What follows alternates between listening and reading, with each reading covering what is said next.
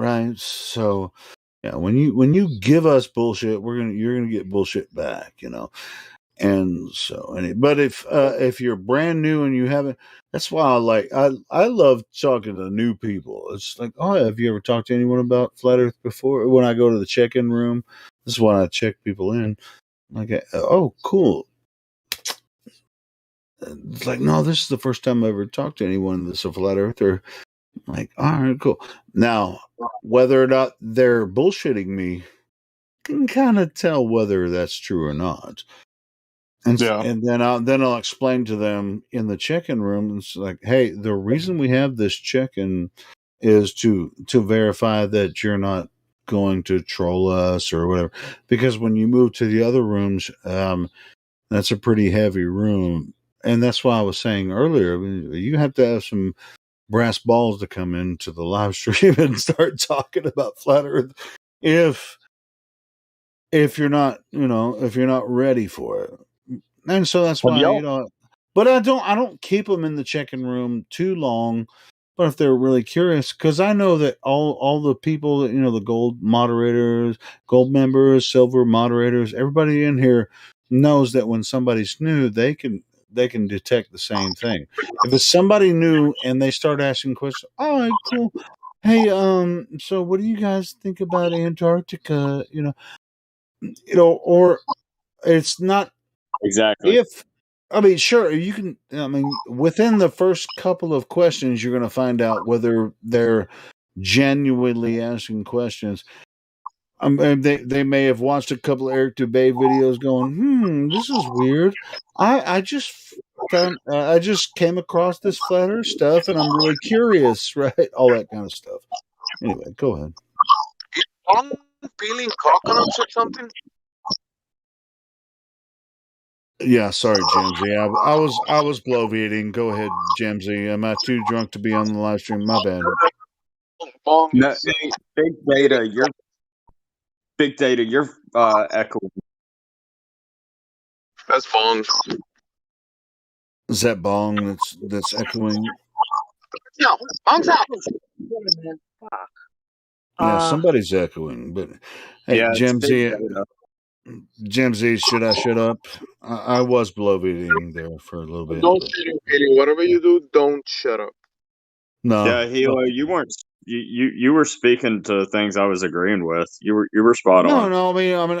I'm speaking to things that I love about the channel. I love how how everything works, and I do have some criticism about a lot of the ways shit happens when I'm not here, and but I'm not going to talk about that.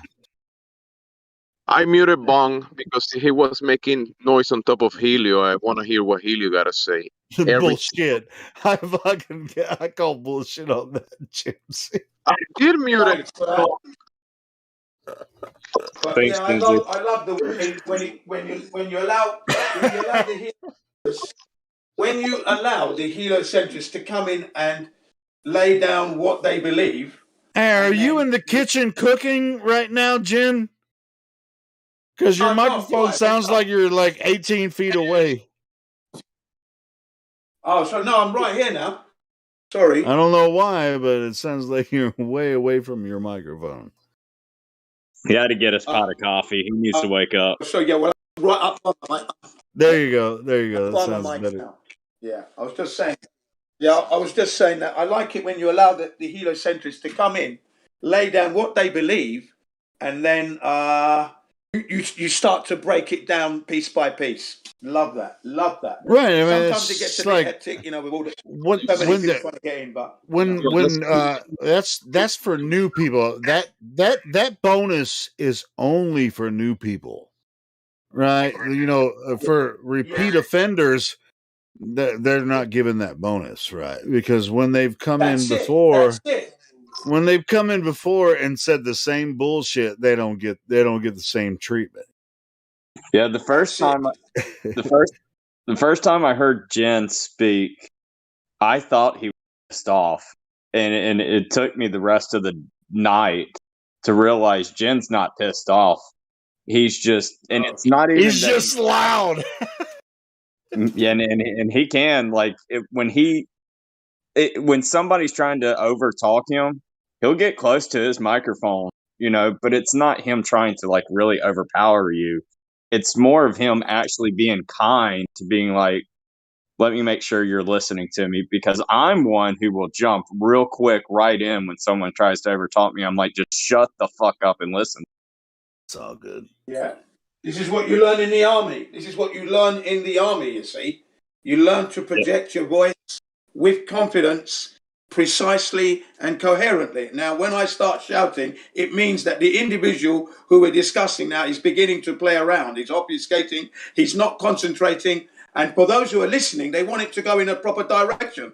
So that's why I do that. It's to get the individual to check his or her behavior. Come on, like a parent would. Hey, since you said the right army, now, by the way. you said that he's doing it now. Yeah, exactly. So this is in American thing. This is a propaganda thing that they did with the army in America. Is be all that you can be in the army. Good point. Yeah.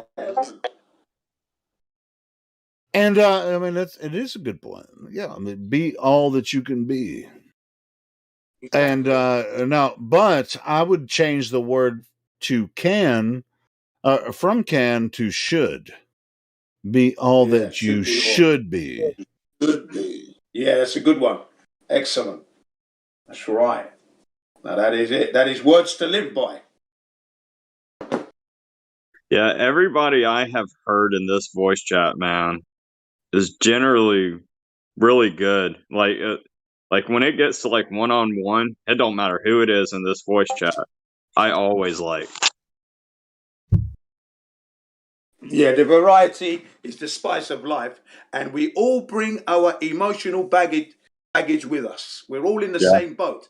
That's the one thing I can say, that we all realize we're in the same boat here. Doesn't matter what race you are, you're getting shit down the back of your neck, and that's how well you can actually cope with that, and then try to exist.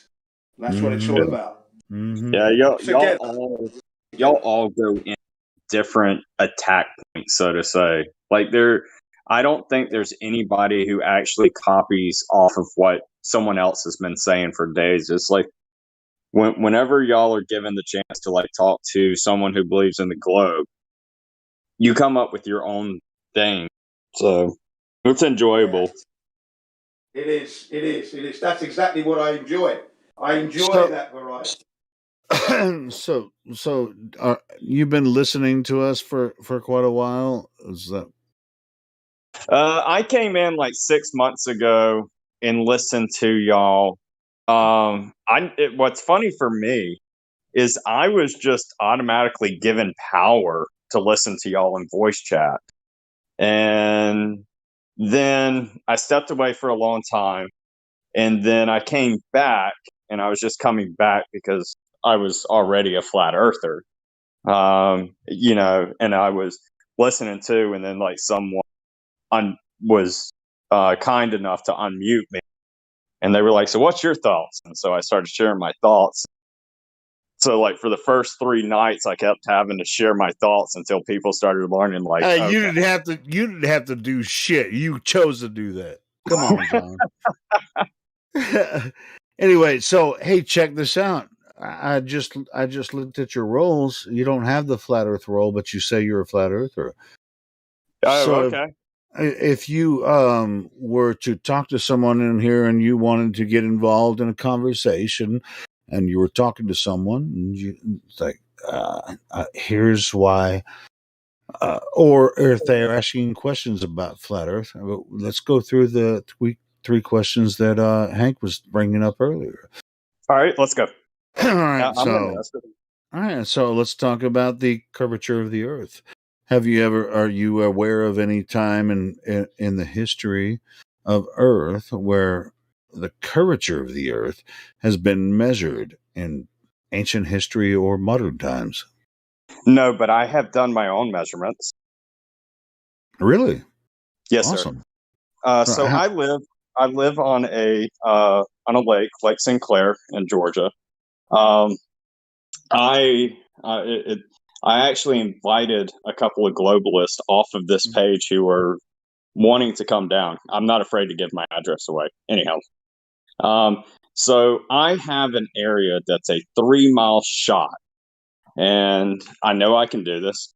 I've done it before, but I can take a stick, put it in sand that's 3 miles away, straight shot of the lake. So we are to say that water is level. You put it in a glass, it's level. So if the lake is level, as it should be, and I put it in the sand on the beach that's across from me at the dam, and I come back to the other side that's almost 3 miles away, I can sit there with my own naked eyes, 1 foot off the ground, and see that stick still that's only 1 foot off the ground. As well, I could sit there with my camera, zoom in, and if I really, really, really, really wanted to prove it even further, I could sit there, have them on a telescope, and actually look down to like where they see the grain of sand that's at the bottom. So yeah, that's things that I've actually done. Another thing, sorry for sidestepping, but another thing is that I heard someone, when I asked that question to them, they tried telling me, oh, it's light bending. Well, I actually made a video of this, and I took a laser and I shined it down a stream of water that's going straight. And then I take a balloon and I made friction on it. And I made the balloon come up to the water so it bent the water.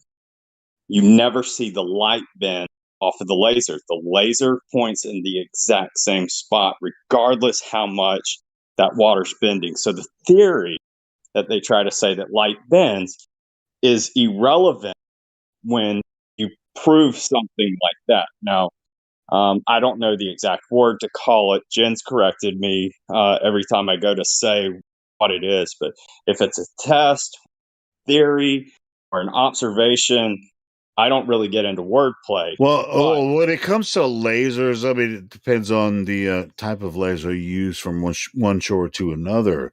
But Good point. yeah, and so it could be distorted depending on the power of the laser, and how Right. far you're trying to do the test from. But if you're on one shore and you can see the laser from one shore to another, and depending on the distance, is that the type of test you're talking about? No, so the type of test that I exactly did from shore to the other shore was actually just a stick. Had nothing to do with light, so whatever. Well, I heard that one. I heard that was Yeah. good. I mean, I like that Yeah. one. And Yeah, you saw the stick. You saw the stick from the other shore, that is correct. straight across the water. Correct. All right, cool. Yeah, I got 3 that miles one. away. Yeah. All right, cool. But yeah, laser tests. I mean, you're gonna have to. Just some of the laser tests can be very difficult. It depends on the power of the laser and how far you're trying to do the test. But Yeah, I haven't been able to discover a way for the laser to bend unless it was already touching the water. Then that's the only way I can get it to bend. well, why are you looking for the laser to bend? Do you think a laser Exactly. bends? I mean, yeah, I mean, nobody's looking for that. Nope. On a laser test, you're looking for the water to bend. That's what you do Yep. the laser test for. Yep. But that's okay. All right. So second point, spin of Earth. Yeah, that is one that cannot be felt, cannot be observed. I wish I knew of a way to see it, even if. So I do believe that we're in the center of the universe. I cannot prove that. I've actually tried proving that to myself. I hung a ball in the middle of the room with another ball outside to be the middle point of the moon, and then a light at the far end. What I discovered off of that is 2 of the objects had to be moving and one had to be at the center. But anyhow, I could not prove of anything of a spin. That's one I cannot prove. Are you Therefore, familiar with any like standard ideas of how others have tried to prove rotation of Earth? Are you familiar with some of the other tests that people have tried to do? Are you familiar with some of those? yeah. So I've seen some of the theories that are out there that they say. The problem is I'm someone who likes to be a realist. If I cannot do the test myself, then I really don't care to hear. No, I get that, but no, if they claim this, if they claim that they've done this test, I mean, if you really want to do it yourself, you're gonna have to recreate their Right. test, Yep. which is I can name the test. I'm asking you if you know. Yeah, but no, there is no test that I know of that's been all proven. right, but I can say the word, but I'm just actually I want you to say it. Yeah. So there's no test that has been proven to me. Well, all right. Yeah. Have you ever heard of the any test that's been?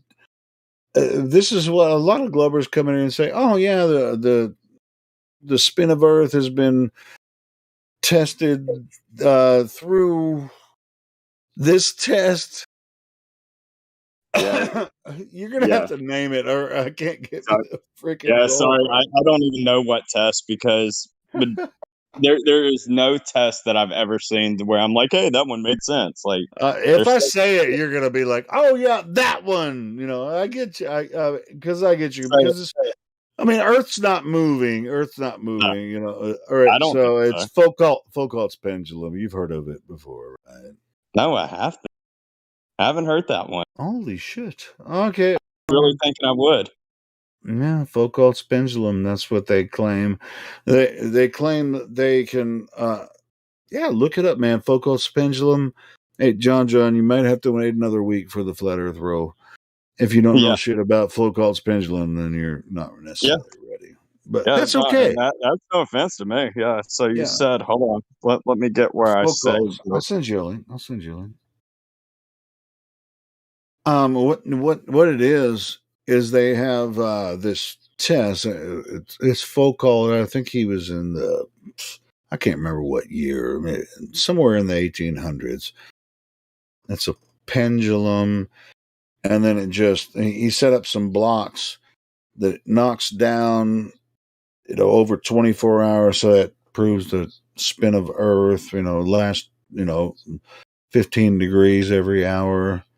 And this is with this pendulum spinning back and forth.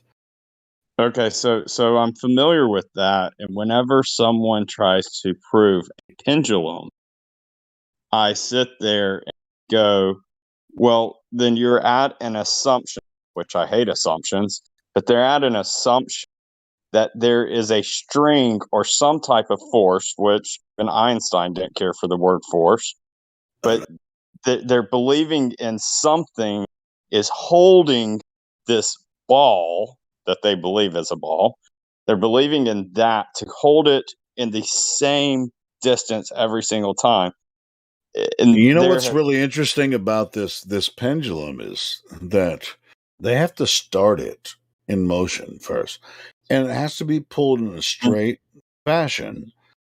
Then it will swing, and over the course of a day, 24 hours, it will knock a block down once an hour, and that's 15 degrees of the 360. You know what I mean? Yes. Yep. So they're putting something into motion. Like, no. See, that's if the Earth was spinning, in my mind, you wouldn't even have to start it. Correct. It would continuously move without you having to pull it back. Yep. And again, that's something that cannot be proven. But the whole pendulum thing, to me, like I'll still look it up and watch it. But to me, look it up. Most of the ones that you'll find, they're moved by a mechanism And the tripod that it's on or bipod, it's connected to the ground, so it really doesn't prove a goddamn thing, to be honest. So they're sitting here saying that there has to be a force, that force is, whatever it is that's out there. They call it Coriolis. Okay, so all right, so if they're calling it that, then my question becomes, because they obviously still believe that satellites are out there spinning around, why aren't satellites affected then? That, and they still believe, that they went to the moon and things like that. That's Why a was completely different question. The Yeah. satellite spinning, that's Well, a no, totally different question. That's orbital mechanics, but yeah, no, I'm just wondering, why doesn't that force affect that? yeah, yeah, sure. It's like they believe in solar wind and things like that. Well, then how the hell did, when Apollo 13 or whatever it is that had to whip around the moon because it had no more power in it, so it whipped around, then what? You're telling me for those X amount of hours and days that it took them to get back, that there wasn't a lick of solar wind? So either one of two, solar wind didn't exist, Yeah. Well, I or mean, it's it's just like solar wind and orbital mechanics and thrusting, from their jets that are pushing off of no atmosphere. Yeah, yeah, all that yeah, kind of shit, right? yeah, and like, so the other thing is, it's like, dude, there's like the type of shit that they say that's going up there is complete crap. Like, it's got tinfoil on. Another thing is, if you ever seen the type of spaceships that return, like, so they take off and they're clean and white, and when they return, they're black as dirt. I mean, they're clean, but when you look at what's his, the guy who makes Tesla, Elon Musk. yes, Elon Musk. So Elon's Musk rockets, whatever. Now you can see the arc and everything. They're clearly not going outer space. So And they're clearly not landing on a barge in the ocean either. That's all CGI. But still, even for those sons of guns, whenever he goes and picks them up, they're black. And I'm sitting here going, those are black, and they didn't even leave clearly. And here you are saying your space shuttle that went to the moon and comes back, it's just crystal clean. Like, so much. There's too many bullcrap stories out of everything. All right, cool. I mean, you sound like a flat earther. I could give you a flat earther role. Because I mean, you ain't all the way with everything that I said, but it sounds like you've been. How long have you been looking into this? I've always Helio. Are you all the way with everything you said? The only thing that I'm not with. Am I? So people I'm take Josh the piss and your out of buddy. me. Yeah, people take the piss out of me all the time. I'm It's a used flat to earther, it. Helio. There's some stupid arguments from the globe Earth that maybe doesn't Hold make on, sense Jim. to him, right? Jim's is here. Other people are here. I mean, do you guys think this dude's a flat earther? Man, I think he is.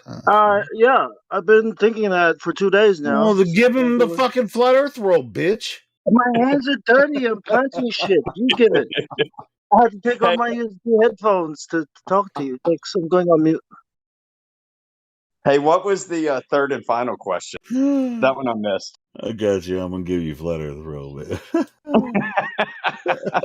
I appreciate it. Now, the only one, let me tell you this before you want to deem me with, giving me this honorary title.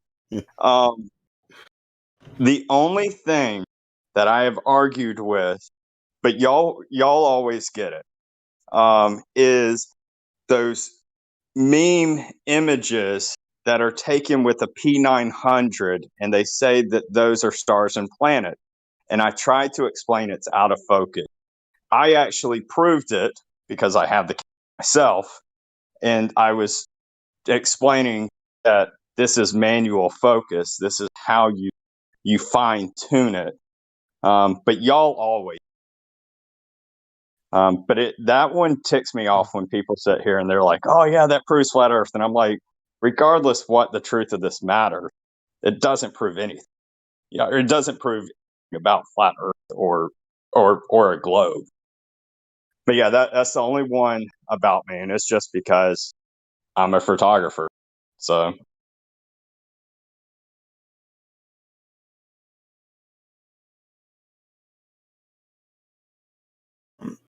I'm fucking this up. Yeah, John, man. Yeah, it was good stuff. hey, I was taking the piss out of you, and you were taking the piss out of me, and everybody's taking the piss out of each other. It's so funny. But yeah, you're about to get the flat Earth roll.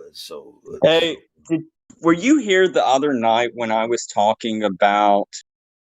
So again, photography. If I take a picture of the moon right now, okay, with my 200 millimeter, it's about the size of like a half of a dime, okay? But when I take a picture of the solar eclipse, and they claim the moon comes in front of it, okay? And I take a picture of that, exact same lens, exact same camera. I take a picture of that and put it side by side. It's like 5 times the size. If you don't know what I'm talking about, I'll go grab both the images. But it's one I've been scratching my head on.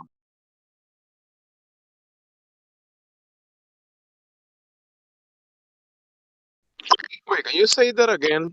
I don't think I remember that one. What the fuck are you talking about? Okay, so let me go grab the images so you can see what the hell I'm actually saying. Because this is really, really confusing to me, because whatever's crossing in front of in front of the sun is not the moon.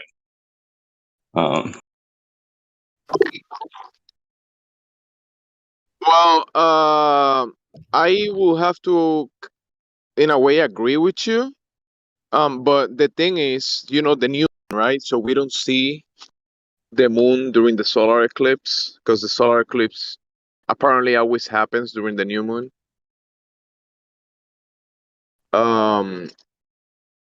You can see this phenomena that light looks dark, like black, like that, when it's in front of other light. I'm driving right now. I have like a photograph of a double bubble that the sun is shining through, and you can see the effect. You can see the light of the sun being diffracted in different multiple colors, and then you see the phenomena of the crescent. Let me share the image, the photograph that I took. Hey, Jamesy, if you're driving, don't endanger yourself. Shut up, Helio. You motherfucker. I'm stationary behind my desk right now. You said you're driving and you're going to share a picture. Oh, that makes me nervous for you. I just don't want you to, I can share pictures of nothing. There is no crescent during a solar eclipse. I was just saying. You don't have to share nothing. I will share it. It's like every time there's an eclipse, whether it's solar or lunar, there's either no sun or no moon. And so it's pretty easy to understand.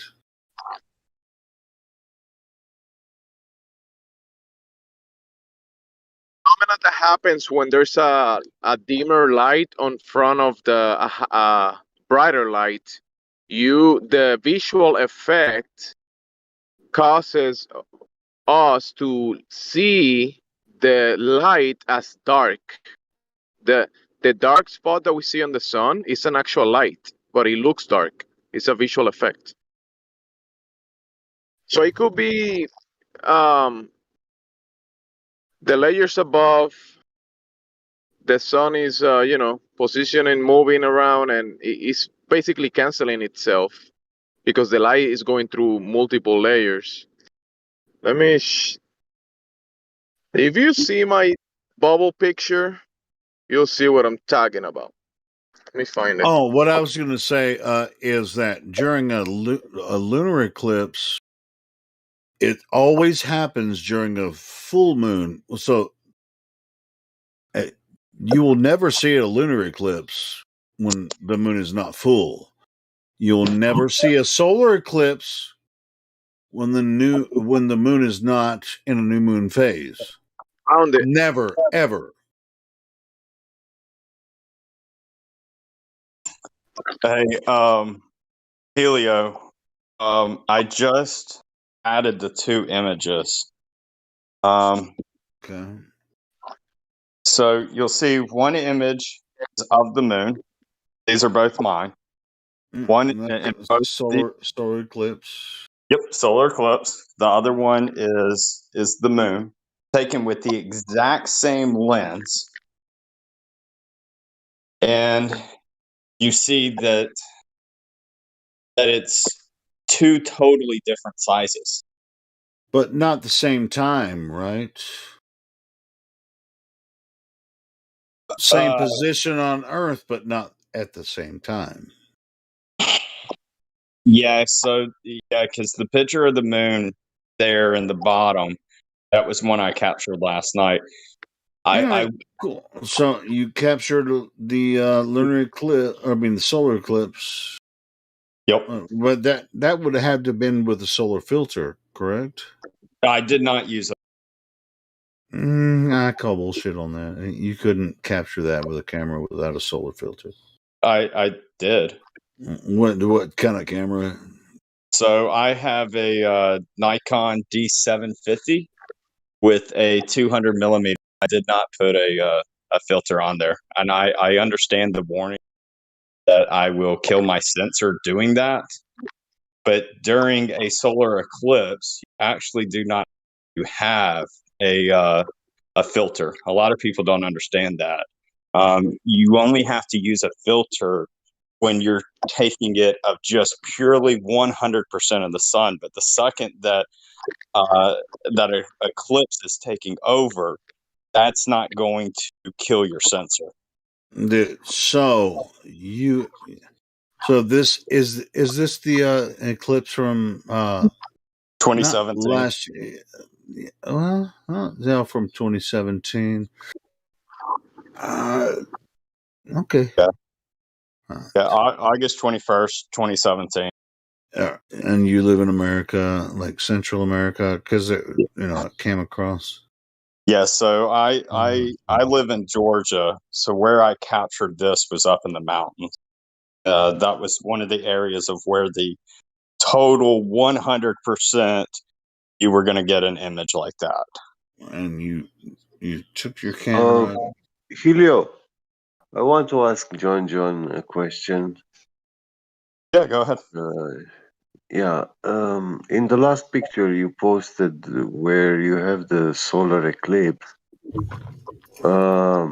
if you zoom in that picture, you can see that something black, dark, is obstructing the sun, but you can still see the shape of the sun behind it.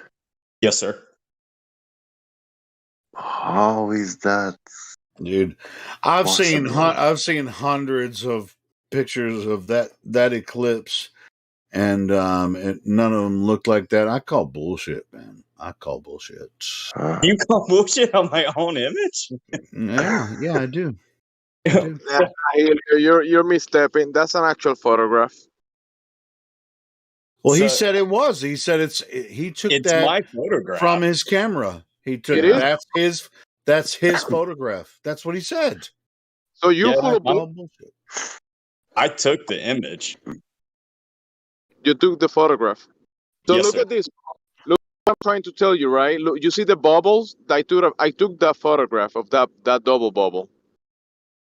Yeah. Hold on. Let me get back to looking at what you posted.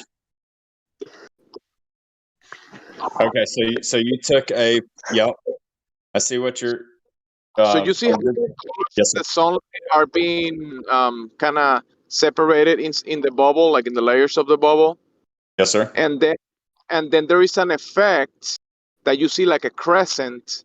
That is basically what you're looking at is a light on top of the light, and you see this crescent effect. Mm-hmm.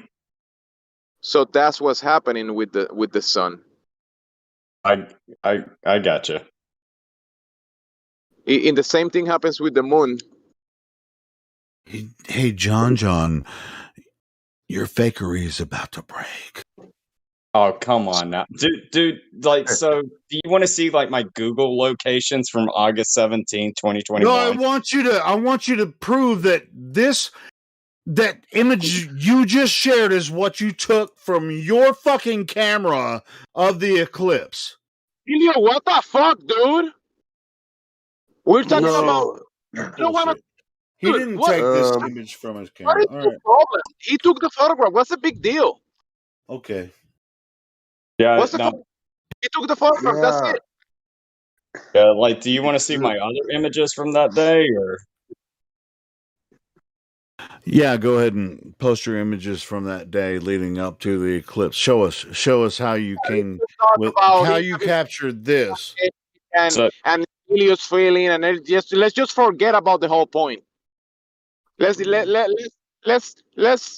convince Helio that he took this photograph, so we can just talk about that. Look, Get about his there point. is a lawn mower behind the corner, but you're sitting in a position so that you see only half of the lawn mower with your eyes, and the other half is obstructed by the wall of the corner.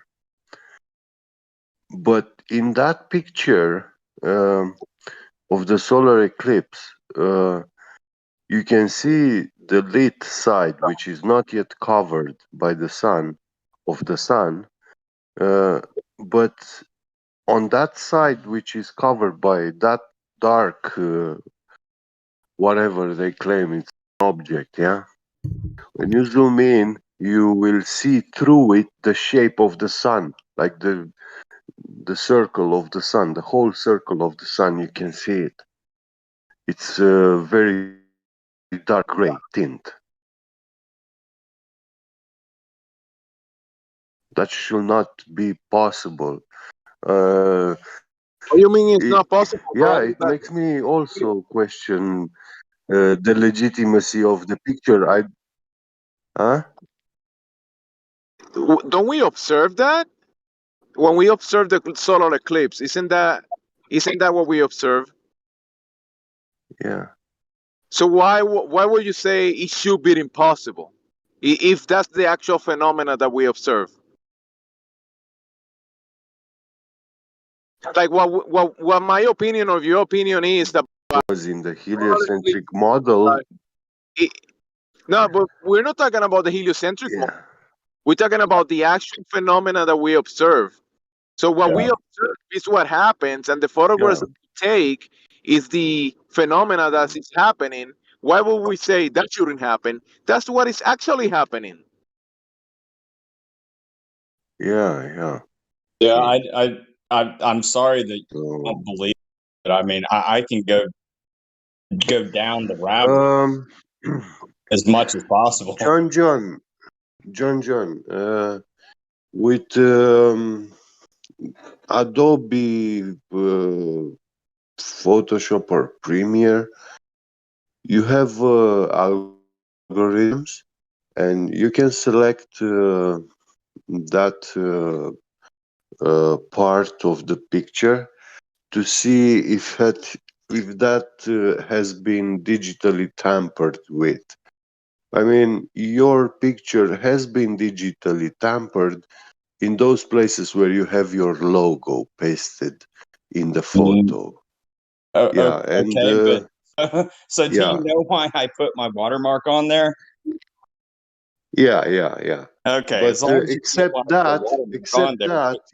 you can use the algorithm to show that everything else is actually the real photograph.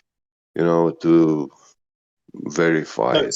So you want to see my Yeah. Lightroom before the watermark was on there? I mean, is that what you're getting at? You want me to go like I can't go. No, you don't need to.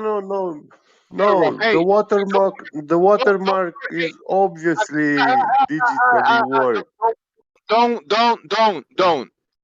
You don't have to prove that you took the photograph. We don't need it. Yeah. You say you took it. You took it. It's Uh-huh. fine. You need to prove to this guy. I no. You see, I also believe you, John. But yeah, when you Fuck. present this picture, it will be very nice to see because you give no room to these people to contradict your picture. You know. Oh my god. All right, Yeah. John, you share this picture.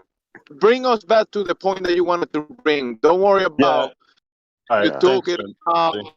So here's my thing. But now Helio brought up a great point, which was so the picture of the moon I took last night.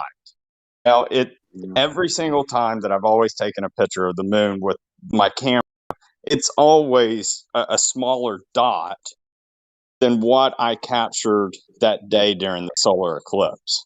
The solar eclipse, you can see that whatever mass is crossing in front of the solar eclipse is a larger, bigger. Yeah, bigger. Yeah, with what you shared, I just don't want to talk to this, about this anymore with you, because I'm going to expose you. I really feel bad that I'm gonna freaking just roast your ass. You guys talk to him about this and don't even bring me up anymore. Mute yourself. If you don't want to talk to him about it, mute yourself. I'll talk to him about it.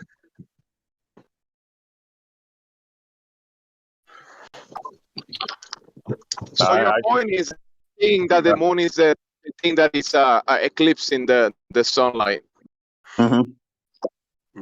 Yeah. Because so I mean, that's what we're told it is the moon and everything. Which hey, I can say that's what we were growing up to believe. I just don't get the reasoning of why it was two different sizes.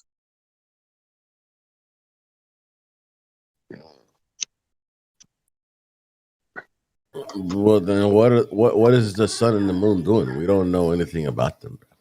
Agreed. So, Elbow, am I calling you by your right name? Yep, that's right. All right, cool. So, yeah, I am in agreement with you. I'm just confused on why when I go to capture the moon at any other time of the day or night, usually, when I go to capture it using the exact same lens, the exact same camera, it's smaller than what I ended up capturing that day for the solar eclipse. Yeah, it changes size. That's true. And it shouldn't. The only thing that makes me wonder that could take place is one of two things. One is exact location. Not saying like, oh, since I was in the mountains, I'm so much closer. Not saying that, but more so saying with the sun behind it, could it have magnified it in a way? I mean, if you think about the shadow always gets bigger, right? Yes, sir. So if it's this absence of light and the moon is in front of it, could we be just seeing the absence of light being grown bigger? I mean, could that be it? So imagine the light going through multiple layers above and the mechanisms of that we don't know of. But it can be demonstrated that a light in front of another light will look completely dark, black. Mm-hmm. So the sun could be passing through multiple layers, and you see how we can see when we see the sun dogs, and we kind of see like a focal point of the light. Phenomena of the sun eclipsing, it could being caused by a layer of the sun itself overlapping on top of itself, going Yeah. through layers above. Look at the bubble that I shared. Look at the bubble. That's what Right. it's actually happening on the bubble. You can see Yeah. the crescent, kind of like an eclipse, similar to the moon or the sun. When you see that effect, is the light stacking on top of each other and causing this effect. And this is demonstrable. The only thing that when we look at the luminaries above in heaven, that's God level effects, but it's demonstrable down here at a smaller scale. Yeah. Yeah. Um,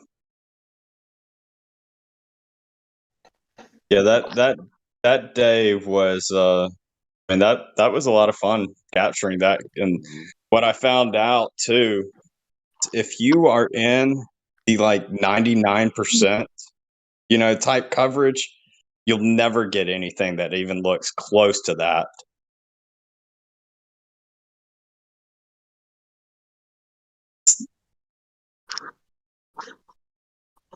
So another thing that I captured, now this is off of a telescope.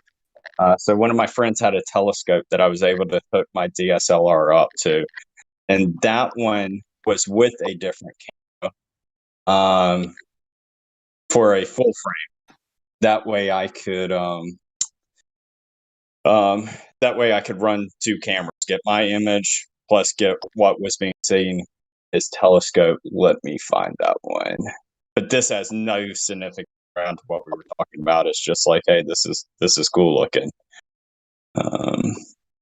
Yeah, or you do kind of see it, but let me show it to you up close.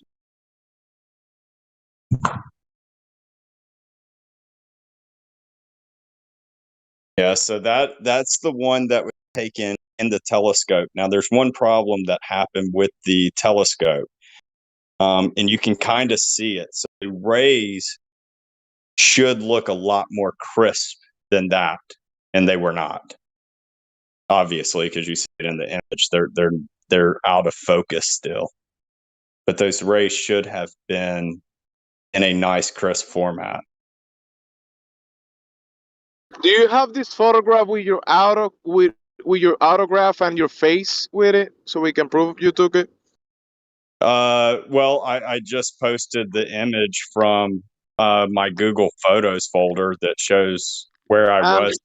with you. You're bringing up a good point, and I like talking about this, and we can entertain it. I prefer talk about this than Helios music or BS. But when you bring a topic like this and people start just questioning, prove you took this photograph. Bro, it's freaking annoying. Yeah, I mean, that's the thing, like, too, so when the solar eclipse takes place, it's not like it stays there all freaking day. I mean, it lasted like 30 seconds or whatever for the dead center look. That one shot. I mean, you get like 30 seconds. It ain't like something I could go and turn around and like hold my camera up, pose with it, and my wife take a picture of me, with it in the background. And hell no, I'm going to keep on clicking with my camera. No, the only other thing that I could do, I mean, if it helps people, but I don't think I'm going to be able to explain anything to Helio. He's just not going to care. But I could even go into my metadata from my Lightroom of that exact picture itself. Now it's on my other computer, but I can do that easily tomorrow. I can hook it up, pull it out, and then show the metadata with that exact picture. You know, um, and it shows, hey, this is August 21st, 2017, this exact time. You know? And shows my camera specifications. But yeah, that's the first time I've ever had somebody ever tell me that my camera is a lie. It's possible that you took this photograph. It's just, we have to go with Helio on this. He's the he's the drunken master. He knows. Yeah, I But like hey, Jamesy, I didn't mean that his photo is not legitimate or stuff like that. I was like trying to give an advice to just strengthen his stuff, So Yeah, that's good. That's good. Yeah, I like. yeah, If we can make the photography better, that's great. But that was the yeah, photograph that he took. Let's yeah, just bring in a point. We're talking about it. I think Healy wants to talk yeah. about whatever he wants to talk about, not about this. Mm. But I And like that one, the point that you bring about the moon and not kind of not fitting in a way yeah. on what they claim yeah, about it. I like that. And you this point yeah, extra layer to But I'll make sure, cause so there's another solar eclipse that's coming up, ain't it, like in mm, 2024 or something like that? yes, Okay, and that one's like shooting through, I think the 100% is like going through like Oklahoma. But I will make sure that somebody puts a fucking video camera on me the entire time. So when it happens, maybe even do a live feed and make sure yeah, that Helio can see that I take the picture and then I'll turn it right around and I'll show, hey, there's the fucking picture, straight like from the camera. if you're gonna do nice. something like GoPros or whatever cell phone imagery you can use, but you don't have to satisfy Helio Yeah, skeptic because he's a skeptic. So whatever information you bring, you're gonna be yeah, skeptical about. Especially if you're talking about the sun, because he's Helio skeptic. Yeah, that's a good point. But see, like this doesn't even prove like any type of like that the Earth is a globe, though. Like I'm saying I you don't get it. didn't start your conversation about the photograph saying is it flat or is it a globe. You're just making an observation and talking about it, Yeah, yeah, and yeah, and you're do that, and that's fine.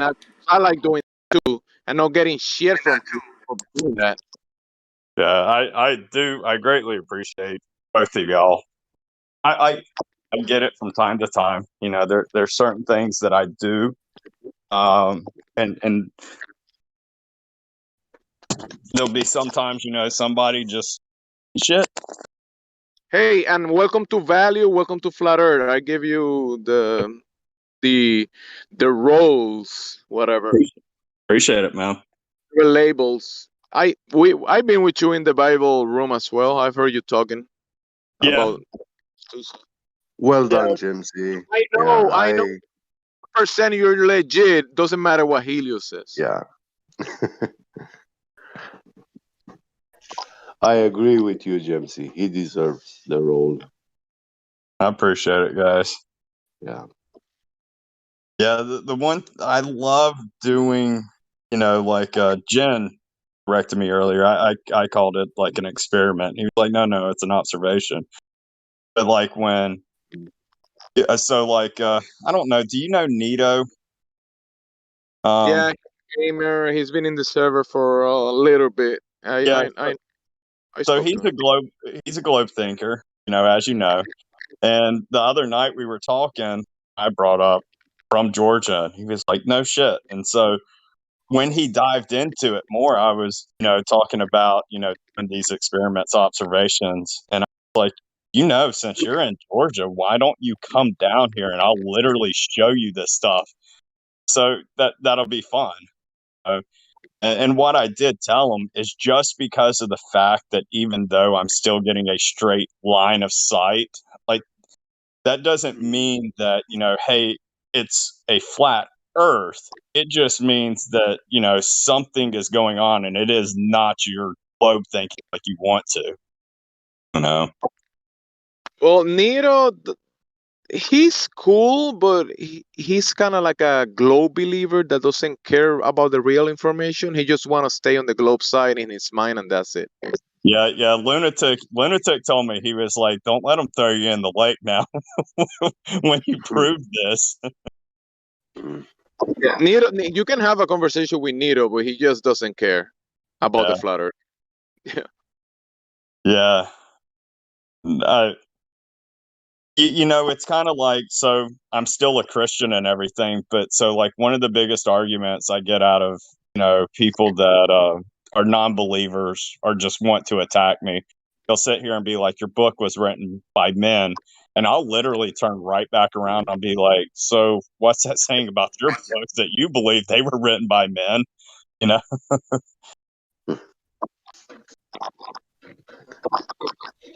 Yeah, one of them is moral and the other one is immoral, Yeah.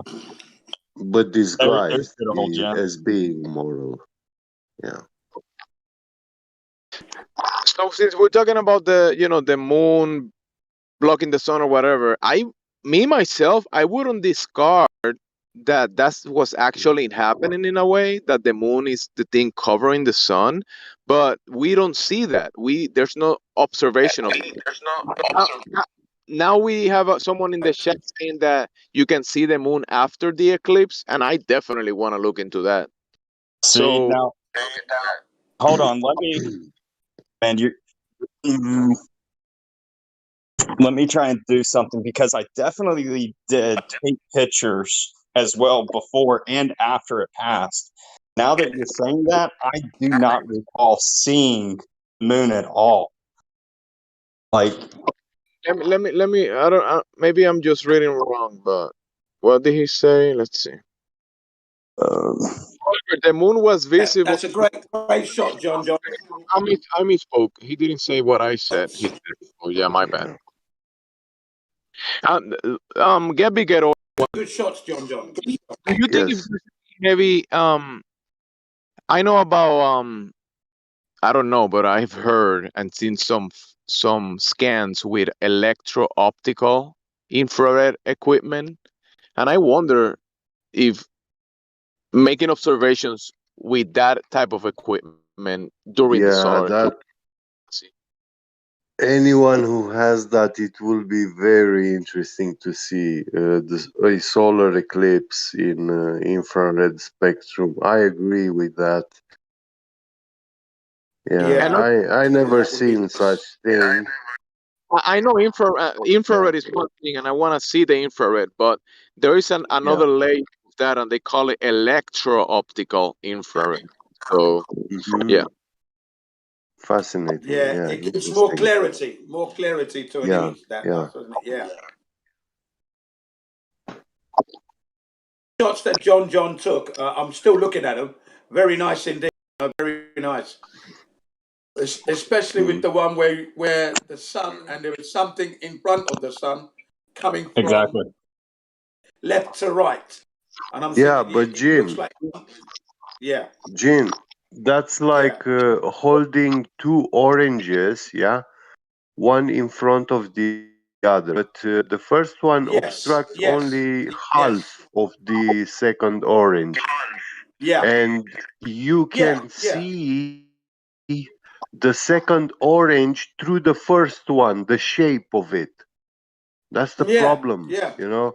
If you zoom in that solar eclipse, you will see that the sun is very dark gray in that part where it is covered by a dark object, supposedly, like the moon, a rock which you cannot see through. Very dark grey. Yeah, Yeah, I've but got images like that myself. yeah, I've got and images like this, that's and I took it with my mobile phone. With my mobile yeah, phone, my iPhone yeah, 6, I've got a similar image yeah. like this. I tell you what. That's why I feel something's getting in the way. I tell you what is this confirms to me. Go on. It confirms that the Bible is true, where God said that the sun will turn black like bag point. of hair. Yeah. Well, okay. So Yeah, but then again, that's true. Is that the word mm, of God, or was it yeah, somebody who observed and wrote it down on paper? That's the question you got to ask there. Don't get me wrong, I'm not well, trying to yeah, be yeah, I know, I politically. know. Enoch walked with God, so yeah. Okay. Yeah, but I have a similar image to what John took, and yeah, Mm, it looks like something is getting in the way, and the edge of it yeah, as well. Do you notice the edge? The edge is not smooth at all. It's exactly what I got. A very rough. yeah. It's not smooth at all, is it? That edge. It's like you No. can cut. You can cut. Yeah, serrated Hey, edge. so I posted another picture while I'm uploading my computer. I've got several other pictures from that day. Yeah, I'd be Um, interested to see those. I would be so interested to see those. So if you want to do a little presentation, I'd be over the moon. Pardon the yes, pun. Pun so intended. Mm, the other image I just shown is like it's maybe like 10%. That is when it was passing, and you can still see it, still even then. But Right. yeah, I'm definitely going to get you more of it of when it was even further out. Right. Um,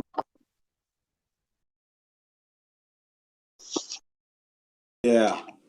So, I don't know much about this, but I watched a video about he talks about how light and darkness have a kind of like a relationship that I don't know how to explain it, but when you have the light shining, there's the opposite of that, which is darkness, always accompanying it in a way. So I share some photograph, and some people do some research about it, and there's some videos about it. Probably can share it, but the the shadow and the light, you there's something to it. The the darkness. Yeah. yeah, the default natural state of the world is being in darkness, pitch black darkness.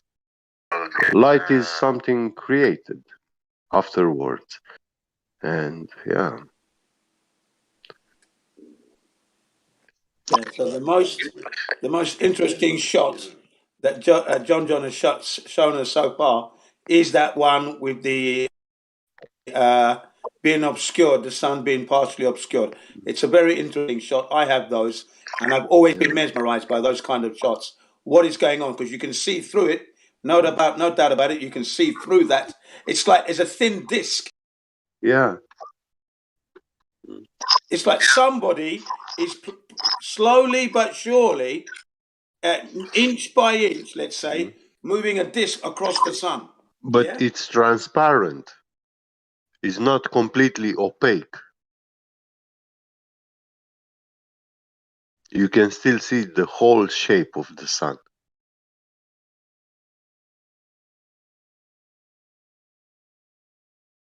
And that was mind-boggling for me.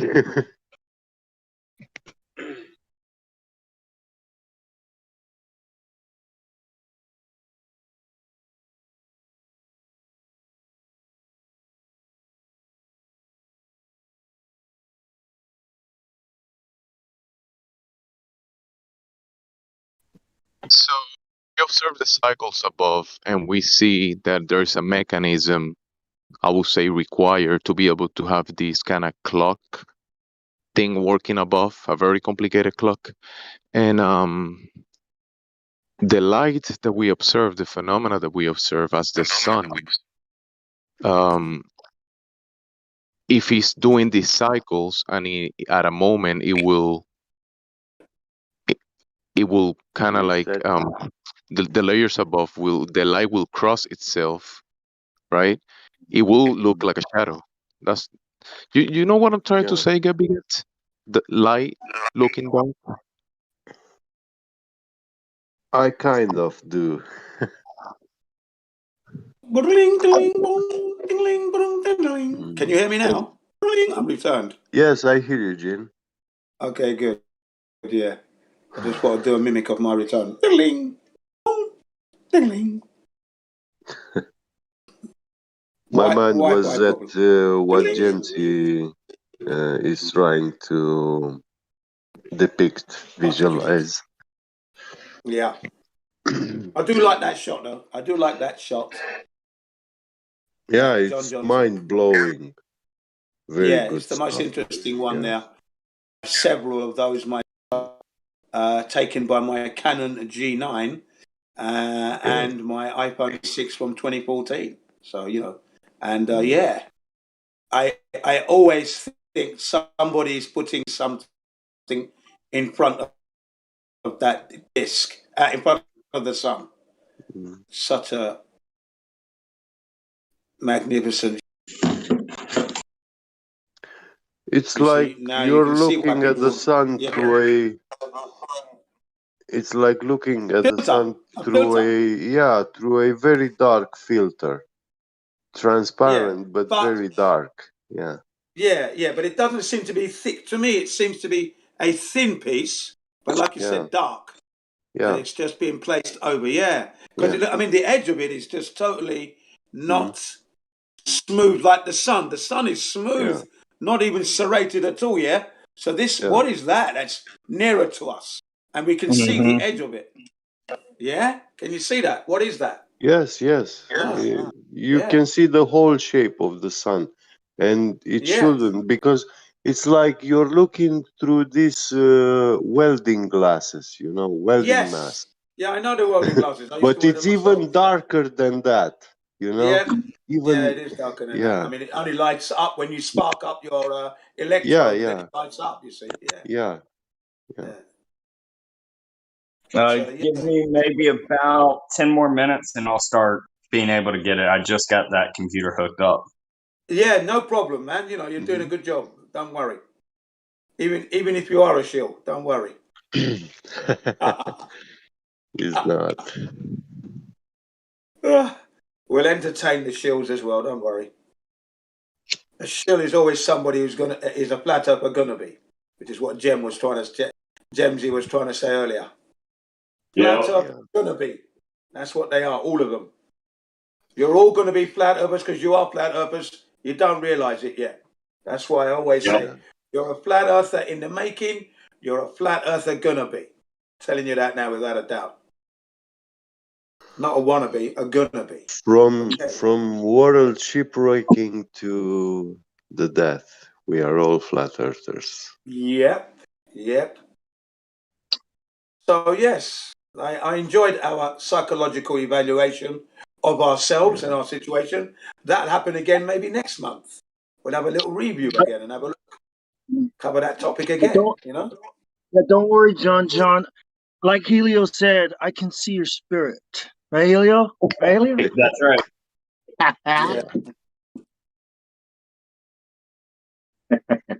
I hope he's all right. Oh, he's fine. Welcome to the family, John. So Helio is living true to his namesake. Helio is still, he's probably trying to figure out some way, like, I don't know. No, he's living true to his namesake. He's living true to his namesake, firing on all cylinders. That is. Hey, all right. Yes, I'm fine. And check this out. As soon as he posted that picture and said he took it from his camera without a filter and said that was my picture of the solar eclipse, I knew he was full of shit from that point on. So that's why I was fucking. I knew he was full of shit. Nobody can capture a lunar eclipse. I mean, a solar eclipse with a camera that way without a filter. So you're so full of it because you don't know how long. I'm absolutely certain that you cannot capture a solar eclipse with a camera that way. Wait, hold up. Let me ask some questions. Like, look, what were your settings? What were your settings? Like what was your aperture? Just to satisfy Helio, because he doesn't seem to know. Yeah, what I'm about to get at is because this is something that's pissing me off. All right, maybe I stirred a lot of shit up. Yeah, Rob, go ahead and answer that. Answer that. How did you capture the solar eclipse? When that picture of the solar eclipse, how did you capture that without a filter? It's so. Give me a minute. Let the computer load. I'll tell you exactly what my settings were that day. You don't have I don't know why you're. No offense, Helio, but if you're going to call me a liar, then I'm going to call you an idiot that you don't understand. All right, so everybody says yeah. Whatever. I'm just saying. You're acting like an idiot, Helio. Like for real. Yeah, you do not understand it. You're acting like you've been a fucking photographer, man. I've been doing this shit for like over 10 years. Dude, I've got fucking pictures all the way around the world. All right, cool. I'll own idiot when you show me what you were talking about. What you're talking about. Actually, you do this for me. You'll apologize when I prove it to you. I don't have to apologize for shit. Yes, anyway, show me what you He's right. Okay, so here's another thing we could do. I could drag your ass out into Texas. No, how about you show me how you captured that image of the solar eclipse, and then we can move forward from there. You buy a camera, you go out when there is a solar eclipse happening, and point it at the sky and take the picture of it. No. Tripod. Duh.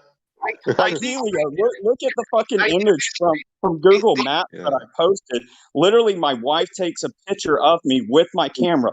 Look at the fucking camera in my hands. Do you see a fucking filter on there? No, you don't. So now shut the fuck up. All right. I don't see the wife. I don't see the wife picture on the live stream. I'm not. This is. I'm just playing.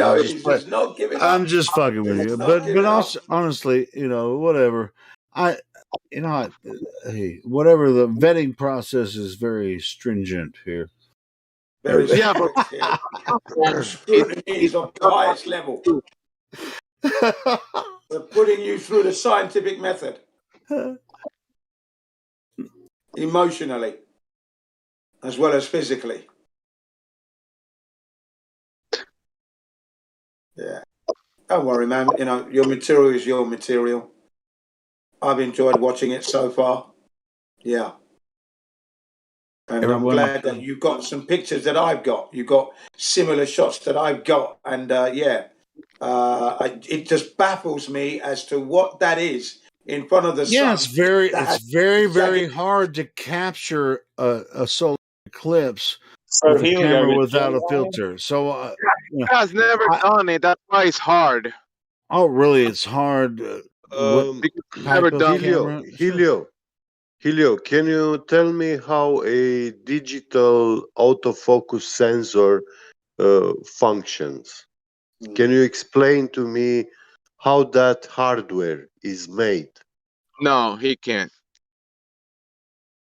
I mean, I sort of can. I mean, digital autofocus.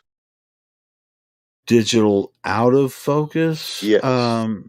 Autofocus. I mean, most of these. Hey, I'll tell you something about out of focus. Focus on the stars.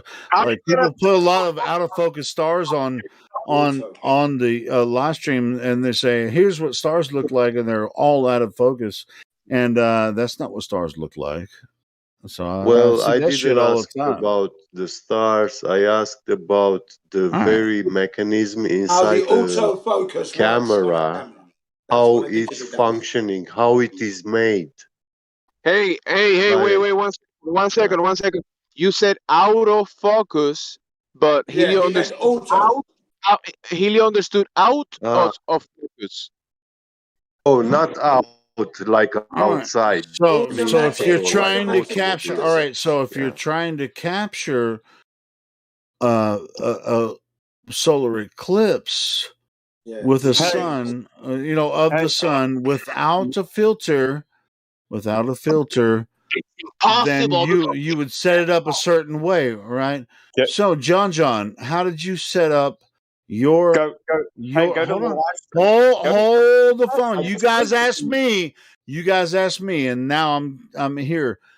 How did you set up your camera to capture this solar eclipse? Helio, no. No. Fuck you. Yes. Yes, fuck me. Back? What? No. Helio, go ahead and go. If you ever tried to capture a sunset, Helio, if you ever try to capture a sunset, it's a race. If you ever try to capture a sunrise, it's a race. So you have to have all your settings correct. Okay, so you guys don't want me to ask John how he captured this solar eclipse? Helio, I have the settings in the text. I have the Fucking settings. assholes. Fuck all you guys, you fucking retards. Helio, it's in the text. Go to the text. I took 3 pictures for you. He doesn't want to see it. I'm looking at it, but I'm not seeing the live stream voice text. I'm not seeing it. What do you mean you don't see it? That's not the solar eclipse. What the fuck are you talking about? That's not the solar eclipse. No, that's not the picture you showed me first. I'm done. I am literally fucking done with you. Really? All right. I could actually download the original picture you showed me. I can download it and post it here again. And whatever you just posted is not the same thing you posted. God almighty. Watch. Watch what? You're such a dumb motherfucker. Really, I'm so dumb. I'm going to post exactly what you posted. Look, there's a fucking image that you want. You want the exact fucking thing. There you go. Here's what you posted. I'm going to post what you posted as your fucking image. Watch this. You see, this is exactly why I didn't want to go through this drain of bullshit. We have to do this. We have to do this because this is what he originally posted as his capture of the solar eclipse. Watch. I guess you're not looking at the text. I literally just showed you the exact same fucking picture, dude. No, you didn't. That's not the exact same fucking picture. No, it's not. That's the picture. This is such an important topic that we have to satisfy Helio for his non-beliefs or belief. This is why we have the live stream, the Helio show. To get the proper exposure for any image is difficult. It requires skill, To get that image, you got to know what you're doing. So try it. God, this guy is killing. I hate it when people sit here and tell me. I'm talking to you, bro. But let me tell you, we will have to forgive him in the morning because he's drunk and he's an asshole. Damn it, Helio, look, man, it's the same fucking image. Go look at it, man. The exact same fucking image. The vision is a bit blurry. I posted the first image that I posted next to the picture off of the computer with the fucking settings beside it, man. Go look. I gave you the exact one that you want, man. Just go look. Just please fucking look. And he's put a pretty please with a cherry on top on that. Yeah, but now you have to do it with your face in it, because if not, Helio won't believe it. No, like I don't. Buddy, I'm telling you, like, just kidding. I'm just. I know. Taking, I get you guys. Hey, check this out. So, is this the one you're talking about? Hold on, I'm almost there. Hold on. This one right here is the one you're talking about. Is this the last 2 images? I don't know what to tell you about. No, this one. Whichever you have in your imagination, that's the one. No, this one that I'm about to post right fucking now. God damn it. I'll post it for you a time so you don't miss it. Discord is I I love this. Everybody's posting my fucking picture like it's off the computer. Like that's the exact same fucking picture. Well, I don't know how to explain this more. Like literally, It shows the interest. We're generating a lot of interest in your pictures, man. That's good. How about that one? Is that yes. the one you're talking about? Scroll up, dude. So you took that picture from your camera without a filter. Yes, no, Helio, I think he didn't took it because you don't believe it in your mind. That means he didn't took it actually because you don't believe it. So since you don't believe it, reality is not reality. Because hey guys, just to let Helio really know, dude, I am an amazing artist of just painting. I love fucking with all you guys, but yes, of course, I just don't really, I don't really buy that you can capture that without a filter. I'm not a accredited. All right, so Helio, Helio, I'm chilled down. So let me speak. So the whole entire filter thing. Do you have to use a filter? Okay, even if I go out right now, dude, I can go and damage my sensor if I wanted to. Well, not right now. Tomorrow when the sun comes up, I can go out there and take a picture with my camera with no filter on there. I will damage my sensor. Now, when the sun crosses, when the moon, whatever this object is, when it crosses in front of the sun, you do not need a filter because you do not need to help your sensor out. So the whole entire reason why they say use a filter is so that it helps your sensor. So like I said, if I went and took it tomorrow, I'm going to damage the shit out of my camera just to prove a fucking point to you. But I can take a picture tomorrow of the fucking sun if you want me. Actually, I got another camera. You don't have to damage your camera. What you said makes perfect sense. I guarantee we can verify this. But since Helio doesn't believe it, it's not true. I ain't got to do shit. You guys fucking deal with this shit. To be honest, I told you what I think about it. To require a filter. I mean, it's dark enough so you can actually. There's enough light so you can expose for what you're trying to get, but it's not bright enough. It's not like the sun is right. Whoever's saying that is exactly right. Because it is not bright enough, you don't need a filter anymore. Yeah, but because Helio doesn't understand that, we can't believe you, bro. All right, so I do understand a little bit about it, but I just don't think you can actually capture that.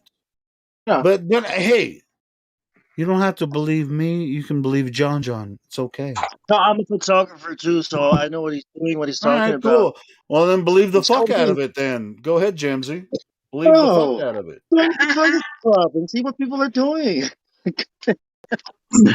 I don't know how it got into a contest of whatever right? this is, but the thing is, he presented a photograph that he took. The guy, he's in this server. Every time I've heard him speaking in different rooms, he has never shown anything saying that he might be lying about anything. He's been very polite. Everybody, I'm with you on the rest of it, Jamesy, but I just don't. And just by him presenting a photograph and saying, "No, there's no way." I mean, what? Why will you say that? I don't get it. I mean, that's I don't know. Hang on. That's what's known as alcohol-induced. No, it's not. It's about the alcohol, bro. Dude, I promise. Alcohol is playing an emotional part on his body, so he's not able that's not what it is. That's not that is what it is. 1000%. That is what it is. No, well, I guess time will tell. You guys, keep believing John's picture is genuine, and then time will tell. If whether or not he's genuine. Hey, if you want to, serious Helio. Yeah, it has nothing to do with alcohol. I've been doing this for a fucking long time. It definitely has nothing to do with alcohol because the fact that he took a photo, the fact that he went to observe the eclipse, he took his equipment, his camera that he had to buy, then set up, and he's been 10 years taking photographs. Has On that nothing fateful to day. do with you being drunk and you not believing that he actually took a photograph of the sun without a filter, and because you don't believe it, it didn't happen. All right, cool. So, Hey, okay, fine. You want me yeah, to we're just go gonna ahead and just solve take his this, word for it and everything? Yeah, let's just but And it wasn't. let's just It take his wasn't word Nikon. for it, and we'll go. It was a Boom. Japanese camera, No, Nikon. Celio, that don't take our word I for won't it. fuck with you Look for guys about yourself, it. I man. won't fuck with John about it anymore. No, I mean, Whatever. You no, guys exactly. just fucking just let it go. It's all good, Invest, man. We'll see what happens. We'll Let it invest fucking in go. E800. Okay, maybe let, Let not it let that. me go. let me say this. Go. Let me apologize for cursing at you. I am sorry I did that to you. But it's just because I took offense to somebody saying that my stuff I make money off of is my business. So yeah, it hits hard, and that's not an excuse for the way I acted. So I do want to apologize to you, yelling. Well done. You were Well yelling, done for cursing at doing that, but me. it wasn't Well Yeah, done. I yell at Yeah. curse at people all the time. Don't worry about that. But Yeah. yeah, I Are mean, No, you going to sure. apologise to you? Time. Are The you going to time always apologise, Helio? tells. It's all good. You going to I'll shut up. apologise, You Helio? guys. What? 2022 psychological evaluation. Check yourself before you wreck yourself. You going to yes, sir. apologise? All right. I guess we're gonna see. Time will tell. Hey, Are you going to apologise now? Time will tell what Now? kind No, of time. Helio You must guys tell right disagree with now. me. You guys disagree with me. Not time. And we Helio, have you a must couple tell of right now. moderators. We have a couple of moderators here that are saying I'm wrong about this. I mean, just that's okay. We'll see. I'll just let it go. It's okay. Good. Are you going to apologise now, though, just for shouting and that? No, I'm not going to apologize. No. Okay. Real cough is setting in now. Well, it's not setting, good to grounding lean on in. time, Helio. Digging his heels in, is Helio. Digging his heels in. Running true to form. Like I said, time will tell. I get Helio's point. We have to be kind of skeptical about people and stuff, but we don't have to just trying That to is his dig in namesake. every single thing.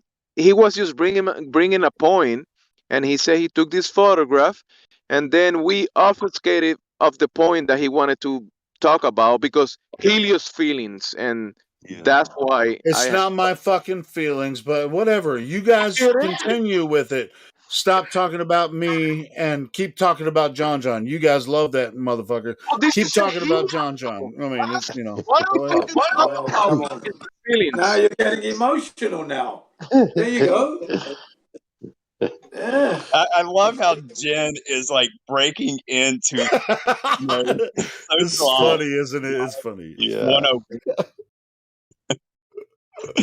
But hey, one thing for real though, anybody who wants, I'm telling you, this is such an amazing event to attend. It's wild. You can say that, the type of feeling that you get. I'm sure everybody experiences something different. I am dead serious. If any of y'all know me still in 2024, I beg you all to seriously come and see this in for yourself. It is freaking amazing. Like my image, just no justification of what it really is like seeing a person. The exact same video does. So is It there might be a another little bit eclipse? different. By Wait, is there another eclipse in 2024, 2024 that you're going to capture? Yeah, I'll be there in wait, 2024, 100%. by Guarantee you, 2024, I guarantee. hope you get a Nikon P900 and P1000, both of them, so you can record the event. Yeah, I'll. So I have two cameras already that are better than the P900 1000. Oh, really? Wow. Yeah, my camera equipment that you're seeing right there is a D750 and a D7200 with a 200 millimeter lens. My 200 millimeter lens, shoot, man, That's a probably big cost one. about $4,000. I had a Yeah, decent. that's big. I switched to But Sony the now. P900 is such a such a big camera, a giant killer. The P900 is an expensive it is a giant great. killer. That's the thing about the 900. And but this, I'll be definitely investing into a like a low end telescope that I can hook my DSLR up, get better stuff I with. think that'd be a better way to go. I would agree with you if you're going to do that. Yeah. More exciting anyway. More in keeping with the tradition of astronomy and observation. So you do as you see fit. But please, just one thing, the P900 and the P1000 for bang for buck. That's what I mean by they are giant killers. That's all I'm saying. 3,000 millimeters is what that P100 does. I mean, our P1000. That is insane. There you go. For $1,000. That's all I'm saying. And it's a Japanese one with the one you've got anyway, which is a similar brand. But bear that in mind, that the Japs can really knock it out of the ballpark with their lenses. I bought a P900. It came straight from Japan, and it brought a lot of extras with it, extra batteries and lenses, and it only cost me like $330. It came from Japan. Good price. Wow, that was reasonable, man. Was that brand new or second hand? Yeah, it is basically brand new. I mean, it wasn't in the box or anything, like brand new, sealed. Display model. I understand that. The equipment, the equipment is basically it was hardly brand used. It was probably on display. Probably on display only. Yeah. Whoever Japanese guy had it, he definitely took care of it and gave me a good deal. So yeah. You had a result there. So if y'all are in Texas, Oklahoma, I forget where else it's stretching, but if you're anywhere in that area, then it's not too far away from you, go there in 2024. That's when the next one's happening. I'm going to need a mighty powerful Zoom from Japan to get that. Oh, shit. Yeah, you definitely will. So, you're saying that the next one, you are in Georgia, you said, right? Georgia? Yes, sir. So, but you won't be able to observe the next one from Georgia. That is correct. So I'll be going out to Oklahoma. I'll go to the path of the thin line of where that 100 is. Yeah, he wants to be in line to get the 100% bang on shot like the one he got there. Yeah, with you. Yeah, like I don't even think Georgia will see even like a smidge of it. Right. Yeah. No. You want to get a good vantage point. Hey, John, I'm in Fayetteville, Arkansas, like right next to Oklahoma. So dead serious. I'm dead serious. I'm with hey. Can he prove that? Maybe we can get together, man. I'll be there with you. We can capture it together. We don't believe you, Helio. Believe me, I live in Fayetteville, Arkansas. I don't believe you. I don't believe you. Show me the sign. Show me the evidence of that. Yeah. Show me a city plate. I want to see him capture this lunar eclipse without a filter. This is. I want to see you with the pint glass in your hand outside the Park Eagle area. I mean, the solar eclipse. I keep saying lunar for some reason. Called solar eclipse without a filter. I just want to see that. Yeah. Hey, it's a powerful, what is 136? What did 136 just post? He said,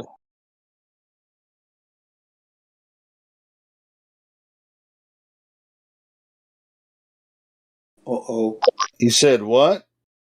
So, okay. So he's posting the never mind. He's showing the line of 2024. So it will. Right.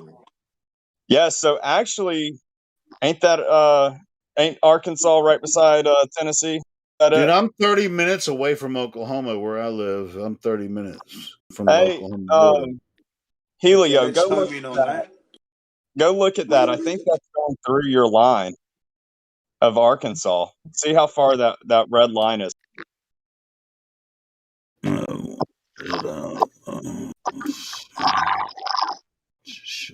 Is it live stream voice text, or where am I supposed to look at it? Yeah, the live stream voice text. Live stream voice text. It's right there. It's a good shot. Good. I see. Good illustration. Yeah. So is that for the line of 2024? Is that going to be very close to you? Yeah. All right, cool.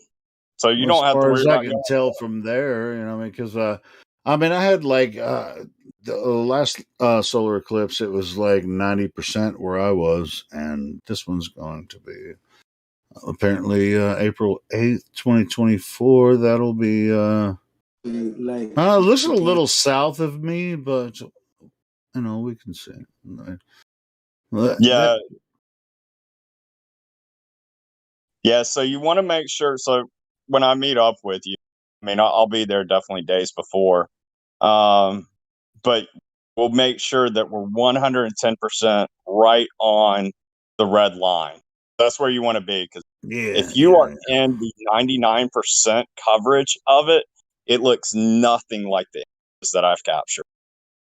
Yeah, even with the last one, it was just like it was pretty badass. Trying to take images with my phone, but there was nothing to see. Nothing to see here. Move along. I had a tripod with my phone outside, trying to capture it, and I hit the video, and it didn't record anything. Hey, so, 136, are you able to voice chat? Oh, damn it. I wish you would. So 136, what he's getting at is that in 2017 crossed this line, in 2024 it's crossing it, and it's making an X. Yeah. And what he's talking about is saying Babylon will be destroyed. I'd like to hear more of a point to that. Revelations 12 happened in 2017 too. Okay. I mean, it's a completely different path to 2017, isn't it? Completely different path, man. Completely different. Man, now you've got me scratching my head on something. Like, why is it being a completely different path of how it follows? Yeah, I don't get that. That's what I'm saying. That's a completely different path, man. Like the sun goes east to west. How the heck is this happening from north to south to almost? north? Yeah, south to north. Yeah, north to south. Yeah, I don't get it. In the summer. No, hold on, hold the phone. The sun and moon move in the same patterns for several decades and centuries. They whether or not the sun is causing or the moon is causing an eclipse or whatever, which I don't think it necessarily is. That is, as far as south and north path of the eclipse, that's not what's happening. So it's not about, it is about the path of sun and moon, but it's not necessarily related to the moon blocking the sun, like in the heliocentric model. That's not what's causing the eclipses. No, it's not. But I'm just thinking that the path this time is dramatically different from 2017, August 21st. Completely different path. Actually, the moon is not what they say it is.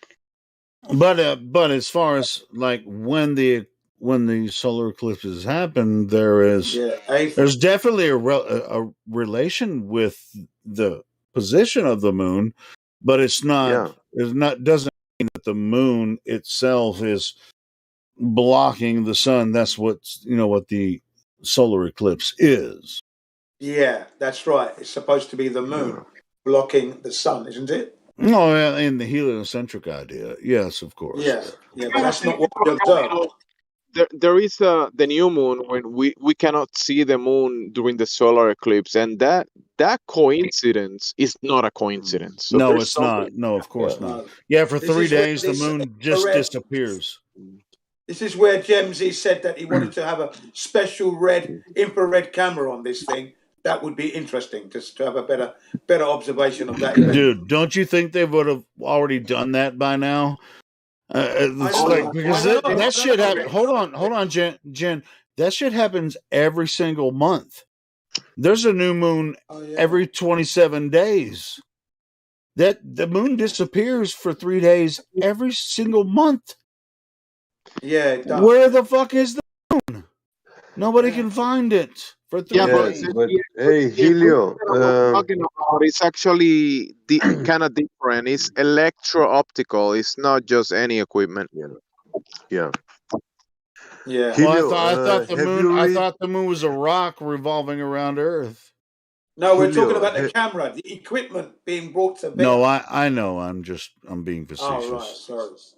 Well, you got me there then. No, you're good. Helio, have you ever read about the Saros cycles? Yes, of course. So, do you know that there are solar eclipses which are not visible, which are happening at nighttime? And also lunar eclipses which happen in the daytime and they are also not visible. Sure. And I think what when we were talking about this stuff earlier and I was going crazy, whatever. Gemsy posted something about the annular eclipse. You guys know about the annular eclipse? No. Yeah, somebody said yes and someone no. Yeah. I An said annular eclipse is where the sun is eclipsed, but not all the way, right? So it's partial. Yeah, it's a partial. No, it's not a partial eclipse. It's like when we experience the eclipse in the West, like sometimes we'll certain portions of the country will see part of the eclipse. Some will see the total eclipse. But in the Middle East, and I think this is where they most experience the annular eclipse, which is a total eclipse, but it's not a total eclipse. It's where they can. It's a ring, the ring around the sun. You know what I mean? Yeah, but it's like, I mean, they say it's the moon, but it's not, obviously. But it's where it's the ring of fire. But it's called an annular eclipse. Look that shit up, man. That'll blow your mind. Interesting. Man. Yeah, I will look them up. Yeah, annular, ANNULAR. Yeah, annular eclipse. Yeah. Look that shit up. And it mostly happens. I know the in the spelling because it's a Latin word. Yeah. Look that it mostly happens in the Middle East and parts of Northern Africa. Yeah, and that's where it happens, and it almost never happens in in the western part. See, that actually proves that this fucking moon and sun are not 93 million and 238,000 miles away, and their relationship to Earth and causing eclipses the way that they describe it in the heliocentric model. What they're saying about this is impossible with the eclipses that we're talking about. So anyway. True. So all that stuff and a bag of chips, and we'll just throw that in. But it's a funny thing because the Saros cycles tells us about these eclipses which are not visible, and in the media we have nothing telling about them, not even NASA. But they should show us like how they are happening, what's going on, Well, I mean, the Saros, if you go by the Saros cycle, isn't that Greek? Yeah. Is it mostly Byzantine, Greek and Roman? I mean, and so so there are other different parts of the world that have their own cycles that they've made, and it's kind of combined. But so it's what we have in the modern times is a collaboration of something that has to do with the Saros cycle, but it's not perfect, and they get away with it by saying, well, it's not perfect, but it's close enough, right? And so we can tell any story we want to, and then we start pointing out the flaws, and then they're saying, "Oh, those dumbass flat earthers." That's pretty much where Well, we're at. actually, they use it to make the solar and lunar eclipse post-dictions, yeah, to tell us when they That's will part of it. happen. Yeah. Yeah, they are cherry picking, but about these other solar and lunar eclipses which are not visible, and obviously we don't see them happening, but they are taking place in the sky. Yeah, they are telling us, yeah, they don't exist. They tell us nothing about it. Yet those cycles accurately predict them, you know. Hey, Not sort of. Go ahead. I'm sorry. Yeah. got a question that's being talked about in the live stream voice text. So I definitely don't understand. So I am not educated. My question is when the lunar eclipse happens and it goes to a red moon, what the hell is going on? Because even if a globe person tries to explain it to me, it makes no sense to why they're saying that the sun is behind the globe and that it's casting a shadow on the moon, but apparently that shadow makes the moon red. That makes no sense to me. So whatever, never will. Yeah, But the blood moon on a lunar eclipse. Is that what you're asking about? yeah, like I don't get how that is And happening. the shadows on top of the moon. That's called. Yeah. Well, the sun changes color, you know. It's a multicolored disco ball. Oh, man, I had a feeling that it has to be. Come on, because yeah, I've seen it changes color and direction. Yeah. You know, it's like the sun was over here, but now it's over there. All right. So actually, now that you bring up color, let me ask it this way, because I believe you're a Christian like I am. So I believe in the firmament, obviously. Yeah. So just like when you through a prism, put a light through there and get different colors of a rainbow cast through there, do you think that it's a possibility that the sun is casting through the firmament and making a prism, and it puts the moon in red? You might be under the impression that the sunlight is the reason that you see the moon. That's right. I am assuming. Okay, well then you might be wrong about that. Agreed. I could be very wrong. Definitely, yeah. And when it comes to I think what you're describing as the blood moon, and what who just posted? Where did it go? Somebody just there it is. What Miguel posted? You see the blood moon right there with the Statue of Liberty. You see the how it's not a full eclipse. That's called a selenium. Now, what they claim is that the reason that you have the lunar eclipse is because the sun is the Earth is between the moon and the sun. I mean, the moon and the Earth is between the sun and the moon. My bad. The problem that we have, many people have, is that we're trying to think about it from the heliocentric model and try to make sense out of it when that doesn't make any fucking sense. Yeah. So stop trying to think about what we observe from the heliocentric perspective, because it's not gonna work. Correct. It never works. I mean, it works in their mind, but they have to pretend. No, it doesn't work at all. It never works like physically. That's why they argue with us all the time. But that's really their religion. So they that's why they argue with us. The light is going through multiple layers above, and it's been designed to look the way it looks from down here. Yeah. But since we talk about the firmament, right? Okay, the firmament, then the waters above. I mean, the light is going through all those things. How many layers above there is? We don't know, but we can kind of demonstrate an effect when the light is going through multiple layers, and we can cause the light refracted into multiple colors and also giving shadows or causing darkness. So it's really not that complicated, but No. since we cannot reach the layers above, we don't know exactly what's going on above.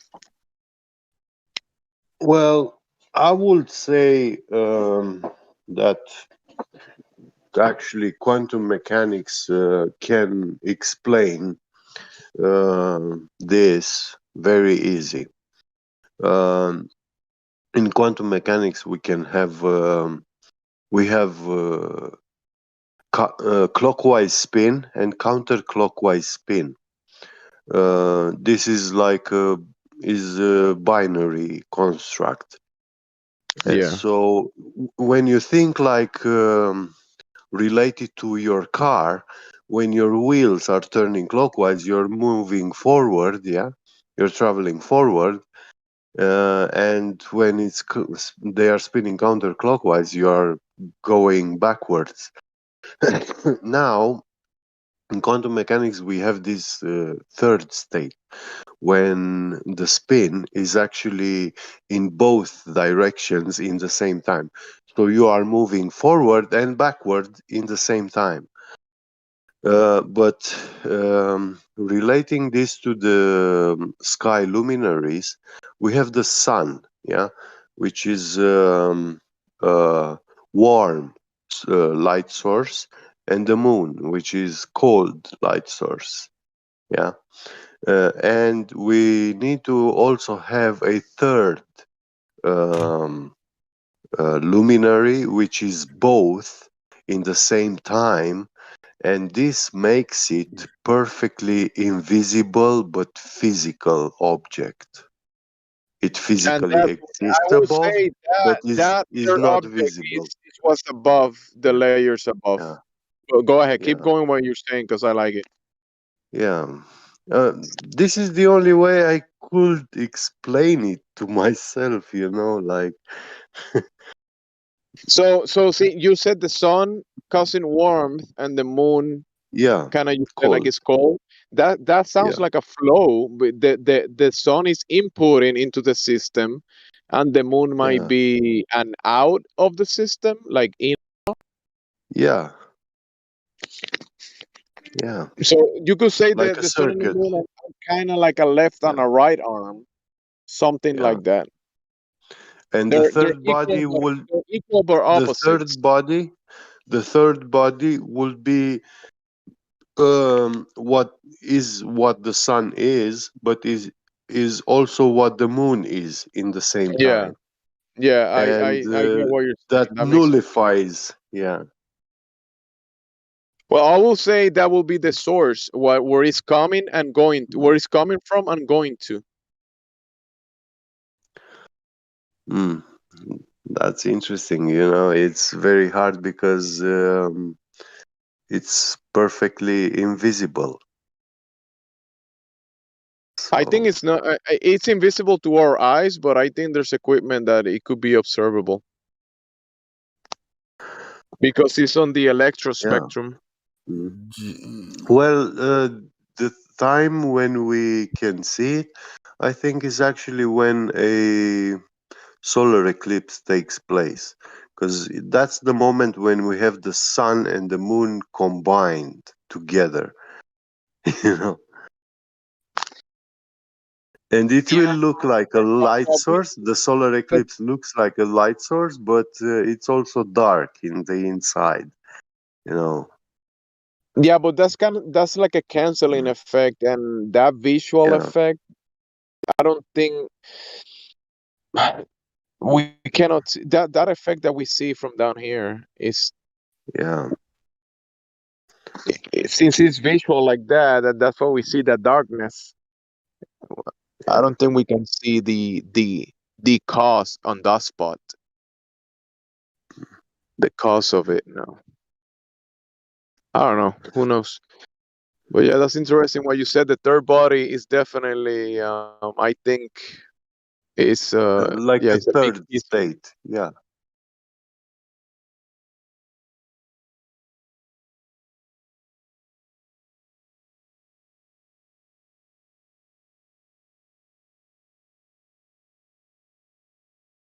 So the construct and the design, it we see what we see from down here. I think is missing a lot of pieces because whatever is dictating the cycles and the patterns and everything, Yeah. we don't see it. Hey, True. Jimsy, I know that this is a science chat, but I think people are okay if I ask this question. Yeah, it's 5 in the morning. We can talk about whatever we want. Okay, so is there any scripture that has stood out to you that you know of that says during a solar eclipse that it is a moon going in front of the sun? Is there anything like that in the Bible? No, but there is some scripture that I sometimes think about it, and it's the one that says that um this what was it? Let me look it up The again. sun going dark.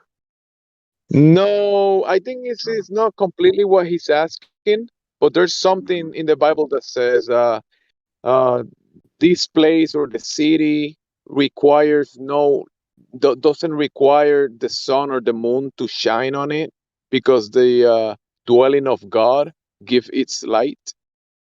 Mm-hmm. Oh yes. So that's the third. That for me, that's the third body that you were talking about. Mm, Right. yeah. See, so, one thing, the Bible tells us that, the moon has its own light, which I agree with because of what I observe, you know. Because also when the sun and, you know, casting at the exact same time, the moon is obviously giving off a light. You can see it unless it's in that hidden phase time, Yeah. But I just had an epiphany. What in regards to what Jamesy said. Yeah, I remember a story about the house of a blind man. When I look at myself, the things I'm doing in my house, I take the dirty clothes, I put them in the wash machine, I wash them, then I put them to dry. I cook in the kitchen. I have all these shelves and everything, in place. So yeah, I use them. I pick them, I use them and wash them and put them back in order. So I am very organized and structured, and I use my sight to see what I'm doing. But when I look at the blind man in his own house, I see him doing the same tasks, the same manner as I do it. I mean, the result is the same, uh, but he does not see what he's doing. Uh, he knows where everything is in his house. right, So he doesn't need to see. Knowing is what I speculate to be the true light from God. When you know something is there and how far away from you don't need to see to actually make one step forward. You can make it even with your eyes closed, and you know that you took one step. And you also know how uh, big that step is because you feel it when you make the step. And yeah. That's a good analogy, man. Yeah, one step might as well be a million miles. Yeah, well, that's a big stretching of legs. No, sure. I mean, but as far as the concept goes, with understanding, what we're talking about. Hey, how do you? A blind person, they can feel the sun on their face, but they can't see it, right? So, as far as distance, people that can see, we know where the sun is. It's like, bullshit, you do. Look, for example, when you are going up on stairways, when you step on each step, you use your legs in that manner. But you can close your eyes and you can, in one step, climb 2 stairways at a time, and you will always. I mean, you have that feeling how much to lift your leg, to take 2 stairways, Right. Well, and you can as a do it blind, with your eyes closed. yeah, you can do it with your eyes closed as long as it's, it's as long as it's the same every time, right? Of course. But then I you'll mean, get to a that's why we platform. call them You'll get to a stairways. platform. Well, you get to a platform, and there might be a door. Then there's another level, right? And then you might have to move. And then this is what the stairways are. You get an elevator. You just push 1, 2, 3, 4, and for blind people, there's braille buttons, right? But if you decided to take the stairwell, when you go you go a step. There's a platform. Then you turn left, and you go up. And now you're on, level 2 since you didn't take the elevator. But as far as like Earth, if you're blind, all you know is like when the sun is out in the sky, it's hot, it's beating on your face and all this. But inside your house as well. I mean, most blind people like to live in a one level apartment, or whatever, so that they can get familiar with where they are. To extend on what you said about the blind man, right? That's on that layer. But then we also, since we can observe things, given this, in this house that we're in the this place, when I look up and I see these cycles and these mechanisms, I'm actually acting like the blind man, and I know there's layers to this, and I know this is not just some magical. There's actual mechanisms that are causing this, and I can picture it in my mind and think about it, but I don't see it. Yeah, because obviously in the Bible is very clear written that there is a veil which we cannot see through. So we don't see the whole world, like everything that there is. And even in physics, scientifically, science confirms this to us by showing us how little we see from the electromagnetic spectrum.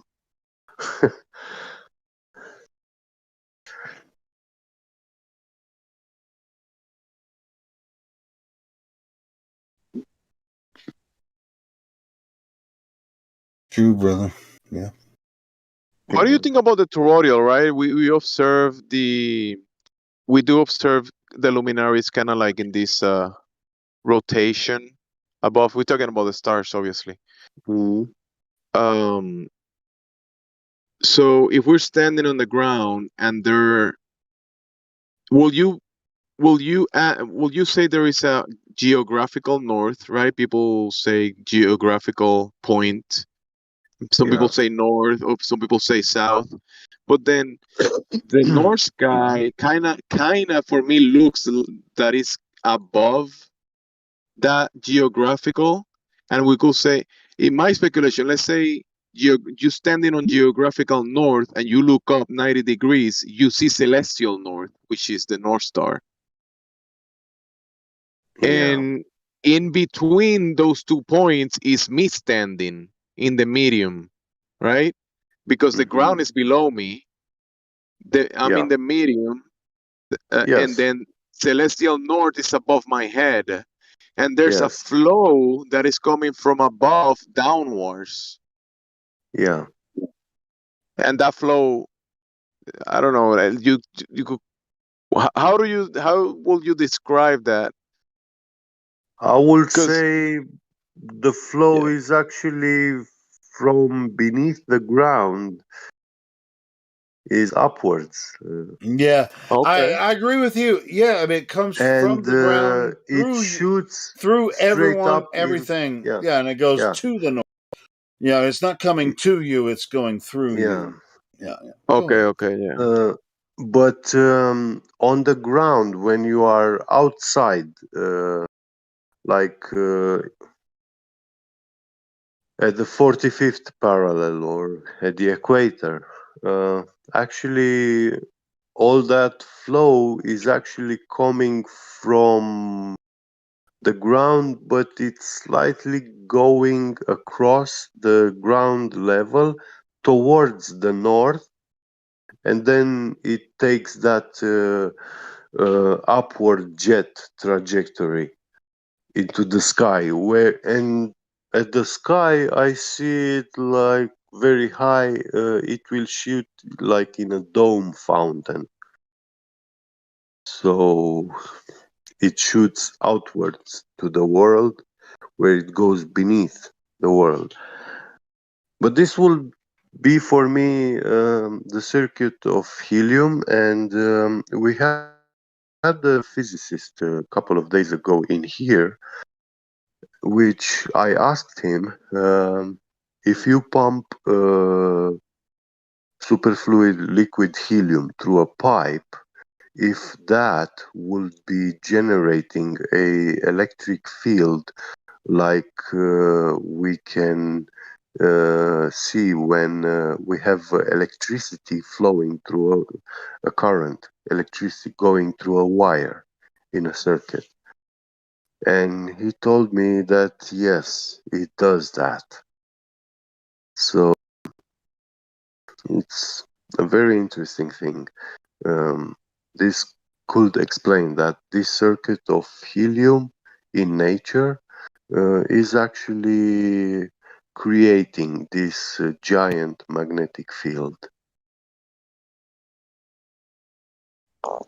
Yeah, that's very interesting. Yeah, and in this circuit, the helium is transiting through many kind of states.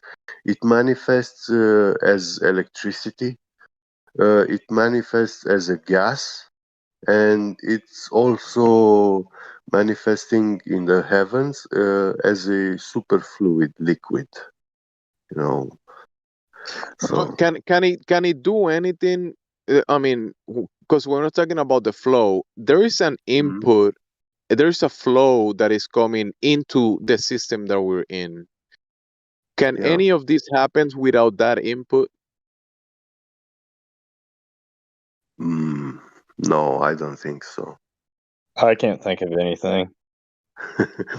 Me neither. Yeah. So we are in a system, in There a has to contained. be there. We are Yeah. in a contained environment or ecosystem, but there is an input into it, or a You flow, see, because I think there's an input yeah, and an output too. It's not yeah. just in; it's also out. It's in and out. You see, the sun and the moon. The sun is actually emitting a lot of infrared energy and light, also. And if you search on YouTube videos about liquid helium fountains, you will see that to create that fountain, these guys are actually shining an infrared light inside the tube with liquid helium, and this energetic light will be absorbed by the helium, and it will start shooting a jet stream through that pipe and create a fountain. So the lowest source of energy will be immediately absorbed by superfluid liquid helium. It absorbs energy from everything in nature, actually, and even like if you had a lab at home where you have tanks with superfluid liquid helium and stuff, just by the simple presence of a battery in that room, all that setup could explode. And you don't have to connect that battery in a short circuit or anything, just the presence of the battery or a cell phone. A cell phone will definitely make it explode. So get bigger. When talking about infrared, I've seen. Yeah. I mean, I cannot verify this, but I've seen infrared imagery of the sky. They put infrared cameras to look at the sky, and it looks like clouds, bunch of lights and clouds. Have you seen this Yeah. imagery?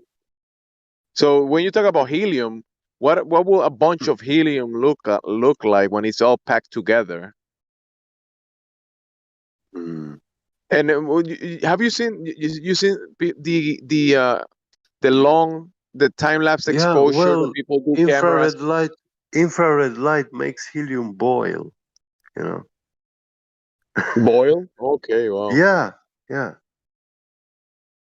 So, Hey, and it would evaporate, you know, So these violently. clouds that we see, this imagery of Yeah, photographs that we see, and people call the Milky Way, that looks like a bunch of clouds up in the sky, yeah, right? yeah. And then like and then just there the is way light we have, behind it.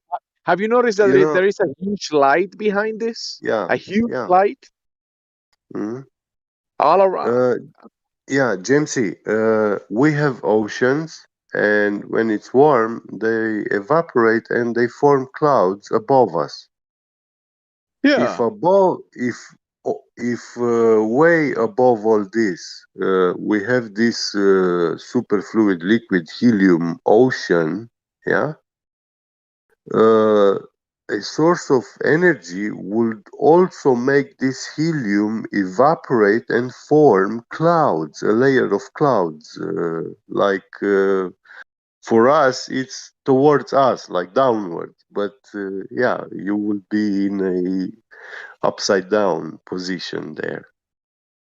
So above that ocean, you would have also some sort of clouds, but actually helium gas, because when helium evaporates, liquid helium evaporates, is actually gas, not vapor, and it will quickly turn into highly charged particles.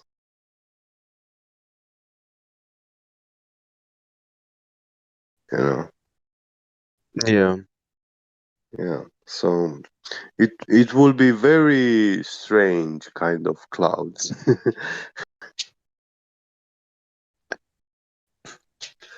Unlike anything we do see. I'm actually trying to move a picture to post in the Discord for y'all of the Milky Way I took. Now, that does not mean that Helio gets to say this is fake as well. Yeah. Please post that. Please post it. Helio, get ready. Are you still here? No. Let's talk about this. Let's talk about this. Yeah.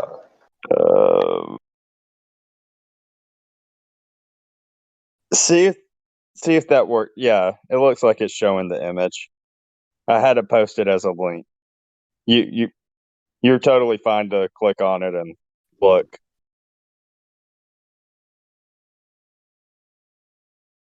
Cool. We can talk about this, and we also have a new person in here.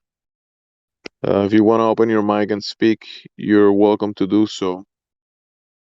Okan, AK, you've been unmuted. Yeah, If you have everyone, any how's it questions. going? Everything good? How not you at doing? all. Not bad. I thought I'd open my mic and be respectful and say, hey, everyone, I've just come in to join and listen and admire everyone's opinions of the flat earth. I've got no other questions to say or anything. But again, I'm just here to listen and understand where everyone's coming from. Nice. Okay. I respect that. The fact that you said that you're going to come in here and listen is a huge thing. Your names.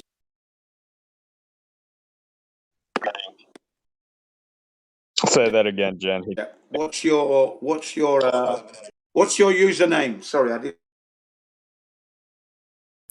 So, are you asking me what my username is? Yes. It's Yes. Okan Sorry. Yeah, AK. I am. Yes, I am. Sorry. It's Okan AK. Okan AK. Okay, thank you very much indeed. That's all Thank good. you, Okan. Right, Nice so to you've meet come in you to and nice listen. to have you here. Well, it's nice to have you here. What I will say is this, Okan, you've come in at a quiet moment, actually, so you can take advantage of this quiet situation to have your questions answered, because it does get very hectic in here. So whilst it's Oh, quiet I've noticed. I would I've advise you definitely to, noticed. if you have any questions, please ask. Otherwise, I will ask you questions. So let's go. Honestly, I honestly don't have any questions. It's like I love everyone's opinion and everyone's thought process. Either if it's round Earth or flat Earth, I just love hearing all about it.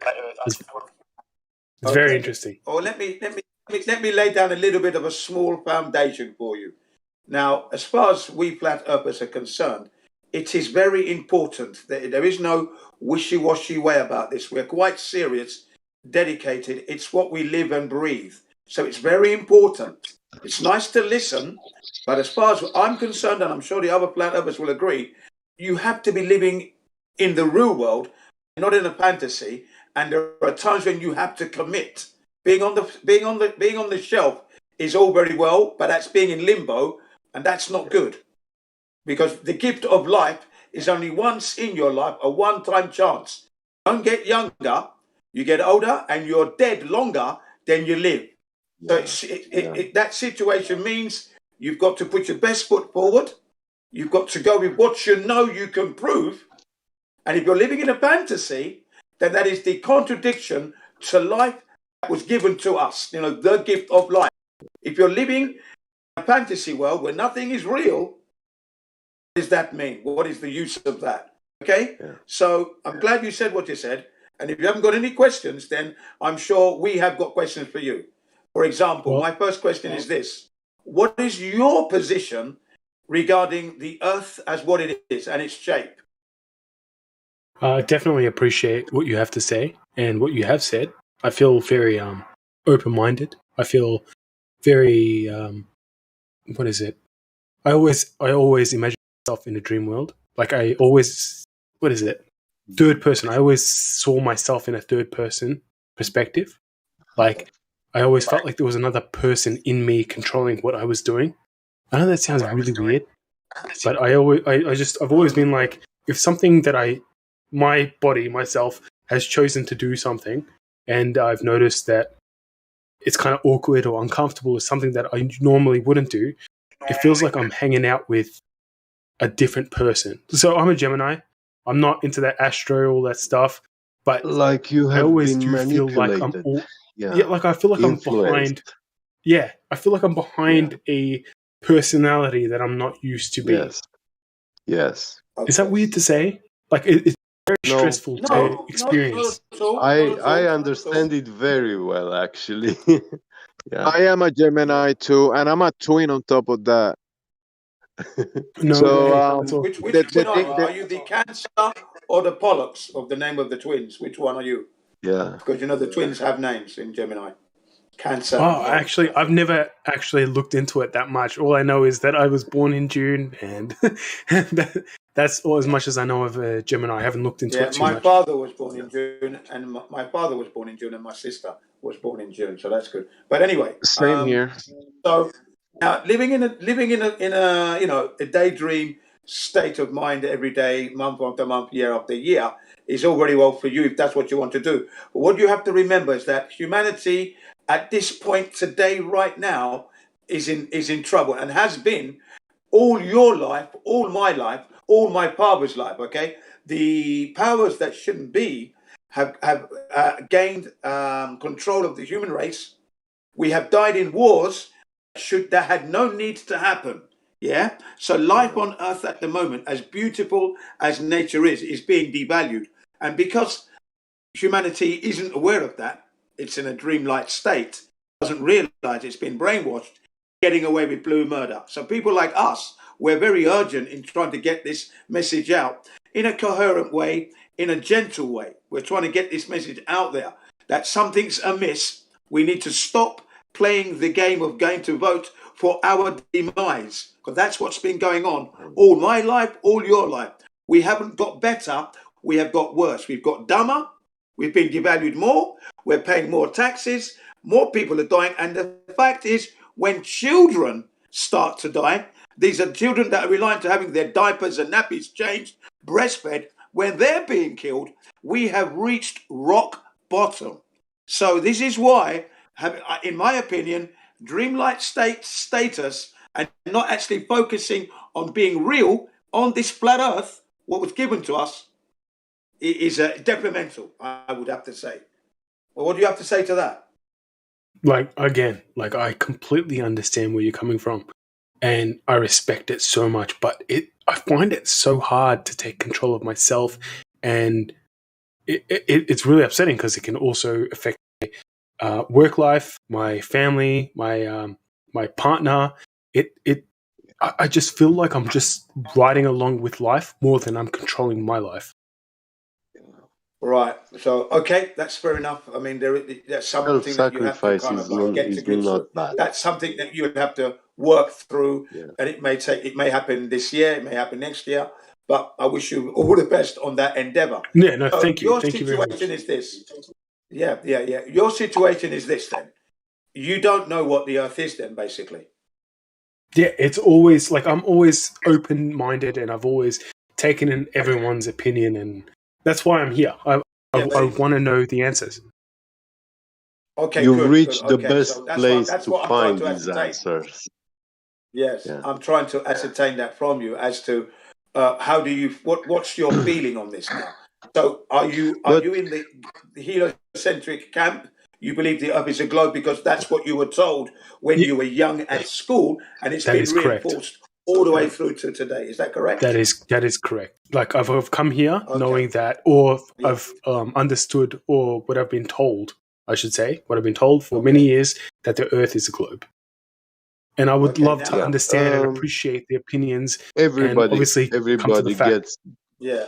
Okay. Everybody gets Can you just allow me 2 more minutes? Sure. Go ahead. Go ahead. And then I'll let you go. Just give me 2 more minutes. I'm not going to go on. Sure. I know you guys want to get in there. So basically, what's going to happen from now on is we're going to try and help you to understand that what we were given the earth as some dimensions and its behavior, spinning around the sun. Sorry, spinning on its axis, orbiting around the sun, and it's in the vacuum of space. We can prove that that's not happening, okay?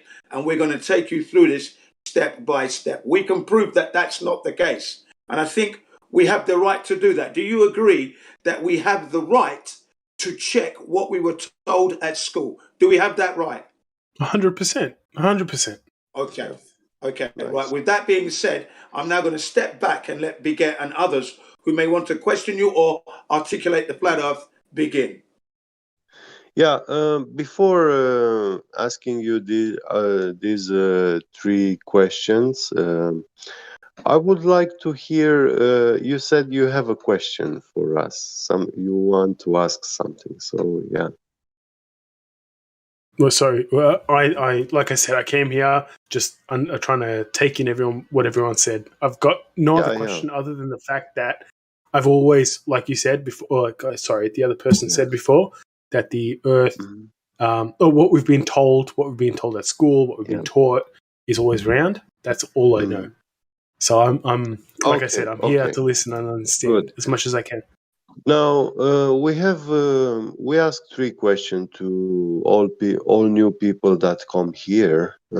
It's not a IQ test or a contest or anything. So do not be afraid to say I don't know when you do not know the answer, the correct answer Yeah, sounds good. from Thank the you. Please go heliocentric ahead. model. Yeah.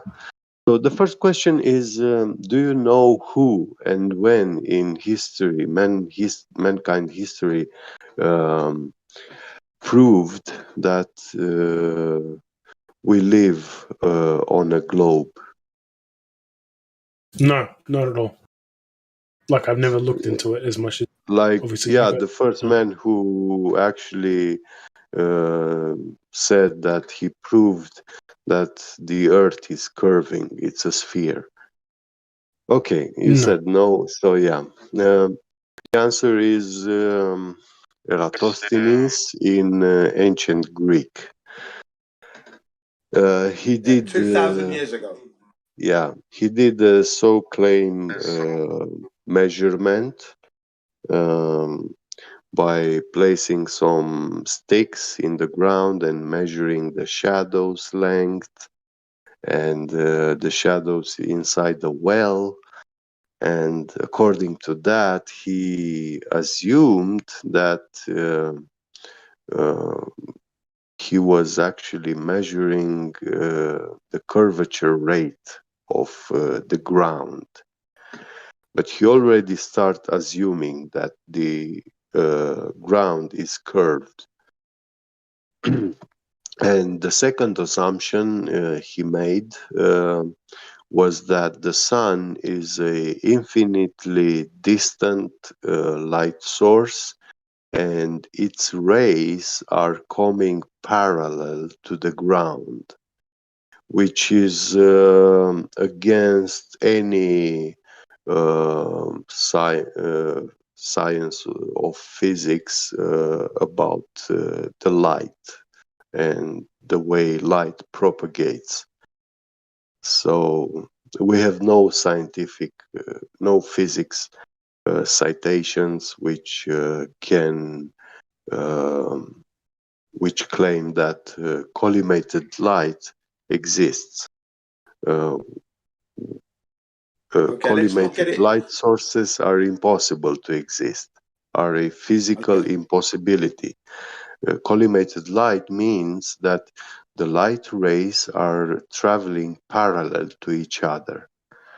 Yeah, so that Yeah. kind of light source Okay. does not exist. Now, the second question And is, no, hang on, Biget. yeah, Hang go on, ahead, Biget. Let me go just ahead. fine tune that Yeah, just that little bit more. So, okay, sure. what Biget has just said is this. You know, we're told that this guy, Aristophanes from Greece, measured, Yeah, like he said, the two sticks and the angles.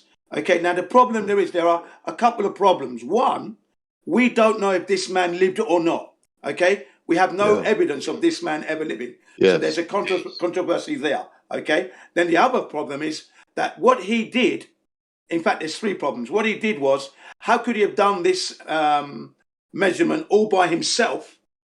Over 500 miles, how would he know what the sun was doing 500 miles in a place called Alexandra from his location, real time? yeah, That's a question that needs to be answered. And yeah. also, that if The you, well, the if, well, the hang well on, let was me in finish that. Let Alexandria, me just finish and the this. sticks in Syene. Yeah, go ahead. Saim, okay, thank you very much. Let me Yeah, just finish this because I want him to get it clear. So basically, that's the discrepancy there. And also, what the method used can also prove that the Earth is indeed a level plane if we bring the sun closer to the Earth. Okay, you get the exact same result. So basically, the method that we are told 2,000 years ago that happened is a question mark, and also kind of like, for me, unacceptable. What about modern times as well? Where is the modern way of measuring this curvature? That doesn't seem to exist either. Okay, so Okan, can you just tell me how you feel about what's been said so far? Yeah, no, definitely. That can definitely come up like a lot of information for someone that definitely has no idea what's going on. Definitely. Like it's It definitely a rings a lot. bell. It definitely does ring a bell because if we've got no proof of someone that said that claimed that the Earth is round, and we don't have any proof of existence, then where is it coming from? Like what? Yes, definitely boggles the mind. Yeah, and then he assumed that the Earth was a spherical ball already without doing any proper measurements. So if you're starting from a premise that you're assuming something, then that's not good, is it? You're biased already, kind of thing. Yeah. Okay, so that's the first part, that we are unable to substantiate how the curvature was measured. Okay, and remember, this is very important because later on in our lives, in my life, when I was born in the 60s, they said they went to the moon. Now, in order to do that, to go to the moon and return, you would have to know the circumference of the Earth pinpoint, because your fuels and the distances are crucial to you getting there and returning safely. Would you agree? Yeah, we are talking about the radius of the Earth and orbital mechanics. You don't have orbital mechanics without the radius. Okay. So go to your second point now, Biget. The second point. Go ahead. Thank you, Gene. The second question is, do you know which man when proved that or measured that the Earth is rotating around its own axis? No, I'm sorry, I don't. So, good. Well, 1 second, Biget. 1 second, Biget. Yes, I go forgot ahead. to tell you that the circumference of the Earth is 24,901 miles. So that's nearly 25,000 miles in circumference. And then the radius is 3,000, what's it? 959. Okay. Nearly 4,000 miles. Now, the speed at which the Earth is supposed to be spinning on its axis on that tilt is 1,038 miles per hour at the equator. And if you move from the equator to the southern hemisphere, where the South Pole is supposed to be, or the northern hemisphere, where the North Pole is supposed to be, the speeds begin to reduce. Okay, that is the characteristics of a spherical ball when it's supposed to be spinning, is that you're going to get the greatest centrifugal force at the center of that ball, the equator. And as you move towards the center, the forces begin to reduce. The speed begins to reduce. You get me? Yeah, what he's saying is that when you have a ball spinning around its own axis, when you move from the north towards the equator, you are increasing your radius distance from the axis of spin. Yeah. And as you increase the radius, the centrifugal forces and centripetal forces, they increase exponentially. Yeah. You begin to feel the spin more the further away from the center of the Earth.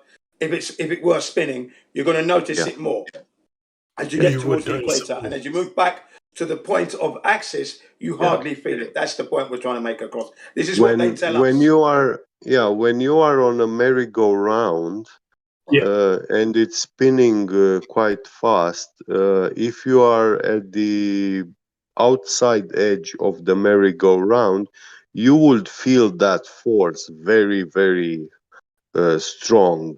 But if you move towards the center of the merry-go-round, it will be much easier to hold yourself stable inside.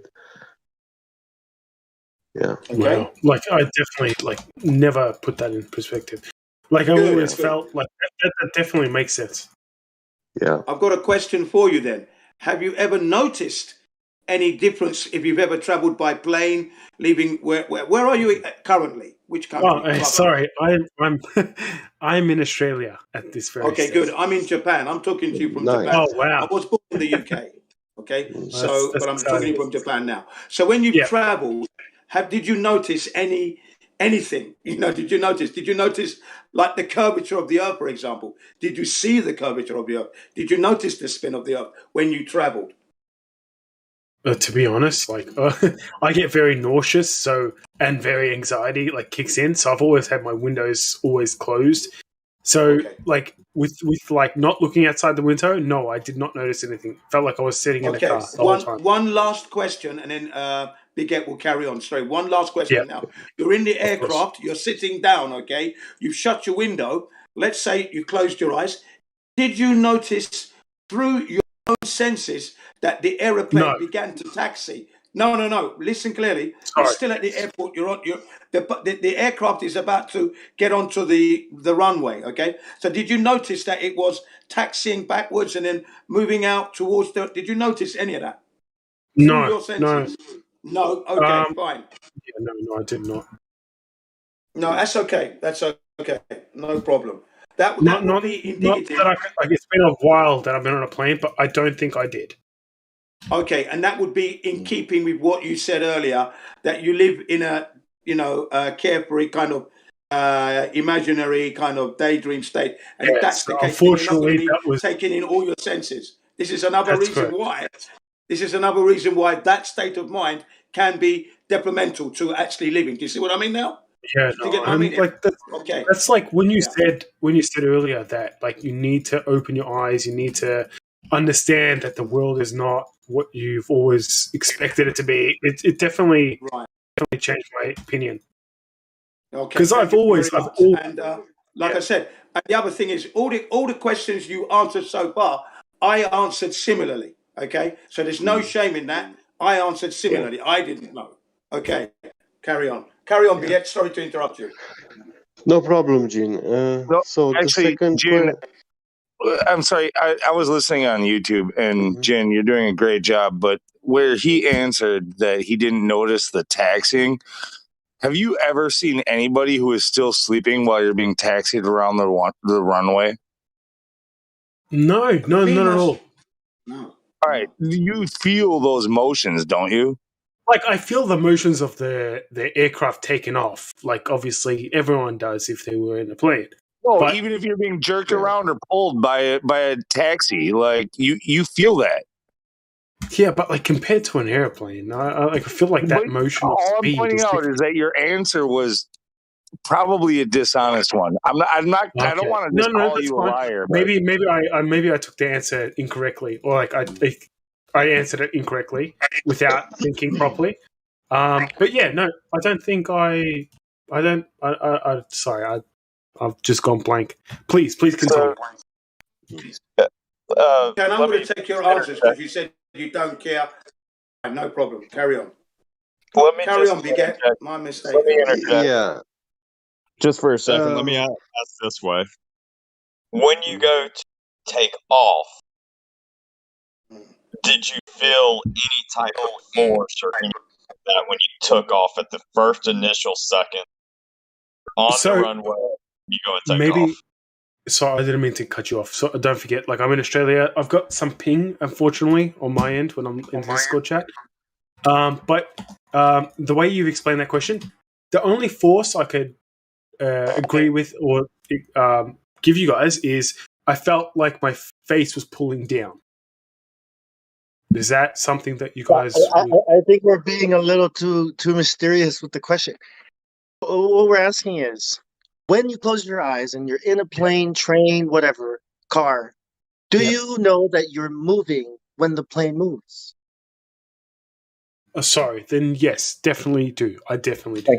Thank you. I'm so sorry at the start for giving you the incorrect answer. Yeah. No. To better explain this. Sorry, I'm sorry again. I'm very sorry. Are you a driver? Are you a asking if I've driver? got my license and I drive? Yeah, if you drive a Yes. car, Yes. yeah.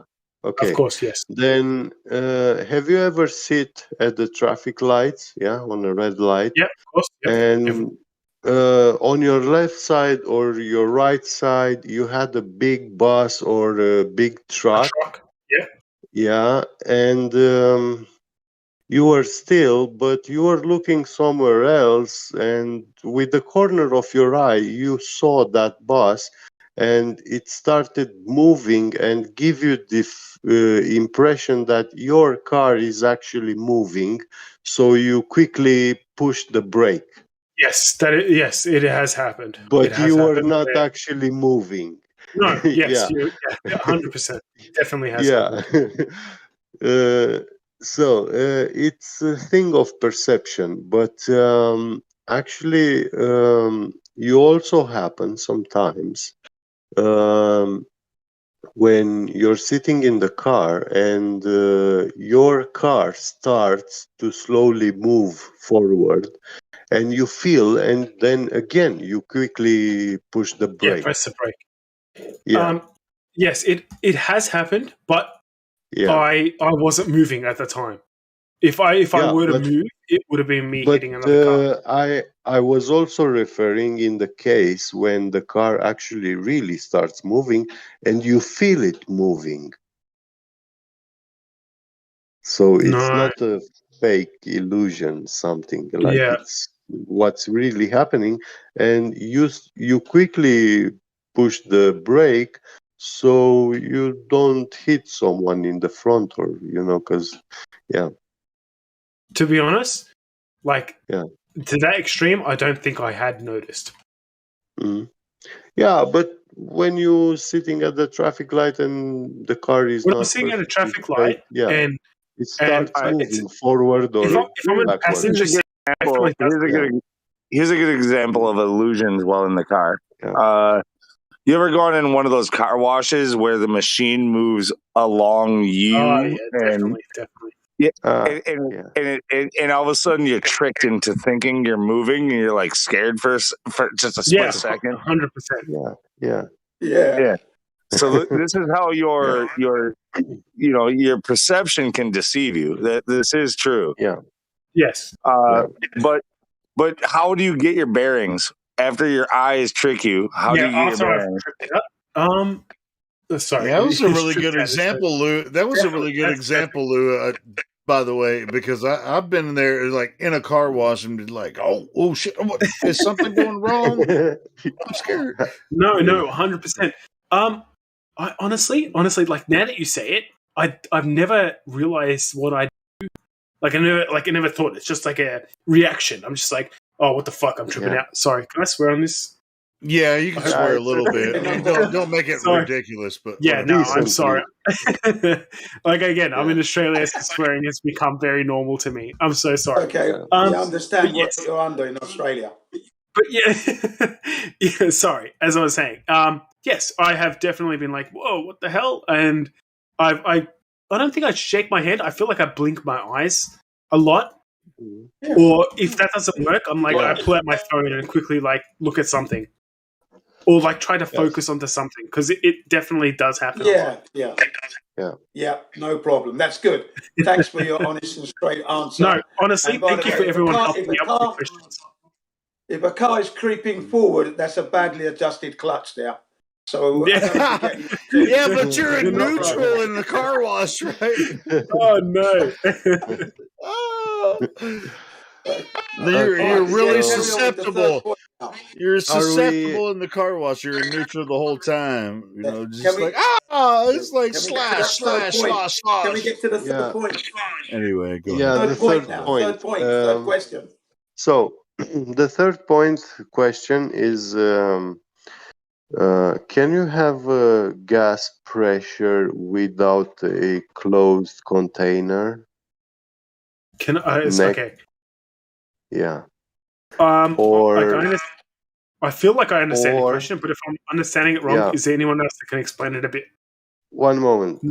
Gas pressure without a container, or wait. That's unacceptable. Gas pressure not helping. He's next. moving on now. You're asking for someone else to explain it? No. No.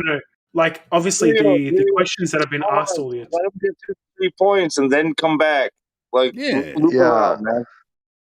And I didn't finish the question. Yeah, I'm So, very sorry. I Ask the didn't mean to. yeah. question, please. That was very rude of me. Sorry. Pay attention. No problem. I mean, it cost it. There's intellectual property involved here. Pay attention. Sorry about that, everyone. So- Please, yes, continue. No worries. No No problem. worries. Ask him the question again, Jebby No. Jed. The question is, can you have gas pressure without a container or gas pressure next to a vacuum, adjacent to a vacuum, without a container also? Or a barrier. Yeah. In your terms of gas, do you mean actual like gases, or when I hear gas, I assume petrol? That's why I was very confused. Oh, No, gases, like gases. That's like the only reason why I air, was asking. the air inside your Hold on. Let tires. Jebby Jed Yeah. address this. He's got it. Yeah. He's got it. He's been gas doing this like for the air inside your car tires, Yes. or Okay. the Sorry. air that we breathe. Yeah. Yep. Please forgive me. Is there any chance you can explain the question just not obviously not the whole Yes. entire question, Yes, but yes, just yes. Sure, no straightforward. problem. Can we have gas pressure without Yep. a closed container? Like the tires of your car is a closed container, hermetically sealed. Yes. Yep. So it holds the gas pressure around the wheel of your car. Yeah. Okay. Yes. Definitely. Yeah. Yes. So obviously, from what I understood, yes. Can you show us, demonstrate, if you know any demonstration of gas pressure without a container? Without the container. Yes. I'm trying to think. That's an easy one, Mike. That's an easy one, Mike. Yeah, think all night, homie. You're never gonna find it. You will never find it. Oh, wait. I wanted to see if you could actually figure out something. Spit it out. And I will tell you why. You see, the This is definition. beautiful. This is beautiful. Yeah. I love it. The definition. I hope I'm not embarrassing myself in front of you guys. I really wouldn't Don't want worry. We all did the same thing, man. We all did the same thing. Like the only thing I can honestly think of is like if you were to put like a wheel pump, what is it? Is it the air pump? If you push it up against the wall and try to like blow it, like pump it, Yeah, and but it would. It will just. Where does the air blow go? air Exactly. at the Where does wall. the air go? It just dissipates. It dissipates from where it's going. Yeah. It Like I comes might as to well an just. equilibrium. Yeah. Yeah, That's see, great. this is the most honest person that we've had in a long time. I don't know if it's a compliment or if it's an Give it insult. time to speak. That's Hey, why. when I was asking questions, I was very honest. So can we just have a little When it recap came here? to the please? pictures, Okay. I became Just 1 second, quiet. gentlemen. One All second, right, I gentlemen. know we're all excited. Let's go one at a time. Go ahead, guys. 1 second, gentlemen. Just a little recap here, and then we can carry on. So basically, Orkan, your position is this, Yes. which was similar to mine when I was asked. Okay, Orkan, it's this. You don't know who measured the Earth's curvature on that, No, but I you do know the not. name is Aristophanes, and you agree that there's some discrepancies there. So we can't take that as face value. You've never seen the curvature. Okay. Nope. You don't know who measured the spin on this axis, and we have Einstein, Albert Einstein, saying that no optical experiment can be conducted to detect Earth's motion. Okay, the spinning of the Earth. He said of course. words to that effect, right? And then now That's you've very learned that the Earth, as we see the Earth in the universe, the image we're given, it's a naked ball. The question therein is, how can that naked ball be there? And we have air pressure on Earth without a barrier, because what should really happen is that the air should just be going into that vacuum. If we were And a ball, fill the that's what would space. happen. Yeah. Would you agree to that? Yeah. Yeah. Okay. No. The Like Earth I've got is- no other. I've got no questions to that. Like that. You got obviously babbled my mind. Yeah, because that's what would happen. All right. Okay, so there now you know how we are disproving this Earth now. We don't feel the spin. The Earth is not moving. We don't see the curvature because all we see is a leveled horizon, and we're seeing greater distances than the curvature of the Earth would allow. Now, I'm going to post a picture shortly known as the Black Swan, Yeah, and we're going one to take it second, step Jim. by step. Where can I look at this picture? Jin, if I could jump in here, it would be perfect timing. Okay, with what I have to say. Yes, go ahead, sir. Go ahead. All right. So, what's really going to pump your brakes, and pardon the pun, but it's totally intentional. What's Yeah, going the to pump your car wash, brakes the here car wash is, analogy, pumping the brakes. Yeah, I love it. yeah. I love it. Go for it. Now, hold on. The thing is that BMLSB is the person who's been taking these observations. It's not just 1 or 2 or 3 or 4. It's more like 5 or 6. I'm not sure the number that he's taken, but his latest observation. So we're going to present you the Black Swan, which is like a 10-mile. We're going to give you the benefit of the doubt and say that the horizon is 10 miles away. Sorry, please forgive me. Do you know where I can find this picture where you guys are posting it? But hold on. In the live stream voice text. Well, hold on. If he's not looking at live stream voice text, then Yeah. Yeah. Now the thing is with his other observations, especially his most recent one, we're finding that the horizon is at least 31 miles away, which completely shatters the globe. He's doing this at on his latest one. It's 1.5 feet off the water, but 1 foot off the water, which is the original Black Swan and all of the others before.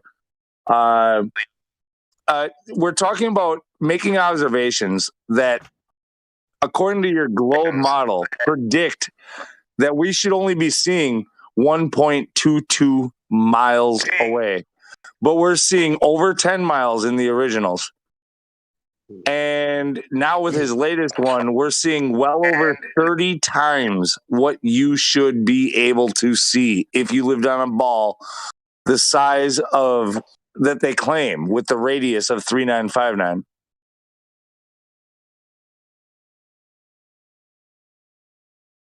So that's just take that into consideration. Like, I mean, that's the biggest part of being a flat earther is we see too far. Not only do we see too far, we see like not just a little too far. We see way too far. Way too far. Yeah. Guinness Book of Records are there. We'll show you these images step by step. So would you you know what, Lou? I'm going to post the image I've got of the Black Swan is the one that was donated to Mark Sargent by Anthony Riley. That's the one I'm going to be using. Okay, because it's easy to read. It's clear. I always like to go straight to the source. I go straight to the guy who took the fucking video. Like BMLSB 69. That's where I go. I don't need to see somebody. Well, I mean, let me post it and tell me. I'll post it. Well, I'll post it because it's the same place, nothing different. It's just it's easy to read, clear as a bell, and it's a different height. That's all. You see it? Can you see that, Orkan? Can you see the picture that I posted? Jin CBR1. Oh. Sorry, guys. I've got this microphone. It doesn't work properly. Please, honestly, I hope you guys don't hate me. Which chat am I supposed to be clicking on? Oh, I already hate you. I mean, Don't say this is insane. Why would you ever do this? No, wait. It's live stream voice text. I'm fucking with you anyway. Yeah, just we can have a live stream voice text associated with. I'm so sorry. I just saw it. It's above there, obviously. No, I'm just being a dick because no, I love it. All right, cool. All right. So we have an associated live stream, text room. Can you see the picture now of the two oil rigs? Yes. Yeah, in Discord. I do. Okay. Yeah, all right, cool. Anyway, go ahead, guys. Okay, okay. Now, if the Earth is at 24,901 miles with a radius of 3,959 miles, then the geometric horizon which is the horizon of that size sphere, with an observer height of 8 feet, can you see that? Should be no more than, maximum it's got there, 3.46 miles. That's how far you should be able to see, and no more, if the Earth is indeed the size we were given at the height that I'm at, 8 feet. Okay? Do you understand that point so far? Yes, I do. Yeah. Actually, So the geometric horizon Jin, is the sorry, physical horizon of a ball. yeah. Sorry, go ahead. Yeah, I wanted to add to what you were saying that Yeah. beyond those 3.4 miles, things will start to disappear from bottom up because of the curvature. They are going behind the bulge Yeah. That would of be the ball. that Yeah, would be the beginning of that curve, and things yeah, should start to disappear. Exactly. yeah. But Can I can make you a see the suggestion? first? Yes, go ahead. I haven't heard the guy talk in 5 minutes. Shut up. Yeah. I'm asking him to look at the big. I'm going to Oh ask him shit! now. Oh Yeah, shit! no, Elijah's here. Oh that's fuck! partially Elijah. That's because I gave him a warm up to it that took like 2 minutes, and now he hasn't. He hasn't even been presented with the black swan appropriately yet. So just Yeah, let it's all him get good. the black swan, and then we'll say if anybody starts talking, then shut the fuck up. Yeah. Oh, So and I'm by the presenting. way, Elijah, he has been through the 3 points so Yeah. Yeah, he I successfully, was has. He and here. has. Yes, he I has. was yeah, here. if you can give him the role, yeah, that will be great. Right. Thank you very much. Now I'll carry on from where I left off. So Okran, let me just take you back, Yeah. okay? So if the Earth is indeed 24,901 miles with a radius of 3,959 miles, then at a person at the height of 8 feet, his observation, the geometric horizon, should be no more than 3.46 miles. That's the maps. That's it. It's not. It can't be any more than that or any less than that. That is it. That's the number. Okay. Do you understand that point? No, I'm looking at it now. It makes sense. If that's the max, quotation max date, then it Yeah. obviously is not making mathematically. It's not making sense. Yeah. Okay. Now we can see an oil rig. Can you tell me the distance of the first oil rig you can see in the picture? How far is that? Platform No, C. we're not looking for the oil rig. We're looking at the horizon. I'm just telling. I just want to take it step by step. Please Okay, allow me to do this. That's my method. bad. Yeah. My Please. bad. Okay, cool. Go ahead. Thank you. Can you tell me how far that oil rig is, please? Am I looking at the 10.10 miles one? Well, I said platform C. Oh, sorry, platform C. Sorry, my bad. I thought I heard a 6.08. Thank you very much. And then the second platform? 10.10 miles. Right. And then can you see where the horizon is from there? Yes, I can. Is it beyond the 10.10 or in front? I couldn't tell. Have a good look, please. You've got the arrows that are there helping you to indicate. Please look at the lime green line. Yeah, Clearly no, I'm looking highlighted. at the green line. I haven't got any measurement of like how far it is from that second. No. I'm not asking you how far it is. I'm asking you, is the horizon behind that oil rig or in front? No, behind. Thank you very much. Okay, so can you now see that we are seeing further than 3.46 miles? What does that mean to you? Wow, a lot definitely. That's like I'm mesmerized. Like I don't know what to say. Like I said, everything you guys have explained to me, everything you guys are telling me, it's definitely something I'm taking, and I'm trying to understand as much as I can. Cool. Okay, so then from there, like, what's more important, scientific theory and mathematics or observation? Definitely scientific theory over observation. Well, like you could just look at something and be like, "Oh, yeah, that could." Like if you're in a plane and you think that, like, if you were to look out the window, and you're like high up in the sky, or if you want to watch a movie. Let me rephrase. Okay, so yeah, sorry. If a scientific theory doesn't match up with observation, observation, 100%. Is that a problem? If you can't, yes, yeah, no, you're right. Observation over mathematics. Well, yeah, you just agreed with Jen about what you were saying in this observation. Right. So you can pretend that you I feel like I've got it wrong. You can pretend that you didn't see what you saw. No, he only misunderstood. Yeah, I know that. I'm sorry, guys. Like, I'm trying to understand and appreciate. No, you don't. You don't have to be sorry. I mean, it's like, it's really hard to wrap your mind around this. You know, so no reason to be sorry about it. Okay, because I understand your position. You made it very clear. All we're doing to you is just laying down the facts. That's all we're doing. Everything we've said to you so far are facts, irrefutable. Yeah. So there's no need to say, no, it's not real. This stuff I'm telling you now is all real. Okay? And you can go to the same place and make the same observation that is described, that Jen just described to you. You can do the same thing that person did. It's not like we're lying to you. You can actually do the same thing. Yeah. No, again, I've not come here assuming everyone's lying to me. Like, everything you guys have said is definitely I've taken in and tried to understand as much as I can with my intellectual level. Yeah, well, it's getting to the point where we should probably just like let it absorb. We don't want to bombard the guy. Like, let that stuff sink thank in. you very much.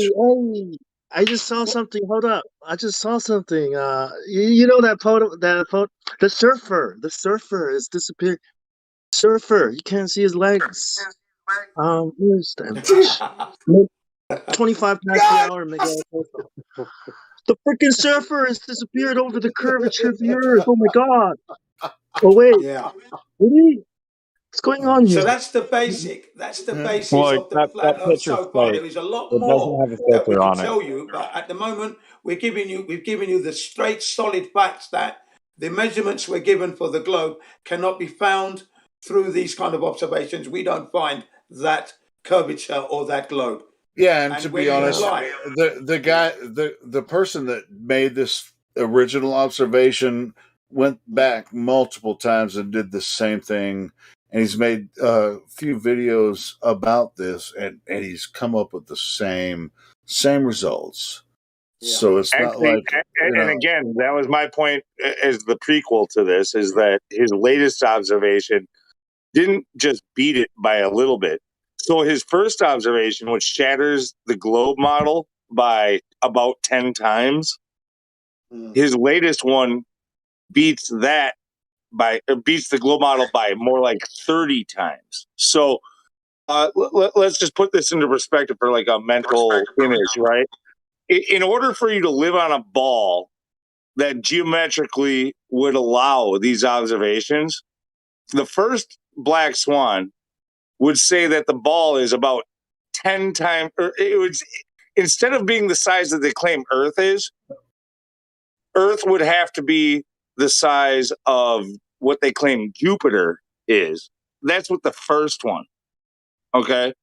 Now the latest one at making the horizon past 30 miles is closer to the size that they claim the sun is for you to be able to see that. Isn't that 800 million miles? There you go. So basically, what's happening is this: the atmospheric pressures have been conducive for the guy who's making the observation. It's been a great day, so you could see even further. That's what happened there.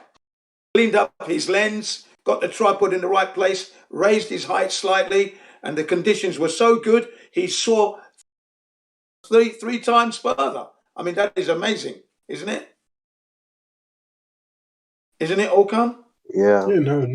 I'm looking at all these pictures everyone's posting. It's definitely, it's a lot to take in. It's so much. It's so much taken. Like I've always looked at the horizon and I've always seen a straight line. I've never seen curvature at all. That's right. That's So, right. Never. No, I asked you. Hey, don't you welcome think, to the club. Nobody else has either. Nobody's ever seen the curvature of the yeah. earth. Don't you think you should Wow. see Orkan? Yeah, Yeah, Orkan. Don't you think you should see the curvature of the earth at the horizon? The of earth is course, indeed a of ball. course, and Right, especially right. with And all there's these not one picture. gifs everyone's been posting, I should be seeing more than just a straight line. Yeah. Now let me tell you a short story, okay? Back in 2016, when I discovered this, okay. Well, 2015 when I discovered it, but in 2016, I was invited to teach English at some elementary schools here in Japan, okay? And what I did was I wanted to introduce them to this flat earth truth in a subtle way. So I asked them to draw the seaside scene, the scene at the seaside. That would be the horizon, people on the beach, seagulls in the sky, the sun, the clouds, the yachts, all that. And the best picture would win a pen from Hawaii, because I had just returned from Hawaii with my kids. So I bought 10 pens to give as souvenirs. Anyway, on my board, on my whiteboard, I drew a curved horizon, okay? Much to the kids and the teachers' entertainment, they were laughing at me, saying that Jin Sensei, you're wrong. Machigaita yo, you're wrong. And I said, what do you mean I'm wrong? They said, the horizon is not curved. And then I pointed to the globe on the teacher's desk and I said, but we're living on a globe, aren't we? And then you could have heard a pin drop. It was dead. It went dead. And you saw some of the kids had their heads to one side thinking about it. And then I rubbed my one out. And every single child drew a straight horizon, not a curved one. Can you see that? That's kids at elementary school, junior high school, and high school. They all drew the straight horizon. Even the teachers, adults as well. What do you think about that? Pretty badass. Nothing. yeah. So No, when exactly. the so-called scientific Just let him theory, talk a little more, guys. Please. I don't want to You hear guys go must ahead. love you. my voice. No. Yeah, we do. Um, We do. We want to know your opinion. Yeah, what do you think about that? that's definitely, like, it's shocking. Like the fact that we try to force the fact that the Earth is curvature. It's When definitely nobody not that being lives open. on Earth ever experiences the Earth as a globe, but they try to pretend that it is a globe.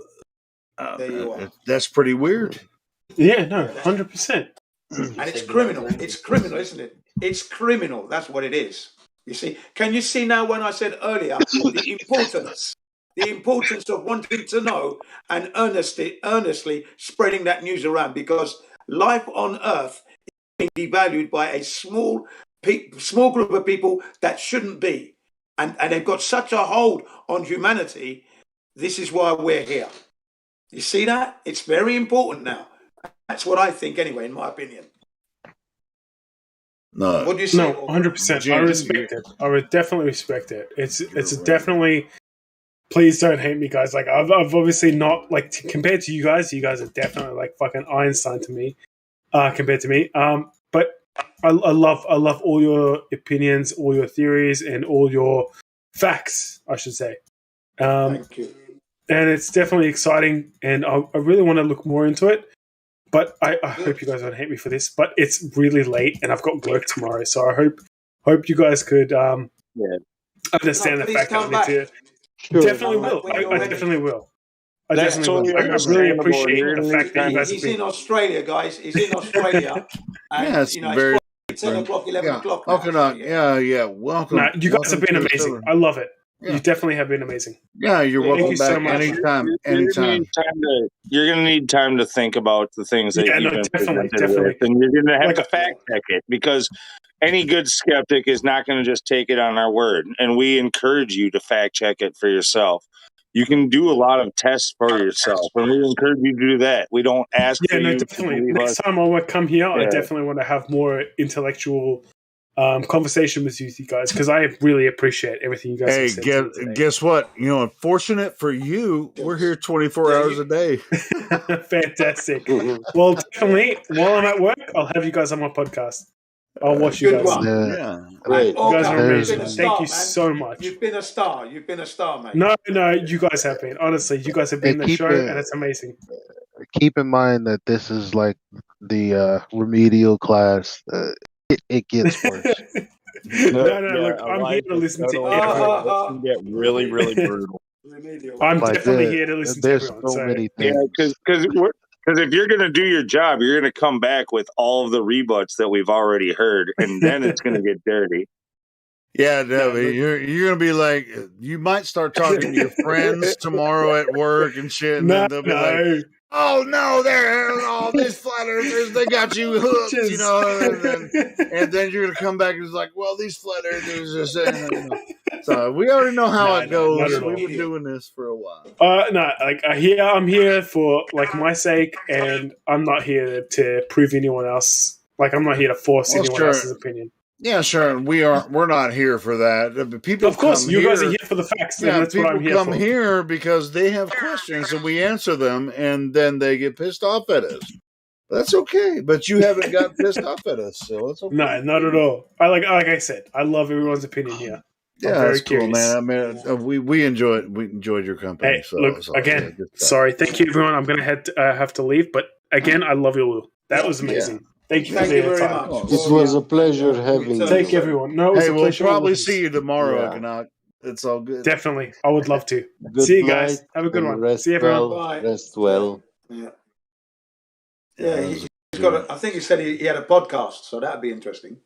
Yeah, that'd to be find cool, out man. more. If he has invite some more people or whatever, yeah, it's all cool. Yeah. So it went from total shit show to that. Somebody clip that out. Like, make sure that gets reposted, like, alone. Yeah. Thanks very much. That was down to Biget and myself. We tried to get it going smoothly, and it worked well. Plus your input, Lou, of course, and everyone else. So good. Nice. Well done, Jim. Yeah. Well done, Biget. Well done, man. This is what I was saying, this year is going to be a good psychological evaluation of ourselves because, like I said, I do believe we are offering counseling. And if psychiatrists out there can prescribe drugs for natural feelings and make money and send people down the wrong road. Check this out, though, Jen. I think we're going to have a lot of Aussies joining they're kind of fucked up because they're kind of fucked over in Australia. Yeah, I know. Yeah, we have to bear that in mind. What are you talking about? Aussies are You some of think the Australians are sensitive fucked, dude? people. Dude, they're not. Wait till you see what they're about to do here in the United States. I know. Well, I know it's going to get bad. I'm just saying it's already happening in Australia. It's about to move. It's really moving bad. from. It's moving from the west to the east. I think they're going to actually clamp down harder on us here than they did to them there. No, I we'll doubt see. it. I doubt that. We'll see. doubt I that. don't know. Gun laws. But either It's just the way, state of New South Wales that's really, really, strict. Yeah, but the other states around us are kind of relaxed. Not as relaxed as the U.S., but I think it's eventually going dude, to reach. Bong, can you go anywhere? Yeah, but I don't want to go anywhere. What? Yeah, no, you can't go anywhere. I can't. New South Wales. No, you it's can't. difficult to leave. Yeah, we can't leave. Yeah, I mean, you gotta get shot. You gotta get the boot. Have you, Helio? In fact, okay, so this actually had me really bothered. It's why I couldn't sleep tonight. It's why I'm listening right now. It's like why I joined this conversation is because I was watching the what was it? The Supreme Court, like what they're talking about with Biden's new thing about forcing all workers to get tested like over and over and over and over again, or take the vaccine. So it's a mandate, but they're not calling a mandate. And they're using OSHA to enforce it. So your job, which all jobs fall under OSHA restrictions, you're going to go by OSHA rules. And what they decide in these next few days is going to determine whether or not you have a job. Okay? Yeah. This is the start of civil war. This is what we're about to face. Yeah. I work for a company that has OSHA programs. I mean, it could take a couple of years for it to implement, remote parts. But yeah, if OSHA is, if it's get the jab, or else, it won't be able to even work for the company.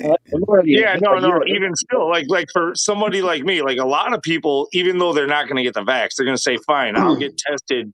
I'll get tested once I'm every not going to 3 even days." test it. I'm not even going to You know fucking what I'm take saying? the test. Yeah, that's what I'm saying. I'm not getting a fucking thing shoved up my fucking nose. Fuck you. I know that test is not a test.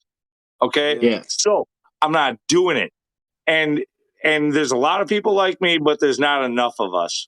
And it's looking really gloom if they get their way on this, which when you start looking around at all the different legislation that's been pushed in different states and stuff like that, like this is not something we can stop. We might be able to delay it, but it's not something that we can stop. So I think that the basically I can't sleep over it. I can't sleep over it. I was crying myself. all right, I was son of a crying bitch, in you bed. doom and gloom. I mean, what the fuck? Hey, does anyone Welcome to my world. real quick? They got this website, and it started off like when COVID first started. I mean, whatever first started, and on there says to date 9.4 billion doses have been administered. Someone do the math on this for me real quick. What's 9.4 Yeah, billion I was trying to find a clip. a year and a half? I was trying to find a clip that you're really quiet, by the way.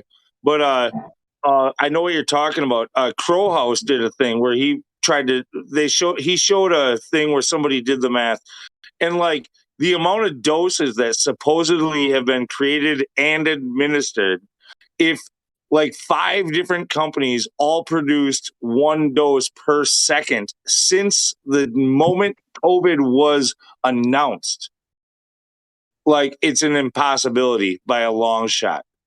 The shot could have only been produced before we got to this.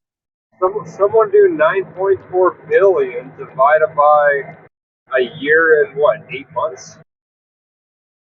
I was How talking many to Joshua earlier tonight where we can about like speaking on a platform we can actually talk about this without having the risk of the live stream being shut down. And but I think that's a good idea of it. Like if we just want to vent about this bullshit, we could do it Dude, somewhere else. yeah, no, we need to go to other chats if we're going to do it, not or just turn off the live stream, because we need to be able to vent about it. We need to be able to talk about it and organize about it, because this is the most we're about to get fucked. the most we're relevant about to get thing fucked at the totally moment. fucked. No matter how flat the Earth is, like there's another big problem going on right now. No. We're about to get totally fucked in the ass, and every way sideways everywhere. And pardon my French for the live stream people, but yes, we are all in very, very much danger when it comes to everything that is being put upon us. So yeah, just be aware. And we will be talking about this somewhere else, but we can't do it on. No, I'm literally, the reason I couldn't sleep is like I have a daughter. Like I don't care. Like, dude, if push comes to shove, I'm willing to die over this. Okay, I'm willing to. Well, they're gonna have to kill me before I take a jab. But I can't leave my daughter sitting there going, "Why did Daddy give up?"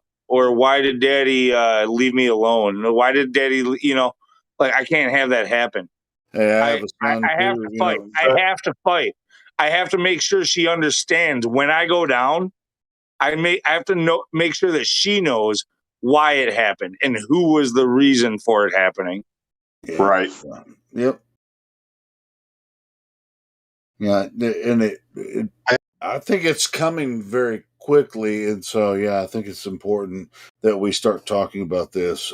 But we can't do it on this channel, But anyway, I muted the live stream because Lunatic has to talk. Cool. That's cool. That's cool. Yeah, it's cool. But we have to find another. I made sure not to say any trigger words on that. It's cool. Me too. Fucking, no, dude, I'm fucking pissed. I already know.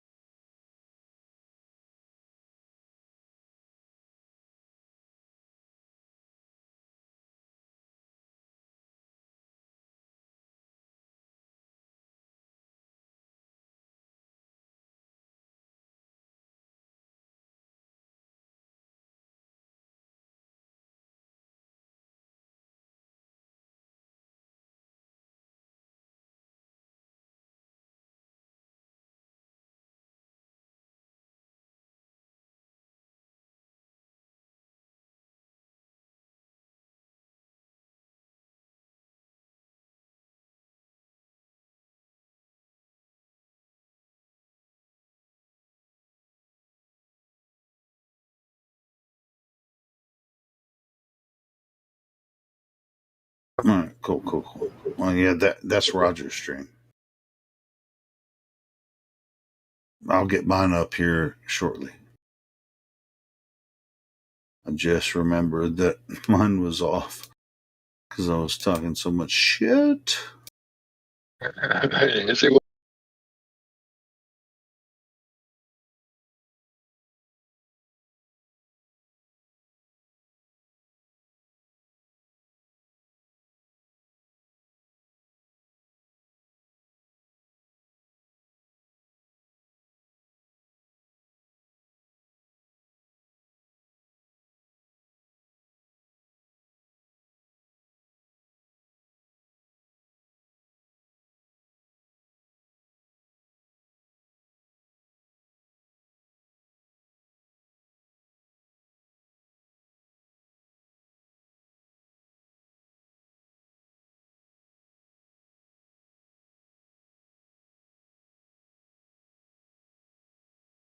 Looking the right way. Hold on. You guys not going to talk, or are you going to make me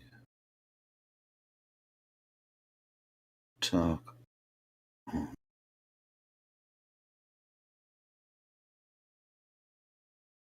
And by the way, I'm not going to talk all night.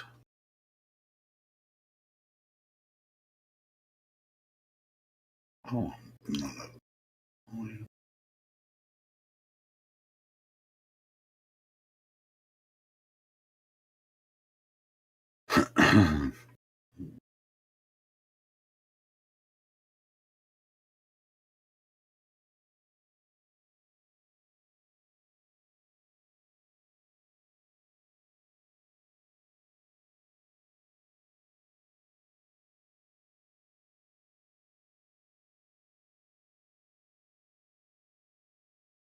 So, yeah.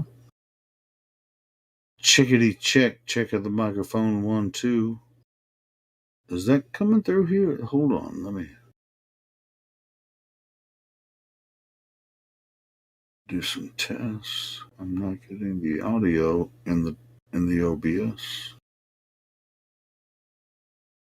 Boom, shellac, lock. Check. 1 2. You're looking good. Your channel has about the same. You're looking good. Same number as it always. Same as it ever was. Anyway, so we have update title. So I'll change the live stream to a new number. Hold on.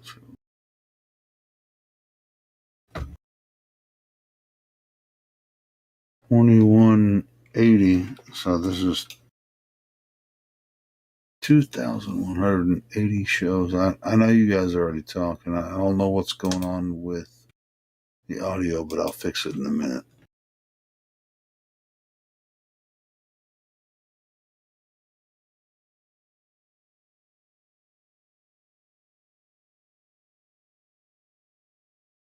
Oh, maybe there's nothing going on with the audio. Well, I just don't know why it's not. I don't mind talking. I just don't know why it's not coming through on the OBS. Very strange to me.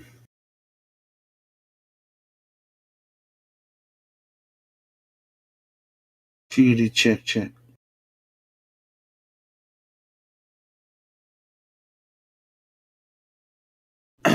And when I'm talking, it's not. Let me jump out and then jump back.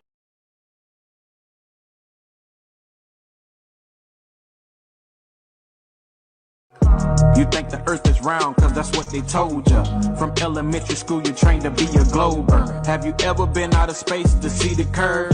Or you just rely on NASA's every spoken word? Regurgitated theories, they be so absurd. All you globetards is just some creepy nerds. By any means globe theories must die. We breaking down lies one at a time. Shout out to the marble spirit level guy. Planes do not dip their nose when they fly. I see the boat again, it came back in sight. Used a pair of binoculars, brought it back to life. The sun is not 93 million miles. No, no. Parallel sun rays through the clouds. Straight down. The Most High showeth his handiwork. Handiwork. When he made the firmament and earth. Earth is flat. Earth is flat.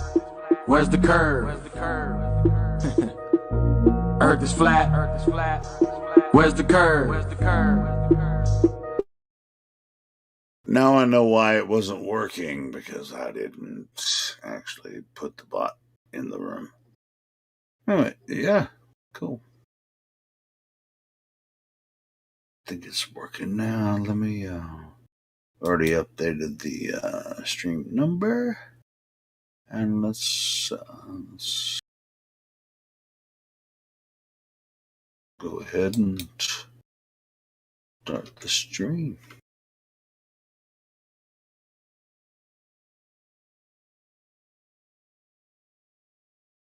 Hey, who's DJing? Go ahead and play another song.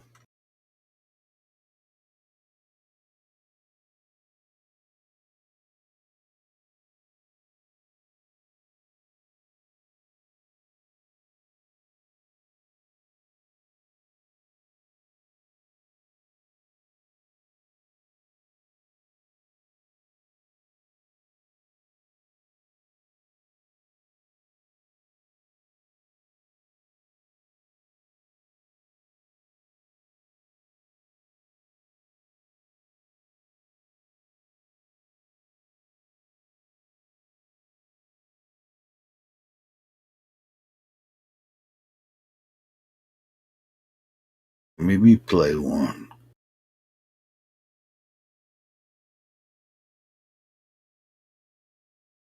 Because I might test myself. Like, should I play this or should I not? I have an idea for a song. Somebody stop me before I do.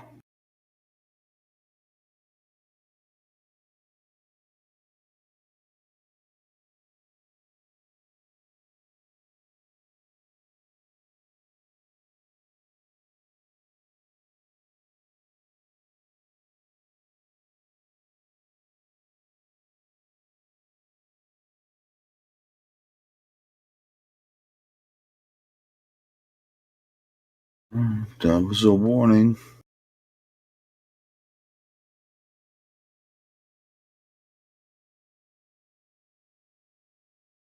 Hurry up. Stop me. You don't want to hear this one. Promise.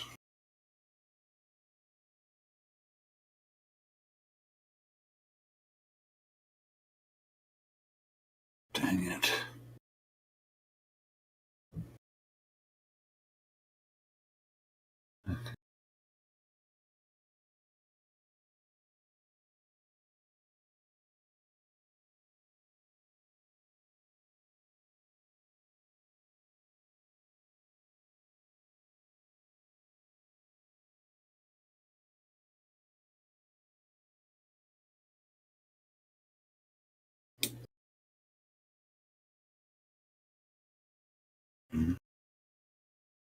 Y'all asked for it.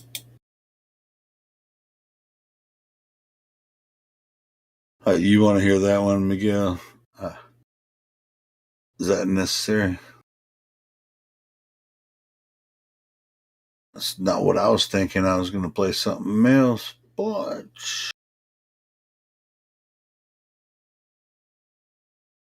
I don't.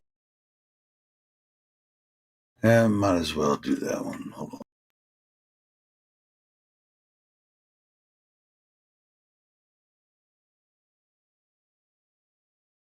See, the one I was thinking about playing, I think it might get us in trouble. Do what you.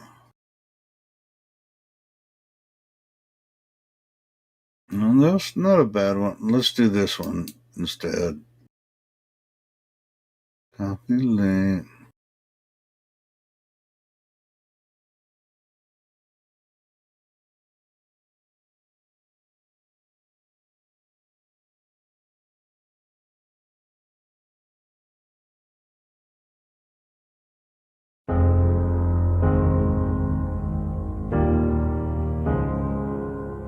Hello, it's me. You know, indoctrination started while we were still naive, programming our beliefs. And that inertia is the reason we don't feel the earth spinning. Hello, can you hear me? Did you ever stop to question the confession of gravity as a theory? Funny thing, Oh, fuck, I forgot. known can be explained with buoyancy and density. The sun is closer than what they told us, not 90 million miles away. Hello from the inside. I'm here to tell you not to lie. And there never was a space probe, and those planets you've left so wandering stars. Operation Fishbowl. There never was a South Pole. We're surrounded by walls of ice, and we clearly live inside of a glass door.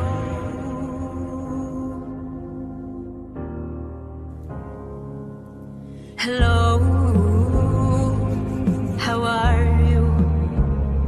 Did you get a chance to join Flat Earth and Globe discussion group to discover all the truth?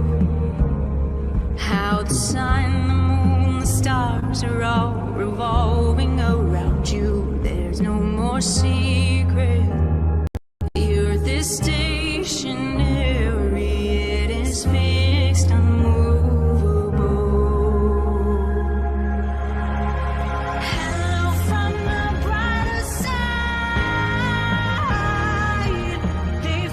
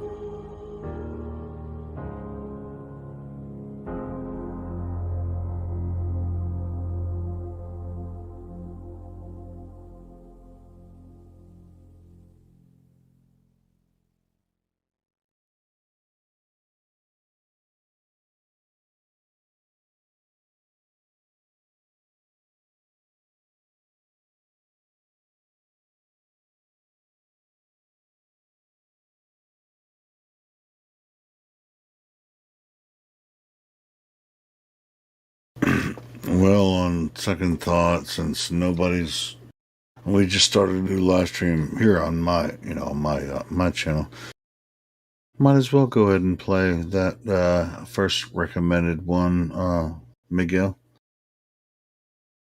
because it's I actually like it, and I think you like it too. That's why you recommend it. So this is one of my parodies. It's a pretty cool song. Let's go with this one.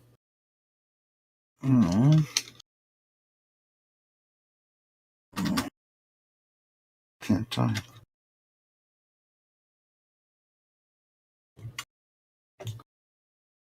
See if this works.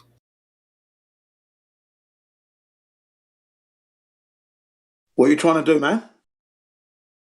Trying to play a song, man. It says to begin playing. Didn't. You got to put in $5. There we go. There we go. I put my quarter in, and now it just. Oh, well done. No, this is a parody I did. 25 cents. You've heard this one before, Jen, right? I'm just trying to get into it. Hang on. Yeah, that's me singing. You know. Yeah, I've heard it before. Yeah, you've heard it. It's a nice track. It's a nice track. Very emotional. Yeah, it was from Miguel. Miguel requested it, and I went in. Very nice. I like it. This should be in the charts. It should be in the charts. What's in the charts is shit at the moment. Oceans are flat, no curve is displayed, and the globers go insane. I hear their voice on the line as their cactus causes pain. Even in perfect weather, we cannot see forever. Wherever you go, whatever you do, I will be taking your globe from you. Whatever it takes, or how your heart breaks, I will be taking your globe from you.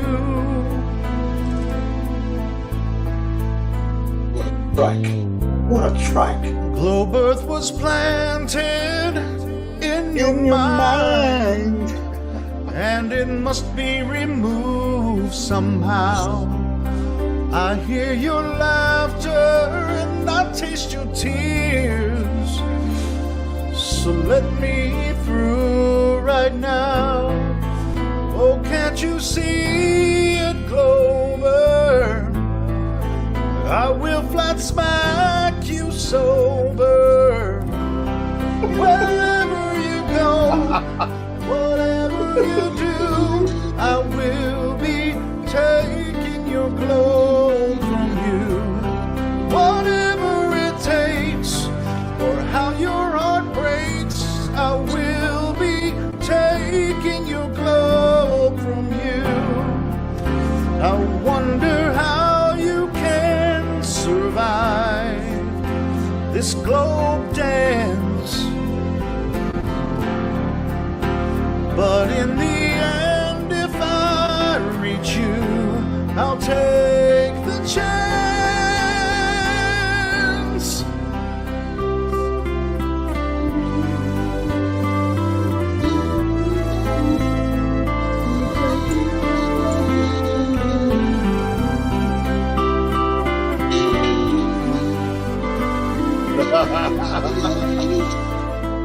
Hey, check this part out, Jen.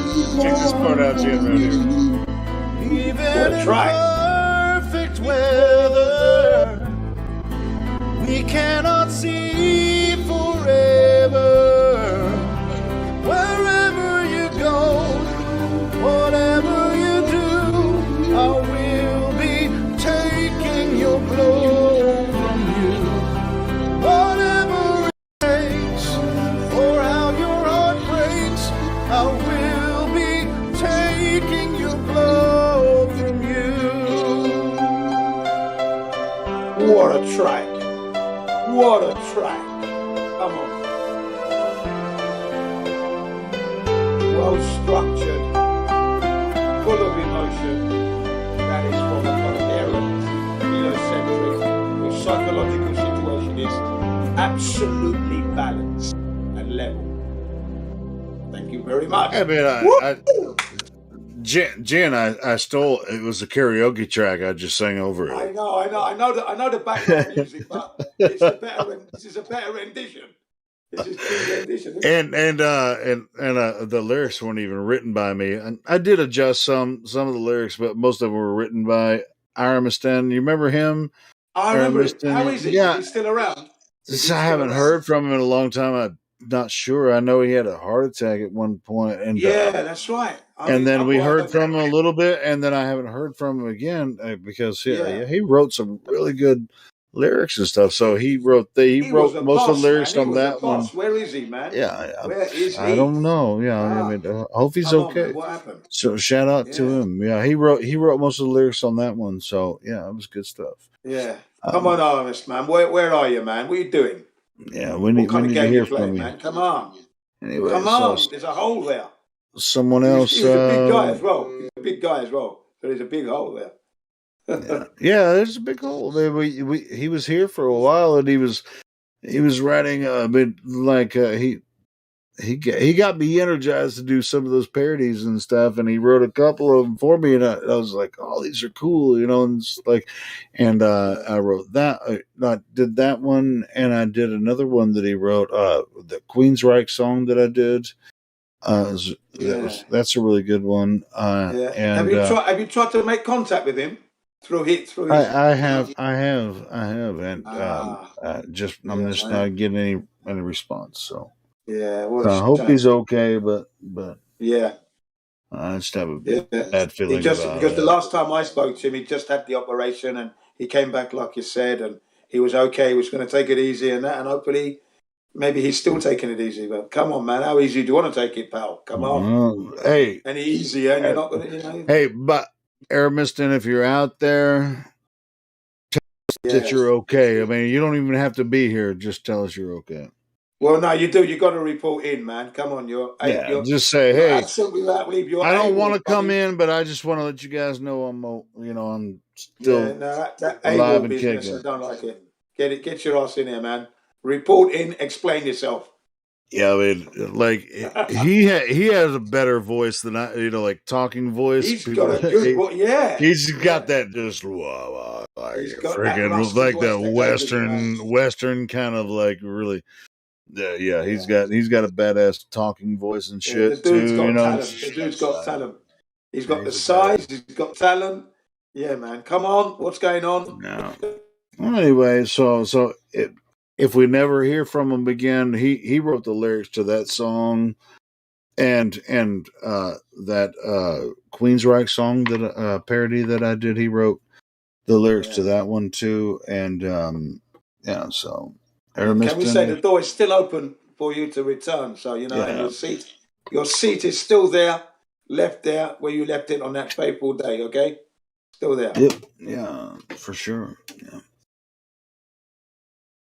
You want to hear that? You want to hear that Queensryche song? Yeah, please. Right, let me see if I can pull it up real quick. This is what I mean. When you look at the psychological evaluation of the flat earthers in this server here, man, what talent do they have? What talent do they have? Fuck. Come on, man. What potential? It's like when he was here, we talked a lot, and he was like, "Hey, man, every time we'd talk, we'd just like it was just like, yeah." He was always like on point with parodies of songs and stuff. But like we were just fans of like different types of music and stuff, and it's just like, "Hey, this is a good idea for a song. How about?" I'm going to write some lyrics to this song. You think you could sing it? And this is one of them that he wrote the lyrics to. and I might have adjusted a few of the lyrics to make them fit, because he's not a singer, but he's really good at writing the parodies, and so, but for the most part, he wrote the lyrics to this song. I mean, you know what? And that last one and the one I'm about to play. What were you going to say? Yeah, Go ahead, play, Sean. and don't forget to play some of that Flatter Day Saint stuff. But he's Oh, bloody good bro, as well. yeah. I'll do Guy's that. shit up, man.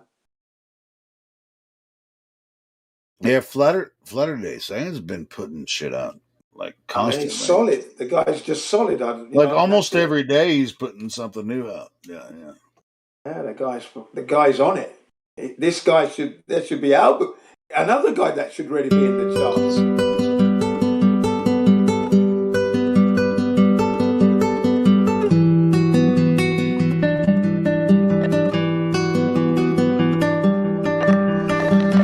I must now tell you why,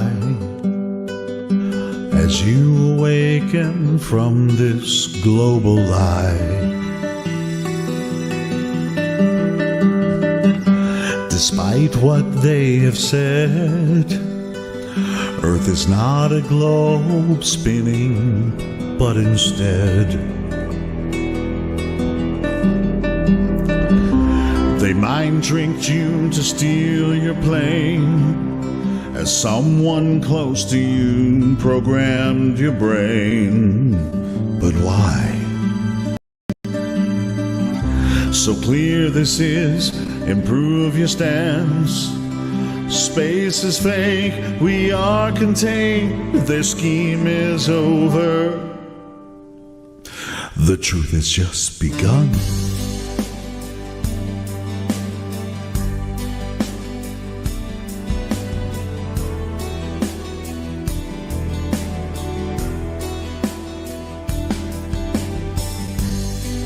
There's a place up in the sky, a pathway for the moon and stars at night. No parallax view of them, we're only using real lies, and truth is shared. Earth's a place that doesn't turn, so face your fears, believe your ears. No motion do they find. I'm handing you this lovely world. Promise me that you will seek this logic with devotion.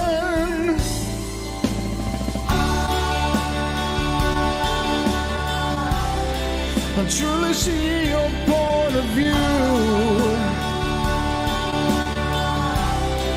I'm gonna teach you how to prove.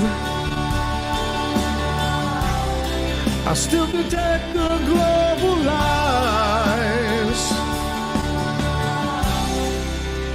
as I explain to you the lies that you do not see.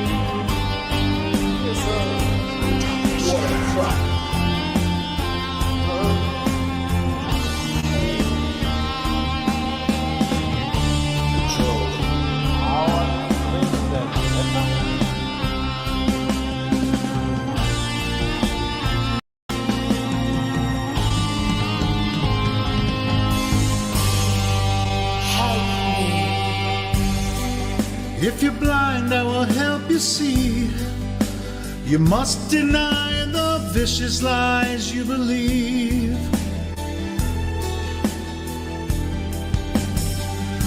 What draws you here, my friend? Come listen now and let's fly to truth.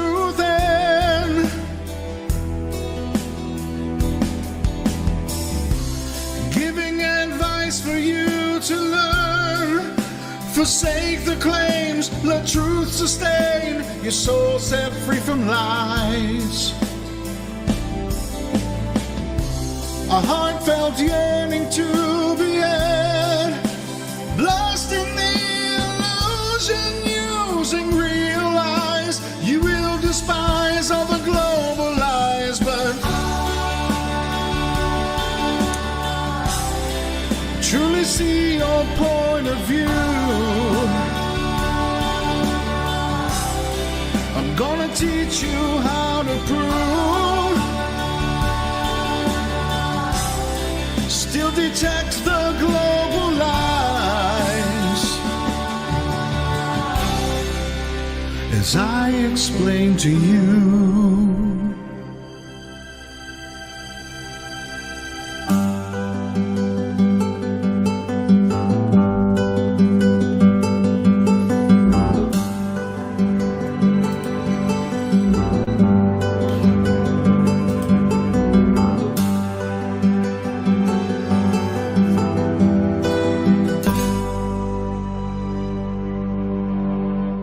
Yeah, that's a good track. That was a good track, that one.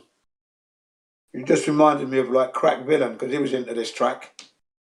So, Crack Villain, you're out there, hurry up and get your ass back in there, man. What's going on? Yeah. What happened, man? Where have you disappeared to? I disappeared and I come back and you're not here now. What's going on?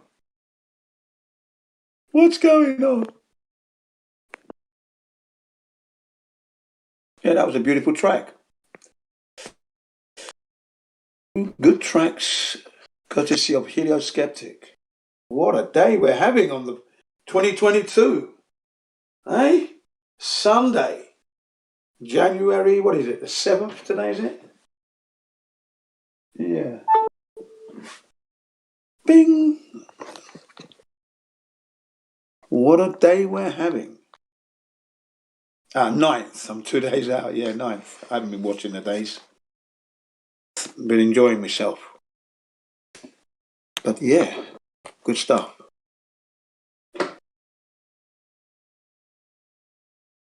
The madness goes on, but we keep our heads, we flat earthers. We keep our heads.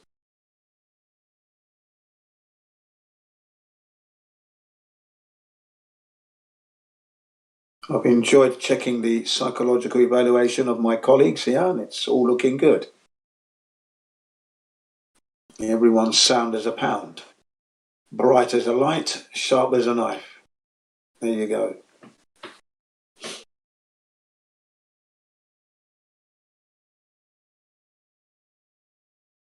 So, where's everybody gone now? Come on. Nobody wants to talk? Wow. Hey, who's that? Ding, ding, ding. No, are people jumping in? I mean, they're not talking, so what's the deal? You're going to jump in and not talk? That's weird. But do you want me to play some Latter-day Saints? I can do that. Yeah, play some Latter-day Saints. He sent me a message today. There you go. Let me find it. This is one of his new songs. I haven't even listened to it yet, so let's see what we got going. Okay, so it's going to be a newie. Look at that. It's brand news, new. I haven't. Yeah, it's you a heard brand it new here song. first. You heard it here first, brand folks. new song by Latter-day Saints. What's the title? What's the title? It's called George Floyd's 4-year-old. George Floyd's 4-year-old. So this could be very controversial. Yeah, well, that's all right. You know, it is. I mean, that's what we do here is controversy. Yeah, we're living in the real. We're not living in the maybes or the might be's or the fantasies. Here's Latter-day Saints' newest track. George Floyd's 4-year-old. Brilliant, man. George Floyd's 4-year-old. Yeah, let's see. MPLAY. Control paste. Here we go. This morning, a little girl shot in her Houston home has been identified as the niece of George Floyd, the man whose murder at the hands of Minneapolis police officer Derek Chauvin drove in this big Lincoln till it went over the bridge. Set off a national movement. Jumped out and dove in the ditch. 4-year-old Ariana Delane now recovering from her wounds. Kidnapped the parents and left the ransom note for the kids. My daughter don't know. I can't explain that to her. What happened? You know, you're the father supposed to be able to take the kids. Police say someone sprayed the apartment with bullets early New Year's Day. I know where you live. Your girl showed me your crib. But the family believes the home was targeted. Broke in the mobile home and stole the stove in the fridge. Got my Slim Shady sticker on your mother's bumper. It's the same apartment seen here. She came home screaming, a bunch of mother jumped her. Where George Floyd's family gathered last year to watch the Derek Chauvin verdict. Burning incense, facing a murder sentence. We got a hit right here. And we got a hit here. Split your carpet and rubs and mess your apartment up. The gunfire punctured Ariana's lung and liver. Give you a kidney punch and mug you to get me lunch. Breaking 3 of her ribs. I'ma go for your mids. Here's a body blow for your ribs. She was sleeping at the time. I'm from the gritty slums that look like the city dumps. My daughter jumped up and said, "Daddy, I've been hit." Unless she told me a fib. And I was shocked until I seen the blood, until I realized that my 4-year-old daughter was really hit. While you clutching your stomach and falling all over you. And she don't know what's going on. She was asleep. Then I'ma have both of you dead. Ariana's father says he called 911 around 3 a.m., but he says police didn't show up until 4 hours later. See me in the summer, legging up against the dumpster. Houston police now launching an internal investigation into the response time. With a $100 jumper, smothered in Southern Comfort. If he had a child, that's the only way he gonna understand. Unless she told me a fib. How he really feel. Drove in this big Lincoln till it went over the bridge. Ariana had surgery and is in stable condition. It's under intense investigation for killing. Police do not yet have any suspects. With my man Swain Tank. Wow. What a track that was. Ouch, man. Holy shit. Yeah, ouch. Yeah. You know what? They did it. They did it. That's why the response time was so long. It was obvious to me. It's obvious to me. They fucking did it. Oh, that's crazy, bro. Yeah, that's what it's like out there. It's war, man. It's war. That's what it is. But they started it. I mean, can you believe that? Oh, no, you don't have to believe it because it's absolutely true. You know, this race riot, weird shit. Yeah, of course. Yeah. Yeah, it's all programmed. Yeah. Unbelievable. Well, let's play another Flatter Day Saints track. Hey, Flatter Day Saints, if you're out there listening, come in here and tell us what that was about necessarily. Yeah, give us the lowdown. I'm going to have a look into that as well. That was wild. 4-hour response. Yeah, I posted it in the live stream, so you can listen. But yeah, I mean, yeah. Like I said, didn't even listen to it. He sent it to me like yesterday, and I think I might have it ready. Actually, I better check. Yeah, he probably sent it to you too. But anyway, he sent me some other tracks too.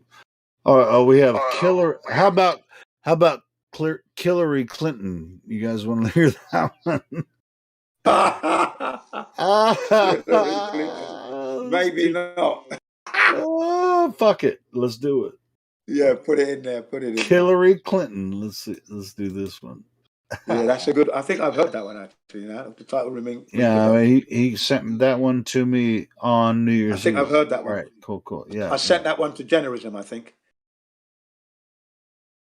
Let's do that one. On a lighter note. Yeah. Hillary Clinton. Yeah, I've got it. That's the last one. He just sent it to me. Yeah, I've got that right here now. Today. I got that today, yeah. I'm going to share with you what I intended to say. Pizza. If I had been elected in 2016. My fellow Americans, today you sent a message to what is now infamously known as Pizzagate. Can we buy pizzas? And you bought, I don't know how many pizzas, but it was a lot of pizzas, and sent them to a literacy, an after-school literacy program in D.C., which was never publicized. I hate the word hacked. Mic check. Madam Speakers and House Representatives, my intention is to make sure your children are not left unattended when the Clintons enter the building. You get my drift? Yes, I do.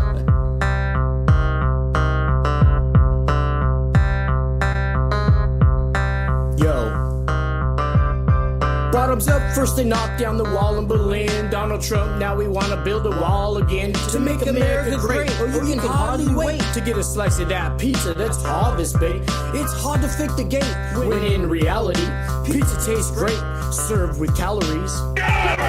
Yo, another fatality. My words are casually exposing the kids, or lack thereof after she froze the kids. Overdose this bitch on a hard Lewinsky. Jumping over the fence, yo, it's hard to get me. Dump you over this bridge into the garbage-inski. It'll take some hard convincing. How could this happen? How low can they go? Yo, couldn't fathom. If the dog ate your homework, what good's the cat when it swallows emails but still couldn't hack them? You couldn't act, bitch, if you ate a Golden Globe. Beat her ass, plain decoded, while I hold your robe. The only way me and Hillary are keeping the peace is if she chops up my body and there's pieces to keep. When you see me on the streets, you better scream for police. For release to your peeps all the email leaks. The only way me and Hillary are keeping the peace is if I chop up a body and there's pieces to keep. You'll never believe what Hillary did to me. She asked Jackie May if she could have a kid with me. Smothered in tomato sauce and dipped in cheese. Makes no difference to me if I put her on blast. She already splashed Putin when he stood in her bath. Yo, we couldn't relax in a pool full of blood.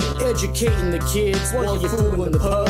Lick, suck as she's sipping on blood. Mix it up in the suds and call it white water. Watch out for Chelsea, yo, like mother, like daughter. I keep the mic harder than Mike Pence's father, but I can be colder than a frozen Corona. Overdosing on COVID after inducing a coma. Toast, la la la, lacking tolerant. Tracking Omnicron, yo, I had to follow. Caught him slipping out of light and I hit him with hollow tips. I had a full clip, yo, and I donated all of it. Put your mask back on. Yo, I already swallowed it. Like Barbara's big bush did to Cheney's small dick. Shit, only way I argue over politics is if I run for president, so all the kids can vote for me. You know you're hoping for that. Yelling Black Lives Matter, bringing opium back so we can kill the white guys with the opium tax. Hope you react accordingly to all that I say. Got Chelsea pregnant, recorded it, and called it a day. The only way me and Hillary are keeping the peace if she chops up my body and there's pieces to keep. When you see me on the streets, you better scream for police. For release to your peeps all these email leaks. The only way me and Hillary are keeping the peace is if I chop up a body and there's pieces to keep.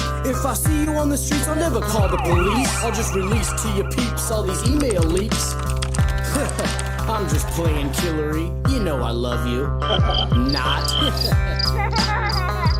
Pizza, pizza. Pizza, pizza. I hate the word hacked.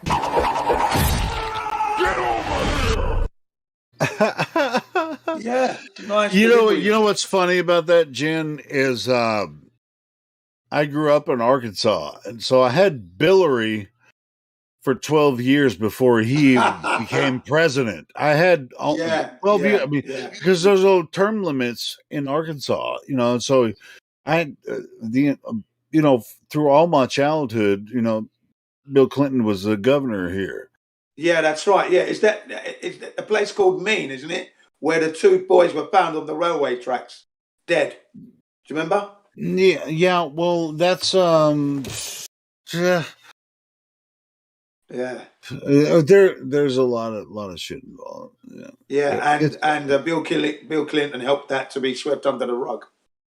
His brother was in. His brother wasn't involved in that, but his brother was just like a party animal, whatever. He was. Yeah. It was just like he just fed off his, his brother's popularity and shit. Yeah. But there's some other shit, involved with Bill Clinton. I mean, he has Mick's son, Yeah, I know, and he's been calling him out, and he's been ignoring him. He's been ignoring him. Yeah, what do you blame him? I guess at the end of the day, I mean, he shouldn't, but that's it do what it do. But yeah, I mean, I grew up in Arkansas, and I was like all through the Billary shit, which Bill and Hillary, all that shit. I was right there, like growing up in that Rough, shit, man, rough. dude. Rough. I was there. I was there when he was elected. As a matter of fact, when I was 18 and I could vote, I voted for Bill Clinton for president. Because I was 18 and ignorant, about It was your process first and everything. vote. But it was really cool because I was like, "Fuck yeah, Arkansas, boom, Arkansas all the way." And I was at the inauguration there in Little Rock. It was a really good time. I was going to say something, and those words that you often hear, they only meant something from one person that I know, right? My fellow Americans, right? There's only one person that said that sincerely and meant it. And who do you think that was? My fellow Americans. And meant it sincerely. Meant it? I don't know. I mean, only one I could think of would be JFK, maybe. That's correct, JFK. No one else said it with any kind of conviction and from the heart than JFK. No one else said it any more than that. Yeah, and perhaps Abraham Lincoln, but I wasn't allowed to hear him speak. I don't even trust Abraham on that level, because we really don't have enough information, that far back, about. Yeah, but definitely. But yeah, I mean, but as far as modern people, JFK. JFK was the only one. No one else said it better than him. No one. Yeah. No one else has. And that's whenever I hear those words, I instantly think of him, and I instantly think on how pretentious Hillary said it, and all the other. Oh yeah, they're so full of shit. All the modern politicians are so full of shit. Nobody should believe a goddamn word they say. Yeah, but JFK said it with conviction. And you could. He meant those words. He gave a couple of speeches that called everyone out. And so it was just like it was just like everyone knew he was going to die because of what he said, And he's not the only one. There are a couple of other presidents too that talked a lot of shit. Yeah, he knew it too, and so he knew. Well, it was like, am I supposed to die? Am I supposed to say this? Okay, I might as well be dead. Maybe they went to Tupac Island. Who fucking knows?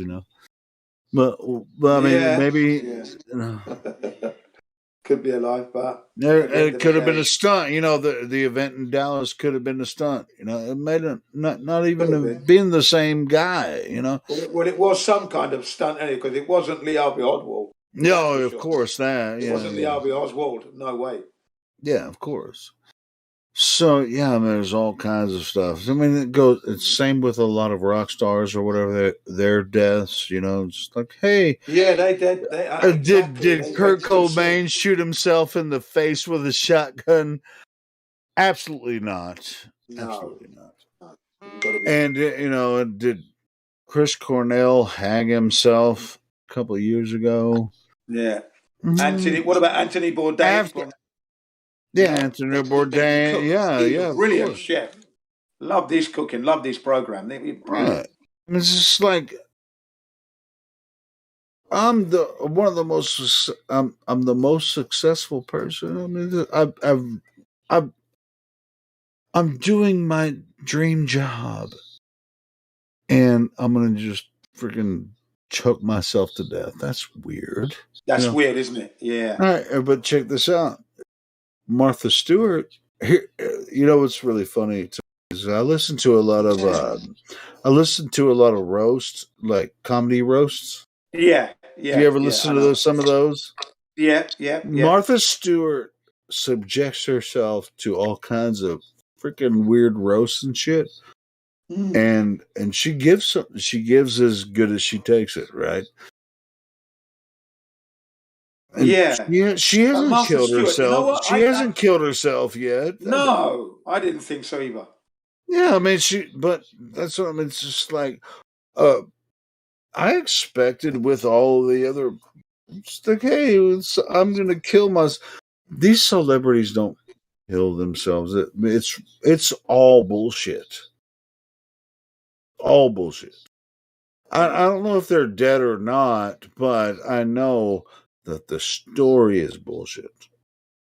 Yeah, because Martha Stewart, didn't she go to prison because Robin Williams, listen, man. I mean, Robin Williams, I love that fucking actor, and his performances, his stand-up comedy, and his movies and shit. I love that dude.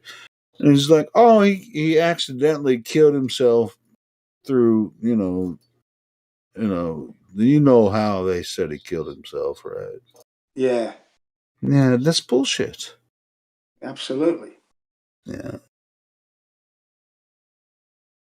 That So Martha Stewart, right? She ended up in prison for an accusation on insider trading. Do you remember that? Yeah, well, that may or may not have been true, but she did Yeah, that's spend time bullshit. in prison. I mean, it was a white prison, right? You know, she was like, Yeah, that's so it's a safe prison because of whatever. her Yeah, but financial anyway, status. and then after she got out of prison, she's doing these like comedy roasts and performances or whatever, and she's still doing the same thing she was, and she's really talented. You know, writing books and doing TV shows and shit. I mean, she's a talented woman. It's just funny, like when you watch her on these roasts. So, like the people when they're roasting her, oh, it's fucking so funny because they always roast her about her prison time. Talk Yeah. about Shanks and shit. It's all funny. And she takes it like a champ. I mean, she takes it on the chin. It's like, boo. And but when she gets on the platform, she roasts them right back. She's funny. Right. And so she should. But is it all just play acting and theatre? Oh yeah, of course it's Hollywood. What the fuck you think it is?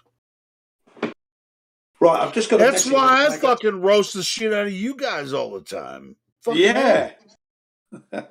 And you roast the shit back out of me. I mean, it's like roast me. I mean, it's just like, are you not gonna roast me? Are you scared to roast me? Fucking roast me. Roast me.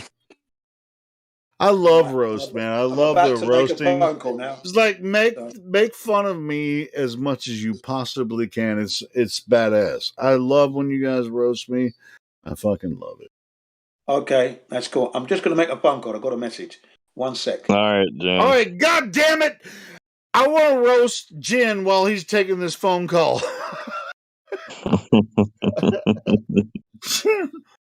What y'all been talking about up here?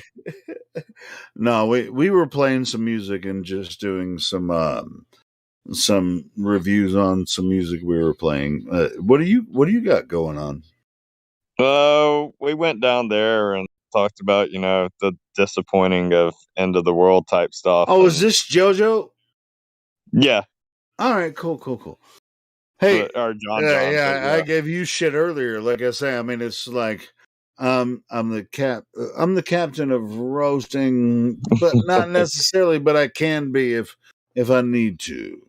So I roasted your ass earlier. But anyway, so what do you think about what you found out in the other part of the server? Honestly, man, it's disappointment. That's all it leads. All right. So as far as flat Earth goes, is this something that's new to you? You've talked to flat earthers before, or is this your first time talking to people? I can't even really go into how long, like when I first started questioning the globe. I mean, I was taught homeschool in a Christian school system, so they didn't sit here and go like, "Hey, this is a flat Earth." they more so treated it as like how we're even discussing. It's like more so of, hey, we've got to teach you about the globe. However, you have to realize this is coming from people just talking whatever they want to and push to a belief. So that's how it's been all my life. All right. So, but you were introduced to the flat Earth at a young age. Yeah. Oh, well, that's interesting. I didn't know that. I didn't know that. Yeah, that's the one thing that I do enjoy about being homeschooled. You're open up to more of, hey, this is something that's an opinion that's going to be pushed down your throat. That's what's really cool about, like, this is the reason that I test people when they come into the flat Earth server. It's like, hey, so have you ever talked to anyone about this topic before? Yeah. What do you think about it? You Right. know, it's not about us trying to teach them about flat Earth. Nobody here is trying to convince people that the Earth is flat. Exactly We want to know what what information they've come across and why they're looking into it. It's not about us trying to convince them. Yeah. Yeah. So. When I was more grown up and more mature and I actually started saying, hey, what do I actually believe? With anything in life, this is one that, came into question. But I had a little bit of the fundamentals of already questioning the heck out of the globe. So at a young age, you were introduced to a questioning of the idea of globe Earth, and you were given an opportunity to consider one or the other at a young age. Yeah. Okay, cool. Yeah, but still our testing and everything else had to be about a globe, and things like that. So no, I get that. I mean, shit. I mean, I thought the Earth was a globe until about 6 years ago. When I really took a hard look at it. Yeah, I mean, there's no shame or anything about that here. Yeah, that's one of the best things, in my opinion, is the older you are and the more honest you can be, the better person that you're going to be. To sit here, we've listened to a couple of people in the last couple of days sit here and say, hey, honestly, I don't know. And then you got some people who just argue it till they're blue in the face and become very childish and have Well, they want the globe to be the globe to be real so bad. Yeah. They have no evidence for it. Like all the time. They act. So what happens in some people's mind, and it's ones who get to being so angry, is subconsciously they are feeling that if globe is determined to be not real, then that means they got to question everything in their life. And I sit here and I'm, what makes me hit my head against the wall, I'm like, majority of us, except for my parents didn't let me believe in Santa Claus, but majority of us were taught about Santa Claus, and then we were taught about, hey, he's not real, and then I just don't get why so many people, as they grow up and they start to hear the truth of, well, why don't you question the globe? Like they just continue to hold on to it like it's Santa. It's unbelievable.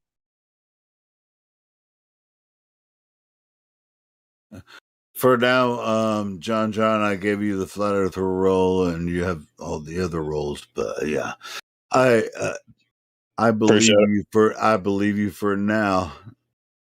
Because of it, I was testing you, bro, man, and I actually believe you now. As a fellow Southerner, because I can tell you're a Southerner. Yeah. Yeah, I mean that's the one thing that's about me the most is I'm a realist. You know, if someone comes to me, I don't care what it is. If they come to me and say it's hearsay, then I can't then I'll reply back and be like, "Well, I can't say that you're right or wrong." The only thing that I will say is like people will do it back to me, you know, with my religious belief. And I'll say, "Hey, look, I get it. I understand that you can't say that I'm right or wrong just because I'm providing you what someone." So I get it. Well, no, I mean, you were in another room tonight, and maybe they were talking about creation, Bible, or whatever, right? Yeah. Yeah. And so for the live stream, we try to keep it on science, you know, and I think that's wise. yeah, it is definitely wise, and that's why we do it. So yeah, see, you're a Yeah, wise individual. you know, because to be fair, completely fair, someone can come to me, yeah, or if we were talking about religious stuff here, someone could sit there and be like, "Oh, well, here they are believing in a book, or believing, you know, these men who read a book, but they want to sit here and say, hey, disregard what Isaac Newton said and yada yada yada because you know you can't prove it." No. But Yep. here's the other. On the other side, we can say, hey, you believe in the Big Bang, and you have a. They think Exactly. they think they don't have a creation story, but they actually do. So when we point out that they have a creation story as well, they get really triggered. You know, it's like you guys Yeah. don't even understand science, and they just really get triggered and start throwing all kinds of weirdness about gravity and all this kind of stuff. But gravity is their creation story, and Yeah. and they're they get very very frustrated. But that's okay for us Yep. because we already know where to go with it. Yeah. Yeah. It's just I don't. I mean, I get it that some people want to hold on to a belief, and that is fine.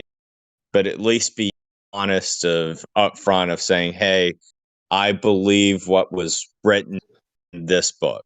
You know, and that's totally fine if you want to be like that. But Yeah, I when mean, people, yeah, I believe Darwin. I believe Einstein.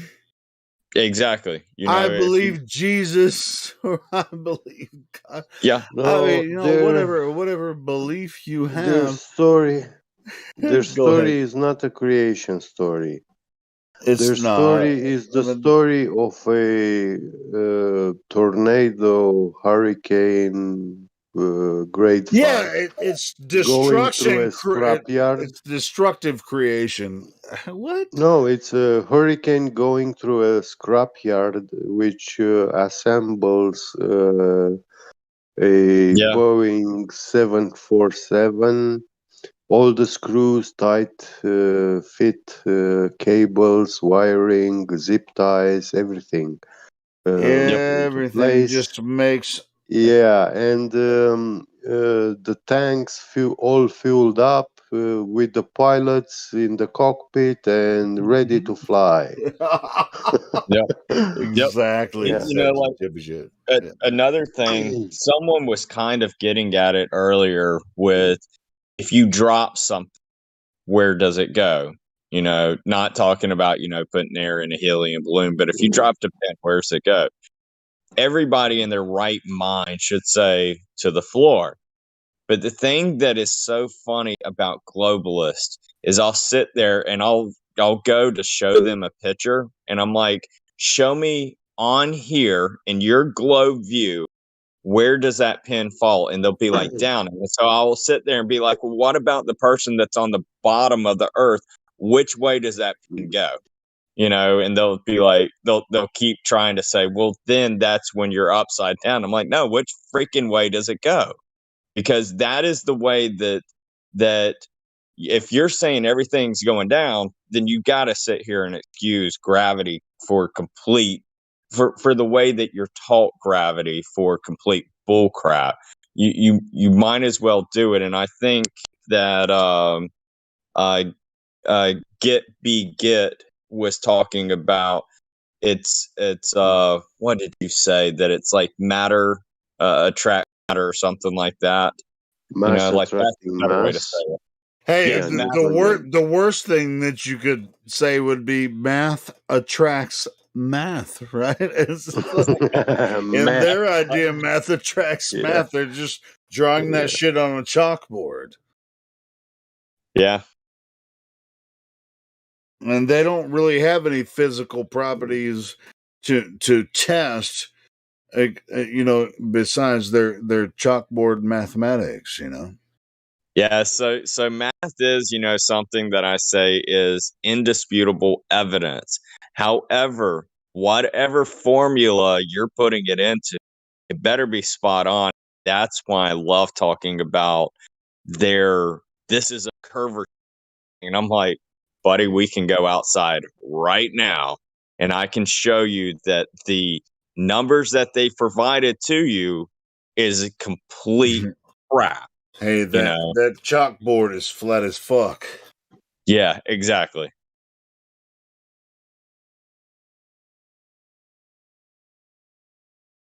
Pardon my French. I'm still trying to have somebody show me something, because another thing that a globus will tell me is light bends. I just want to see light bend, like a laser bending, a level laser bending. I got to see it. Well, in a short test, you can actually make that happen. I mean, you can make light bend in a short test, but it really has nothing to do with Earth at all. You can actually you can make light bend, in a short, small test. So like one of the light or laser going through a fiber optic is not bending. Shit, you could freaking put a laser pen next to a fish tank and make the light bend. What the hell? I mean, it's fucking easy. No, it's not bending. It's actually the medium changes the angle of propagation. It's called refraction or diffraction. Yeah, the refraction index. So like I posted a video earlier, but basically what I did is I put a laser right beside the stream coming out of my faucet. And then I took a balloon with friction on it, and I put it up to the water. And so you can see the stream going around the balloon because, it's pulling it in. However, that laser that was pointed straight down with the stream is still pointing straight down. It doesn't go through with following the bend with that water. All right, so light. I tell you how that medium is water. When you have light traveling across Earth, even though there is it's considered a fluid medium. It's much less dense, right? So if you can see Chicago from 50 miles away, across Lake Michigan, that's pretty significant. And it's not refraction. It's not the refraction light index that's causing you to be able to see Chicago from 50 miles away.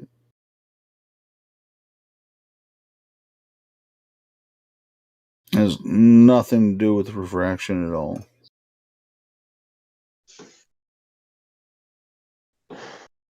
And Rob Skiba and who was the other guy that went with him on a boat? They proved that by, hey, I can see Chicago since I can see it from here. Let me move and take this boat and move closer to it and see if I can see it bigger and bigger and bigger and bigger. And guess what happened? That's what happened. They kept moving toward it, and it enlarged in their view. And it's like, oh shit, there's Chicago. I mean, it's just like they saw it from one side of the lake. They got on a boat, moved toward it, the closer they got, they could see the city larger and larger. Very simple. It's very, very simple. Well, it's pretty logic because things that move away from you, they look to become smaller and smaller the further they go.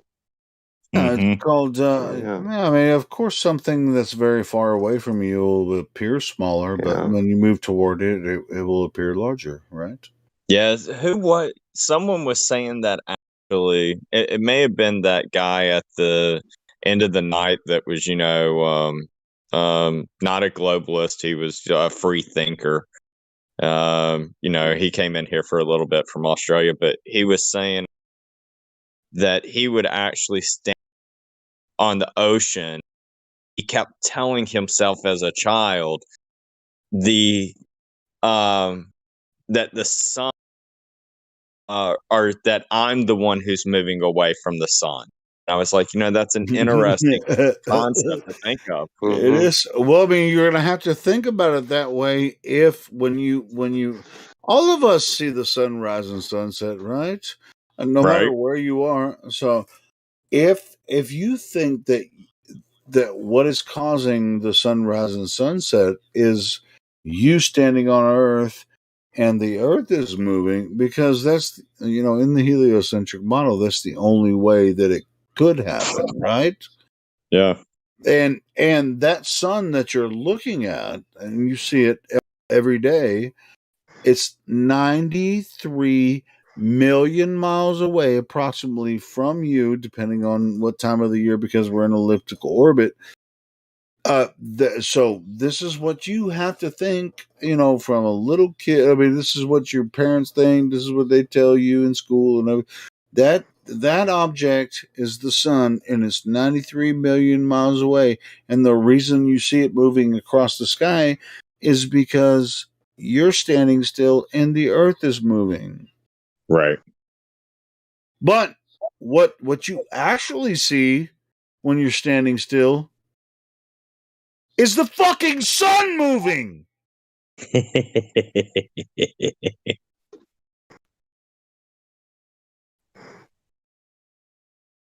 Yeah, it's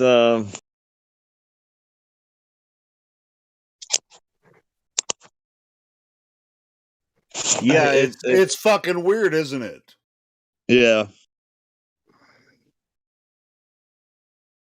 You can, I do it all day long. I'll sit on my porch and watch the sun rise. Yeah, and you see that sunset right motherfucker before night. move from horizon to horizon, Yeah, and it was like I'm sitting on Earth and I'm just spinning and watching the sun stand still. Yep. Hell the fuck! What the? That's so weird.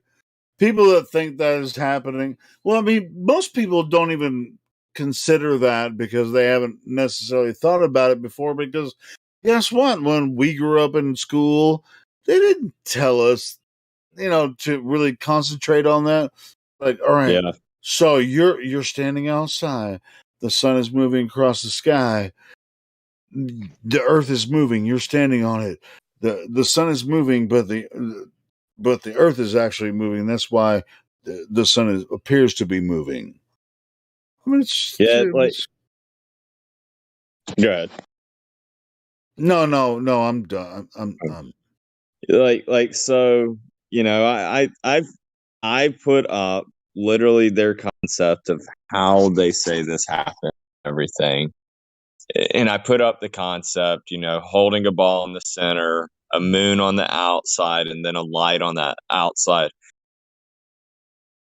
To say that the sun is spinning and the Earth is spinning, but the moon stays still. Yeah, But we yet, haven't got into the moon yet. and yet the moon orbits Earth. So here's my question. Okay, well, obviously we already know what the answer is going to be. Complete bullshit is going to be it. But all right, so if to think of this for a second, if Earth orbits the sun, both spin, okay, that's what they tell us. Then why is it the moon orbits the Earth, but yet the moon gets to be stationary? Makes no freaking sense to me. Both are doing an orbit, yet for the Earth one to the moon gets to be stationary. Yet to the Earth to the sun, they both get to spin. Makes no fucking sense. No, wait. Yeah, the moon. Don't even get me started on the moon because I can. Yeah, it's it's a weird idea because where did the moon come from? As far as now we have the sun and the Earth, but where did this moon come from? Yeah, their story. Do you know what their story is, or where this moon came from? So hold on a second. Let me say this fully. The theory that I have heard is that there was Earth, and then there was another planet that kind of hit us. And when they collided, it formed the Earth as what we know today, and a fragment of it became the moon. I can't remember what that planet was that hit us. Yeah, that's a similar story, from what I understand. Yeah, of course. So then, with all the gravity, and there's gravity everywhere, right? Just making shit spin all around, and yeah, yes, exactly. Yeah. So and yeah, it gave the Earth the iron core. Yes, which is impossible. Like that was probably my biggest thing that I was pissed off about when I was a little kid. They sit there and say, how can you say it's impossible? Time is the magic. Fucking A, bro. We have millions of years. I mean, this shit happened. This shit happened millions of years ago. Well, how can you say it's impossible? That's fucking crazy. Like, they say that the center of Earth is magma, and I would literally sit there and be like, all right, so are you getting that just because you visited a volcano and you're like, hey, it's pumping up through there? Because I could sit there and go to Kentucky's Mammoth Caves and go really, really deep into the ground, and there's no magma. And in fact, the further you go down, the more cold it gets. So, like, if you're telling me that the center is magma, then technically you would have to freaking agree to the fact that the Earth heats itself up, which you don't even want to go there if you believed in that. So I don't know that. Hey, Judge, what is the moon? What is it really? Yeah, what is it? I honestly, I don't know what the moon. Hey, welcome to the club. Nobody else does either. I've never actually had that question. Yeah, welcome to the club. Nobody knows what the fucking moon is. We know what it does. It moves around us, and this is you know what the name of months are, right? The months. These are the moon cycles. Well, now, why do they call October when it's the 10th month, but it's actually 8, right? Yep. September 7. Come on, man. Yep. Welcome December 10. Come on, man. There's all kinds of fucked up shit with the way they've made all of our timelines. So to my understanding of what I've heard, the reason of why that is because of like Julius Caesar wanted to be considered into this. All right. Well, yes, you're exactly right about that. It's a Roman system. Yeah. And so if that, and I hate saying ifs, and that's 12. It's 12. That's 12. Yep. So and that is why our seasons are kind of screwy once in a while. Did you know that this is I guess still a theory that I heard, but I have heard that back in like way before the 80s and things like that, that for the winter month there was no actual December, January, February, so to say.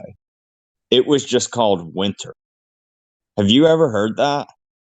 Well, yeah, I have, but there's always been fall, winter, spring, summer. So yeah, they had their they had the seasons like that, but basically they had and when it got to, December, they didn't call it December. They didn't call January, No, I February. mean, that's the Roman calendar. But yeah, if you go by like say say the Hebrew calendar, those are 11 months.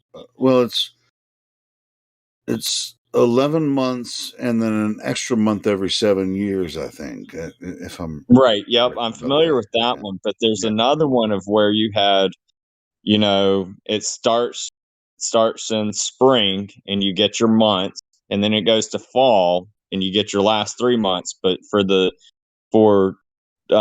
winter time, there's no month. It's just called winter for 90 days. Okay, yeah. I mean, in the winter, nothing can grow, because it's cold. Yeah. So the reason why, again, all completely a theory, but the reason why they said that was done was so that our seasons could not be messed up. And yeah, that makes sense because it's a reset. It's a reset. Correct. Yeah, because we technically, in all honesty, you cannot, even though they do, they'll sit here and be like, today marks the first day of spring. Fuck, it don't feel like No, spring. it It don't look doesn't. like spring. No, it fucking don't. Yeah, especially on the Roman calendar. I mean, yeah, it's fucked up, man. The way they 1 year you'll be like, yeah, spring started 3 weeks ago. And another time you're like, dude, I'm still freezing my ass off in snow. Yeah, exactly. Yeah, it's fucked up, man. Hey, but I mean, as far as functionality goes, I mean, with all the other nonsense going on in the mainstream media, this calendar idea really it affects us spiritually, and most people don't actually understand that. They don't know how they're being manipulated through the manipulation of the calendar. Yeah, like me and in a totally different Discord, we were talking about it tonight. So, Good Friday is not actually on Friday; it's actually on Thursday because it says. Well, I mean, you want to talk about dude? There's less than 3 days. Correct. Exactly what I was about to say. But that's for Easter time. Yep. But anyway, yeah, but it's also for it's for humanity, to understand. It really it's a general idea in my mind, and a lot of people. I mean, there's a lot of different views on this, and I don't want to go into that now. But yeah, yeah. But yes. I mean, and even in the Christian idea and standard, yes, of course.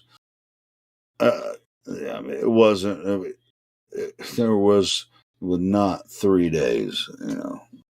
There were not. So not the way they explained it. Anyway, go ahead. Jump into sideways just so we don't, so we keep this more science. Have you ever heard the theory that when you were asking about the moon, have you heard the theory that the moon is a reflection of Earth? Are you talking about the? Yeah, I have. Yeah, where and that is the reason why it does not spin. Because it's well, well, then you're going to get into science, cause and effect, right? But you would. You can't say that the No, you reason definitely. the moon doesn't spin is because it's reflecting, shape of the land masses on Earth, all that kind of Yep. shit. Well, there would be some. So Well, who knows? it's a really interesting theory, but but yeah, sure, yeah, and Yeah. So someone needs to, one day somehow just build a, for real wrecking ship that flies through Antarctica or whatever. I don't think that's really necessary to know that we are a creation, definitely. and it's a beautiful place that we live, and people are trying to destroy it, and most of the masses have been convinced that this Earth that we live on is something that it's not, and I think it's important for not for us to convince them, but to show them that they have been deceived in whatever way. I mean, however whatever message, however we can whatever way we can reach our friends, family, people through the internet or whatever. It's like, hey, we're not trying to convince you you've been deceived. You already know it. You already know it in your heart, your mind, and your soul. Yep. This Earth is not a globe. This is our place. Creation for us. Yeah. Yep. This is our observatory, or is the way that I use for science. Yeah, cool. I mean, when people come here and say, "Hey, convince me the Earth is flat," and if any of the any people that know what's up, all of us is like, nobody here is trying to convince you that the Earth is flat. Right. And see, you have to know this. We'll give you the information that we've come across, and then you can choose for yourself. Exactly. That's the thing that I like about it, is that no one's saying that Antarctica is surrounding all of the world. Yeah, and nobody here. Have you heard anything about a dome tonight? Exactly. Nobody said anything about a dome or Antarctica. The ice wall. Nobody said anything about that. Yeah, like we don't have to. We don't have to. Right. Nobody's trying to convince you of anything. You see the Earth as it is, and you accept what it presents. Now, if you want to find a dome, get your ass in a rocket or whatever the fuck you want to find. This fucking dome, or you want to go to Antarctica, that's on you. I mean, it's going to be a tough trip if you want to go to Antarctica. But the Earth is as it presents itself. Yeah. Yeah. You can believe somebody about this, the space and all that kind of stuff, but nobody here is trying to convince you the Earth is flat. Right. The other one about learning about land masses of sizes and things like that. Like, that is always one that's hilarious to me. I've never seen a globe that's been made that has the land masses correct. Like, either you'll see like America is the exact same size as Africa, so to say. Are you talking about globe projections? Yeah. Well, those are sort of necessary. We kind of need globe projections to travel. No, or no, I'm not talking about like that. I'm talking about, people that have a globe ball in their house. Oh, you're talking about the globe, you like spin it around and it's Yep. like this. Yep. Oh, Greenland's freaking huge. Yeah, It's exactly. small. No, Greenland's really small, but it's actually really fucking huge. Yeah. And like I've yet to see like a globe that has all of the continents being the exact size. There's stuff like that. It'll be, Greenland small, and then they'll have, like Australia to being like the size of Yeah, it's all stretched out Florida. like weirdly.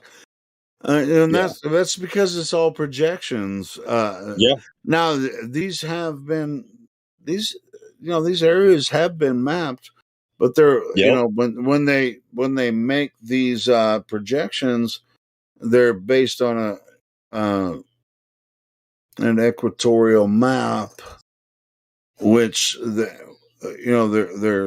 they're squeezed in squares. And Yeah. it's yeah. So don't ever any map you ever look at or a globe or whatever. Don't believe that the Earth looks like that at all. Right. That's dumb.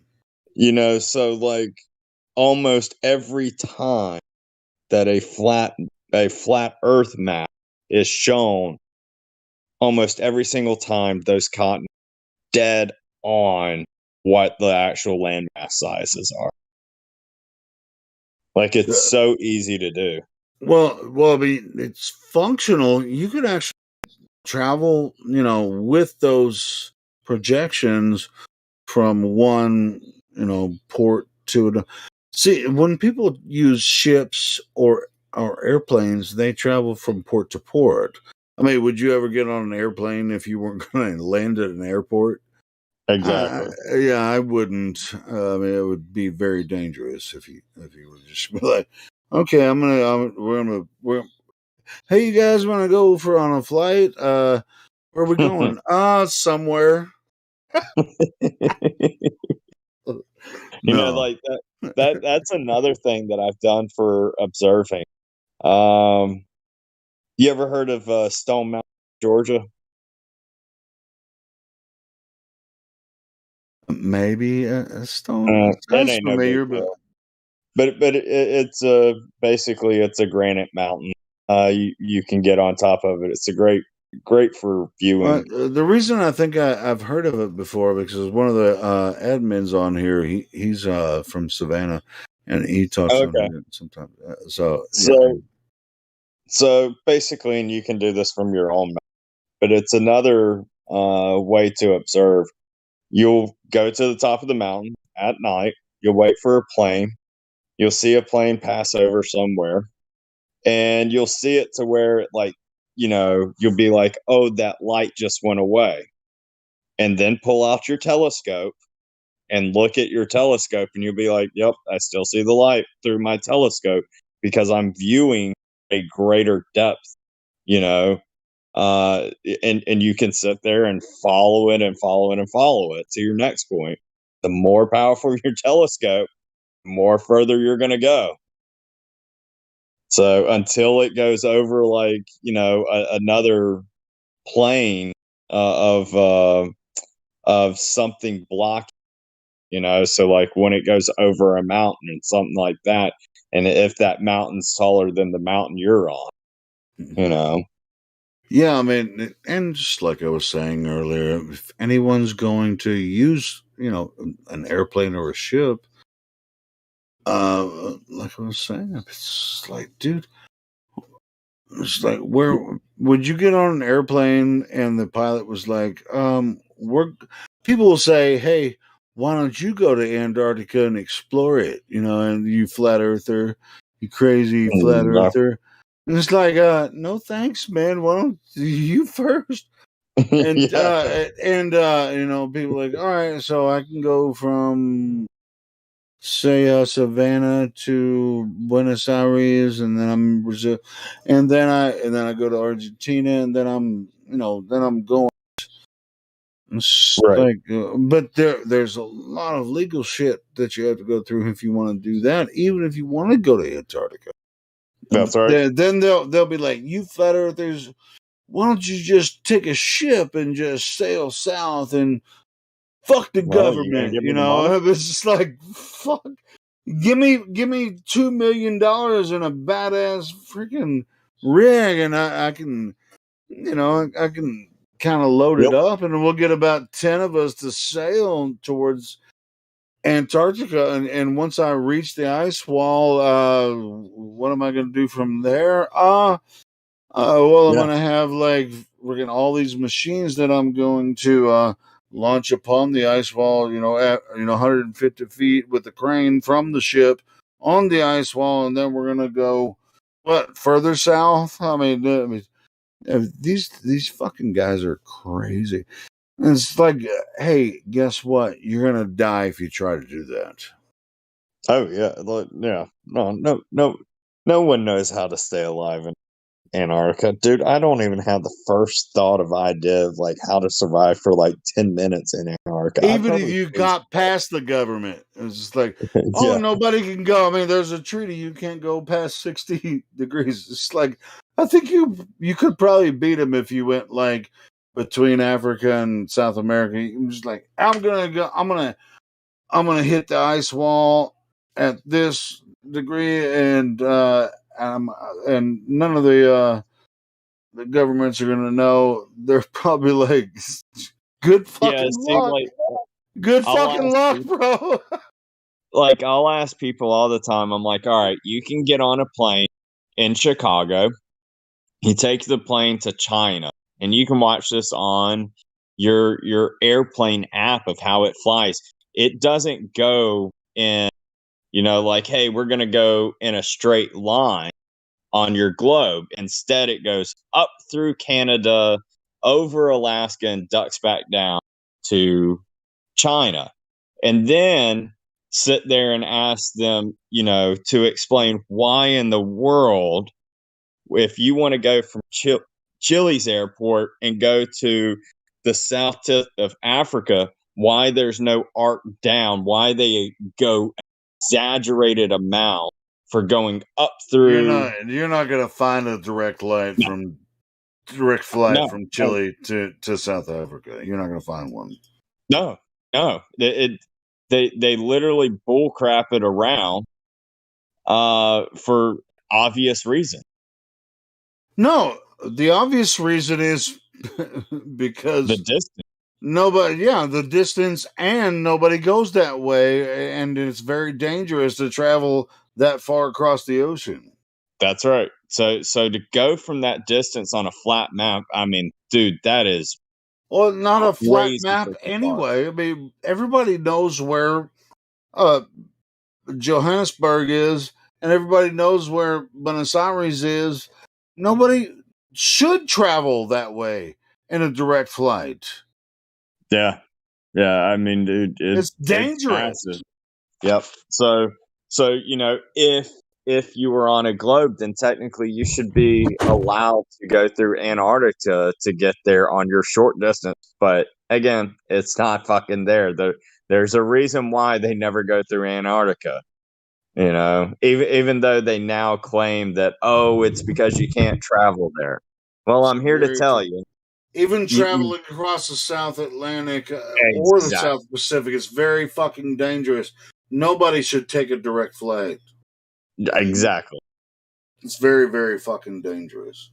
Yeah, that land distance is insane. I mean, me and you know that it's insane, but to a globalist, they'll be like, "Oh, it doesn't look far at all," and it's like, "Oh, well." Sometimes they'll claim, "Well, people do it all the time." It's like, yeah, right. Prove it. Yeah. Show me that one. I'll even take the flight radar 24 hours. Just show me that one fucking plane that's doing it. It's like, you goddamn lie. Nobody. All right, you do it. I mean, you're gonna have to charter the fucking flight by yourself because it's really dangerous to travel across the South Atlantic. Yeah, nobody goes that way, bro. Yeah, like if you so much believe that, anybody ever came into the server and said they believe it, I will sit there and be like, dude, Oh, I will give you thousands people of say that dollars. shit, bro. They say that shit all the time. Come back within 3 days time, because that's definitely enough time for flights to be going. Come back in 3 days time, show me which flight number you've seen, and I'll go and verify it as well. And if you can do it, you agree, and I'll shut the fuck up. Yeah. But if you can't, get the fuck out of here with SARS. Yeah, go from Buenos Aires to Johannesburg, one direct flight. Yeah, exactly. Go for it. People just they don't grasp it. They want to believe so much into a globe that they'll believe whatever they're told. Or Chile. What's that? Santiago to Johannesburg. Exactly. Yep. Either way. I mean, nobody travels that way. You go north first, and then you go south. That's you exactly travel right. along the coast. That's where everybody is. It's very, very fucking dangerous to try to travel across the South Atlantic and the South Pacific. So, why would anybody even try to do that? You have to be You have to be a cruise ships don't soldier. even do that. Yeah, I mean, is there anything over there? That's a dumb fucking path to go. Check this out, though. Here's something else. Maybe in the South Pacific, there's another continent. Have you ever? I'm sure you've thought about that before. That's Tupac Island, right? That's right. I mean, in all honesty, who knows? I would actually love to own a plane to where I had great fuel supply. I would love to tour the world, of seeing it for what it is. But I don't have that much. Hey, I'll tell you what, I mean, as far as known lands, if you go in an airplane and you're able to fly, 15 to 20,000 feet, you're going to see the Earth the same way that it appears to you on the ground. You're going to be like, this is Earth. Well, right. No models, no maps. It's Earth. It's like, I'm going. Yeah. I knew it. From Arkansas to Kentucky. I'm going to Ohio. I'm flying over Ohio. It's going to take you a while, but yeah. If you have a lot of fuel and you want to fly around in North America, you're going to find out. Oh shit, this looks badass. This is what I thought it would look like, and this is what what I saw on on Google and shit. This looks exactly right. I love it. I mean, and I've been to several cities, and they look as badass as I thought they would look. I haven't been to South America. I'd love to see parts of South America. It'd be really badass. Oh heck yeah! I haven't been down there, but I want to. The furthest I've been in that direction. So you're in Kentucky? I'm in Georgia. Oh, Georgia. My bad. Yeah. Yep. I was just using Mammoth Cave as a point. No, it's cool. Oh wait, I mean, I obviously you have a southern accent because we have a few people here that live in Kentucky, and so I was just like, but we also have some people from Georgia that aren't as don't have that hard southern drawl like you got. It's all good. Yeah, I think what's happened is Atlanta is filled with diversity so much that no one can really develop a accent to a point, because they're hearing it from so many different people that they're learning to speak with no accent at all. Well, anyway, you've kept your southern heritage, but you have it, man. You have your Georgia. You've retained your Georgia Southern. Yeah. I had to move out of the city to help it too. That's all good. Yeah, I mean, I've lived in Arkansas for 30 years.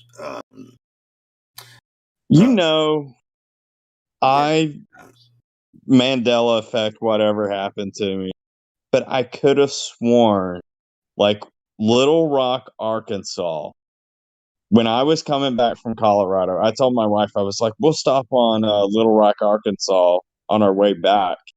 And she was thinking of it as, hey, just a place to crash for the night and get back to drive the rest of the way to Georgia. Yeah. When we got there, I was like, yeah, we need to start pulling up, these mountains to go and see. And she was like, what the fuck are you talking about? I was like, there's shit to do like that, right? And she was like, no, sweetheart. Like, where the fuck, what planet are you living on?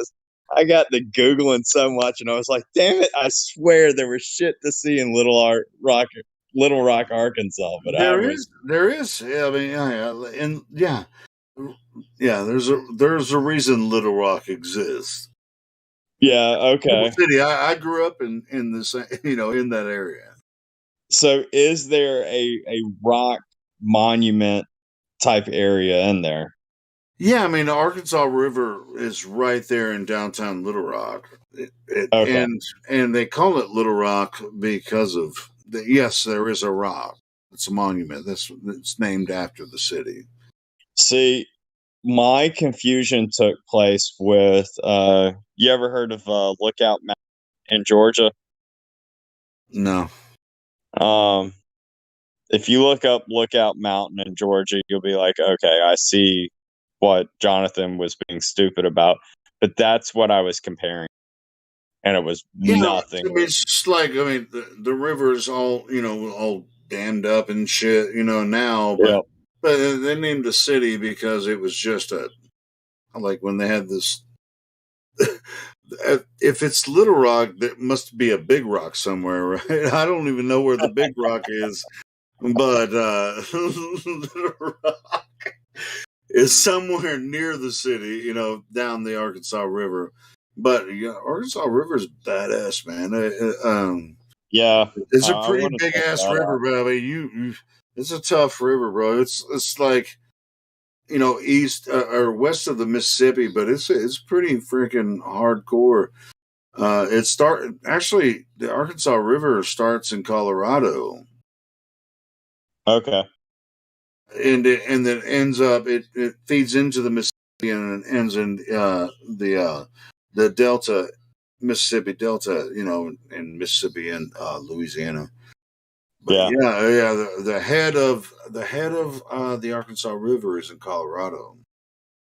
Like another place I want to check out, but wintertime, obviously, is going to Hot Springs National Park. Oh, bro, that's fucking awesome. See, but she was like, "Oh, Arkansas." No, Arkansas is pretty badass. Yeah, Hot Springs is fucking awesome, man. If you haven't been there, check it out. It's fucking cool. Yeah, y'all got areas that I want to do. Ozark National Forest. I'm looking at this. Was like another one that I wanted to do as well. Yeah, there's all kinds of places in Arkansas, but it's a lot of it's redneck, but there are resorts and shit. If you really have some time, there are places. Oh yeah, spend some time. Arkansas is freaking bad. Yeah, see, Ozarks and Wichita's. Southern Arkansas is more like plains and shit. It's like gets into Mississippi, like valley and shit like that. Around the river, but anyway, but northwestern Arkansas, and even central Arkansas, like from central Arkansas to northwestern Arkansas, it's freaking it's pretty that's the way that I see it as well. The east side of Arkansas, it's kind of like a meh for me, but when you go to central to west, I like it. Yeah. If like northeast Arkansas is more for like hunting, like duck hunting and shit. Stuttgart is one of the okay. I can see that. One of the biggest duck hunting. People come from all over the world to duck hunt in Stuttgart, which is like mid eastern part of the state. But yeah, the southern part of the state is mostly like farmland and shit, and shit, the Chinese buy rice from Arkansas. It's Riceland. Look up Riceland. It's Riceland. Okay. Riceland is one of the biggest producers of rice in the world, and yeah, you're going to find out that there's more rice produced in Arkansas than most of the world. You know, the place I hate the most, I won't, but one place I do not like that I will continue to vote from now on avoid as much as I do avoid Atlanta. I cannot stand Memphis, Tennessee. I hate driving through it. It's a shithole. I agree. God almighty, man. Like the truckers that come out of there is what makes me like want to pull my hair out. Because there's so many you truckers. only just have to stop through every once in a while. I've had to I've partied there. I mean, Beale Street. I've been on Beale Street a couple times. And anyway, I have another story. But anyway, yeah. I mean, Memphis was only like 2 hours from Little Rock, right? So we used to go there a lot when I was a kid. You know, like when I was younger. But yeah, I went to Memphis several years ago with my son. We went and watched a concert, and I was like the whole time I was like, boss man, I was like, yeah, somebody's gonna fuck my son. They're gonna try to freaking rape him or kill him. I was like, yeah, Memphis is a dangerous place, bro. It's fucked up, man. Don't go. Hey, if you ever head over to Oklahoma, if you like seeing nature and things like that, definitely go check out a place called Turner. I'm 30 minutes from Oklahoma. Do what? I'm 30 minutes from Oklahoma. Yeah, so this shouldn't be too far for you. Probably would be, you know, like maybe 2.5 hours at most. But it's called Turner Falls Park. Pretty cool place, man. A great waterfall formation. I think I've heard of that. I think somebody else was talking about that one time. They sent me some pictures. Like the waterfall, or like a water slide, or a park. I mean, it sounds familiar. It sounds familiar. Yeah. Yeah, I like it. Dude, Oklahoma's pretty badass too. Dude, I really like Oklahoma. I like people in Texas. I like generally people in Arkansas, Kentucky. Tennessee starts to lose me sometimes. What, Tennessee? Yeah. No, it's just really just Memphis and Nashville. Fuck them, guys. And you're right. That's where my judgment comes from. Like Arkansas, it's not like you just go to like Little Rock, Arkansas, and people act different. They act the same. No. Little Rock and Fayetteville and Hot Springs. No. I guess it depends on who you run into, you know. Right, but generally, it's true. You know, people, you know, typically acting the same. Like the same thing. If you go to Oklahoma City and then you go to the rest of places in Oklahoma, it's generally the same. But let's all agree that Memphis is a shithole. Yep. But if you go to like Atlanta, Georgia, hell no. Like you're getting something that just is completely not a part of Georgia. Oh, really? See, I haven't experienced Atlanta, dude. It's so. If you I know it's huge. It's like the New York of the South, right? Good. Yeah. That's exactly what it is. Maybe even worse. In all honesty. Yeah, I can get it. I get what you're saying. Yeah, like if you hate Memphis, Atlanta, Georgia is like 10 times. Yeah. You'll pull your hair out, man. You'll be like, I fucking hate Memphis.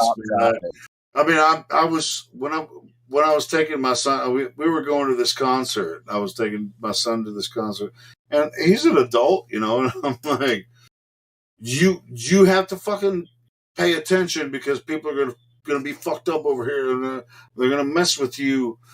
And he's like, no, I get this. No, you don't. People are crazy in Memphis, you know. And then we got there, and they were crazy.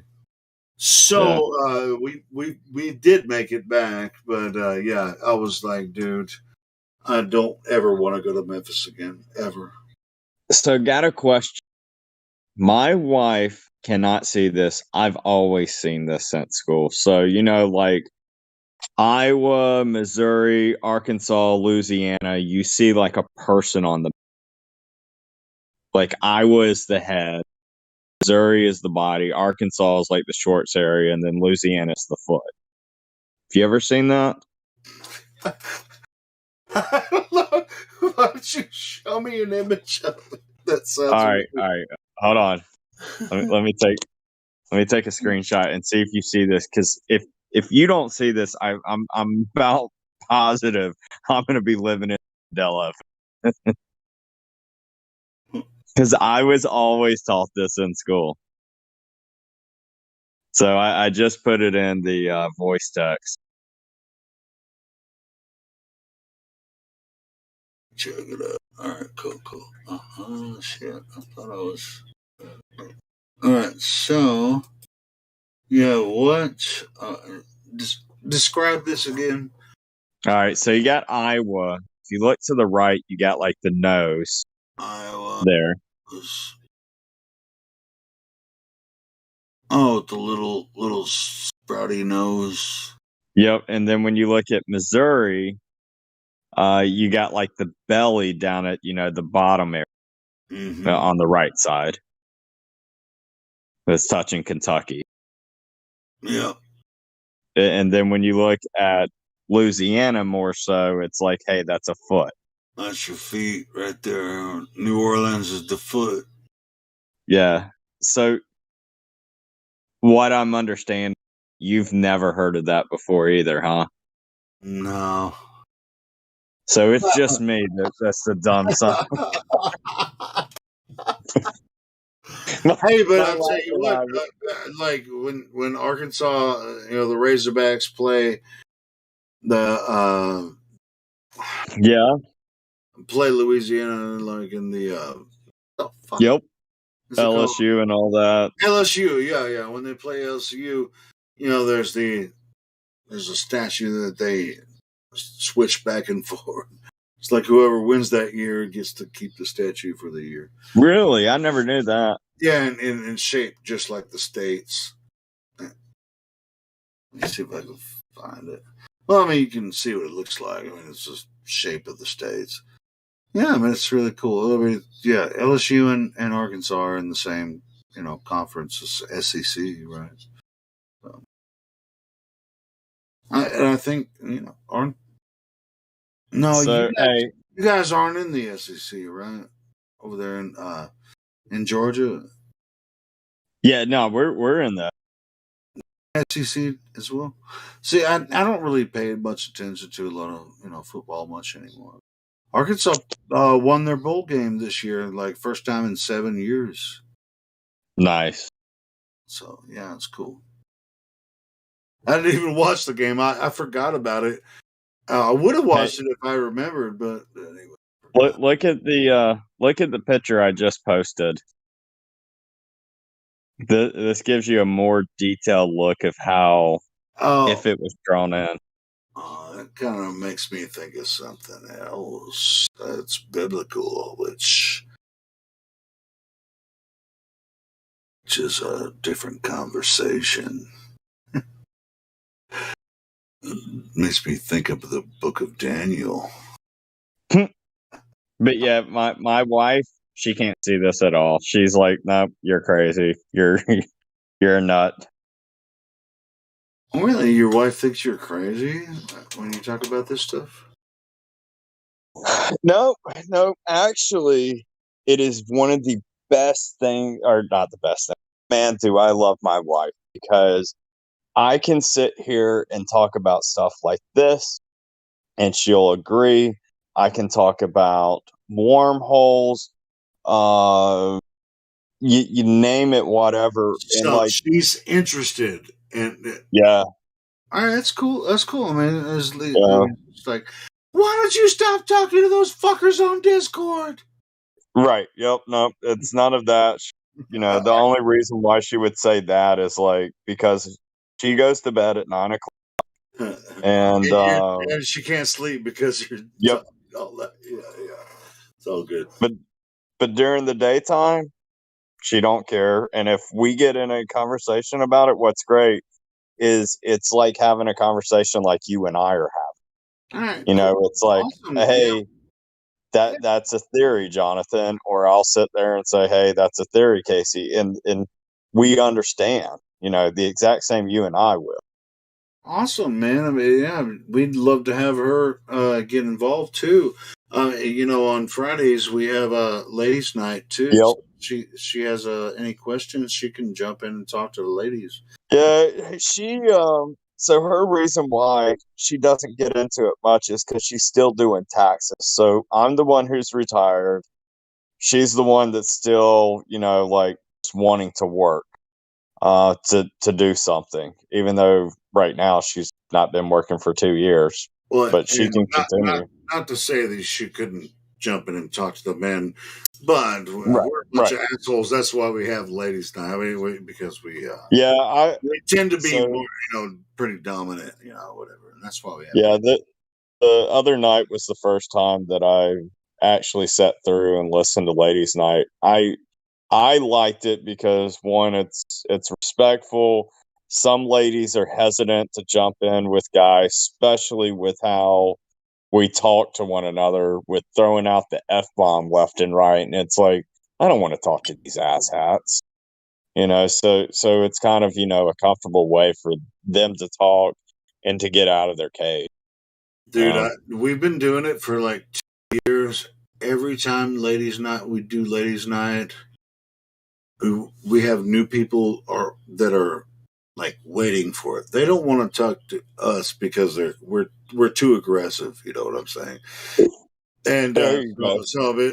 but it's not you know, it's not their fault or anyone else's fault. I just love I love ladies' night. It's like we have an agreement. I mean, the ladies can talk anytime, and we defer to them, you know, when necessary. But you know, when it's ladies' night, it's ladies flat Earth only, all flat Earth ladies, and a lot of people join them. A lot of people are enjoying it, you know, and so yeah, so that's cool. You listen to it, and yeah, you see what happens. You know, when it's a different kind of flow. We have the flat earth role now, so you can't speak, actually. Yeah, I gave it back to him. I took it from him earlier. I was in a mood, but anyway, I gave it back to him. Oh, yeah, with an invite, or if they call you, yeah, you can, of course. Yeah, but in ladies' night, yeah, I mean it's a different kind of flow. Yeah. I love it. You know, I love it. It's great. Oh my God, Helio, have you seen that guy's picture? Which guy? It's in the live stream voice text. Oh, It's you're an talking image about with a giant big statue. Yeah, and yeah, it looks. You are from Arkansas, right? Yeah, well, I was thinking about the book of Daniel. You know, the iron. You know, was that what you were thinking when you saw it? No, I was like, your home looks to be in that guy's behind. But they're not actually lined up like that. You know, when you actually look at. But yes, I mean that's really cool. It kind of looks like a gnome, but I saw it. Yeah, we were already talking about that. But yeah, yeah, Joking, Arkansas, Missouri, but they don't necessarily line up that way. But yeah, sure.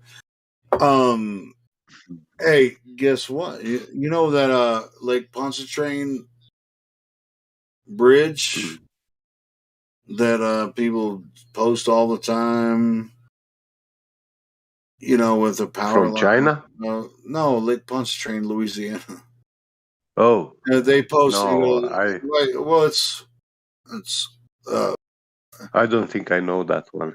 no, you do. Hold on. It's Soundly's video of the power lines that just. Yes, I know it. I've been over that bridge. I've been to that place at least 6 times. Yeah. That's in Louisiana. That's in the toes of that picture. I've Yeah. been across that bridge at least, there and back a dozen times, right? Yeah. That shit don't look like that.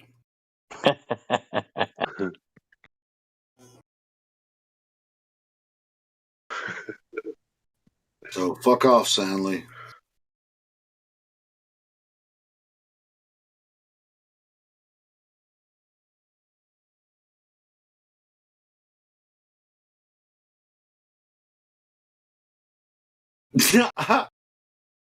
No, I think yeah, maybe that might be true, Jibba. I might be I'd be at the top of his ass crack.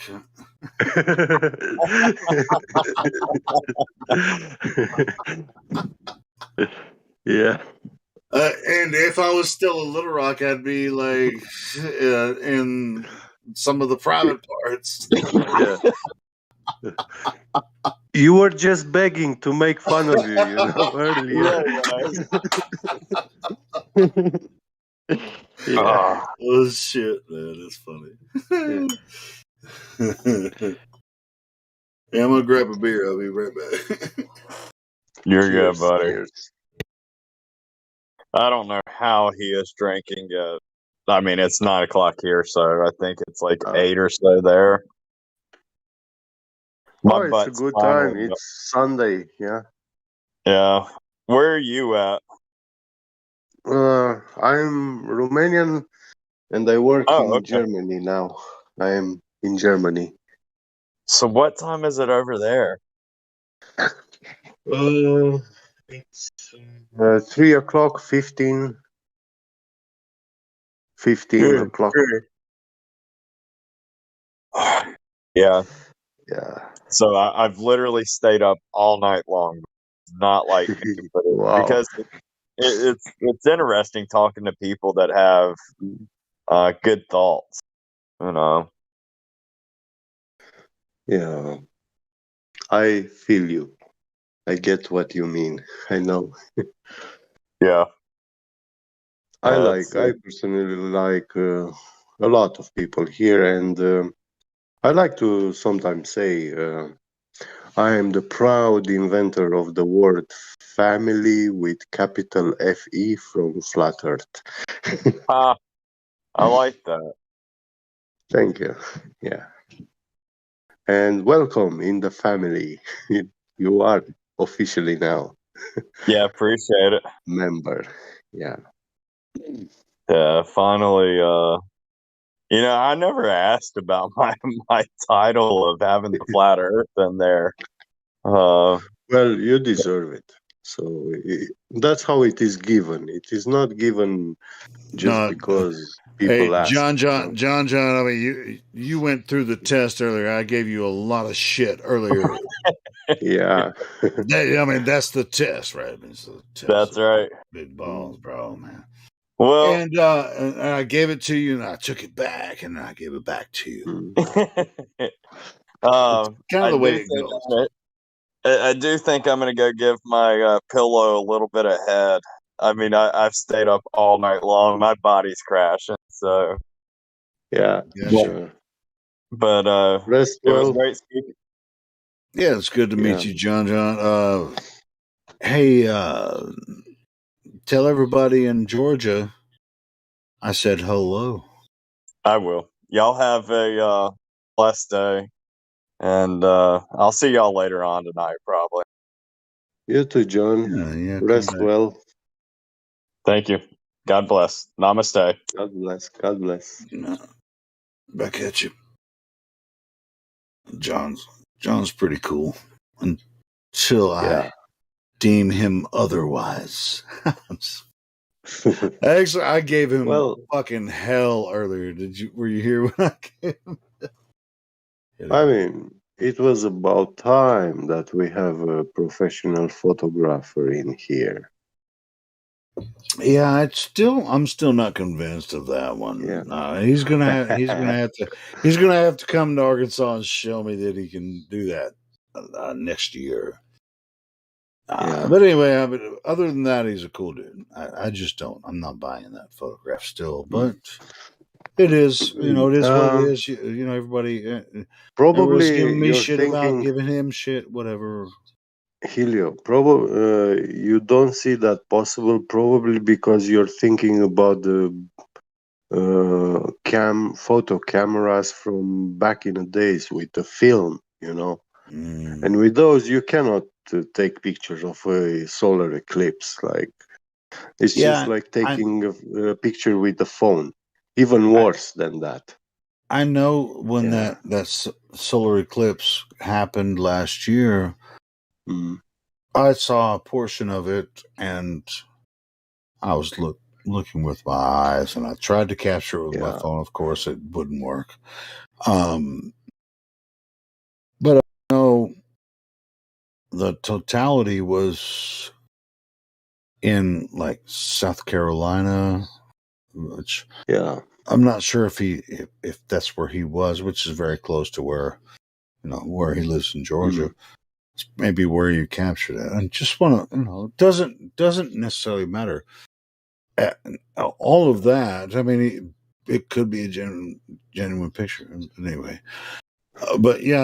I mean, but the rest of everything else, John sounds like a cool dude, man. He sounds like he's totally flat out.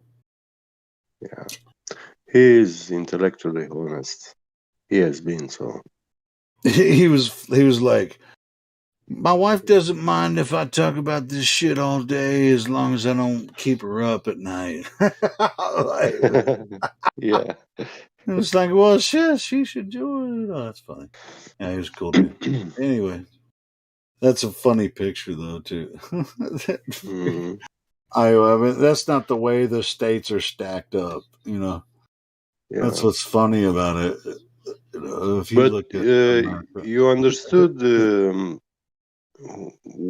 thing which baffled me, like you can see the sun through that dark side.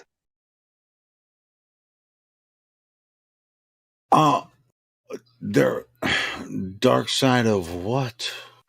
Well, it was the sun was half eclipsed. Yeah, this means the moon or whatever object in the sky Are we talking about the same image? Yeah, it blocked the sun. It wasn't half blocked. It was almost completely blocked with just a pinpoint. And that's No, you're talking now about the one with the ring. No. Yeah. The one one with he the posted. Ring of circle ring of light. The total eclipse. But previously he posted one where the sun is only partially eclipsed, like about half. Find it really quick. Yeah. That was a long time ago. I'm scrolling up too far. No, yeah, okay. Yeah, he posted 2 in a row. I'm just trying to find it. Yeah, it's been quite a while ago. 2 hours ago. I know. But, so, I mean, people haven't been posting very much in there. I should be able to find it.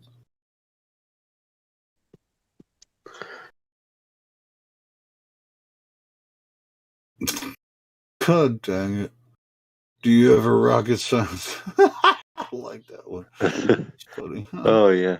Oh, man. You're a fucking... You're a clown! Get me out! Yeah. Oh, shit. Hey, if we don't laugh, we can cry about this shit a lot, but yeah, so. Then we are only suffering. Yeah. Yeah. Never mind, I can't find the fucking picture. But anyway, yeah, eclipses Let are me a see if I can mystery. find I that. think we had a really good discussion about the eclipses with him, and so that's that's a benefit.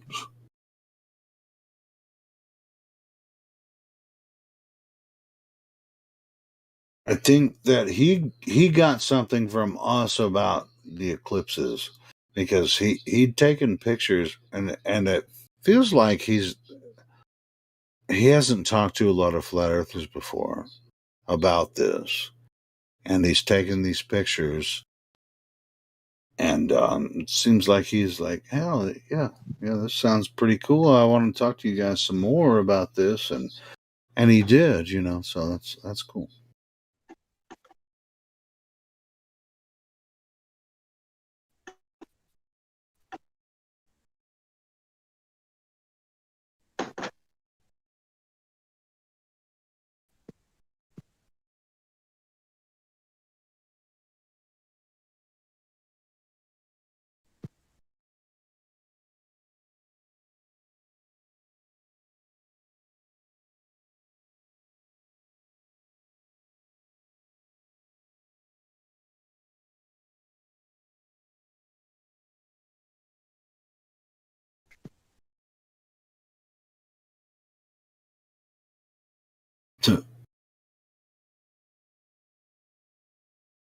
Shouldn't even be scrolling up through this chat. This is kind of embarrassing.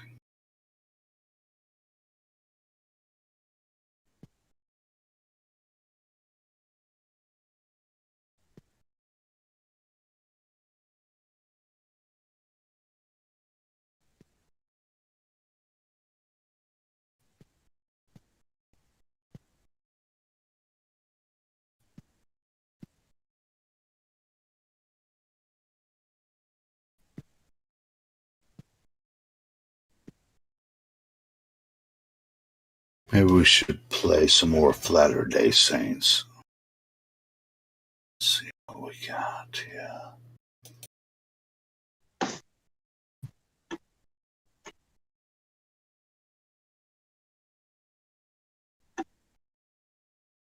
Let's see what we've got here. I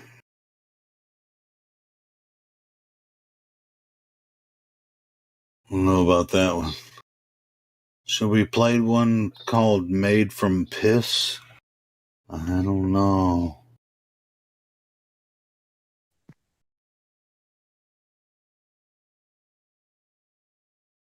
Let's try this one. Let's see. He be sending me shit like crazy shit. Flatter day, flatter day, flatter day, flatter day, flatter day, flatter day, flatter day, flatter day, flatter day, night's alright.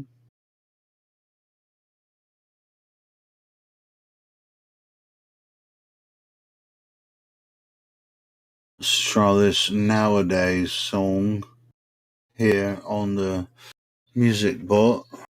What we'll do here is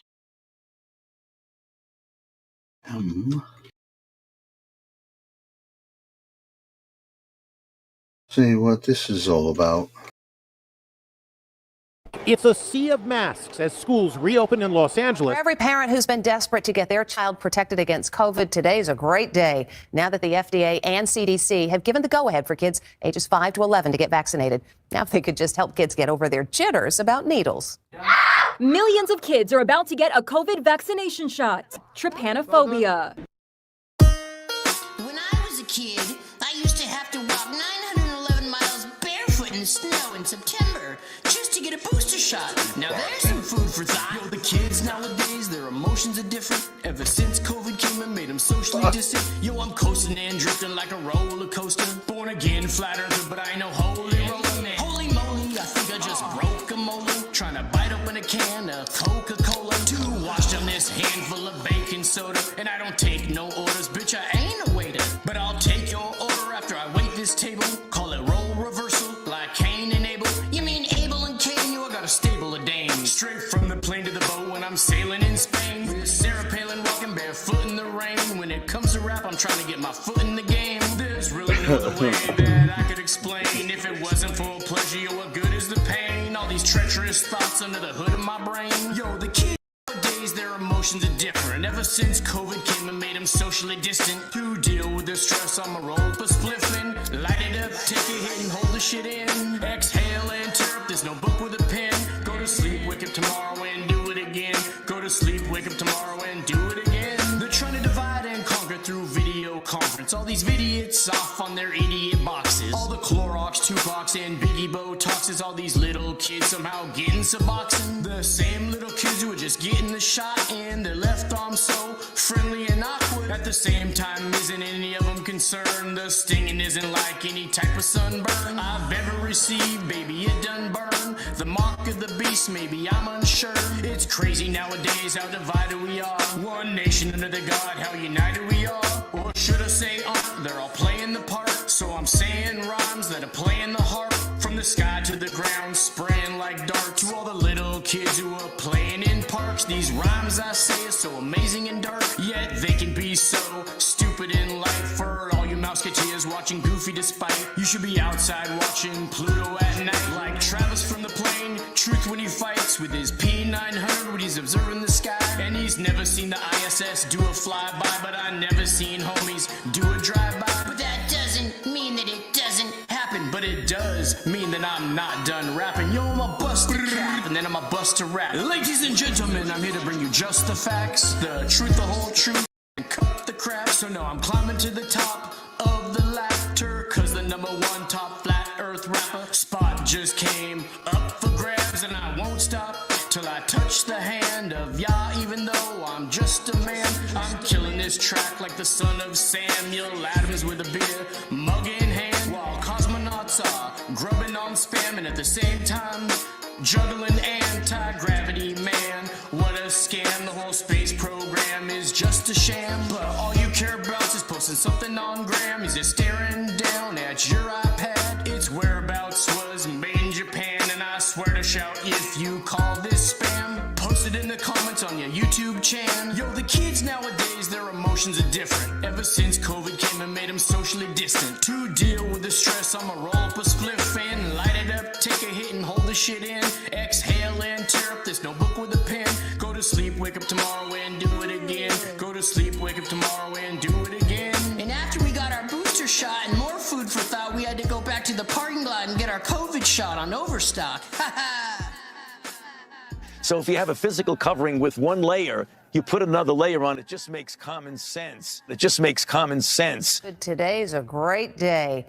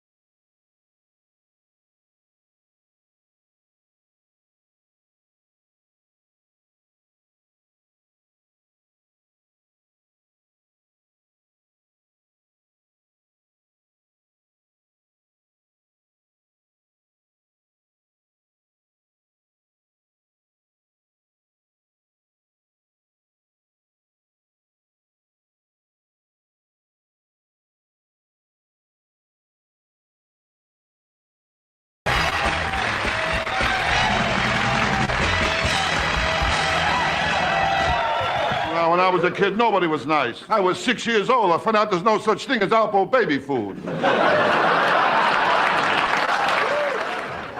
mean, I don't get no respect from anyone.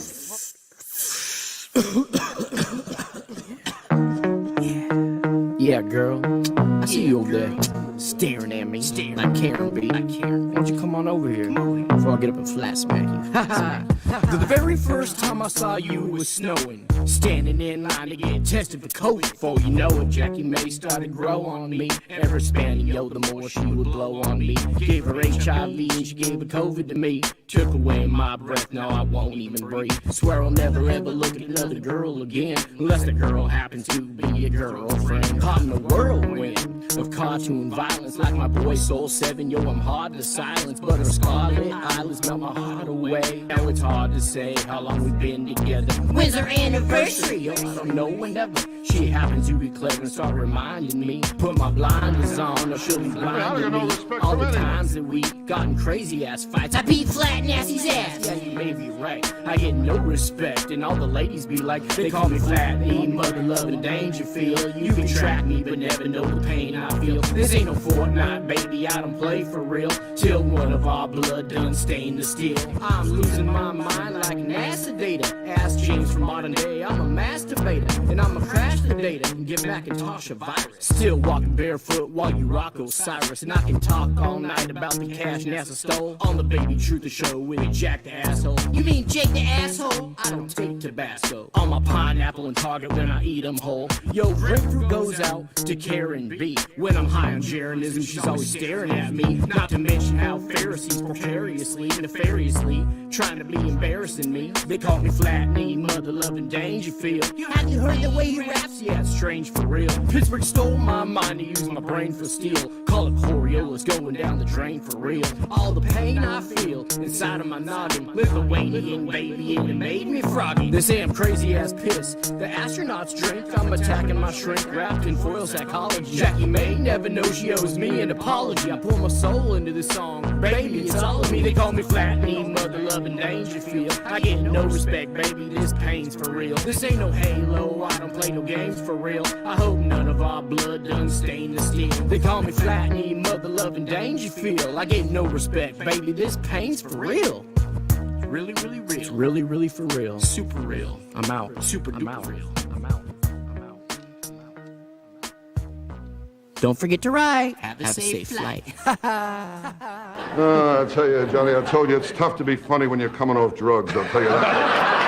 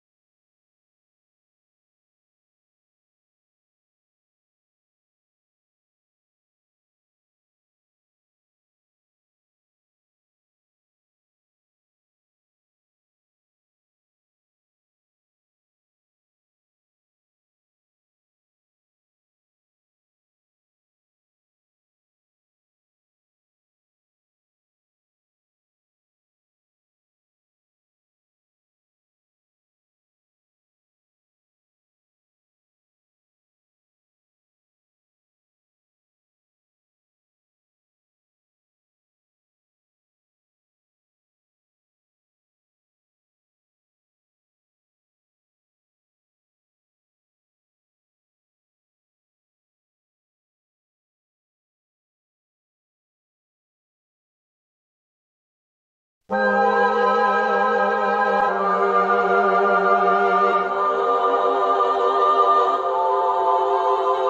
I only know what I see. I seen enough to know what it means to me. Learn from red dirt and I got degrees. Veered off left turns and wild out east. And we're poor and rich and hold all that class. Don't wanna know any signs, don't wanna know where you are. Mind made up already, we're not here to watch. We just don't wanna fall off the edge and into the dark. So we clench our fists, clutch our pearls. To anybody critical about view of the world. Tongue like a slammed door I keep closed. Just to beat those doubters of these blindfolded free throws. And the channels love a G up, shoot the heat up, we'll beat up and lead up, and I don't wanna have to read up. Just drop a grenade and put my feet up. I don't wanna fall off the edge of the earth. Don't wanna hear nothing. How is it real if it's not what I felt? Does it filter it out? Don't tell me what to believe, or accept what I cannot see. Fuck you and your facts, I'm free. If you don't like it, leave. I didn't even want to walk in your shoes, what about me? Flutter, flutter. Flutter, flutter, flutter. World gone mad and it's too PC. And they're trying to take away the freedom that I want to speak. Click, click, cut them off, run them out of town, shut them off. Shh, I don't want to hear another beat. But my gut got this, then my head take note. Cause I know when this story's a slippery slope. So stay in your lane, son, stick to your songs. I don't care where you're coming from, just a simple answer to confirm a doubt. And then baseless opinions that come out of my mouth. In a nut, tell me I don't know what I'm talking about. But when the so-called experts ever sorted this out. When we're swamped by Muslims, swamped by Asians. Different time, same old station, crowd ovation. Whip up hatred, that old chestnut, that vocation. Do anything to truth but face it. I don't wanna fall off the edge of the earth. Don't wanna hear nothing. How is it real if it's not what I felt? Filter it out. Don't tell me what to believe. Fuck you and your facts, I'm free. Don't tell me what to believe. Fuck you and your facts, I'm free. Don't tell me what to believe, or accept what I cannot see. Fuck you and your facts, I'm free. If you don't like it, leave. I didn't even want to walk in your shoes, what about me? Flutter, flutter. Flutter, flutter, flutter. Don't tell me what to believe, or accept what I cannot see. Fuck you and your facts, I'm free. If you don't like it, leave. I didn't even want to walk in your shoes, what about me? Flutter, flutter.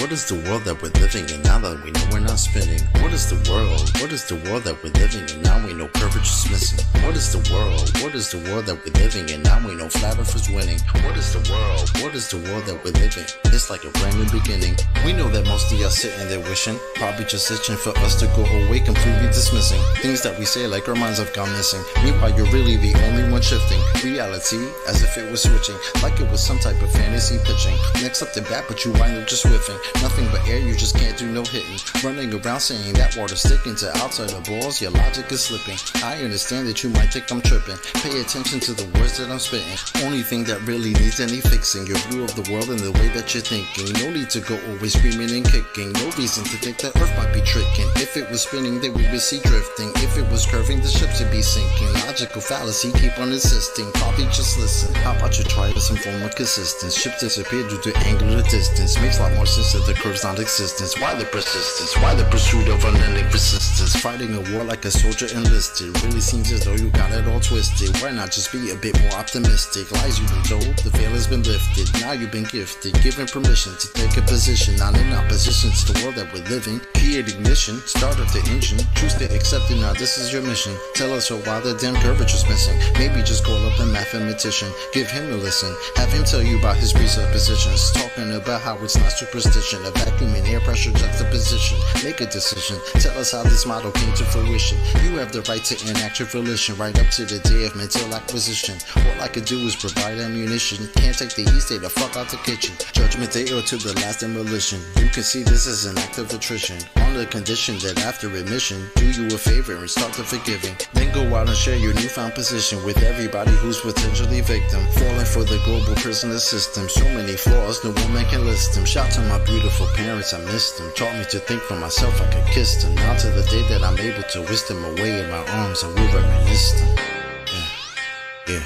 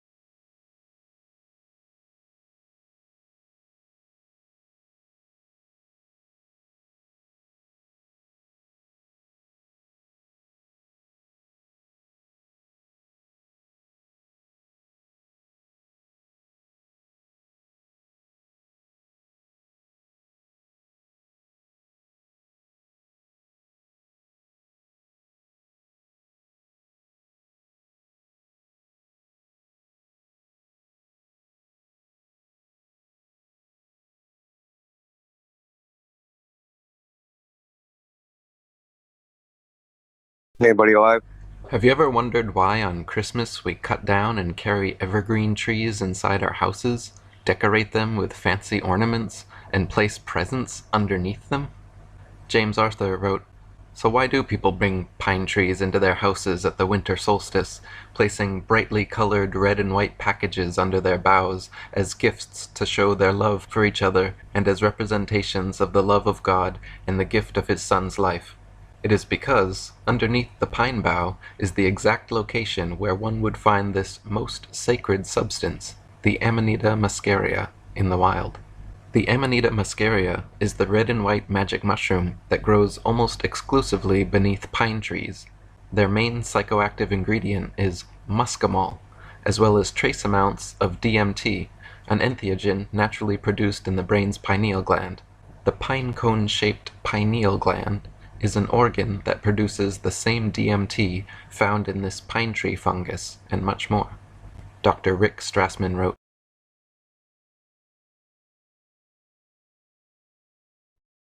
Helio, are you on right now? What's that? What's up? So I'm downloading yesterday's episode. Okay, cool. Dude, there's like 4 good segments on there. It's not just like 1 or 2, man. Like I don't know how much you listened to yesterday, man. It was just awesome. Yeah, cause I was just trying to fill some airtime there, but yeah. Yeah, I know. Well, yeah, I know you are. I just paused it. No, you're fine. You're fine. How much did you listen to yesterday? A lot of it, yeah. I did. Did you hear the truck driver? It was kind of at about, I would say, between 11 o'clock and 1 o'clock. Let me check if I need to archive on the YouTube, because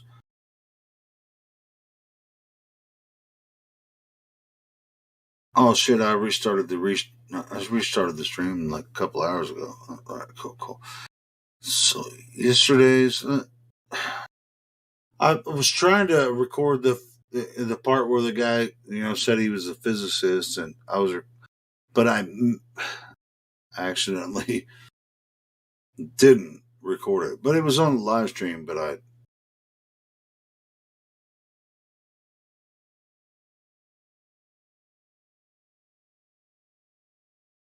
Hey, you were lighting up, but I couldn't hear you. Hold on. I can hear you now. I think it was me, because I wasn't lighting up. Oh, okay. I was saying that when the physicist guy was on, I thought I was recording, but didn't actually capture it. But I think you did. I listened to it yesterday. Yeah, when it was still streaming, I rewinded it and listened to that guy. All right, but what I was saying, when he first jumped in, I thought I hit record, but it didn't. Like on the computer, actually, I was looking for the file and I can't find it. So, well, I heard him talk to. Who did I hear him talk to? I heard him talk to I heard him talking to Sleeping Warrior.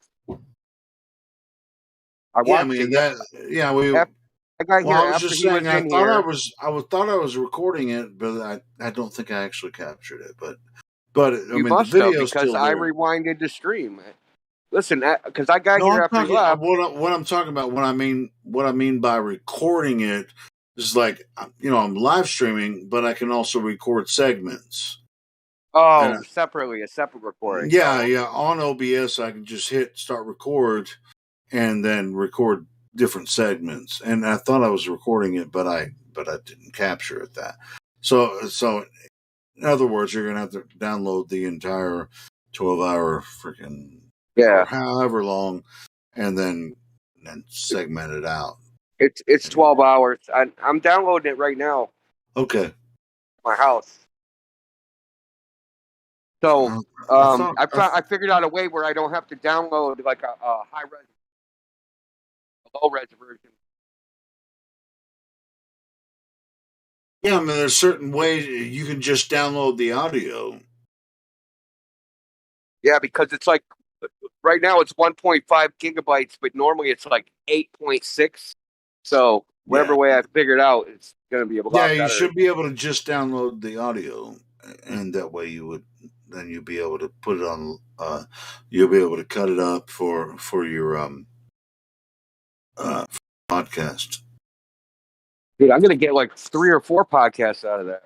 Yeah, good stuff. Yeah, we had a good day. The day before was pretty good too, but I have the link for that, but I haven't downloaded it yet.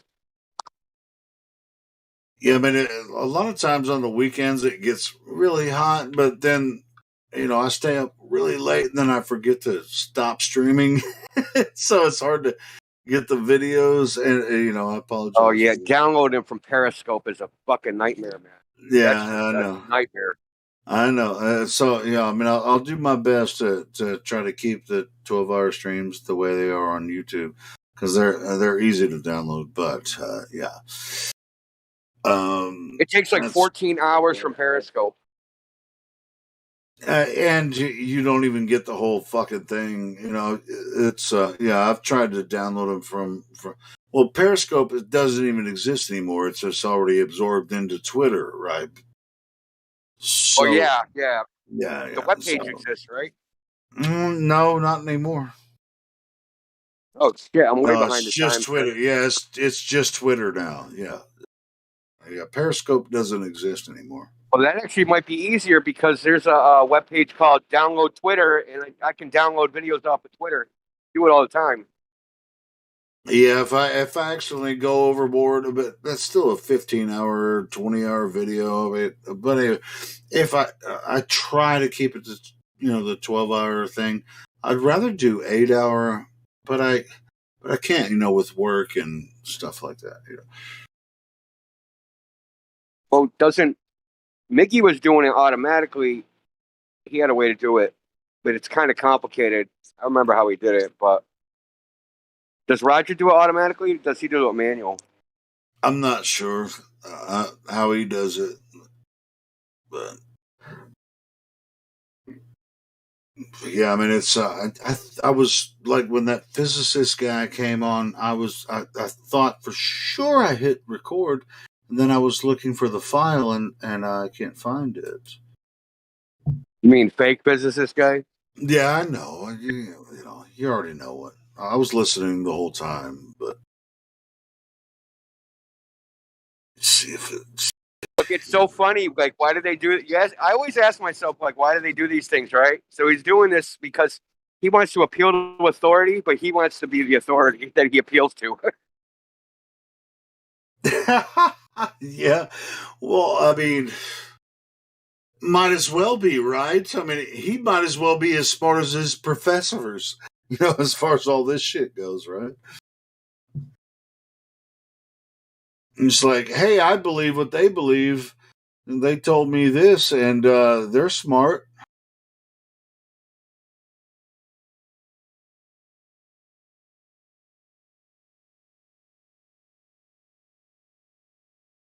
Damn it, I didn't capture it. I already looked for it. I told you I didn't. But whatever. It's on Livestream. Just capture All right, capture the audio and then clip it up. Yeah. And unpause the bot. I'm gonna stop talking. Unless you got something you want to talk about. I don't. Refraction. How about that? I definitely don't want to talk about that. Oh, you're an asshole. Or you're born an asshole.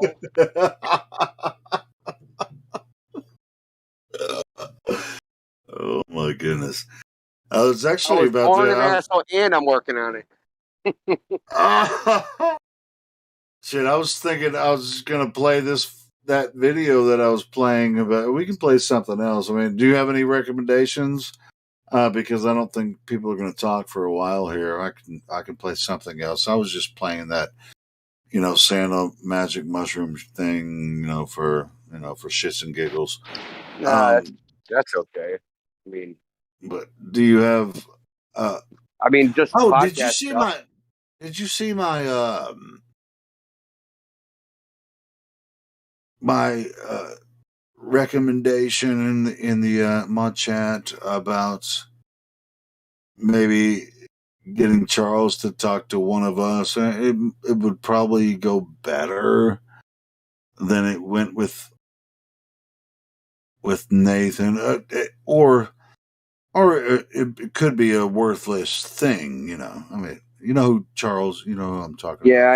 I know who he is, man. He's like the ultimate cultist. He named his kids after planets. I've talked to him before. I mean, I've talked to him, and you may have talked to him before. He's just like, dude, he's blowing up his channel on YouTube, going, I'm editing. I'm doing all this work, and I'm editing everything from our chat, my chat with Nathan, and all this, and people are just like, "Oh, we love you and support you." I just want to get some of his supporters into the Discord. That's why I'm just like, I think we could get him over here and get some of these dipshits to come here and talk to us. You know, I mean, I'm gonna, but I think I could get a hold of Charles and be like, hey man, you want to come talk here? And then a lot of his followers would say, hey, I can join. You know, he seems like a nice guy, and I hate to debate him because I don't want to embarrass him, because you know how I get. I get that bad attitude, man, and I try to humiliate people. I don't want to do that to him. No, but he asked for that. He wants it. Then I definitely don't want to do it. That's some kind of perverted. He's thing. a glutton for punishment. He's a glutton for punishment, bro. I'm telling you, bro. But I don't give a fuck about him. I want his followers to come here and join the Discord and come in here and talk to us, So anyway. So, I mean, just consider it, whatever. I mean, not you, but necessarily. But that's why I brought it up. It's just like, hey, I could probably get him over here to talk to us, and he probably will.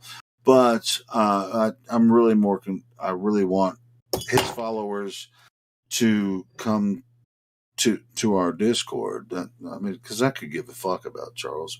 Well, we could have QE do it, and we can go in the other direction. No. Instead of making it nicer, we're making it meaner. No. QE already knows that well. I've talked to him several times. I mean, it's not.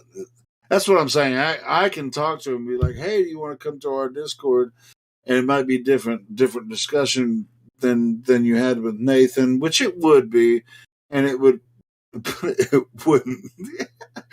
It's going to end the same way, but it wouldn't be as vitriolic,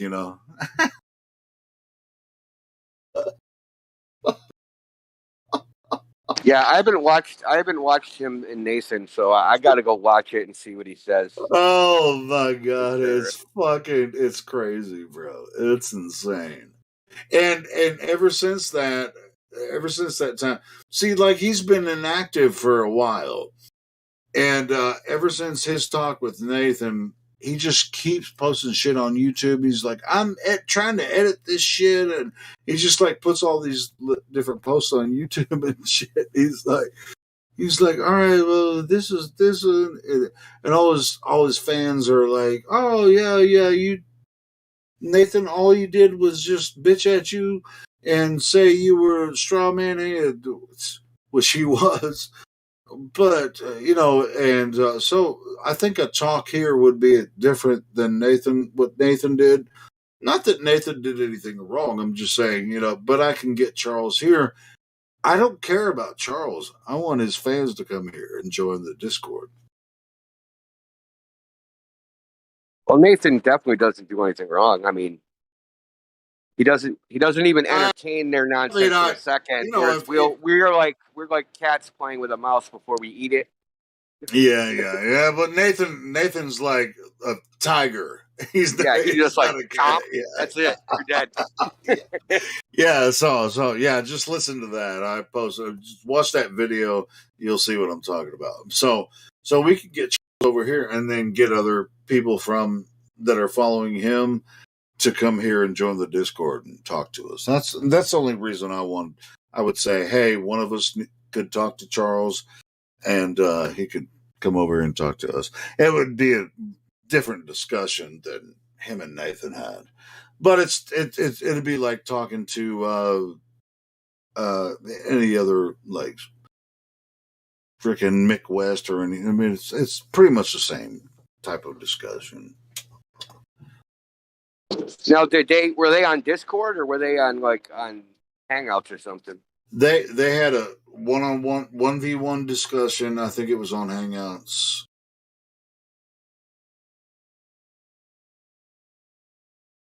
Yeah, I mean, but because Charles showed up on his live stream, and it kind of it was a shit show there, And so Nathan offered to have a one-on-one discussion with him, and Charles live streamed it, and he hasn't been active on YouTube in quite a long time, and so yeah, Nathan went on there, and it was a 1v1 discussion, and it turned into like, it was like every time Charles opened his mouth was a fallacy, and Nathan wouldn't let him get away with it. You know how Nathan do. Well, yeah, and he shouldn't. I mean, look, if you're going to use logical fallacies, why don't we just start the debate by saying, let's play pretend, okay? We'll just start the debate like that. We'll play pretend. We'll play pretend globe, and you talk, and then we'll just listen to your story. It's pretty much when Charles started the whole conversation. He's like, well, let's pretend the Earth is a globe, but he didn't say it in so many words. Just watch the video. I mean, it's just like, well, let's not pretend the Earth is a globe and say it's just like, well, can you pick a point? You just have to watch it, man. Who was I talking to last night with the gravity Cavendish, the dude that didn't know the Cavendish experiment? Who was that? His voice sounded familiar. You remember? I think I do remember. Oh, hold on. The Cavendish. I jumped in and asked about that kid. You guys let him talk again, and then got sucked into that conversation. I can't remember who it was. But gas pressure with a container, and then I was like, do the experiment, and he's like, you don't need experiments or something stupid. But he didn't know. Remember, I was with the Cavendish, like, what does the Cavendish do when you observe it? And he didn't know. What is the Cavendish? Most people think the two balls just come together. They don't do that. They actually just oscillate back and forth. People don't know that. Horizontally, by the way. Exactly. Yes, horizontally. They oscillate. They don't even stop moving. Anyway, yeah. I can't remember who it was, but yeah, I know what you're saying. And they don't even measure a force. That thing with the whole torsion thing. They don't measure a force. They measure the change in angle of the ball and then infer a force from that. It's stupid. Cavendish is such a stupid freaking. It's really dumb. Yeah, and that physics guy was like, "Here's what my physics professor said." I mean, one of the first tests that we did, he started bringing up the Foucault's pendulum. Oh, what he said about the double pendulum when he was like, "Yes, I did the calculation for a double pendulum, and then we did the experiment, and then it correlated." He was lying, dude. He was just lying. Because they give you the double pendulum as in physics as to show you that not all it doesn't work. That physics can't predict all motions. Right? That's the point of it. And dude, he must have got an F in that class. He must have. Dude, they must have been like, you weren't even paying attention. Like, what the f***? You got that backwards. I didn't even take physics, and from whatever description he's giving us, it just like what you just said. I know they do the exact opposite experiment to show that it doesn't work. I know that for a fact because of this. They're not using it to show a balance. They're actually using it to show the imbalance, and it has nothing to do with curvature or spin of Earth at all. None of it. It's retarded.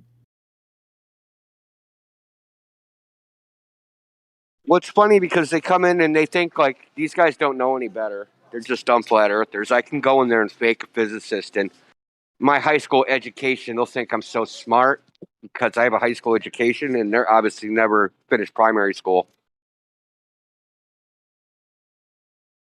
Well, assuming this guy was like, it sounded like he was already had his master's. He's working on his PhD. I mean, it's as far as We knew. We No, didn't he ask didn't. him directly, but anyway, he said, "I'm studying physics. I'm working toward my PhD." Look, he either That's all took he said. he either took high school physics or he took like physics 1 class. And it's from the sounds of it, he didn't finish or pass it. Yeah, it sounded pretty ridiculous.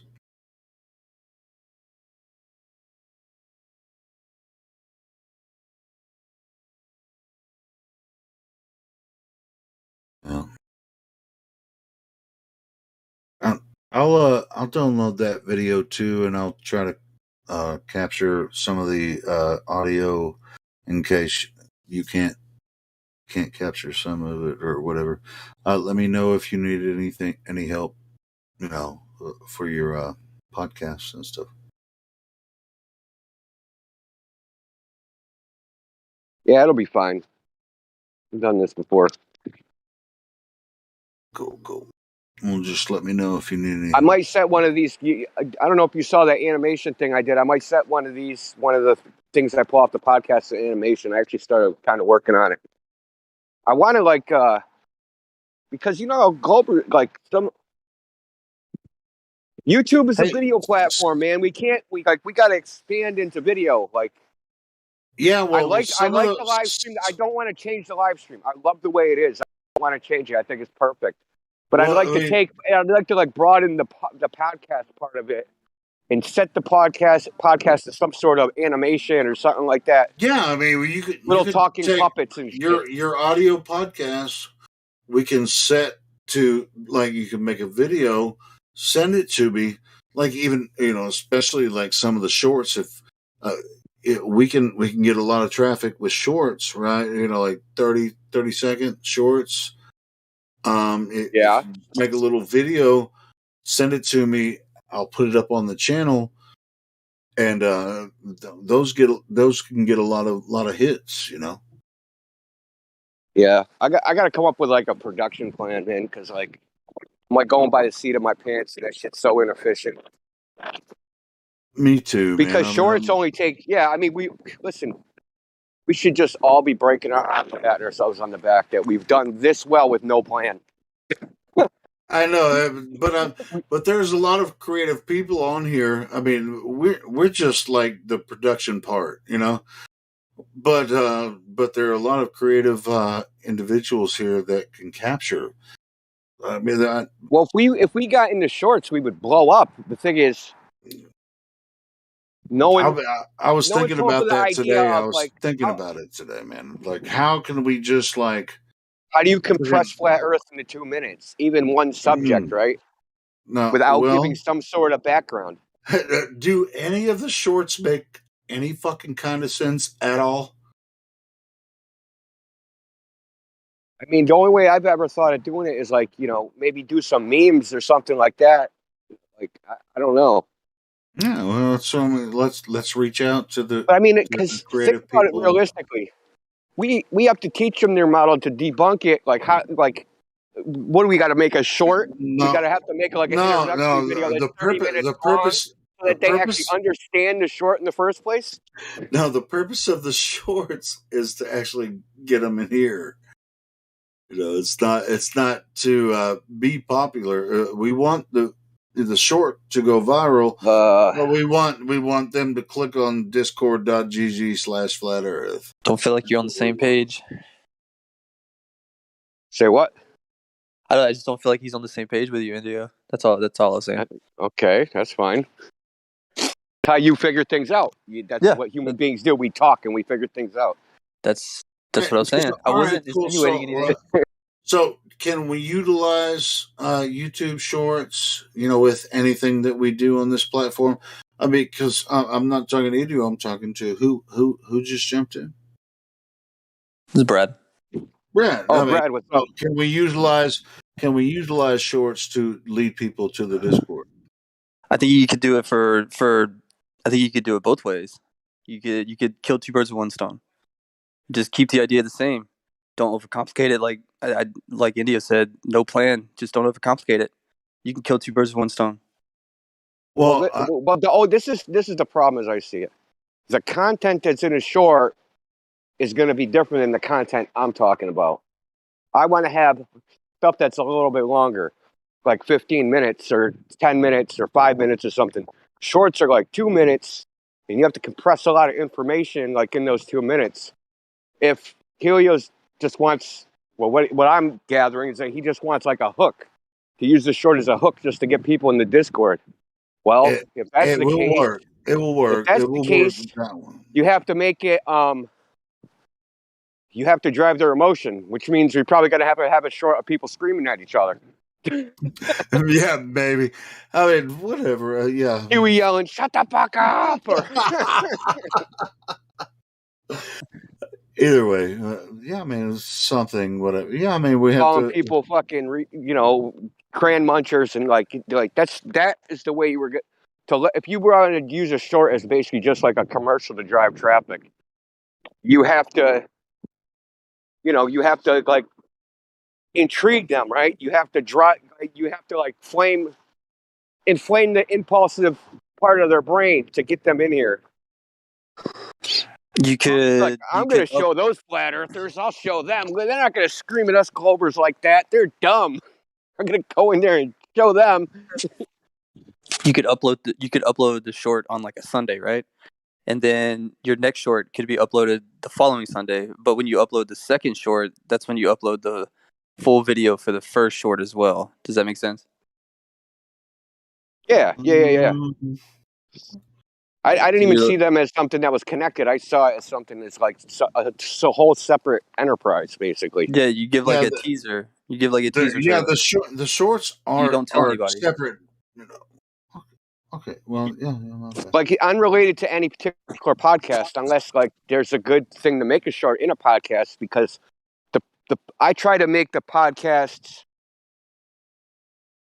sensible. I don't really like the podcast to have a bunch of swearing, cursing, talking over, because it doesn't sound good, really, with 50 people talking over each other. It's not really something you want to listen to for 30 minutes. 30 minutes of somebody talking over each other. No, of course not. I mean, but the short can be different because that's only a couple of people like screaming at each other, or someone making a stupid argument and getting laughed at.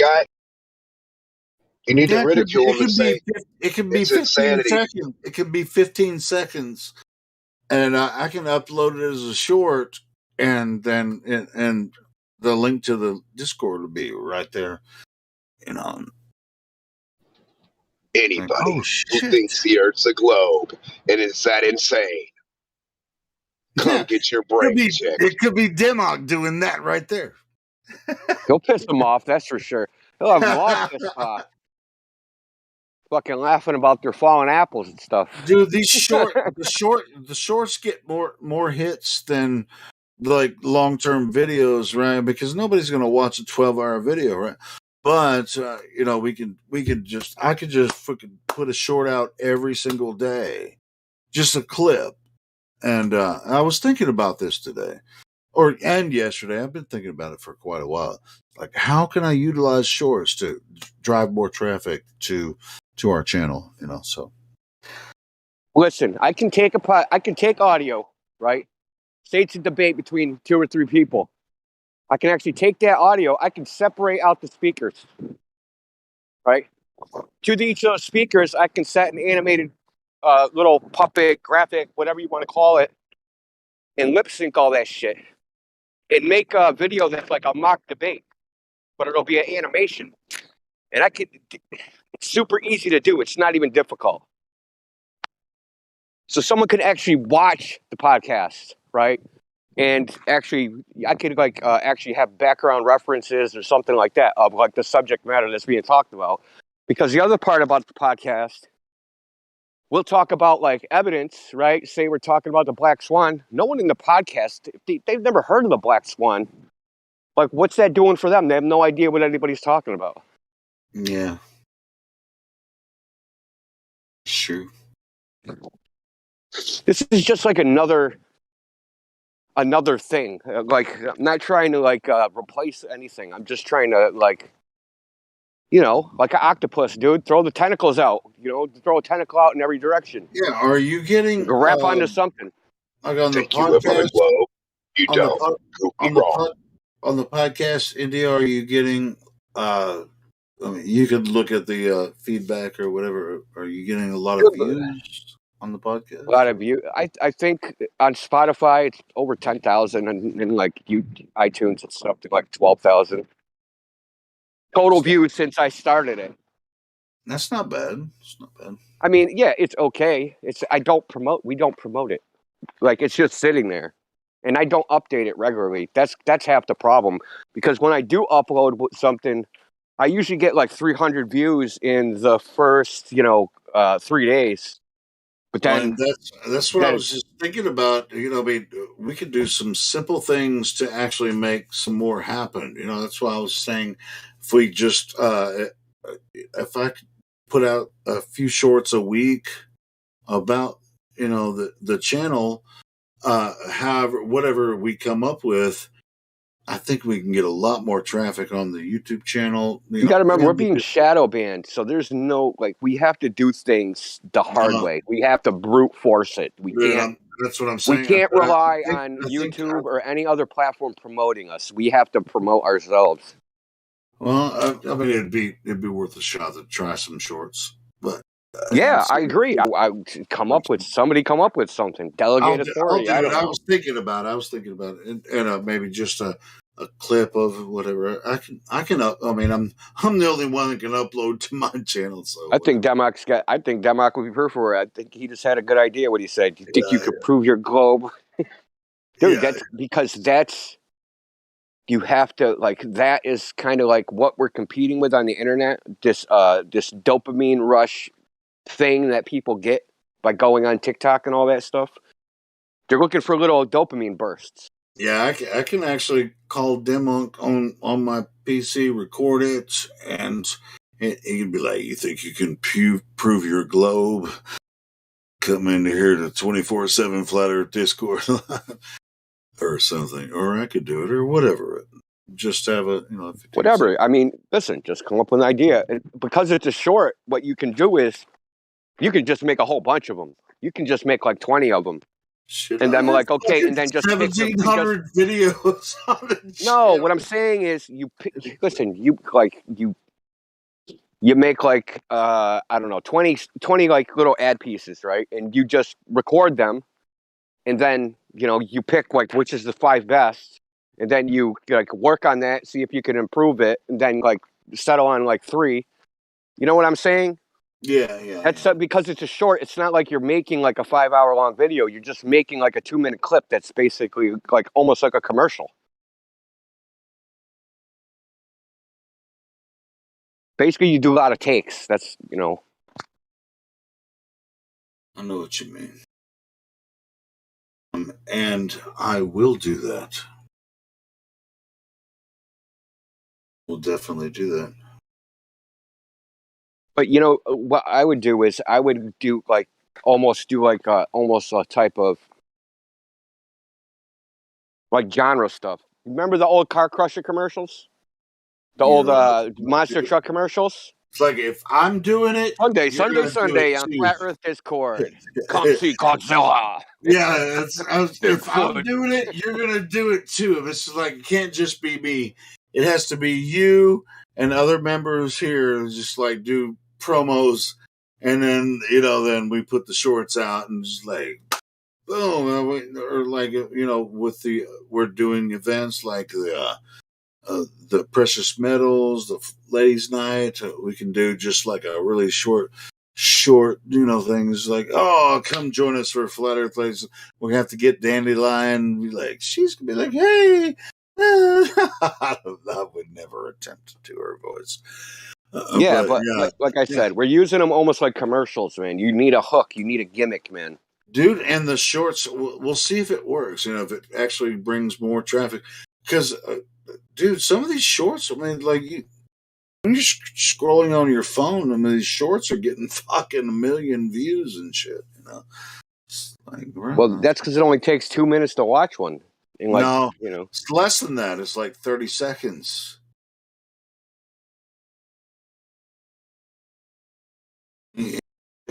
They're just like, oh no.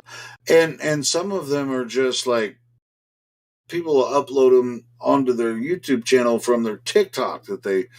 I don't even know why people are doing this, but they're getting a lot of traffic from just making stupid short videos.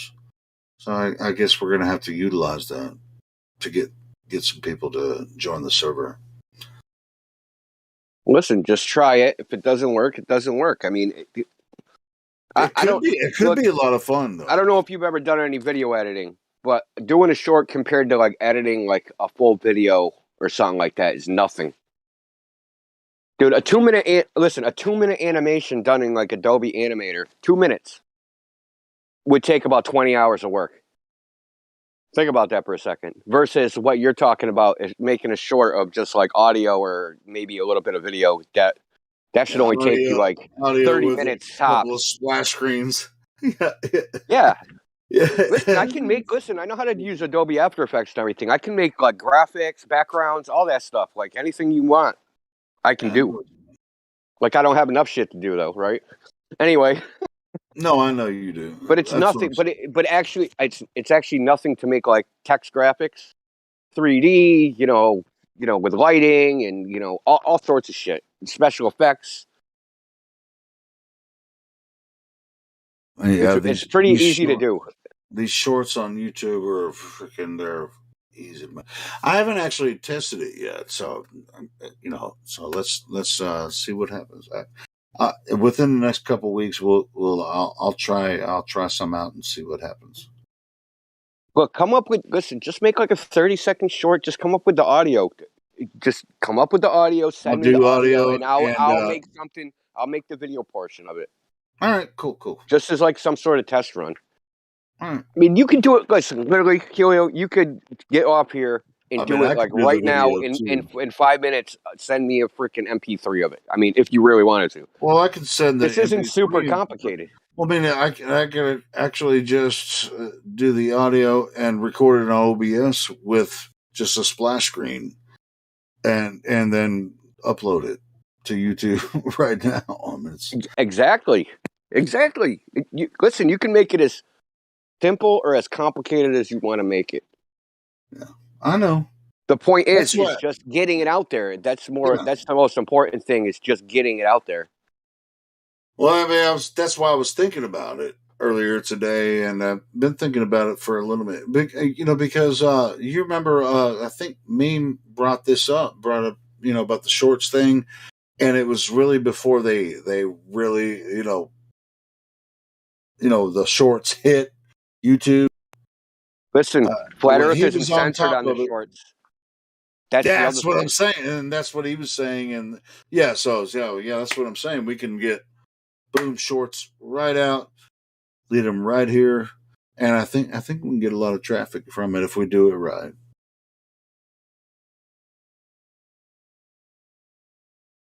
So anyway, I mean, it'd be like 15, 30 seconds at the most, and but if we can capture some really like stupid portions of the conversation, make it look like really hot, when it gets really heated, sometimes just capture like a 15, 20 second portion of like a heated conversation on the live stream too. Just grab that, throw it in. Well, to be honest, we need help, dude. Like, to be honest, like we can't be in the live stream 24 hours a day, right? So there's other people that hear things. When they hear something, I've already asked people to do this, right? There's a good part of people do it. I'm not saying they don't. There are some select people that when they hear some good part of the podcast, they'll send it to me. Unfortunately, a lot of the time I can't use it because there's over talking or people screaming at each other or swearing. So yeah, I know. But what I'm saying is, there are people in the live, like something funny will happen. Funny things happen all the time, man. But people, they're laughing so hard, they don't think, oh my God, we could use this for this or that or the other thing, because they're involved in the conversation. You know what I mean? And it's not like a flaw or a fault or anything. Just like people need to be more aware, of the opportunities that are flying right in front of their faces. Yeah, it's the nature of how we created this place, that it's, it's kind of become our home, and so we kind of like don't pay attention to, even though they know they're live streaming, but as far as like promoting everything, it's like, but, yeah. One more person that's new to this service says we're mean to people. I'll swear to God, I'm going to choke them. I swear to God. Because listen, because they do not see, because they just see like what's on the surface, right? They see what's in the public chats. The only reason they can even look at the public chat is because of the crap that's being done in the background that they don't see. Dude, you should see what the bot censors. You should just see it, dude. Like the logs, it's amazing. You fucking retards. Dude, I had to ban somebody yesterday was saying black people are animals and like all sorts of like, dude, like seriously. And people just think that it's just like there's a normal conversation in the chat just because everybody's being polite. No, they're trying to post impolite things, but the bot is stopping them from doing that. It seems that there's definitely an obsession with like insulting black people. I don't know why that's such a thing. These were like Globers. They were in this saying this stuff. And then they started arguing amongst themselves, right? But then the other one's calling the other one a cracker, and then so it's basically a race war and cog this. Yeah, I feel like the media kind of pushes most of this to perpetuate it. Like I feel like people were less racist in like 2004.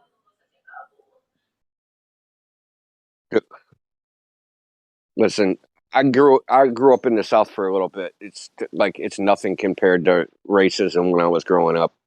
I'm sure Helio can attest to that. Yeah, I grew up in the South. There's people that wouldn't like let black people over their house. But do you see what I mean? That it was better like in 2004 than it is now? Or certainly. That's what I think. But it's a different kind of racism now. It's different than like I would say back then it was authentic racism. Now it's like contrived. Yeah, it's just like they're purposely making it racist, where people before weren't.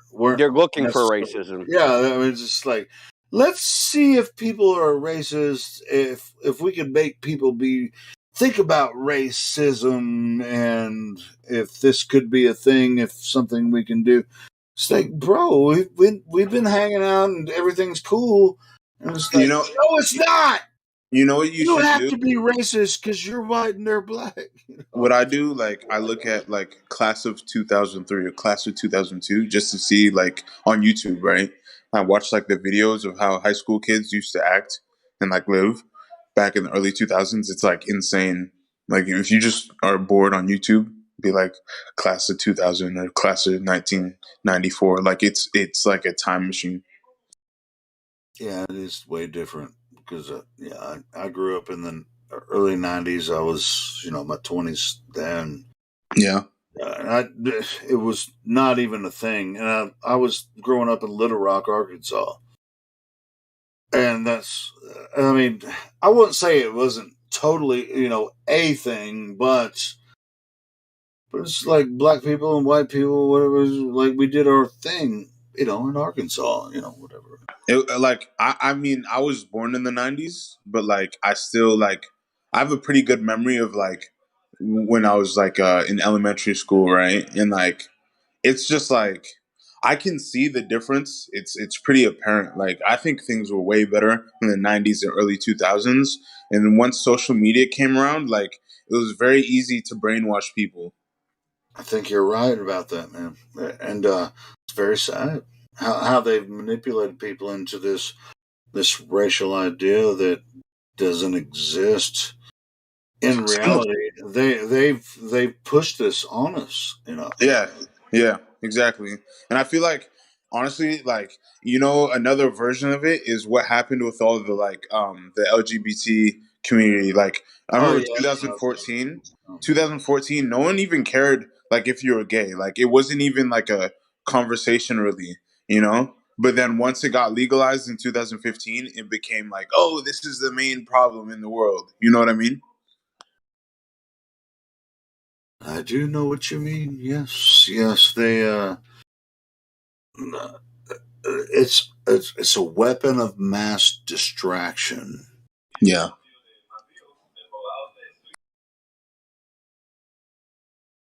It actually can't affect you physically, but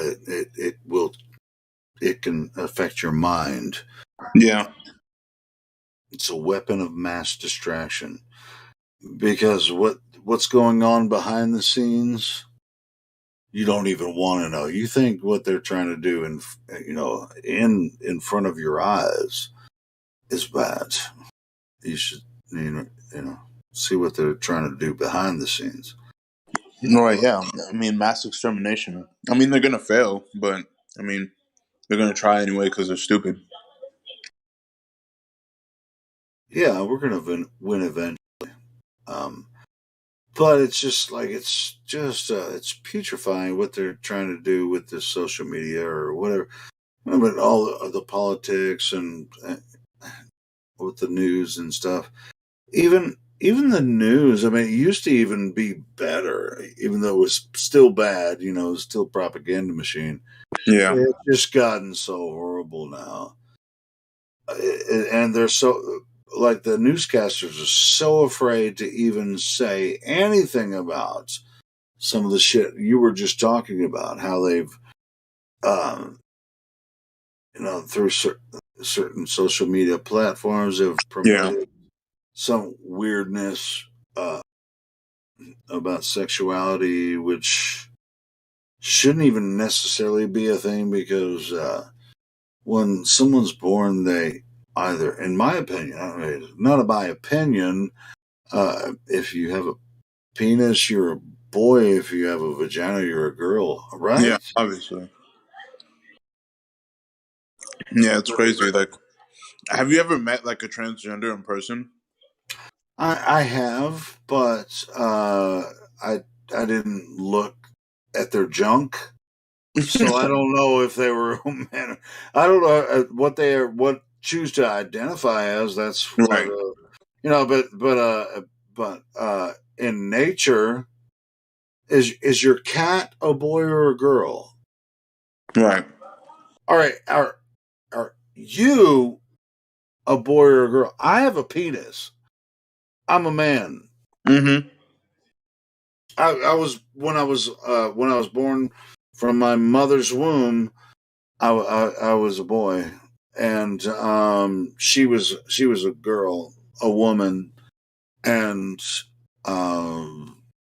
I Yeah, don't know. I don't know how hard this is to figure out. It's exactly, but like this is like their fairy tale narrative. They want it to be where you can just make up anything, and just because you say it's true, it's true. Like that's literally the world they're trying to make, just fairy tale world.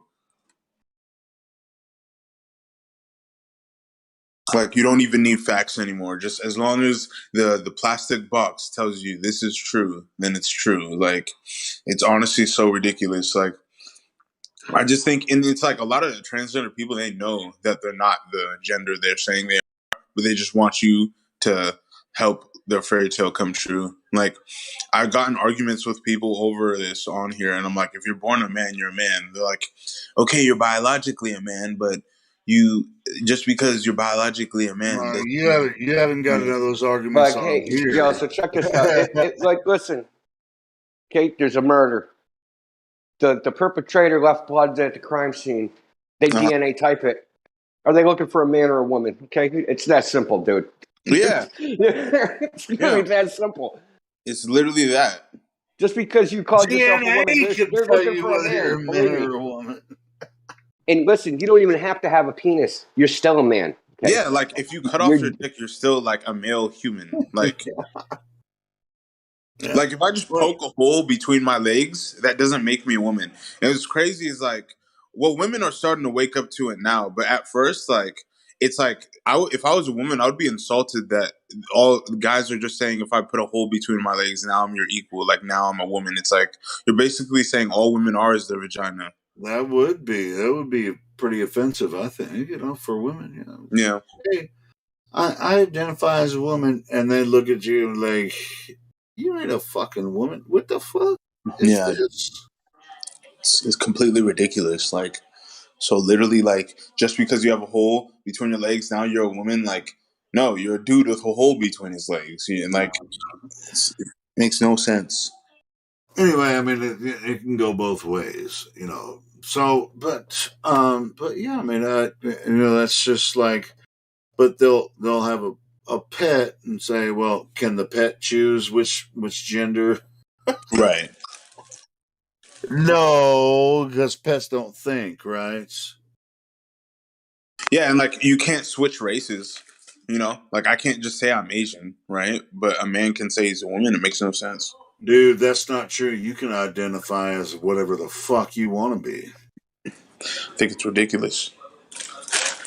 Like if I say I'm 7 years old, right? And actually, you know what? It would be more accurate for me to say I'm 7 years old because every 7 years, your cells replace themselves, right? There So you go. I mean, it's brand new cellular structure. There you yeah, go. so it's like it's more accurate for me to say I'm a 7 year old than to say, oh, I'm a woman. You know what I mean? But society won't allow that, right? But they allow the fairy tale world.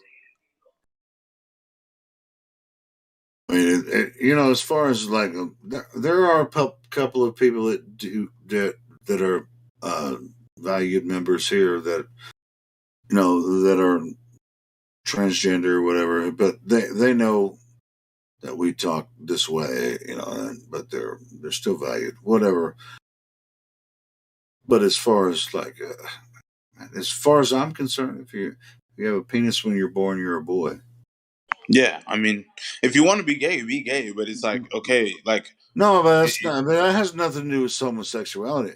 I mean, yeah, I mean, for the most part, I mean, you don't become as you might know as a young person or what. I don't know how homosexuality works because I'm not a homosexual, right. But for the most part, that shit's figured out in your teen years or whatever. But when you're born, if you have a penis, you're a boy. How Yeah. hard is that to figure out? If you have, you know, if you're born without a penis and you have a vagina, you're a girl. Really, Yeah, that's biology. There are very very rare cases where people are, they call them hermaphrodites, where they have a version of both, you know, both genitalia, but very very rare. And I think even with them, their chromosomes explain what they really are. You know.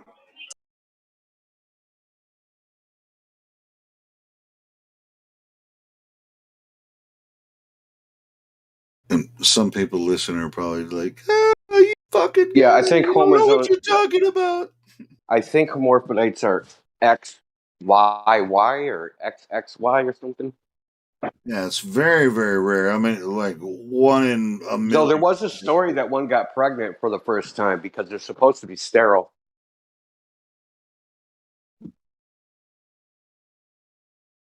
Yeah, ain't that scary? I mean, like, listen, a hermaphrodite, they like one of the sex organs is underdeveloped. Yeah, I have no idea. I haven't really looked into that. Yeah. It's very rare. I mean, it's like one in a million or one and a half a million. It's it's very very rare. So I I wouldn't even know how they should or would have sex. I'm not even sure. And you know, and that's unfortunate for them. But yeah, it's very very rare. The vast majority of babies born either have a penis, which means they're a boy, or a vagina, which means they're a girl. Yeah. Yo, what did I just join in on? We're talking about how people have babies, and when they're born, if they have a penis, they're a boy, and if they have a vagina, they're a girl. Damn, Helio, I wish you were my health teacher, man. He's being controversial. Don't say controversial things to him. Well, if that's controversial, I don't even want to fucking live in this world anymore. In California, it is controversial. Okay, well then, fuck California. Yeah, I used to live in California.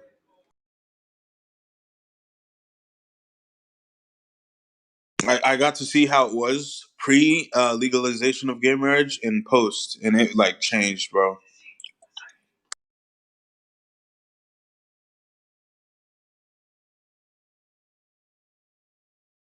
That's really when everything changed. 2015, man. I'm telling you, weed became legal, and gay marriage became legal.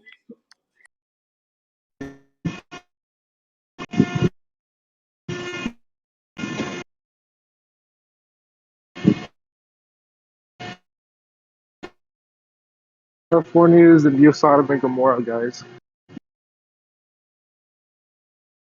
Yeah, America just kind of sucks. Period. Like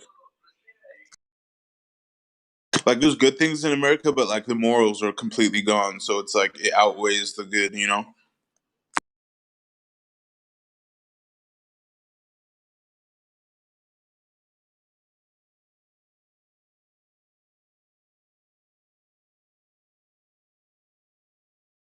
You guys, are you guys into like weightlifting?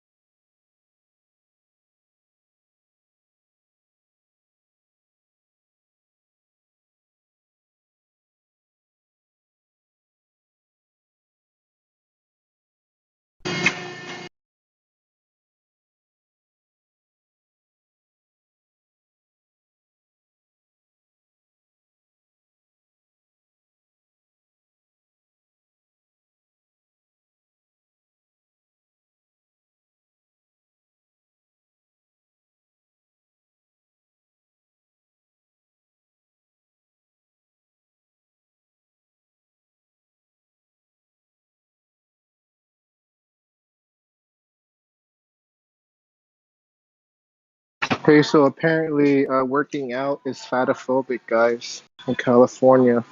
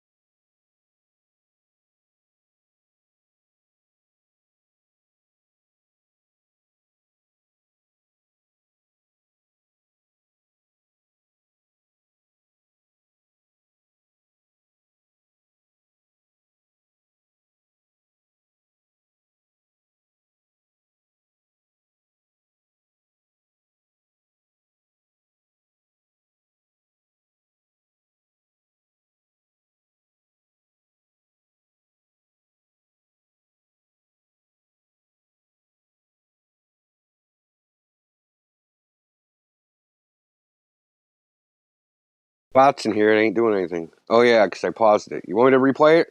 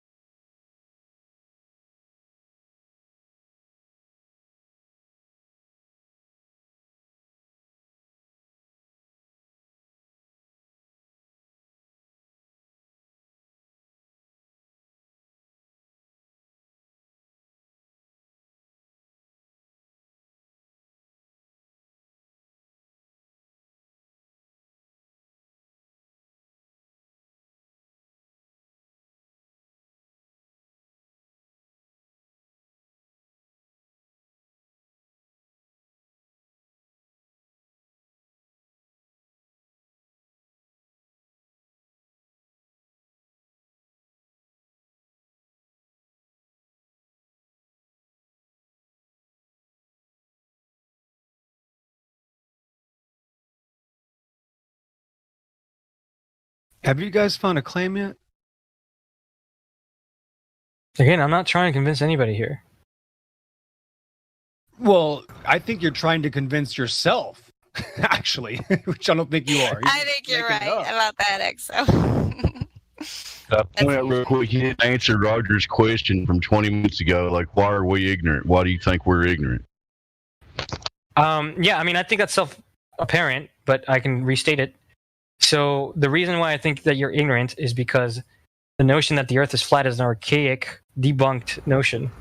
Spoken right off Wikipedia. Unbelievable. What a fucking robot. Unbelievable. Mm-hmm. I know, isn't that funny? That's like what you see on the YouTube videos too. It's like, oh, I think you're ignorant because I can recite something that's been thrown in front of my face 500 times in the last year. Yeah. I know how to recite passages from Wikipedia. That's why you're ignorant. Is that your best evidence for our ignorance? Wait, that's in Wikipedia? Archaic perception. Dude, let's put underneath every single Flat Earth YouTube video, if you mention Flat Earth in any video on YouTube, you'll get a little banner on the bottom that says, you know, it's a debunk thing from Wikipedia. That says, So can you use the word debunked? Yeah, bullshit. I mean, okay, fuck it. Even if I was reciting it from there, I share that opinion The anyway. globe Earth is what's been debunked, my brother. Well, that's the point. Is that you're saying so you're saying the whole world depends on an archaic idea. The entire world experiences a flat stationary plane, so the whole world experiences this archaic idea. What?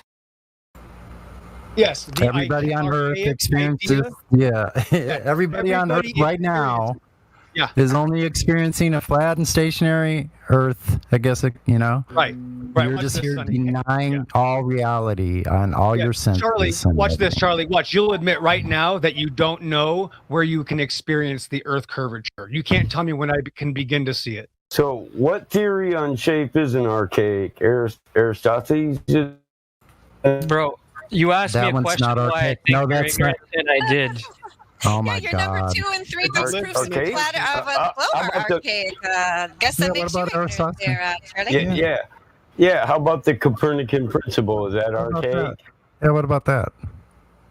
I don't recall what that is. What is that? Oh my gosh.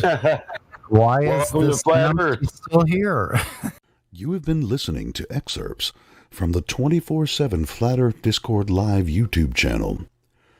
If you would like to join the discussion, simply type in your address bar discord.gg/flatearth. Thanks so much for listening. Let me ask you a question, Paggis. Let me ask you a question. Let's say you got home and, I don't know, your wife is banging the next door neighbour.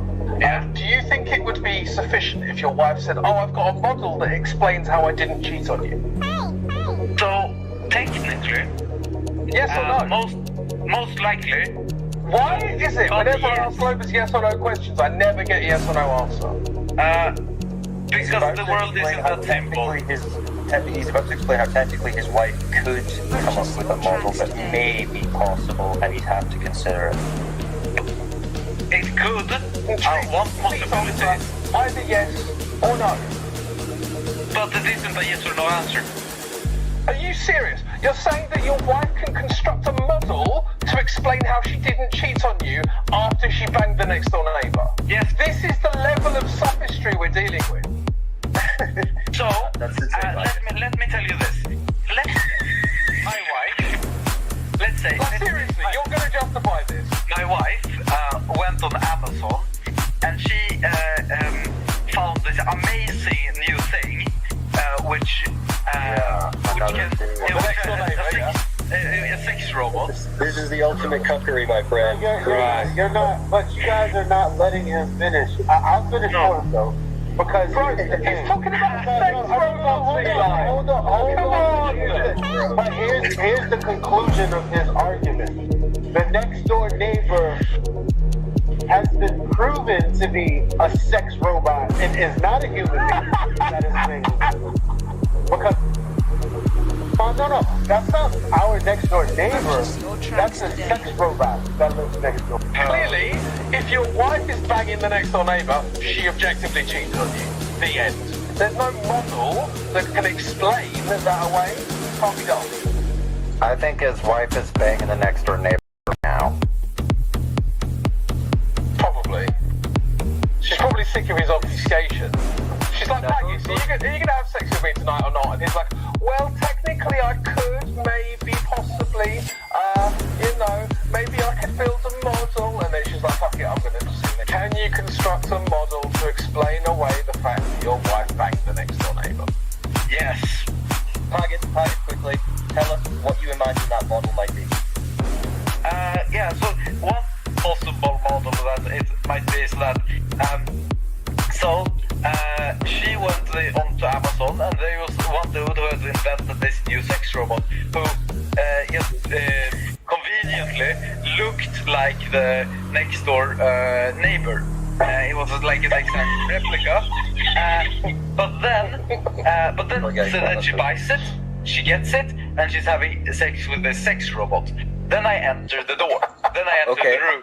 And I see she's banging something which resembles and is in every way looking exactly like the So, I mean, this is what they call in America the good old college try, right? So then look. But when I am looking at the thing, then I see, she's banging something. It couldn't be the sex robot, but it could also be the next door neighbor who just walked over and is banging her. And I have no way this to differentiate. Like when I enter the room, both possibilities are true. But as you said, which one is more likely? Yes, it's more likely that my wife banged the next door neighbor, but there's still a small, very, very small possibility that it was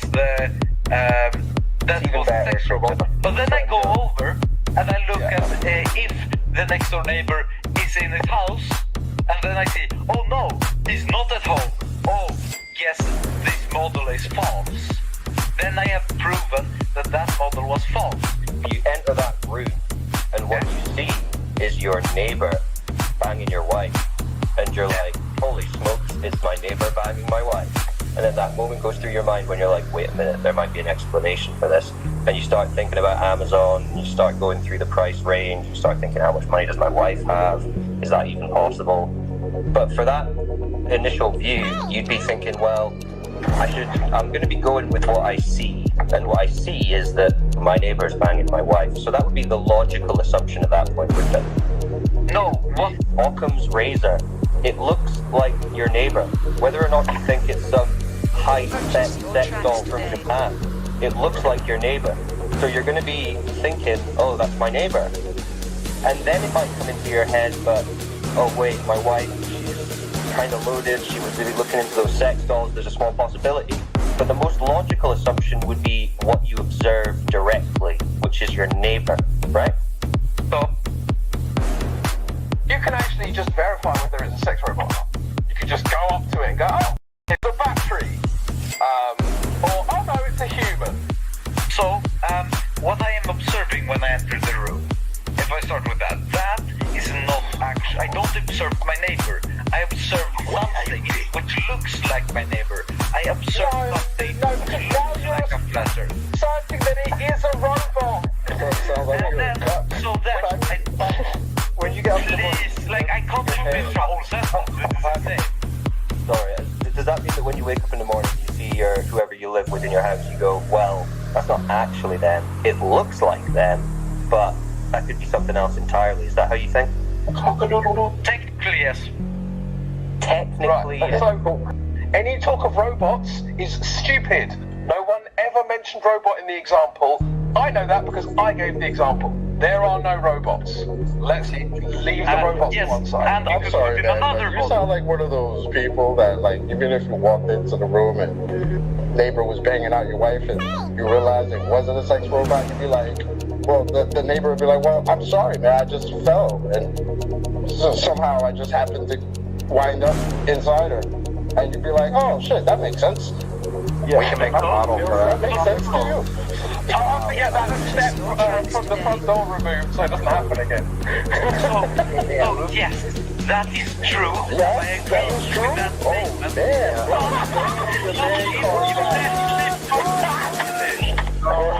Brother man, you need to go get your man card back. I don't know where it went. You know, this would have been much easier for you if you'd have just said at the start, you know what, yeah, if there was a dude banging my wife, I'd be pissed. This would have been over 20 minutes ago. Yeah, this is going to be a fallacy. But I'm trying to explain my point. I think to be fair to Pagas, we should let him explain how the neighbor could be a sex doll when he's getting shit on. Robots fucking exist, and we've experienced them. Be another model, then we know the old model was wrong. But then give them a new model. Wait, this I need to get for Pagas, right? You check the battery is not there, it is a human. Now you're saying there's potentially another model, could you tell me what that model would be, please, Pagas? So then that model could be like, oh yeah, he fell. He fell and decided. So, yes. But it's not even Italian. Pagas, so he fell. He just repeated exactly what I said. Pagas, I need you to be serious. Pagas, I need you to be serious. What is this other model? After you check the battery pack, it's not a battery pack. What's the model that could explain it? I think your example, as you said, was very good with the folly. But then I look, what is most probable? What is the most likely? And I say, oh, it's very unlikely that he fell and that happened. So therefore, I choose to believe and I choose to use the model which is the most likely, which is that my wife banged the next door neighbor and therefore I am divorced. I can't know that she's objectively having sex with the man next door. Wait a minute. We can because we verified it. No, but to verify it, there might be another explanation. What the fuck are you talking about? We verified it. We checked that the battery pack isn't there. We checked that the penis is in the vagina. It happened. Yeah. Yeah. And now we're constructing a model to make the cheating go away. Oh, the fundamental way of what I am saying is that I can't technically give you an exact model because the whole premise of this is that it is something which is beyond my understanding, beyond my knowledge. It could have been, like say, an otherworldly, all-powerful being, like a demon or something, which then altered the visions and my memory, as well as my wife's. So you can't see evil demons, right? Okay. And then we look, oh, this model is an explanation. It's actually likely, but it's very unlikely. It's extremely unlikely. Yeah, therefore, we don't Sonny, go ahead. Pagas, you're embarrassing yourself now. Hey, Pagas, I just have one question, okay? Very simple. Go ahead, please. Do you believe there is such a thing as objective reality? No. There you go, folks. That's it. Nail on the head. Yes, I believe there is, but I don't believe we can actually. We can't figure it out. Bro. Dude, are you objectively on Discord right now talking to us? I can't actually know that. And as Roger, as you said, Then you're a psycho. Well, then you can't objectively know if I mute you. So I'm just going to do that. Yeah, that's a good place to put a pause on that, I think. Oh, yeah. And really...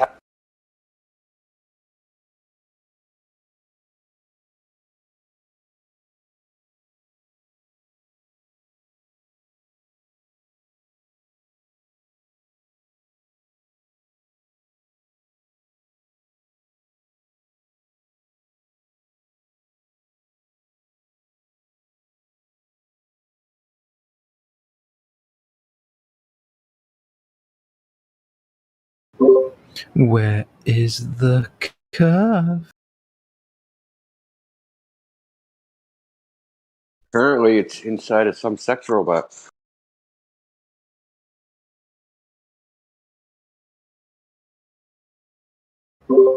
Bruh.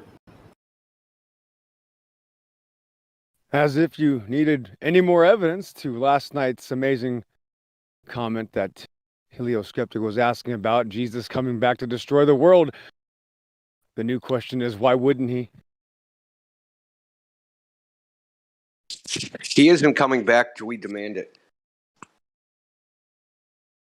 So all the good human beings are like, no, it isn't worth it. Just destroy us all. We're fucking degenerates. I don't want to be part of this no more. I'd rather fucking die and fucking burn in hell with the rest of the degenerates and continue this. I'm serious. Like, you guys, he's not going like till we demand it. Till like the people, like the good people, are like, listen, it's so bad. Just listen. I don't care if the good people, have to go to. Like, you got to get rid of this. This is just so horrible. It's just our existence is an affront to God. It's just fucking destroyed all. I think it was Helio about 45 minutes ago with the discussion I do not want to bring back up said, well, if that's the case, I don't want to be here anymore. Yeah, no, that's what I'm saying. Like how far does it got to go until, like, you know, the good people say this enough's enough. Like, this enough is enough. Well, it's I think it's worse than most people realize. That's the thing. People are upset about what we do know. There's a lot that we don't know, and some of us do know more than the masses. But it's it's much worse than that. I mean, there's systematic extermination, depopulation happening in this country for sure.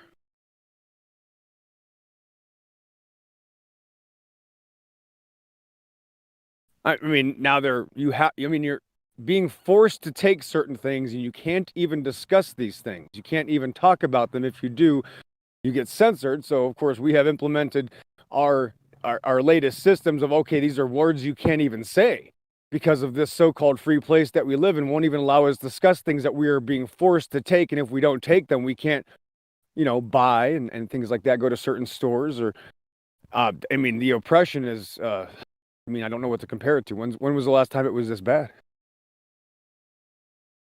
Out of Gomorrah. Throughout most of history? This is easy, man. This is nothing. It's only just beginning. Don't confuse yourself. No, now you're not allowed to talk about it. This is a new thing, actually. You're talking about it now. You're talking about it now. You're confusing. You're really confusing yourself if you think this is harder than it was before. I'm so sorry that you're new to this and you're way out of your league. I'm so sorry you're new to this. It's okay, princess. And your citation for such a claim? Well, you can't figure out what 1 + 1 is, so that's going to be, you have to interrupt me. You're still interrupting me. You're just perving as usual. You're just having a seizure like all little polytheists. Typical polytheist having a seizure. You don't even know who I am, clearly. You're not opening your ears. You're a little princess who has to interrupt. You're just a little princess who has to interrupt people. Your citation for such a claim. Let's not cannibalize each other because there's no Glovers here. No, but he's being jobless. He makes a claim like I don't know anything, and he has no citation. He attacks my understanding without knowing what he's talking about. How is this harder than what it was before? Have you ever been in a war to the degree that it was in World War II? I mean, he's gone now, but it's a joke. Like, the fact that you are even on the internet able to run your mouth like that without getting slapped. Like, you think it's harder? No, it's only just begun. If you think this is the worst it's going to get, then you're incredibly confused. Look, if you have stable housing in a car, Yep, you're richer. another perfect example. You're richer than 85% of the people in the entire world. Exactly. Well, just another perfect example. This is a spiritual warfare. Cowards like that have to mute people that actually do things in reality, don't live on the internet. Perfect example right there. I only muted you because you just wouldn't shut up. No, I asked you're you for a just perving, citation, bro. No, come do it to me in reality. Let's have a conversation in I real asked life you and see for a how tough you are. citation. Yes, and I'm talking. I don't have to answer to a pervert. I don't have to give you a citation. I don't have to do that. I work in reality. Yeah, that's the difference. That's the difference. I'm a. Come on, that's ridiculous. This isn't the place where you come in. Hold on, we're not doing that. We're good. You'll get through. Cool. So we're not gonna do that. We're not even gonna. This conversation's ending. Yeah, I was gonna say something controversial, so that was. Go ahead. That Judas is gonna go to heaven. They were talking about Judas yesterday, and I was thinking about it, and like Judas repented, so. And he recognized Jesus as Lord, so shouldn't he be going to heaven? Nah, that's a misunderstanding though, because like he's named the son of perdition. But he wasn't condemned. And he said he told Judas he still loved him, right? So even though despite what he did, so like maybe he's still going to heaven. Everybody's gonna be pissed off. They get to heaven, they see Judas there, they're like, how the fuck did you get here? I don't see that in the text, but I guess what my question was, where did that come from? Because it kind of was sidelined from. They were talking about Judas yesterday, and it was something XO and a couple others were talking about it, and it just popped back into my head. Okay, well, I don't see it because of how he was described, right? Because, well, if you read John, one second, I've got something here. Well, they were talking about how Judas was the focus of the Last Supper, right? How Jesus talked to him more than everybody else, and how Judas returned the 30 pieces of silver, but they wouldn't take it back. So, he repented, and obviously he knows Jesus is Lord because he witnessed the resurrection. So, yeah, but see, there's two things that I would pull up. So you have the example where it says, so it's like the demons know that the Yeshua is who he is, and they tremble. That doesn't save them, right? They're doomed. All right. So that's number one. And then number two, what he says about Judas specifically is in John, in Gospel of John, talks about, it's like I have not lost any of the ones that you gave to me, except one, the son of perdition, so that it would be fulfilled from the prophecy. So I guess he screwed them. I don't want to necessarily like frame it in a way that people might jump on to another discussion, but it's like that was kind of done and done. But yeah, that's just going from the text. It's just an interesting discussion for sure, but I don't see it. They weren't talking about it like that. That's just something I thought of, but like, okay. Repent of your sins, right? So that's what you're supposed to do. Repent of your sins, declare Jesus as Lord, recognize his resurrection. I'm not sure if he repented. I think he just was shamed himself, gave the silver back, and then killed himself, which doesn't seem to be anything in line with what Scripture talks about what you're supposed to do. Yeah, I think suicide is not really. There are other things, right? When you that is not a sign of repentance. That's not taking responsibility. It's a sign of being lost, I think. This kind of taking responsibility. It's running away, man. That's running away from what you've done. Is there anywhere in the Bible where it says anybody, any one single person made it to heaven, this place, heaven? Elijah, right? Didn't Elijah just ascend directly into heaven without death? No. He was taken to be with God, right? He died. But any other man? I mean, are we? Where's this promise of heaven, or is there any evidence that? Well, I can answer that when you. I know where. No, yeah, go ahead. So, Well, it's just that with you, I have to make sure you've actually finished. Otherwise, there's no point. okay, cool. So is there anywhere in Scripture that says a person has gone to heaven and given a record or whatever, or No. just like that? There's a promise of No, the only person to have ever ascended is Messiah. Everyone else is awaiting the resurrection. So either the first resurrection with Messiah at his return, or the second resurrection for those who will be judged after the millennial reign. When you die, you're in Sheol. That's as concisely as I can do it. To the Elijah thing, Elijah was taken up in a chariot into the sky. So that, like, the specifics of that was into the heaven within the first firmament, but it wasn't that he ascended up. And that was also the thing that was allowed for Elisha to be able to witness, so that was the confirmation that he would get double portion.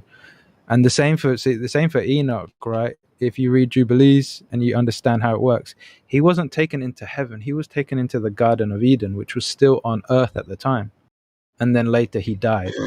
Yeah, so no doesn't man actually say that though. It does in the scriptures, but you have to actually read and study. It does, Helio. You have to actually go and do the effort. If you want to find go into Jubilees. I'm not trying to be rude. I'm just saying, like, when you say it doesn't, it's because you haven't read it. That's all that is. All right. So it's in Jubilees. Jubilees. Okay. Well, that wasn't in my. That's not part of the canon. So yeah, that's the whole point, right? Yeah, I get that. Same way. Yeah, it's the same way the level stationary Earth wasn't in your education, because that goes shit. I was against raised their Catholic, plans. man. I didn't even really get into those the Bible degenerates. until I'd encourage you to, the same way in this topic, you dig past the surface. Same way with the scriptures, dig past the surface. Either way, but that's concisely as I. Well, as far as the rest of no one's promised that when they die, they're going to heaven. As a matter of fact, in the book of Revelation, it actually says heaven's earth. And right. Jesus, when he came, was heaven comes down. Listen, no, the kingdom of heaven is already here. Proleptically, perhaps, yes, but not physically. The actual physical kingdom has yet to descend. That happens after the tribulation. Well, I'll say this: we don't decide who goes or doesn't go. It's not up for us, and we could sit here and speculate who does or does not ascend. It's not for us to decide. So that's explicitly stated. It's not like, that's my opinion. Right? Yeah. I mean, look at what Paul says. He says each of you should work out your salvation with fear and trembling. That has nothing to do with minding other people's business. That's between you and the Creator, right? So you have to take that seriously, and you have to actually do what has been given for you to do. Yeah, and since God knows what's in your heart, he knows if you're just like going through the motions and faking it versus, if you really are doing it for the correct reasons, right?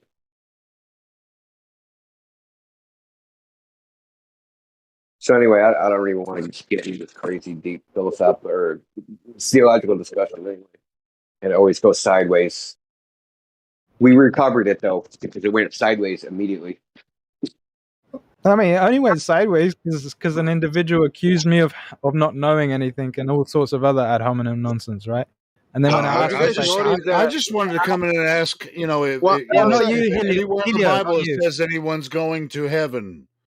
It wasn't about have you guys noticed I know that when LARPers and trolls join here and people start lying, we can tell that people are actually lying and misbehaving. You think the creator of this place will know what's in your heart? And if you're say again. I don't think I caught every sentence, every word. Can you repeat? No, I'm just saying that when people here and they troll and they lie, and we can tell they're doing that. I think the Creator, God, can tell when people are actually doing that in reality, right? People lying and not repenting. For sure. I think I've even had a discussion about like maybe the mechanics of that. I think like you know how like there's different spectrums and stuff, and we like if you see an infrared you can see more than if you didn't, etc. I think the way that the actual way in which this is my like speculation, just so that we're clear. The actual way that the Father is able to see, or the Creator, the Father, is able to see into our heart to discern what we're doing is because he's not limited by just the one spectrum. I think he can see in the whole thing. So he can see when our heart is vibrating at, degenerate frequencies. Oh my goodness. As opposed to another person who would only have the discernment available. Clover's gonna say refraction when he gets to the pearly gates. But those pearly gates are refracted above the horizon. No, you're like, you didn't look into my heart and see that. That was just refraction. That's funny, India. Ask MC Tune. Jesus Christ. No, but you're right. Man, God's vision ain't like our vision, man. I wish there was a way. Right. Yeah, I mean, he sees all anyway because he's literally up there looking down. It's not the way they describe it. Secondly, of course, he can see through our heart. So, like, if mankind can see through walls with X-ray, you think the Creator can't see through your heart? But I wish. Listen, we really wish. Go ahead. Well, I was just going to say, like, we think that we're so complex and intricate creatures, and our thoughts and wisdom and everything is so unique and special. We must be so basic and plain to God, but we think we're so clever and tricky, right? But to him, it's like it's like the analogy with Goldberg is almost perfect. Like they come in and they think that they're so clever and tricky, but because we've done this so many times, it's like it's obvious. And we think we're tricky in front of God, and God's just like, oh man, I've seen this a million times. Like it's nothing to him. Like 100 million times, right? A big trillion times, probably. Yeah, exactly. Yeah, there's even a text in Psalms that says, what is man that you are mindful of him? Like we're literally dust. I mean, he loves us, and that's something that kind of baffles the mind when you think about it like that.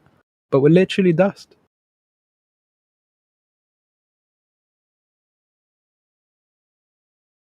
Yeah, there's one thing that has no bounds to man, and that's arrogance. That is just an endless pull.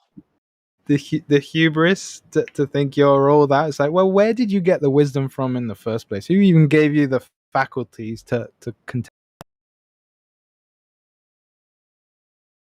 Like I always say, no man has ever created a single goddamn thing. Ever. We rearrange what's already here. We don't create anything. If you've ever read the wisdom literature, I think it's Wisdom of Sirach, talks about, or it's otherwise known as Ecclesiasticus. It talks about the folly of man to worship idols that he created with the offcuts from his projects with wood. Like it describes it like he makes this thing, he makes a vessel, he makes a like something with his wood, and then the pieces that are rejected, he turns into a little thing which is dumb and deaf, and then he worships that thing which he made with his own hands. That's the kind of like craziness that man has.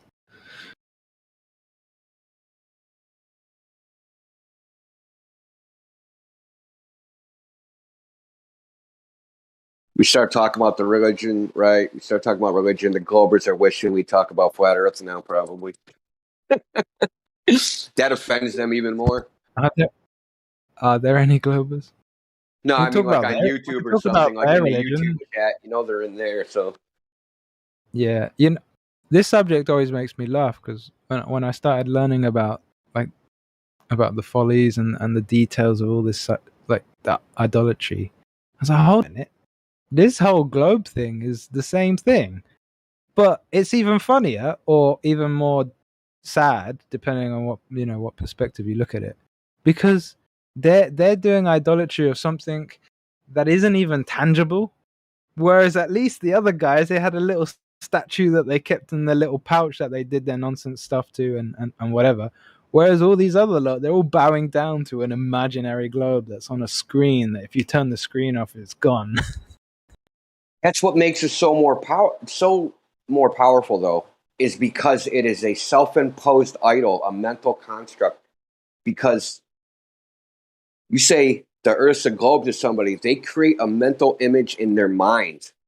It's completely in their mind because nobody has ever seen the Earth from space as a globe, right? So if no one's ever seen that, it can only ever be a mental construct. So they didn't even have to make a graven idol. They said basically, fool yourself. And everybody's like, okay, I'll trick myself. I'll make a mental construct in my mind. I'll worship that. Like, that's like a whole another level of deep. It goes a bit, I think it even goes a bit deeper when it comes to the deception and stuff. Because it actually says in the scriptures that those who kind of, I'd have to pull up to be specific, but to paraphrase, it says that the Most High will actually lead them into a delusion, a great delusion. I think it's because they like sear their conscience or whatever, because they're just not about doing the right thing.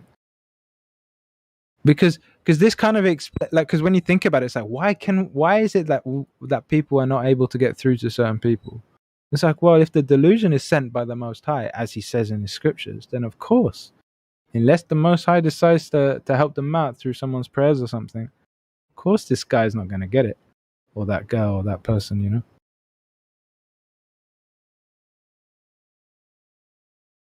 Which is why I think it's a good thing that like the general principle in this location is not to convince anyone, but rather just to present what is true and to destroy what is false. Because in that way we're not like selling anything. We're not doing persuasion.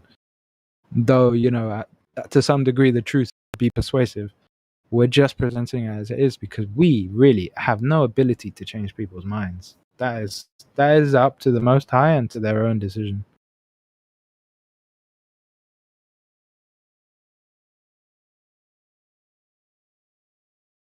Yeah, I want to read you some James Webb nonsense that NASA said. Wait till you get a kick. You'll get a kick out of this. This is some crazy stuff.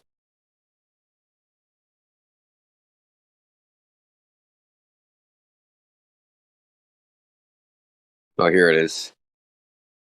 Once fully operational, Webb will explore every phase of cosmic history, NASA announced, from within the solar system to the most distant observable galaxy in the early universe and everything in between. Webb will reveal new and unexpected discoveries and help humanity understand the origins of the universe and our place in it. Now, any glober that comes in here and says the heliocentric model isn't a religion, just read them that, especially the last 4 words, our place in it. That is just an existential declaration. This is your place in the universe. And from that, all the derivative questions, right? Why am I here? What is my purpose? All of these things.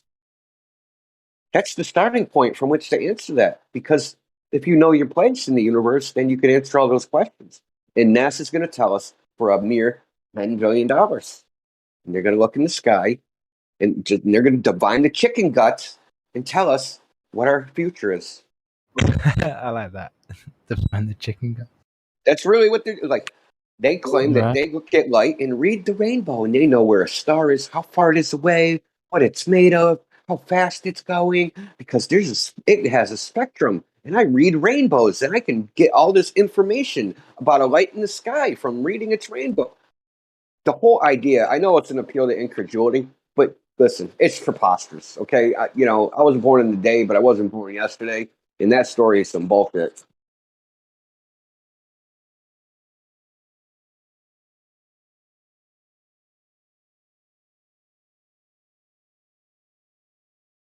They also know the star's composition, too. They can tell what it's made of, how old it is, how fast it's going, right? How far away it is, just by looking at the light emitted from it. That is absolute hogwash, poppycock nonsense. I could take a light bulb and put it on Earth and give them a telescope, and they couldn't tell from that telescope what that light bulb was made of, how far away it was, how fast. They couldn't tell any of those things. So I don't know what the hell they're talking about. The only thing you can get out of vision is a direction. That's it. And with a refraction, apparently you can't even get that. Yeah, these guys are funny.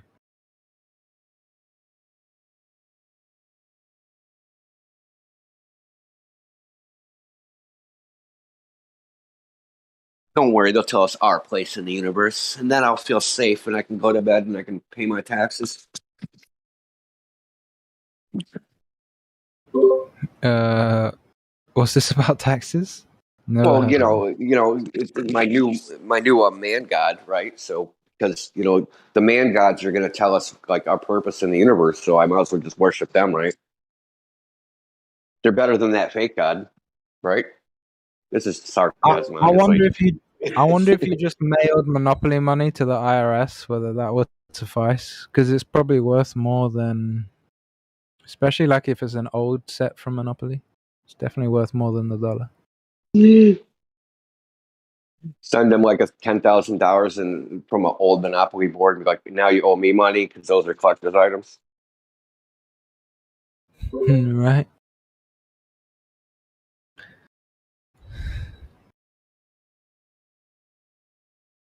It is. I mean, it's a different discussion, I suppose, but you don't even need to pay the IRS anything. They're a private entity. Just remove yourself from the system. But again, that's one of those obsessive topics that I can't be bothered to go into. They'll still take your shit. They certainly will. They got guys with guns.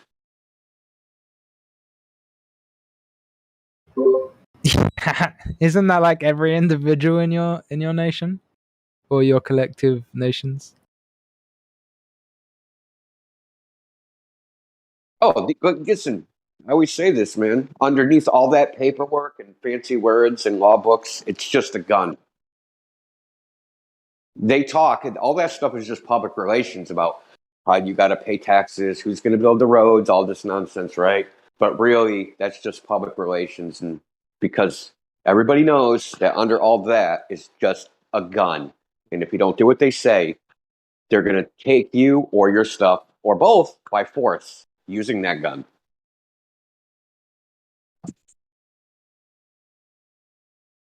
Yeah, well, I guess it's who shoots first.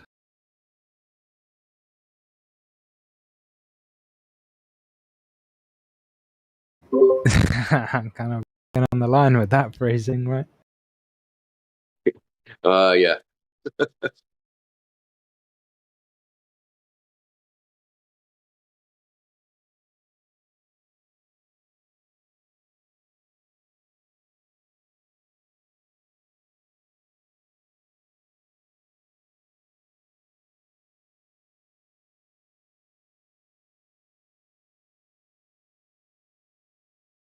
When does the off-topic thing start? 2 o'clock Central, I think.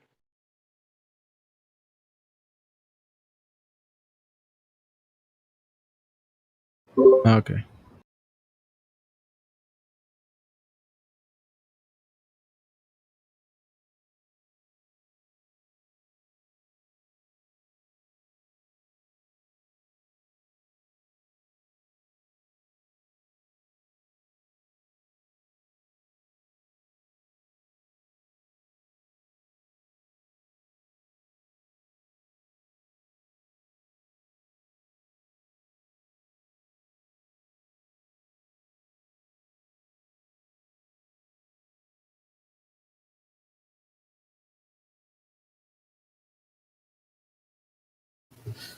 What's the percentage amount of taxes that people pay with? It's like 30%, almost 30%. I think it ends up being way more than that because of all the inflation and stuff. Like, actual tax is stupidly high. But then again, for your lot, it depends on where you reside, right? And what you're willing to do. I don't pay any taxes, but I still owe them taxes.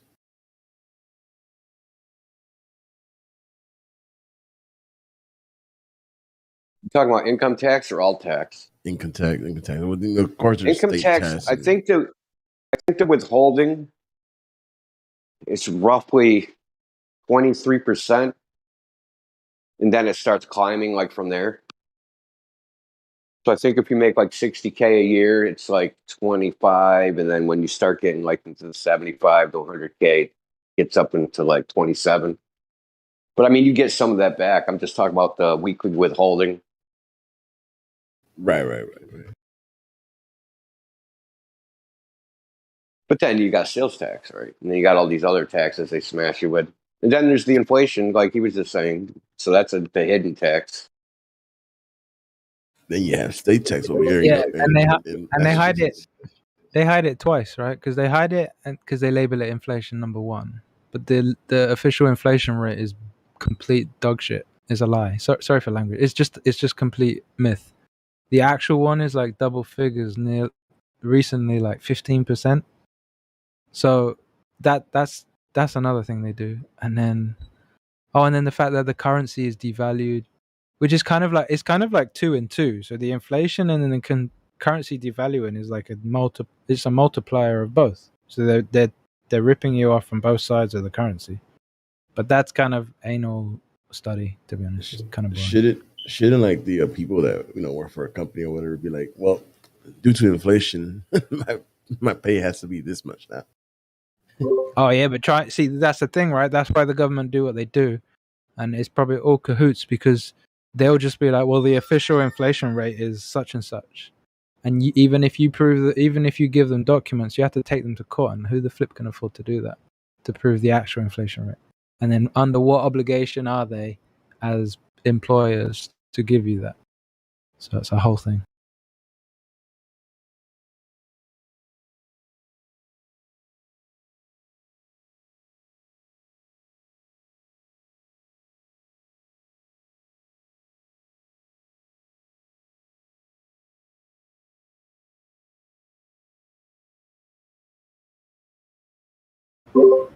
But you just leave him alone, mate. Just go and do something else. That's what I would do anyway. Find a bit of dirt, grow some cabbage, be happy. There was only $1 more for freaking turkey this year. That's all it was. Yeah, that's what the what is that secretary lady said. Indio, check out Revere Beach. I took some photographs. If you're looking at the text. That's very nice, man. The purple water is delicious. All right, check it.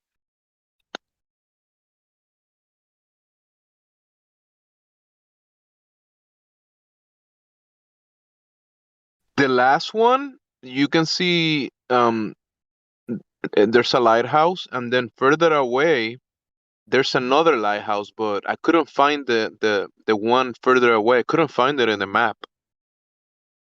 Probably, I don't know. I have to check again in the maps, but I couldn't find the further one.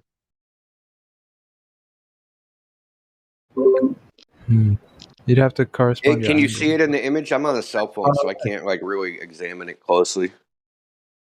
If it's a lighthouse of the same size, then it's probably like twice as far away as the first lighthouse. So that might be why you couldn't find it. I know the lighthouse he's talking about. Depending on where he is on Revere Beach, it's about maybe it's somewhere between 3 and 6 miles, but I think it's 6.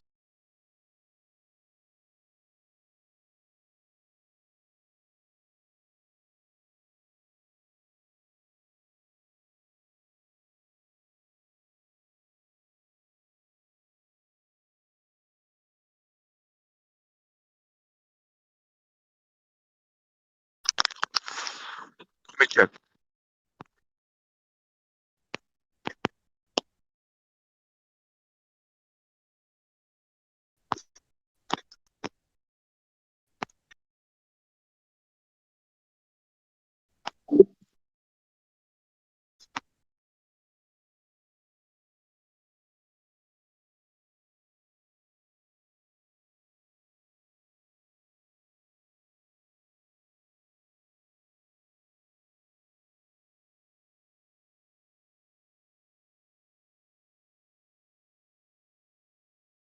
Which lighthouse? Which lighthouse is the one you're looking at in the left? It's called the Graves. The TheGraves. The Graves.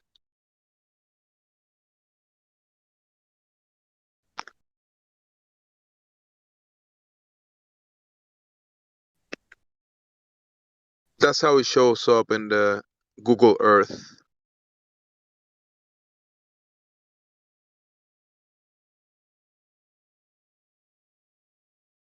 Kilometers, nautical mile, 6.11 miles from where I was standing, 6 miles. And then the other one further away, I couldn't find it in the map. It might be Minutes. I think it's Minutes Light. I think that's the one. Oh, there's actually one behind that one. So I see Minutes Light, and then I think that might be it. Minutes Light. That one is 13 miles, 13.7 miles from where I was standing. It's not too bad.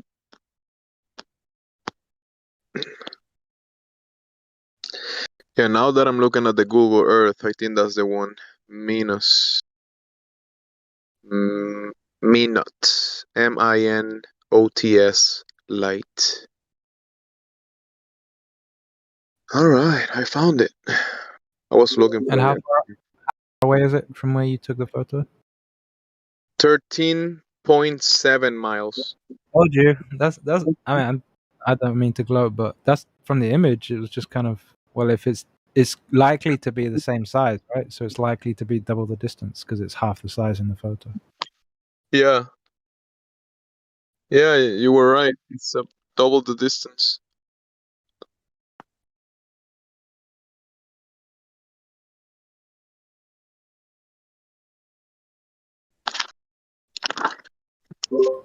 It's cool. Oh, that's a good. That's a good piece of supplementary evidence to the countless amounts of evidence we have against their nonsense.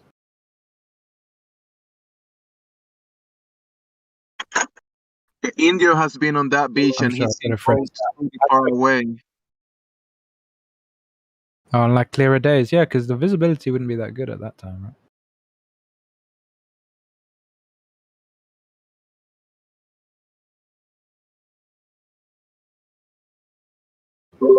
But you kind of cut out a little bit. Say that again. I was just saying that Indio has been at that beach, and he made observations with boats. But I've been many times at that around that area when the sun is rising, and I've seen the lighthouse many times because it lights it up like that. I mean, you can see it. Yeah, I got a boat at 30 miles from there twice. But I haven't even looked at the second time. That's just like sitting on my phone somewhere.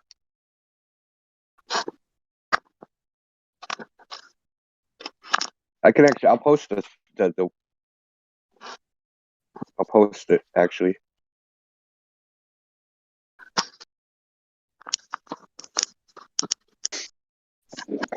Anybody that does boat observations should go to marinetraffic.com and figure out what boat it is, man. So you just have another piece of evidence. Especially if you can see it like in front of the horizon. You can make a prediction of I mean, where you the could horizon even is go supposed to and be. set up, go and do like official charters with specific routes, like 3, 4, 5 different boats, and you're all doing observations of each other, and then you have cross. I might have talked over you. I apologize, but what I was saying is like with that many chartered boats with official records, you could then go and take observations of each other with like multiple observations of the same boats at the very same time. So you have all the data there. So then it's like, okay, well, it's flat this way, it's flat that way, it's just flat every way. Just accept it.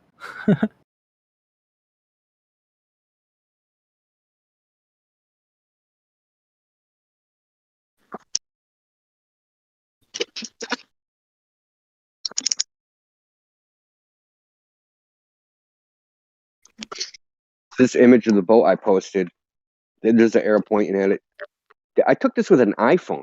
I didn't have like a awesome camera. I could see this with my naked eye.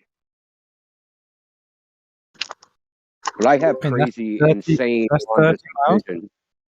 Pardon me? Is that 30 miles? 30 or is miles. this a different one? That's 30 miles. Wow. It was a tanker ship. Not a tanker. What do you call it? Cargo ship. That's impressive. Yeah, Indio, are these traffic lanes of these commercial ships are these are public, right? I mean, there's no reason for them to be private. No, like, okay, so Revere Beach so there's Boston Harbor, and to get out of Boston Harbor, they sail right by Revere Beach. So they sail, what is that, north, and then they turn to like go to Europe or whatever. But there's also other boats out there. It's not Well, that's not like wherever that's they're the only sailing, boat. they might harbor somewhere else. But 30 miles is a very short distance from Boston Harbor. But or near Boston. But they, the commercial lanes are public, right? And it's not like when a ship launches, from somewhere in the harbor there. It's not like they're, where they're going to be, and it's in the best interest of the corporation to know exactly where they are the entire time, right?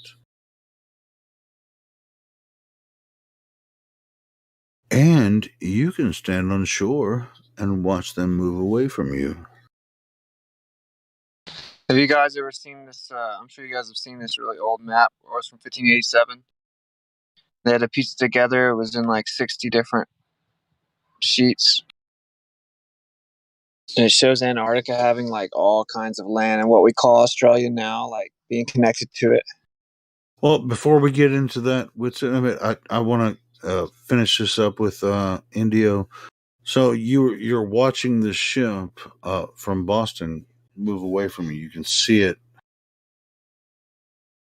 at 30 miles away, and you've already said this many times, and I just want to double down, I guess, on that. Or maybe he's doing something else. Go ahead with the Antarctica stuff. What's it? No, it's fine. Yeah, I'm posting like the particulars, right? So like if you look at the bottom image, that's the boat. That's the boat I was looking at. And on marine traffic, if you look at that those stats, that's the latitude and longitude of where the boat was. So I know where I was, right? I know exactly where I was. Yeah, and everyone I got a that's picture of that too. involved in the commercial traffic knows exactly where that boat is the entire time it's traveling. So Same way with as an airplane is, right?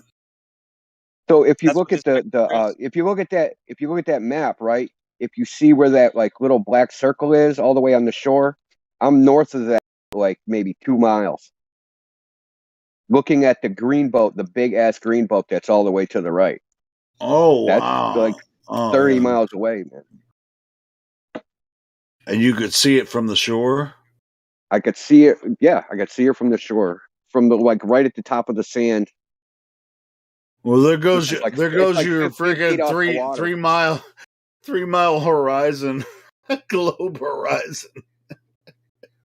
Well, like Jimsy was talking, there's 2 lighthouses out there. The closer lighthouse, I think, is 6 miles away, and the horizon from like that, it's supposed to be, it's at like 4 miles or something from like 15 feet. So I could see that. I could see the water lapping up against that easily. I just didn't get a picture of that. It wasn't important. I was just watching the boat. I watched that boat for because it comes out of Boston Harbor. So like as you're looking out into the ocean, it comes from right to left, right, and then it turns. It turns and goes out to sea. Yeah. So I watched it go across my vision, and then turn and go out to sea. And I just sat there and watched it the whole time. Just because it was a big ass boat. I'm like, it's the biggest boat. So Yeah, the boat. The It'd be boat is cool if way. you get somebody to capture that. It has like a P1, P900 or P1000. Capture that in time lapse. That would be freaking badass. That type of boat is way bigger than the lighthouse, right? That was a cargo ship. It's way bigger than the lighthouse. Yeah. I actually have a picture of the boat too somewhere. A picture of. They have on marine traffic, any boat that they're getting a signal from, right? That's listed on there. When you click the boat, it actually has still images of the boat, right? When it's like docked. So I actually have a picture of that somewhere. Hold on.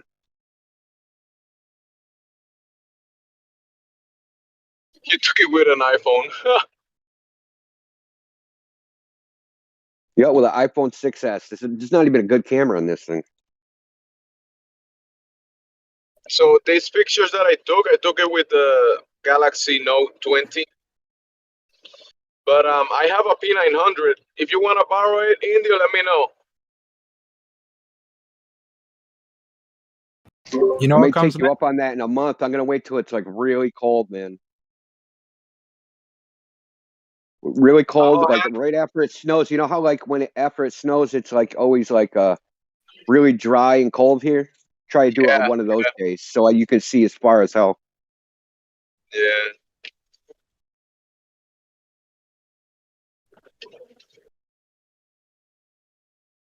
You know what comes next, Indio, after your iPhone?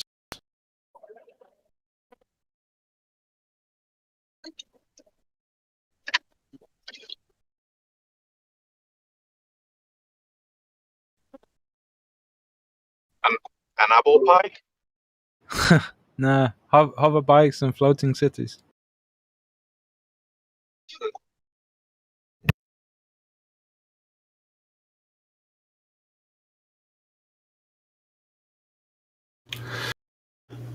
But anyway, and by the way, Witsit was trying to bring something in about Antarctica. And yes, we definitely need to get some more footage of these boats out of Boston Harbor. We definitely need some of that footage. What were you bringing in? Witsit? I was posting this map from the 1500s. Had 60 pieces. Piece it together, and it shows like America laid out long before they said it was figured out, and it shows Australia as we know it now connected to the outer rink.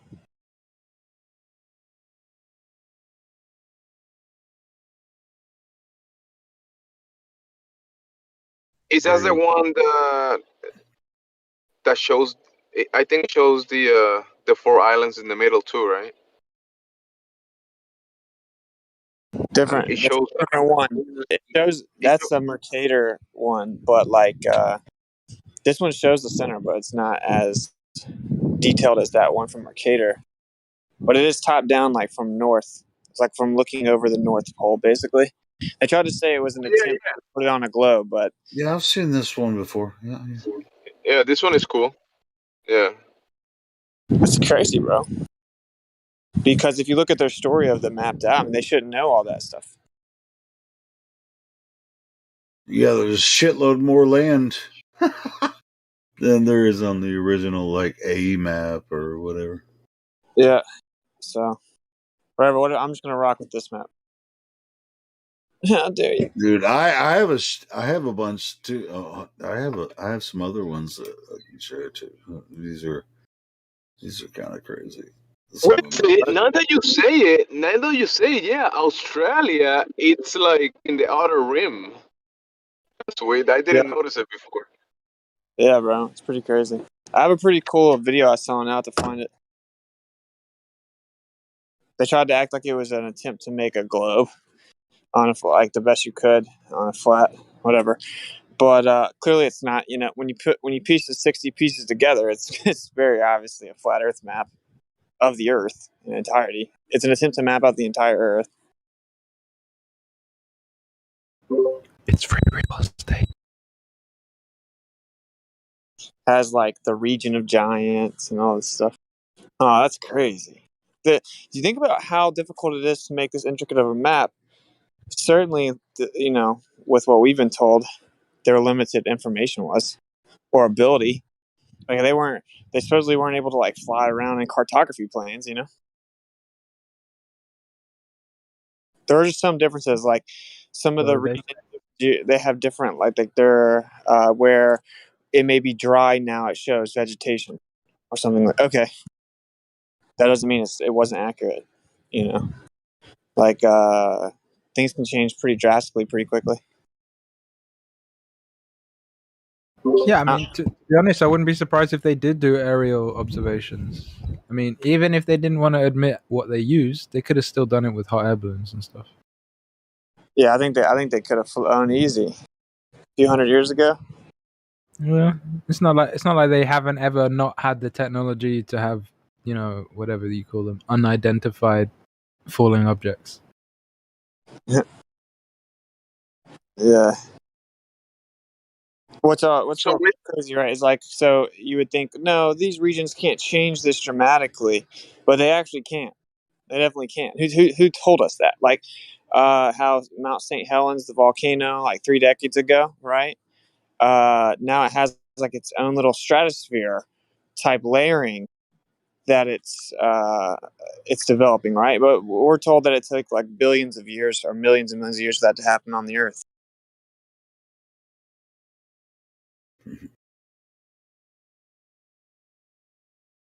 You guys seen this one? Dang it. Which when you look at the middle of the map, right? You zoom in, and you see, for me, it kind of looks like it's going up in elevation, and what we call the 4 islands, it's like it has 4 rivers coming down from these regions, this higher elevation region, because you see it's mountains and mountains. It's kind of like goes up. Zoom in and check it out.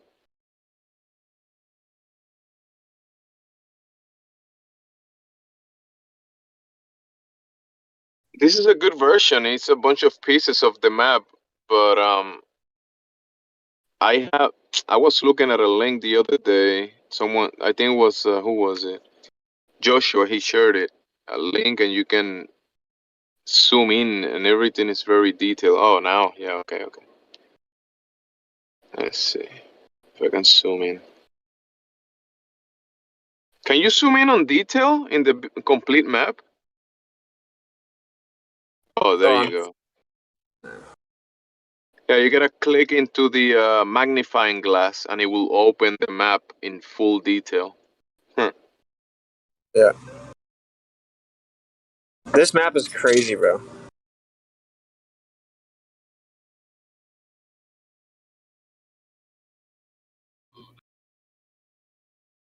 So from the middle point,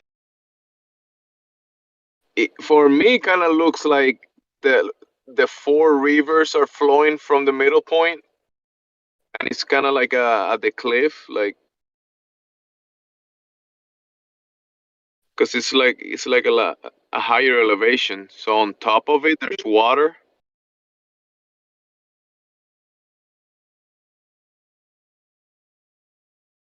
And maybe Mount Meru. Who knows what's in the middle? In the map, they put a G. You see, it's counting with the longitudes. I think you see the numbers, and in the middle, they put a G.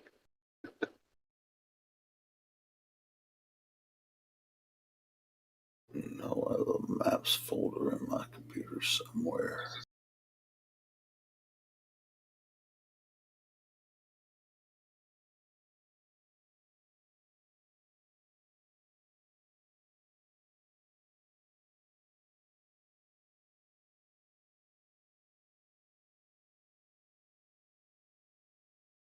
Yeah, I'm driving. I can't see the center too well. But Yeah, that's cool. It's 3 meters wide. The map. That's pretty crazy, huh? It would be cool to have a like a big wall in your house and put it there. Yeah. For real. It's 60 pieces, 3 meters. And we don't have like a life size, like an actual size.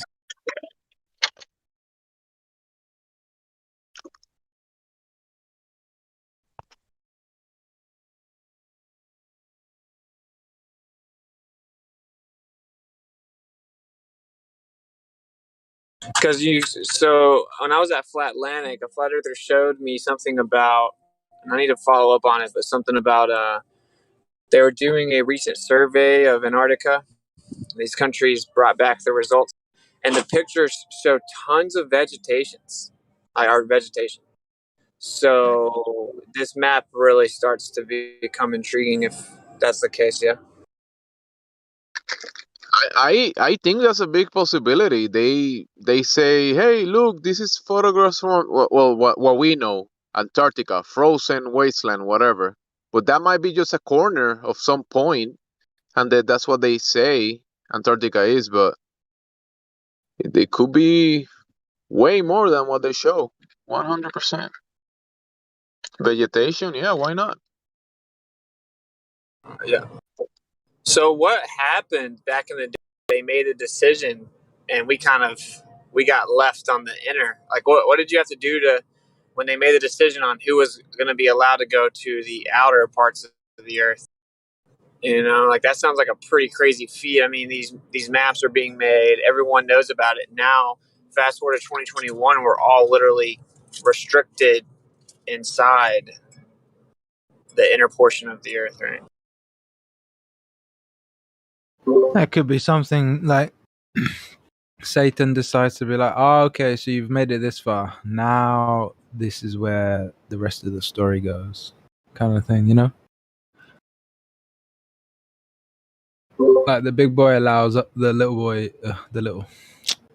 let's put it, the big boss allows the smaller bosses to play to a certain degree, but then once they step onto different territory, then he has to lay down a certain restriction or a certain way of things. That's my speculation, at least. I don't know. I'm just kidding. I mean, if you want to go to the VIP spot, the good area, and you have to, do a good job, and maybe we upgrade you and promote you, and you can go. Like the VIPs that go to that region, they take weeks down there.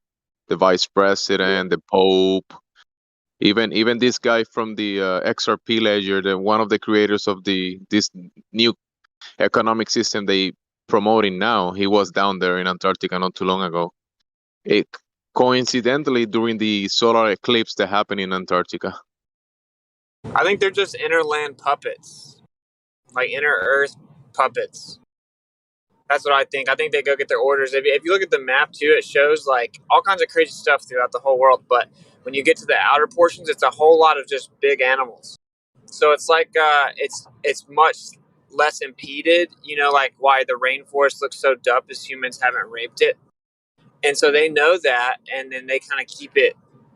They keep it that way there for them.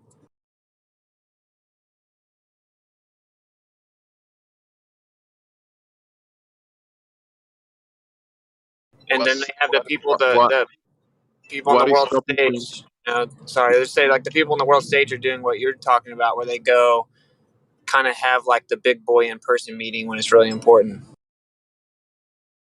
Yeah, I thought of another thing. What is stopping them from building a huge, I don't know, VIP area city over there and having the best technology available and that kind of stuff there?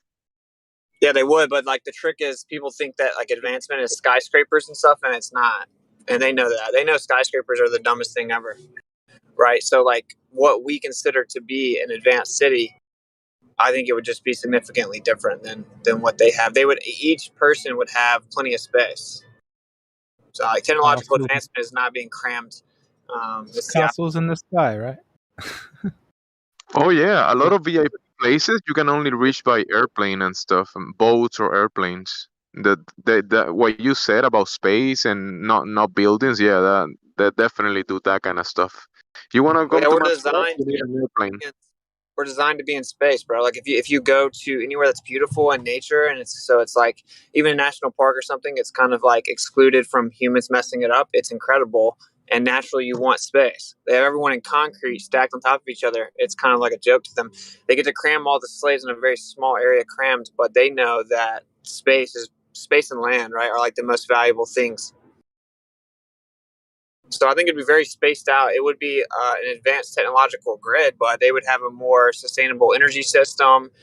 They'd be able to monitor all the signals from the inner portion of the Earth easy, because why would you not be able to? The Earth's a horizontal plane. I mean, you can send signals wherever you want. So all you have to have is like a relay system. They basically monitor from the paradise that they've kept from everyone else. Probably more than a year ago, there was a member in here, and he said he used to be military, and he said that he used to be stationed down there in one of the bases, and he spoke about fiber optics, like cables going to that area that he was stationed. So they are connected through fiber optics too. I think just like they did with the North Pole, they tell you that it's like cold, and they sold you the story of Santa, because everyone knows the North Pole is cold. So we'll tell the children Santa comes from there, and it's really cold, and he has elves and all this stuff and snow, blah blah blah, right? And then, so you can't go there. It's dangerous, ice, snow, cold. You can't go there. It's bad. Warning, warning. Stay away from the center. Same to the outside, but I think the outside is actually just basically paradise.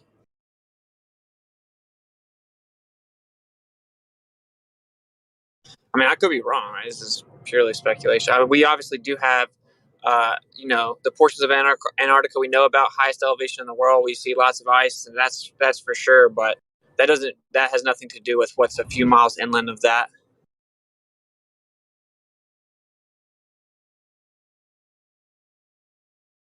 Right. And that's literally just. I would kind of imagine that ice thing is like a node and two intersecting waves. It's going to be a null point because they're intersecting. But then past that, it can go back to normal type environments. Hopefully that image translates well into from words. But you know how they describe those areas of ice during the summer when it opens up? They call it summer gates. Interesting. So it's a gate to a different area. Summer gate. when this map the ice really melts. Well, when the yeah, ice with that when too, the, when on the this gate map, dude, there's eight little like exit points, and if you look at the United Nations flag, there, as they draw the longitudinal lines from the center, there are 8 of them that go all the way through to the edge, and there are 8 exits in this outer edge of land on this map. You could probably figure it out with harmonics, but you know what? Like I think I've heard interviews of these people who do the quote unquote weather observations down there or out there, and their equipment goes funny, so they can't fly over there in the same way. And also, when they venture out, there's like pockets of like oases in the middle of nowhere. So it's like an oasis in a desert, but in a frozen tundra type thing with trees and forests and stuff. So it's well worth looking into. Sure. Yeah, I think it's pretty crazy because here's the thing too, right? So they tell us that there's no more land. One of the biggest lies of the globe is that it's finite. We know what it is. Like the idea that they know what's below 8 miles and how big the Earth is so ridiculous, Right. and no one will ever know that. No one will ever know. But anyway, the point is that I think that for them out there, there's still a lot that's unexplored. I think the Earth is so massive that it's still not fully explored, even by the people in the know. And so that's kind of the whole trick, is they're still exploring all this stuff on the Earth while they've got everyone staying in one area, thinking everything's been explored. Bro, Because that's got to be the all the most exciting thing in the world, right? Like the most exciting thing in the world as a man, you instinctively want to go discover new lands. Like, right. Yeah. And take into account every other day people dig a hole and they find stuff underground. So nobody has found everything that is underground. So, and the land can be so massive. Of course, like you're saying, they haven't explored everything hand by hand. Like walking to everything. How many lifetimes would it take for someone to explore the whole world? Even the controllers. But yeah.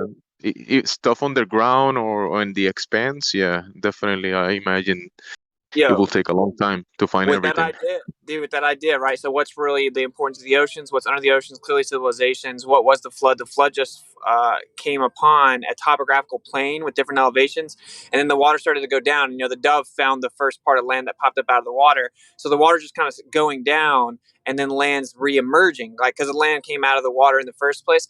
But the elevation being the highest on the outer edges, you know, intrinsically to contain the water, that part became exposed sooner, right? So there would be more of the ancient civilizations, remains, etc., that are unearthed or above the water out on the highest elevation. So maybe that's where most of history's stuff is visible, right?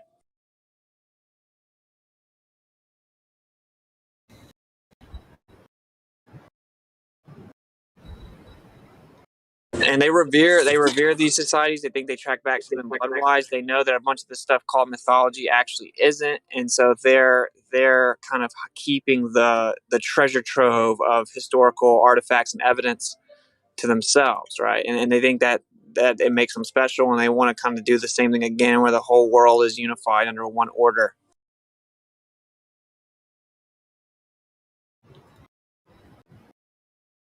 Yeah, but they won't ever get unified. They're too human. According to scripture, as far as I understand it, at least, they only get to be unified right when they're fighting Messiah at the end. But until then, they're just like they are now, right? Constant bickering nonsense.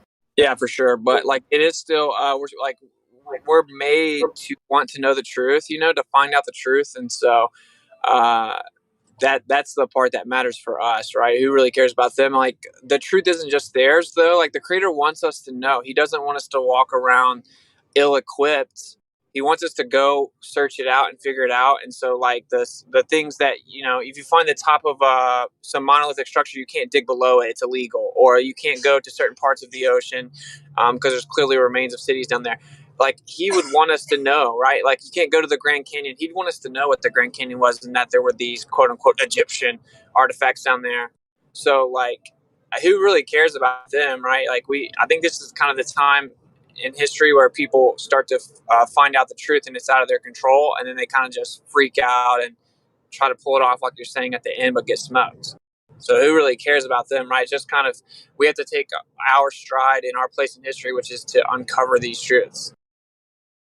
So I don't know. I think that's the whole trick, is that all around us is the crazy stuff ever. They got you thinking about space, fairy tales, but around you on the earth itself would blow your mind. You would think it was fiction.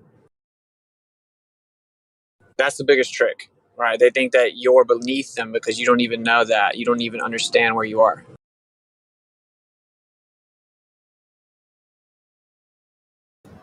Right, yeah. They changed the goalposts, they changed the playing field. Deception. It's the art of war, right?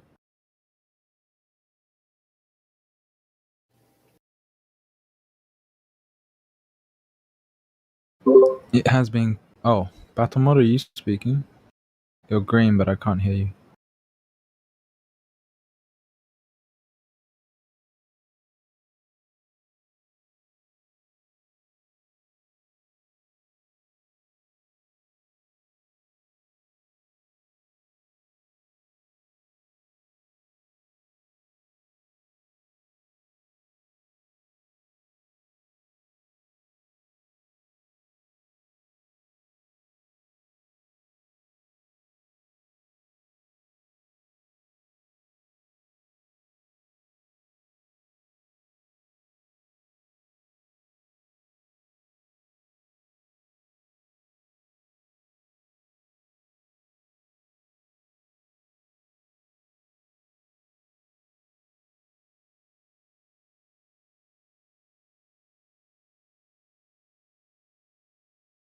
I'm not gonna lie. I think it's a lot of gravy to think about how the highest elevation of the land came out of the water first after the flood, and that's where you would see most of these buildings and societies that were part of that one world order, antediluvian era, and all of the remains are more visible on the outer edges that has the highest elevation because the water has revealed more of it That's why they don't want you to see it.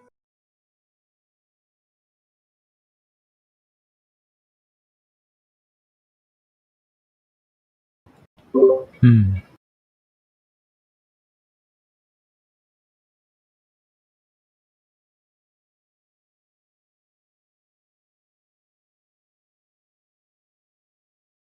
So it's it. Do you think that the water level was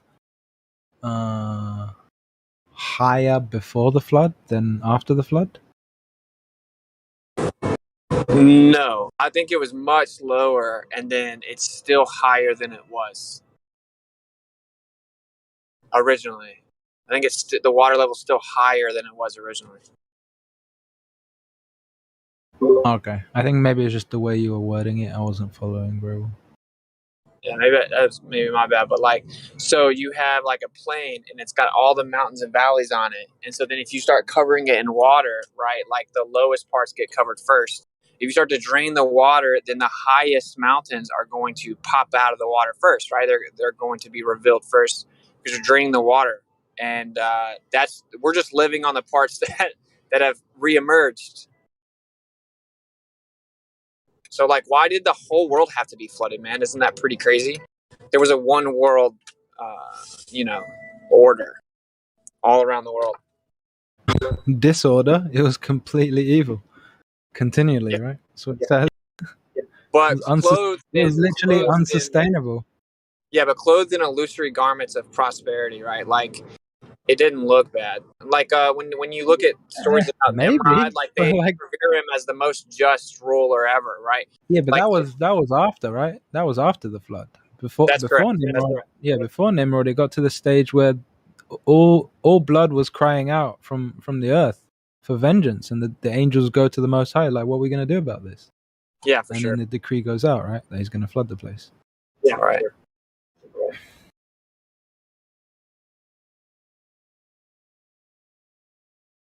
Well, that's crazy. So, what exactly is Atlantis? And then what are the Aryans? And so, like, they revere these fallen ones, and they revere their buildings. I think some of that stuff is psyopic, to be honest. Like they take it and they etherealize it and they gnosticize it. If you're following my phrasing, the literal nature of it might have been something here and there, but they've turned it into something completely different, and people just kind of. My personal position is that people have been like hooked into that, and they've confused themselves or allowed themselves to be confused. Yeah, maybe so. I definitely don't disagree that a lot of the Gnostic teachings they have are actually just BS. But they normally stem from something that really happened. They rephrased it. Like mystery, the way they present the religions, they're kind of like is an allegory or it's a whatever. But I still think it's like heavy confusion there. That even the speaking truth, I really think they're like clinging on to like make believe hope to some degree with that stuff. But for sure, actually, that's something. On that note, real fast, bro. Like Plato, when he was talking about the people before, like Atlantis, right? He said they became a debased mind over time because they continually intertwined with humans. So it's like, yeah, the Watchers came down and tricked everyone, and they write the story as these sun god descendants came to bless humans with all this technology, and humans dragged them down. So it's just like an inversion of an actual event. And they think they're better than everyone because they know the actual events, and most people don't. They think they're fairy tales. Yeah, it's the same with like any major event. World War II, the narrative is completely different from what actually happened, etc. And something like Atlantis, like whenever it actually happened or whatever, if it was true, if it was accurate, all they have to do to really confuse people is switch when this thing happened. Like, was it before the flood? Was it after the flood? And that's enough to do major levels of confusion, right? I'm not. Maybe I'm not articulating it sufficiently. But yeah, you are. That's how stories like that really cannot be verified, like tangibly, can really easily be like like a hook in someone's mind. Yeah, I hear you. Atlantis is super speculative.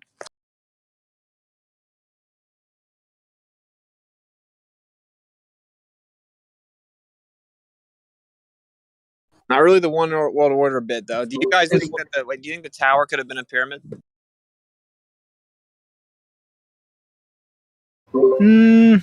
Nah. I think it was like a tower. Like there was a whole city beneath it that was part of the operation, but I think it was an actual tower. That's how it's described, right? I just don't think it's like I don't think it's like your modern ones. I think it's probably more likely to be like a cone, like a logarithmic type cone. But does that make sense? Yeah. Like a trumpet. Like a trumpet on its mouth. So it would start wide and then eventually get higher and thinner. Does that make sense? Yeah. Because I'm trying to put together, are these pyramids all around the world basically a shout out, like a building of reverence to the tower? Probably.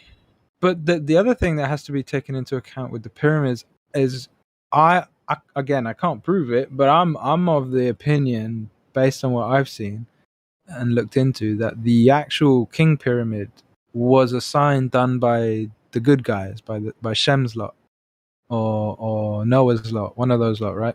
And that all the other ones are just copies of not copies, adulterations of the original, because it's very likely that the kingdom of heaven is going to be similar to that to a degree.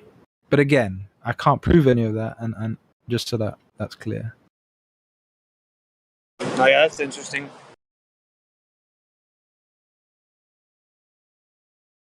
Like some say Enoch with the help of angels. I don't really know.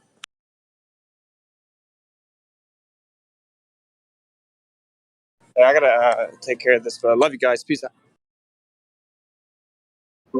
Peace.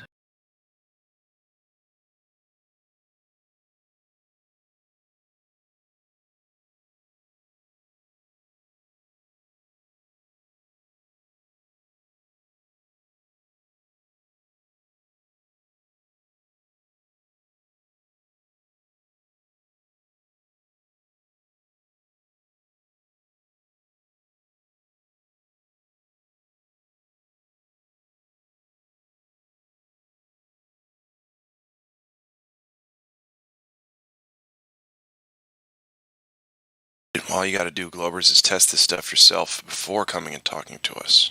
That's the key. You got to find out the information before you come and defend the information.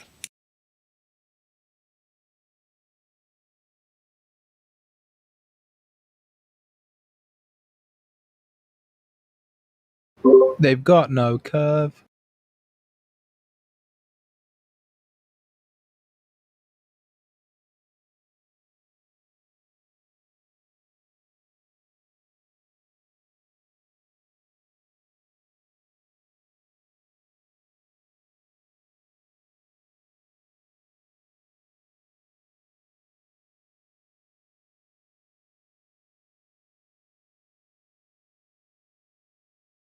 So, still waiting for one Glober to measure the surface of Earth. Just one Glober. Well, they lie to us and tell us there's 8 billion people. Well, obviously, there's no way to know that for real. But let's say, out of 8 billion, we know the vast majority is still brainwashed. Still willingly eating up this narrative, all these narratives. And we have not one of these billions of people to come forward and tell us flat earthers, hey, no, because here's the curvature. I measured it. Boom.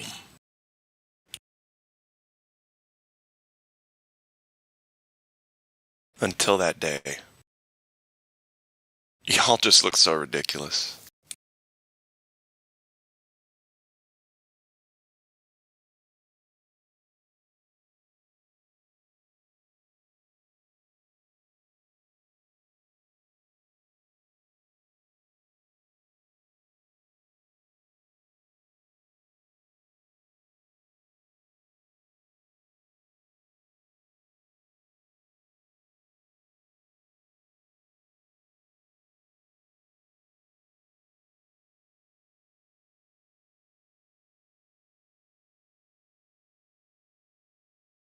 I'm trying to get these Globers to realize that it's firsthand personal physical experiments, experience, and tests and measurements. Firsthand personal physical direct tests that need to be performed first before you personally defend anything.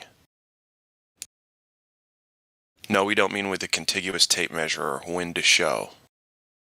Listen, if you know how to use a keyboard and a mouse and you know how to read, you can look up measuring tools. Yeah, yep. And pick your favorite one and go measure the Earth. We've done it with lasers. We have long-distance photography over hundreds of miles line of sight. You guys don't have shit. Glad you're trying to get them to realize they can believe their own real eyes. Right. The only thing, actually, that they can 100% always believe with stuff like this is their senses, right? I don't go outside and I go, hey, is it daytime, sir? Hey, sir, is it daytime? I can't tell. My eyes, apparently, CNN says my eyes don't work. So, is it sunny outside right now? Do I have to put a jacket on?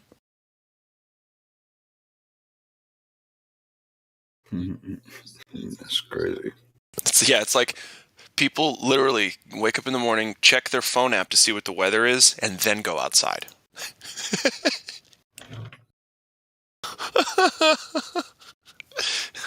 Right? And for those of you who don't know the difference, you could just go outside and check yourself.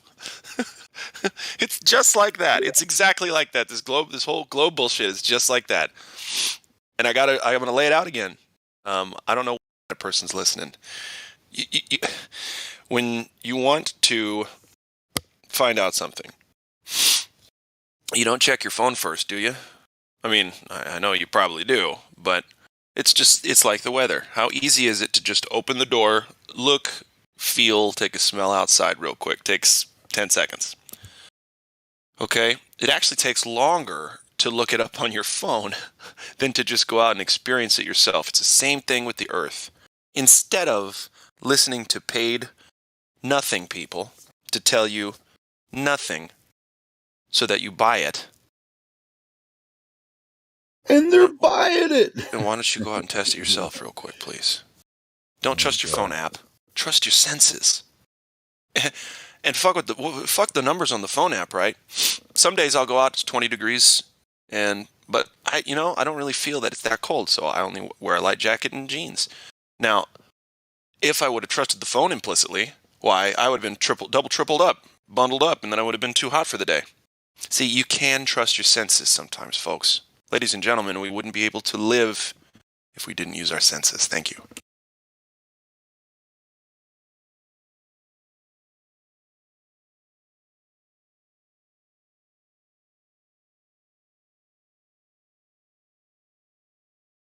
You can believe your own eyes.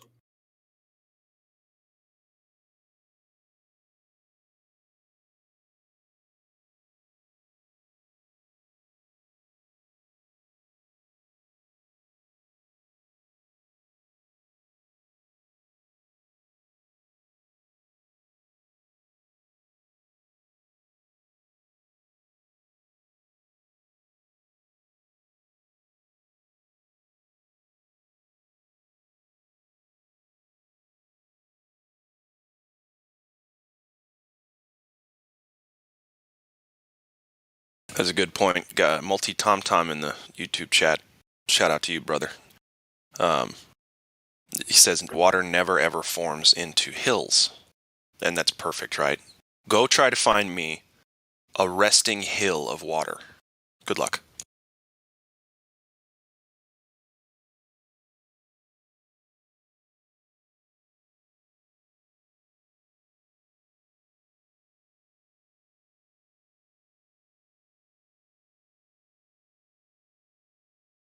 You guys want to listen to a song? Sure. Let's see. No. Let's see. I'm thinking this one looks pretty. Pretty on. Let's see. Oh shit. Well, We go. Copy. God dang it.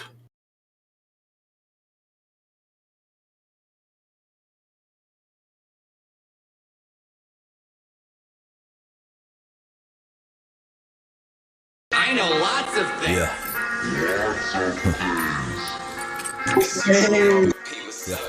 I do not care about your raps, nah. I do not care about this track, I do not care, I guess I am rare. Yes, I hear the trash, take it out back. Oh, you can't hear it, you must have your ear to the cash. I'm itching a spaz, I do not hack, but yes, I'm still with the mask. Snatch a beat right out the mainstream real quick. Fuck around, yeah, we gon' remix it. We got you spinning and now you dizzy. You looking like Disney, seeing sixes. All these agendas and all these false flags. How many times till it gets familiar? They've multiplied so many times, they form in the line to normalize the pedophilia. Half of these rappers, yeah, this shit getting handled. They're gone with one snap of my finger. Yeah, Thanos. Yeah, I see your ice, your shit be shining, but how many of those innocent African children had to die for those diamonds? Huh? Tell me. They wonder why they be living all so divided, with all those rooms in that big ass mansion with the homeless family sitting right outside it. 1,000 bodies died for that outfit, and you ain't cleaning the blood off it. Your favorite celebrities got blood on their hands, Marina Abramovic. Hillary Clinton, she's gonna send out a hit if you leaking those documents. If you a holistic doctor, they gon' pop your toss you secretly off a bridge.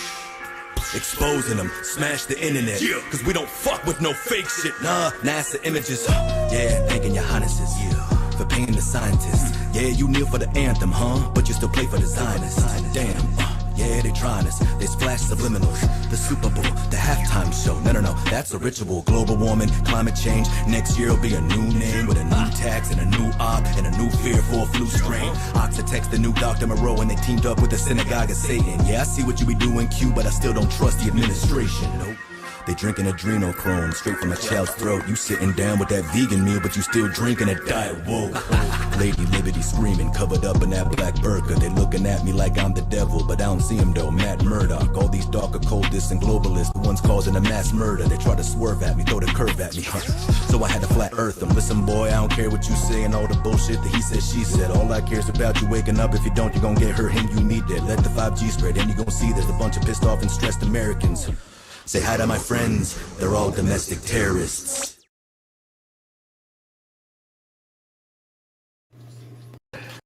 Damn, that one's tight. Yeah, that's Steve Grant, man. That's fucking tight, man. Yep, it's a really, really good one. He's very, very talented on the flow. I'm sure that on the live stream voice text, and I'm gonna put it in the text for the channel too. That's a good one. Guys, go support Steve Grant, man. He's. I'd never heard of him until that song. Let me go to his channel and see if I can find some other stuff. Yeah, it's really good. That's pretty badass.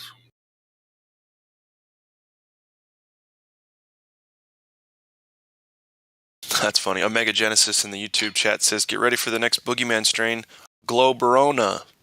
It's funny too, because I'd say, yeah, if they can combine a nothing disease and a nothing narrative like that, the globe and the Cocoa Pebbles, like combine them, you know what I mean? Like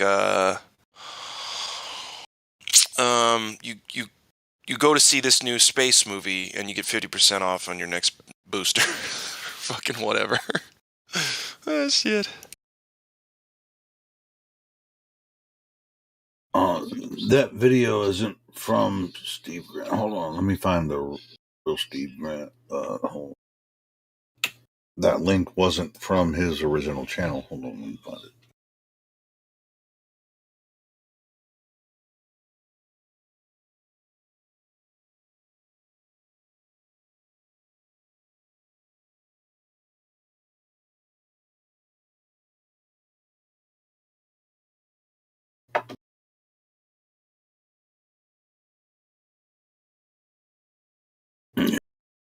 Yeah, I found it. My Corona. Exactly what? Guy, what in the YouTube chat?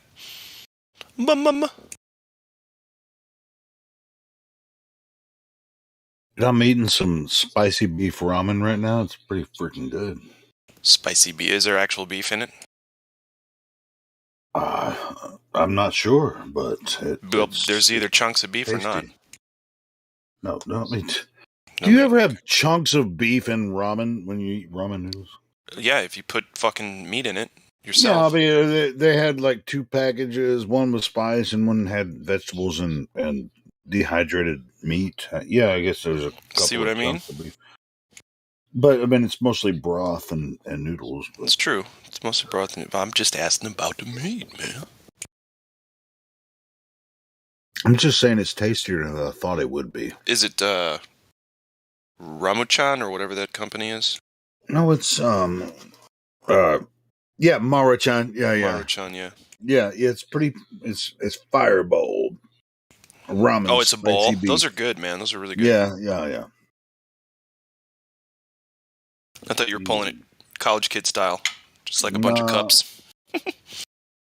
No, actually, I boiled the water on the stove because I don't like cooking in the microwave. Yeah. So I boiled the water on the stove, just poured it in, wait for the noodles to get soft, and yeah, it's pretty tasty. Cool. I don't eat breakfast. I fast. Oh, breakfast! It's almost noon. I woke up an hour ago. I don't usually eat breakfast either. Sometimes I'll get a shitty McDonald's. Right. Everyone does that from time to time. Every once in a while, yeah, I'll grab one. And especially, with the McDonald's app, they have like every day you can get one. You get any of one of their biscuit sandwiches or all their McGriddles and for $1. It's almost hard to resist. I mean, it's right there on the way to work. It's just like I can get it for $1 and I can get $1 large sweet tea. Oh shit! Yeah, there's a Jim Gaffigan joke about so that. So for $2, all I got to do is just like. So Jim Gaffigan said he's driving past a McDonald's and he says, "You know what? I'm going to take care of myself today. I'm not going to go get McDonald's." Right? And he's driving past, and then he sees on the sign it says 2 Big Macs for $2, and he goes, 2 Big Macs for $2? Well, shit, I don't want to waste money on this. I don't want to lose money on this deal. And so he pulls in and gets 2 Big Macs. Shit. I love Jim. I was telling my brother. I was telling my brother about Jim Gaffigan, and he was like, who? And he's a big. Yeah. He likes a lot of comedians and shit. I was like, you don't know who Jim Gaffigan is? It's weird too, because like even though he's got Netflix and Amazon stuff, people are still sleeping on him. Dude, he's badass. I love Jim Gaffigan. That's fine. He doesn't need any help. He's doing great. He's doing a podcast now. Did you know that?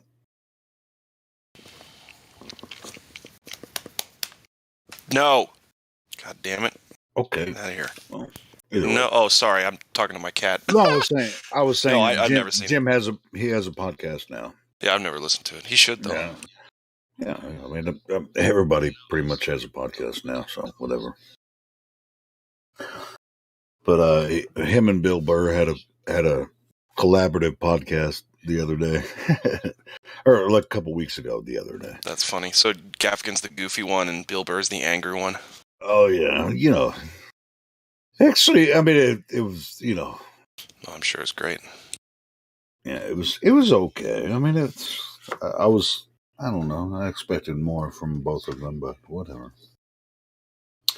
I mean, I don't like their podcasts as much as I like their stand-up, I'm a huge Bill Burr fan. Have you watched F is for Family on Netflix? No, I have not. You have to watch that shit. That's Bill Burr. Right, it is, yeah. You gotta watch it. It's so funny. The more depressed I am, the more I watch comedy, and the less depressed I am, the less I watch. The less I choose to go out and watch comedy. And I know I'm not talking about you. I'm just saying for me, especially if I don't, if I'm not drinking or doing drugs, I'm like, fuck, what do I do with the sadness? Well, I think I'm gonna watch some comedy, and I start with the old stuff to get me warmed up, some Eddie Murphy, even old Jim Carrey and stuff like that, and then and then I get to the newer stuff and whatever. Then I look at what's his name, Dave Chappelle, the new Dave Chappelle, right? Because I mean it's completely obvious. But anyway. Obviously, that we're not about it. It's not the same dude. Anyway. Oh, shit, guy. I mean, you kidding me? Anyway. But yeah, now that I've cured my depression for the rest of my life. Oh, I'm just kidding. But yeah, I don't find myself right now watching too much comedy. But I should get back into it. I love comedy. Clearly, I try to be funny all the time. Well, it's just like I don't know if I'm any good at it or whatever, but I'm, try to be comedic on here, because I'm such a big fan of all these different comedians and stuff. I know I would never. Have you ever tried stand-up? No, I don't think I ever would. Isn't that funny? Two guys that have spent so much time on stage, but like, I'm with you. I don't think I ever could do, well, not could, but I'm not going to do comedy. Hey, but we do it here, Right. It's just like, yeah, I'm going to make a joke here instead of actually standing on stage in front of people. Yeah, and it's going to land with this audience. It's not going to land with a bunch of drunk normies. They're going to be like, gas pressure? Who gives a fuck about gas pressure? Why is he talking about that? But dude, I thought we were supposed to have a comedian up here. Somebody put a comedian up here. This guy's talking about physics. This sucks.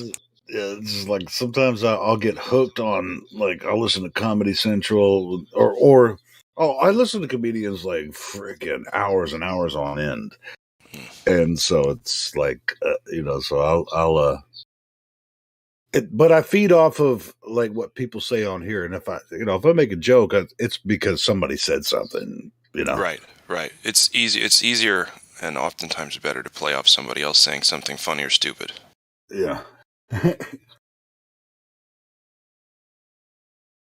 don't create jokes; they just happen. I don't make jokes. I am jokes. Yeah, but yeah. That doesn't even make sense, Sean. I know. A lot of people think I'm just a joke anyway, so that's okay, too. You and I are the jesters. Listen, this is why the jester was always very protected by the king. Yeah. Because he made things light. He's the only person in the kingdom that could go directly to the king's face and make fun of him, and the king would just laugh. Yep. Everybody else would get killed. This motherfucker goes up to him, bad breath in his face, making fun of him, and the king just can't get enough. Laughing, spitting, sweating, just loves it. You know what I mean? Pig and shit. Dude, the jester can make fun of the king in front of everybody. Yeah. Oh, yeah. But here's the thing. You catch the jester outside of the castle doing that, he's a dead man. No. Yeah. Jester has to stand right next to the king on the other side of the consigliere, as it were. His right-hand man. So the jester stays on the left-hand side.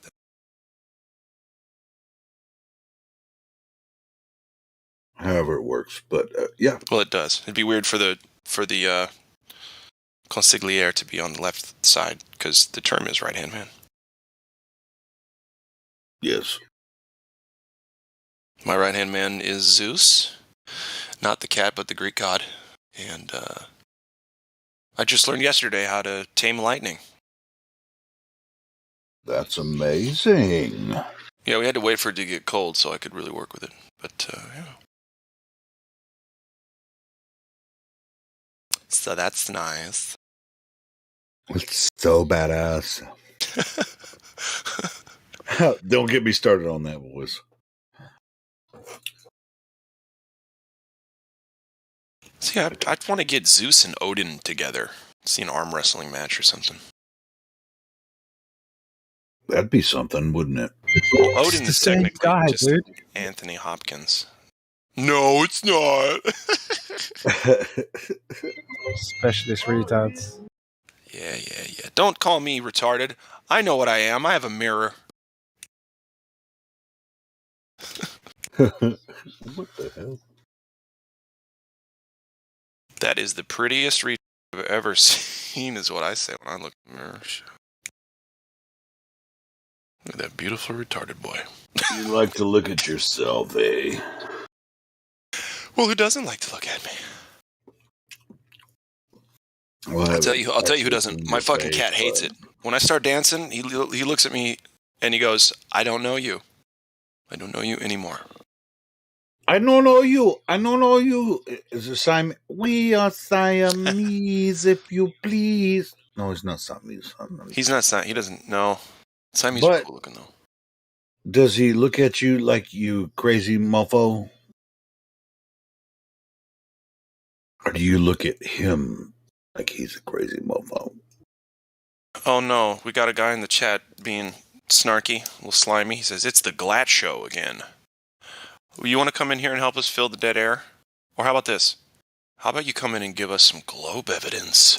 Oh, that would be amazing. What a novel thought. That would fill our Sunday. We can have some globe evidence. That would be awesome. Sure would. Yeah, so Honky Donkey. Yep, you're getting a call out from the YouTube chat. Everybody go to the YouTube chat and make fun of a guy called Honky Donkey. Tell him Name to kind of makes fun of here itself. and show us the globe evidence. Yeah, that's right. We've been looking for it for 5 years. Haven't found any But yet. he's just jealous that I can be on the mic and talk about whatever I want with confidence. And Hey, you know what's really cool? He actually can. He can come in here. oh, that's right. I He spoke can too just click the soon. link and then just come in here and talk on his microphone. Absolutely. You know what? Honky Donkey, why don't you just hop on in and help us improve this show that you think is so nauseating given the emoji that you used? Thanks. In Soviet Russia, evidence shows you. I like it.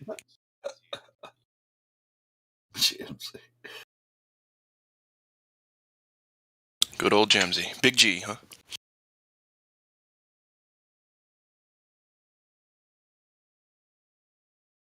Jemsy makes a lot of jokes in here sometimes. He's a funny guy, man. Gemsy's really funny. Yep. Especially when he picks on you. And me now. He's starting Yeah, to pick on me. yeah. I mean, yeah. I'm glad you're in here so he can, The three of us need to start a show when we're just making fun of each other the whole time. And talking about flat earth and other stuff. Yeah, maybe. But I'm serious. What? Well, I know you are. But it's also funny. I'm Sidious. He said I'm Sidious. Sidious. You mean Insidious? Yeah, I was going to say, do you mean serious or Sidious? Serio. Nope. I don't care about Spanish. I don't care about See? German or Japanese. And none No of that. habla español, No señor. hable Japanisio.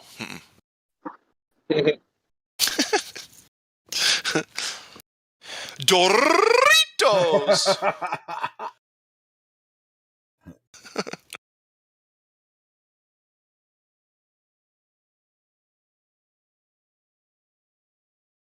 Damn wandering fly. It's just like he's on his last legs.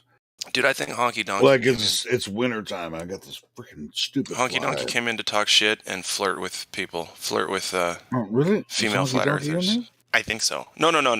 Just the YouTube chat. Oh, I mean, hey, Honky Donkey, get your ass in the voice.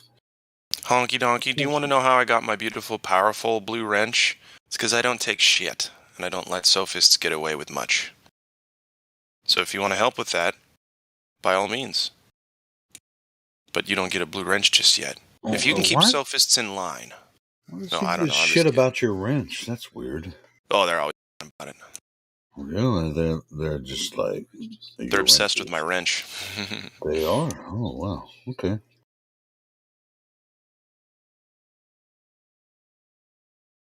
All you got to do is trample on top of liars and sophistry. It's not that hard, actually.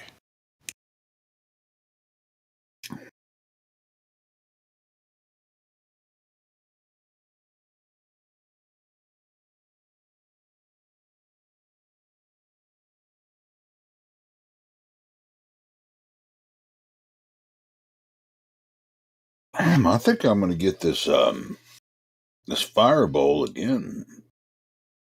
Spicy Yep, beef. your mistake was only getting one. Yeah, I'm going to get some more. This is good.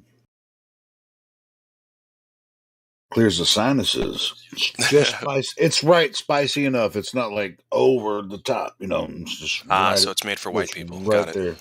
there. No, I mean I like spice, but it's just Me like too. Right I'll there. tell you though. I went to an Indian restaurant once. I think it was Indian. Yeah. Anyway, Indian. No, it was Thai food. Why am I even? It doesn't matter. So, and I was like, they're like, 1 through 10, what kind of hotness? And I'm thinking to myself, oh, it's a big spread, so it's not like 1, 2, or 3.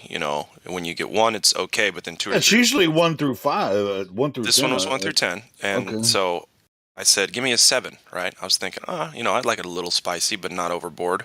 7 is not what I should have done. I could see how spicy I've done that before. It was hurting my eyes before I put it in my mouth.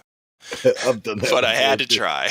They were like, "Do you want it Thai hot?" Yeah, Thai hot, exactly. Yeah. Yeah. Go ahead and give it Thai hot, and it was almost inedible. That's great. It's so hot you can't even taste it. It's like, let me do the 4 next time, and then if I need more spice, I'll put some on.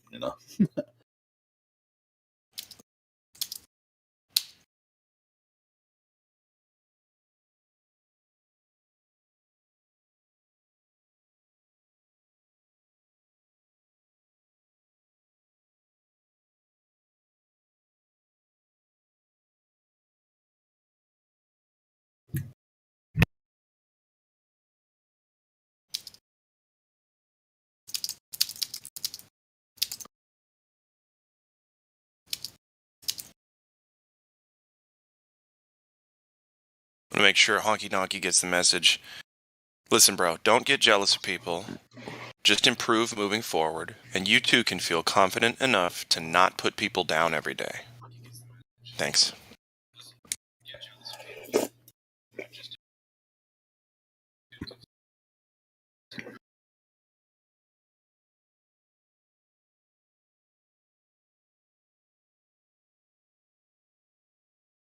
That was kind of unnecessary, but What I said? No, you muting him. The timeout, dude. He's. I don't like it when people come in here just to waste time. They waste time, dude, and they're just being jerks for the sake of it. A new person coming in sees that, they're like, I don't want a part of this. This is nothing. Never mind. I thought I was going to learn about flat Earth. No, okay, never mind. You know what I mean? Yeah, you're in there more than I am. It's all good. He does. He's putting people. Honky Donkey comes in and puts people down. There's other people that do it, and that's not cool. Yeah, it's not cool. Whatever. Yeah, I get him. Yeah, I totally. There was a very respectful Glober. I think religious Glober. She. I think it was she. Truth. What was it? Truth. Something. And being very polite when I kept grilling this person about when they proved themselves that the Earth has 2 poles, right? Opposing poles. And instead of getting all worked up and spiraling, this person actually got the name and date of somebody, and then we discussed a little bit more, and it was just kind of like, obviously they didn't concede. Nobody does. Nobody ever does. Yeah. But it was good to have a nice back and forth with somebody who knew that I was pretty much trying to get them to get backed into a corner and flip out, and they didn't do it. So that's good. That's cool. So, hey, since we're on this, what is the purpose of the YouTube channel? Does it have a purpose? It's in my opinion, the YouTube chat is to lead people into the Discord. But do you think that's actually happening? Yes, I think it is. But for the most part, the people that are watching the live channel on at least on my live stream, they're waiting for the next live stream to start so they can talk in the chat. Well, a lot of the people that have been in there for a very long time. All I know is that whenever I go in there sporadically, the Globers that are in there are particularly foul. Yep. I mean, they're really just like foul. Like, they say foul things, they ignore you, they hand wave, they do every sorts of things. They just make faceless claim, lie after lie. Like, I don't really understand. If people are coming in here, even if it's one person a month, that would be worth it. But if nobody's coming in here through the chat and those guys are actually blocking it, you know what I mean? Because what do you think? No, I think people are. Why do you think they're in the chat?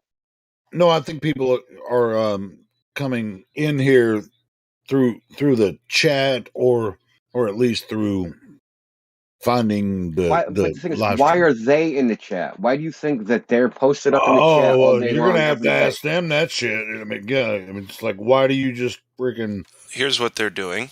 They're muddying the waters. Camp out. What they're trying to do is discredit the flat earth itself by discrediting the people. So instead of focusing on the principles and the information, they focus on argument styles and tactics and sophistry and anything but providing direct physical globe evidence, right? So, okay, and a lot of people do get turned away, I'm sure of it. But I guarantee you also there's people seeing this, and we don't hear from them, either in the Discord or YouTube or whatever, that are learning about this material. It's just very rare that someone says, "Yeah, I came into the YouTube chat." Right. It is rare. It happens. So But it is I don't know if it's these guys are running interference and that's why they're not coming in here. People aren't finding Discord through the YouTube chat because the YouTube chat it's not. Put it this way: if you type in Flat Earth, you're not getting our YouTube chat. But if you type in Flat Earth Discord, you are. So it's like it's kind of shadow banned, but it's on the other hand, it's not. Right. Yeah, so I it's agree. partially shadow banned, I guess you would call it. I don't know. Well, it's like a lot of people that might want to listen when they go into the chat, and that's why the moderators are there because all these assholes are in there, and so people might even be deterred from even typing in anything. Say, hey, what about? Yeah, that's what I mean. I mean, like I'm just trying to figure out if it's productive or counterproductive. Like, I don't know. I haven't dude. I've decided one way or another. But I'm just saying. Hey, Indio, I've been trying to figure this shit out for 3 years. I'm trying to figure out what to do with that chat. And so I mean, you've seen me, change it up many, many different times, and Gletflow, even as long as you've been here, you've seen me like try different methods or whatever. It's a weird animal to. Are you still using Restream? Yeah. Yeah, but I don't. Maybe we should give that bot a try again. Maybe even I might even go just code our own bot because it's actually not that hard. Talk about the one inside the Discord that feeds the different chats from DLive and Twitter. Yeah. Exactly. Into the Discord. Yeah. You can try interact with the chat on some level and get people actually not the anti-flat earthers, other people that might not interact because all I know is if I was say flat earth curious, I wouldn't talk in that chat. Right, no way. Right. It's like I know nobody from here is looking at the DLive chat. And we might, I might get like 5 or 6 views a day on that because nobody's there talking to them. So. But if the DLive chat was fed into the Discord, and people were interacting with them, maybe they they become more active. Now that channel could be more active. I think it's equal parts of blessing. Well, I've seen people try to talk in DLive chat, but no one's there. Yeah, nobody responds. That's what I'm saying. I don't watch it. I can't. I mean, I could, but I just don't.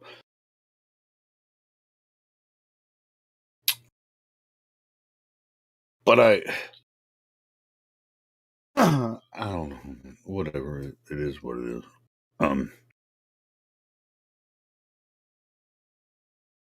But like we were talking about earlier, India. Yeah, I mean, it'd be to figure out how to get more people in here because it's not getting stale. I mean, there's good content. We still get several good new people every day, and I just miss kind of that energy when we had that Memeless raid thing. It was so fun, man. We didn't even know what to do. We just had like 3 rooms where like it's like, hey, let's check all these people, and they're just like, boo, boo, boo, boo, boo. I want something like that to happen again. Yep. That was a spiral with 10,000 people. Yeah, I was like within 2 weeks we had like 15,000 people join the server. I was like, yes. It was just like there was no sleep involved. We're almost back up to that, you know. We're almost back up to that level. Yeah. And this is more organic than that. You know what I mean? That was kind of like Yeah. a viral type thing. But I'm saying there's got to be something that can trigger something similar where we can get just like some kind of viral thing that's going to hit where people will just be like discord.gg/flat earth. Everybody starts clicking it, you know. That'd be badass. So let's figure out a way to get everybody here. We're already one of the most active Discords on Discord, dude. All right, I know that. I'm just saying. Go into other Discords and see like what their chat scrolls like. People can't They even doing keep up with shit. that chat. Yeah, I know. But I'm just saying. I don't know. Maybe it's like everybody's heard about Flat Earth right by now, but they don't necessarily know how everything works here. You know, they might be listening to YouTube, but shit, we have 3,000 subs on my channel and a couple hundred on Rogers, and Josh is doing a Facebook and is doing whatever. But it's just not. I'm not saying it's not enough because, to be honest, I'm grateful for the slow flow when new people find us and we have a good talk with new people that find us. Good stuff, because that's good. But if we have a large influx, that's also fun as well. But it also can be a pain in the ass.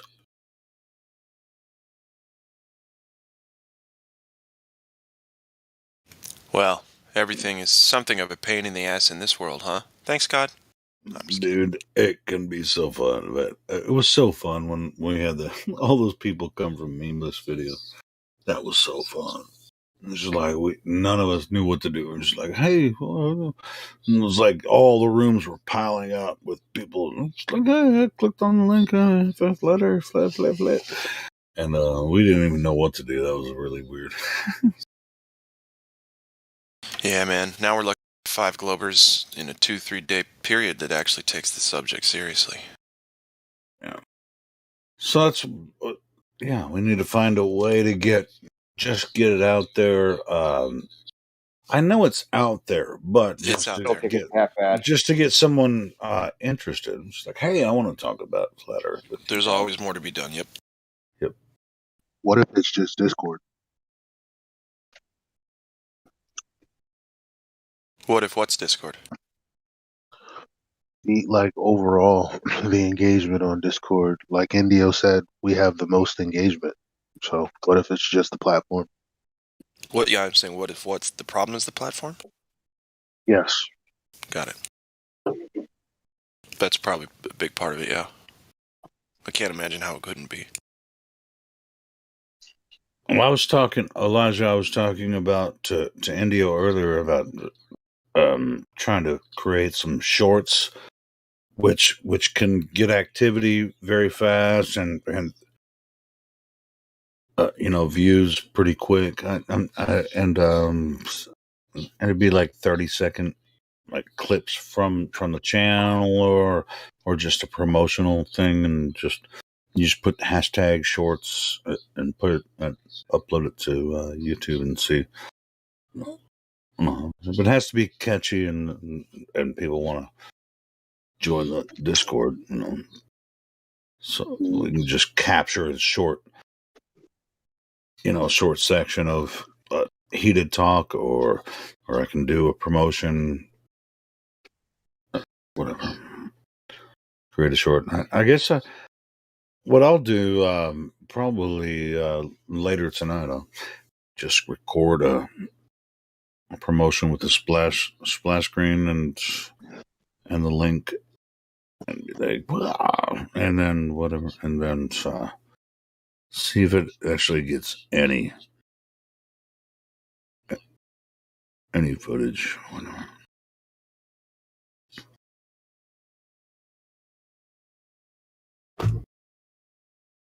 I know on my phone app, like I have like one top video, then it has shorts that you scroll across, and it's all shorts. And once you click on one, you're stuck. And you scroll up, scroll, looking through these shorts. And a lot of these shorts just have thousands and thousands of views.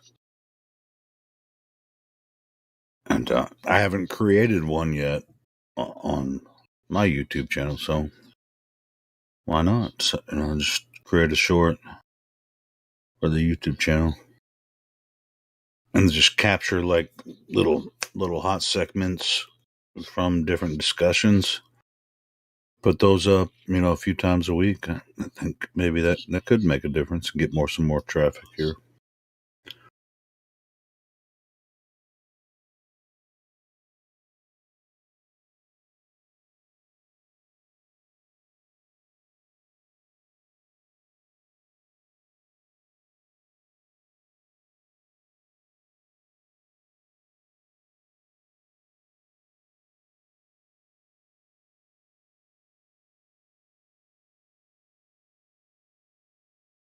Hey, is there anybody out there who still believes all of this happened by random accidental explosions?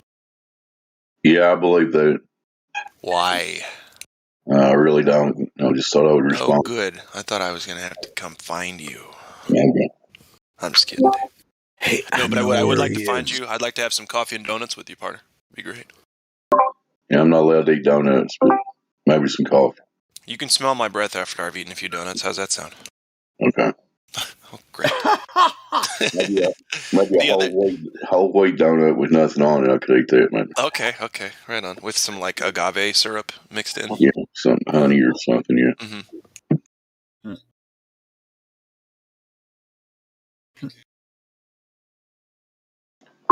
It is astounding how many people just assume that this randomness of our universe, even though everything's in order, all happened from nothing. Makes sense, don't it? It does. If you give something enough time, it'll turn into whatever the hell you think it might. If my cat were to stay alive past the life expectancy of cats, I think he eventually would turn into a dog. Yes. Well, I don't think people seriously say that. I think they leave question mark and they say, wait till science discovers what it is. Right. No, I'm being a little facetious about it, but yeah. Because I don't think people seriously take seriously that. I don't think people take it seriously that something can come from nothing. I think they're just saying we're not going to use, the biblical text or whatever to answer that question. We're just going to leave a question mark here instead for men when they discover. Hold on, they go further than that though, Lemon, don't they? They make a shitload of claims about balls and quasars and shit and the Big Bang. I mean, they really believe in that as their creation story. But I think the options that they use from there is either a cyclical, eternal kind of Big Bang crunch cycle or something like that. I don't think people just say it came from nothing. They're just like, question mark, we're going to discover it, basically. Yeah, I mean, so they believe it and they're going to prove it later. Yeah. Big Bang Theory is a zero-dimensional point mass. 0 dimensions is nothing. 0. Exactly.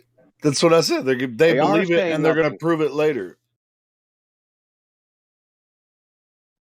Just because they added the word dimension to 0 doesn't make it something. Yeah. A point cannot really exist. A dimensionless point that, has no dimension. I mean, everything in reality has length, width, breadth, extension. There's no such thing as a point. It's just an abstraction for math and stuff like that. You sick And too, that Lemon? is the foundation of the Big Bang, is that abstraction. Yeah. You sick too, Lemon? Welcome to the sick gang. Hey. Yeah. I've been down with the flu for like 3 days, man. First day was like crazy. Sorry to hear that, brother. Which flu is it? Because there's I two was- going around. There's one where you puke, and there's one where you have like muscle aches. Nobody gets the flu anymore. The first day, I woke up after sleeping a long night because my girl was home, so I didn't stay up late. I slept the whole night, and I woke up like, I got a lot of good sleep. It's good to get up at 6 a.m. and start my day. It's gonna be a lucrative day. But then I didn't leave the house till 9, and I was like, why don't I want to go to work? I just didn't. I don't know. I didn't know that I felt weak. I was like, damn, why am I still tired? Then by the time I got to the train, which was about 25, 30 minutes, I'd made it 2 stops. And then I was like, oh no. I got off the train and I started throwing up, but I didn't have anything in my stomach. So I was throwing up just the water I drank. And I was like, wow, okay. And then I was like, okay, I feel fine now. I went a few more stops and then I said, no, I'm not fine. And then on the way back, I threw up again and I went home. That was the last time I threw up, by the way. After that, then I had this lower back pain. It was flanking. It was on both, like my right and my left side that I had this pain. And then after that, nothing. That back pain was probably kidney pain, by the way. My middle son had every symptom you just said. He threw up for one day, and the next day he had like severe back pain. My grandma had the lower same back thing. pain. Yep. Yeah, My I just grandma had couldn't one- move for 2 days because she was in so much pain. She was on the couch and she went to the hospital for a night because bowel stuff. So yeah, that just happened to her as well. Yeah. Yeah, that's more than likely the kidneys if you're getting lower back pain like that. That's what I thought. But everybody's going through this. It's crazy because it would be It couldn't have been the kidney because my middle son has one kidney and his back hurt on the side that doesn't have the kidney. Okay, fair enough. It could be stones. I don't know how to say in English. I had operation and had big pain in back because of that stones. Not in kidney, in other organ. I don't know to say in English what organ it is. Well, there's still a lot of lymphatic tissue that empties into the kidney area. So maybe it's not a kidney thing with the kidney per se. It may be the kidney area with your body trying to detoxify or whatever and send it to the kidneys. But I've been getting a lot of like pine needle tea and stuff. They say it's good for the death jab. And they say that it's got 5 times the vitamin C of a lemon. I've been drinking that stuff like crazy. I just take the pine needles and brew them until they change color from green to dark green. And it's a very mild tea. Try to make sure to get that vitamin C, man. Chew on garlic as well. It's good for you. Yeah. Vitamin C, garlic, vitamin D. If you can get your hands on colloidal silver, stuff like that. Yeah. There's a lot of lymphatic tissue that empties in the lower trunk area. The lymphatic system goes right next to your blood vessels and drains them of waste and cellular debris. If it gets, clogged up or something, that's a big problem, causing like cancer, general toxicity in the body in general, sickness, aches and pains in the body and stuff like that. That's why it's good to have stuff like a liver cleanse or some sort of cleanse to get that gunk out of the lymphatic system and out of the body in general. Yeah, I agree. NAC, cysteine, the NAC supplement, and it's only good if it smells like shit. Helps with that liver and lung function.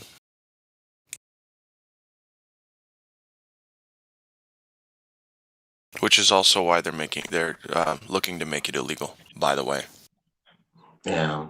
With people getting, the death jab, they're basically becoming spike protein factories that can just off gas and just spread plague and sickness to other It's people, fucking whether ridiculous. Yeah. they're jabbed or not. So be careful. Yeah. Yep. And Just like with all sickness, like before this, I used to watch politics from all over the world, and I always thought it was a weird coincidental occurrence that the people that I listened to had the same symptoms as me at the same times as me, whether it was a mild cough but whatever it was, we would be sick with the same thing. I'm like, how the fuck? We don't even live in the same area. What's that about? But Well, so the book, The and Invisible Rainbow, talks about that, Elijah. It talks about everybody getting sick from the electrical environment and stuff like the flu being like a way to detox this electro smog that we're all, exposed to. So it may just be environmental too. you said Invisible Rainbow. Is that a YouTube channel? I'll put it in the chat. The Invisible Rainbow is a book by Arthur Furstenberg. It talks about basically exposure to electrical fields making people sick, messing with their brains, their hearts, and the body trying to detoxify this with sniffles, snot, flu. And it talks about that as an alternative theory to why people are getting sick as opposed to some sort of germ theory bug. I'll put it in Yeah, the make sure when you get all this mucosity coming out, just throw it out. Which is so The body. crazy. It's so crazy that they just turned on these 5G. I mean, I don't know. I don't know if I'm with all the 5G stuff, but again, it's crazy that they just announced they would, about to turn on all of these towers and then, everybody, I don't know. I don't know. But what I do know is a lot of people that I know are sick, and I think they fucked up. I think they should have did the whole COVID thing this year. It would have been more believable. yeah, Well, I yeah, mean, for sure. correlation. Yeah. Correlation is not causation, and there's so much going on to tell, but I wouldn't put it past our evil controllers to turn on the 5G and label it, death cooties or something like that, or the C virus. Yep. Wouldn't you say that we are in a nuclear warfare? Electrical warfare. Ooh, nucleus warfare. Yeah, Oh, that's what I'm yeah. saying. Nuclear warfare. Nucleus. But Yes. yeah. Oh, I guess nuclear would probably work too, Well, wouldn't it? nuclear too works as well because if you look in the definition for nuclear, it's relating to the nucleus of an atom Right, yeah. Yeah, and exactly. relating to nucleus of a cell. So it's still it's biological warfare. This is nuclear warfare. I'll put it in the chat. It's a YouTube video that kind of does a summary synopsis of the book. I still haven't gotten through it. It's pretty big, but it's got a lot of information about basically this war on our health with electricity that's in the background. I mean, because making when us go people think of haywire. nuclear warfare, they think of like a bomb. You know what I mean? Or like an atom bomb, like something that like a whatever about high explosion. But that's not only what a nuclear warfare is either.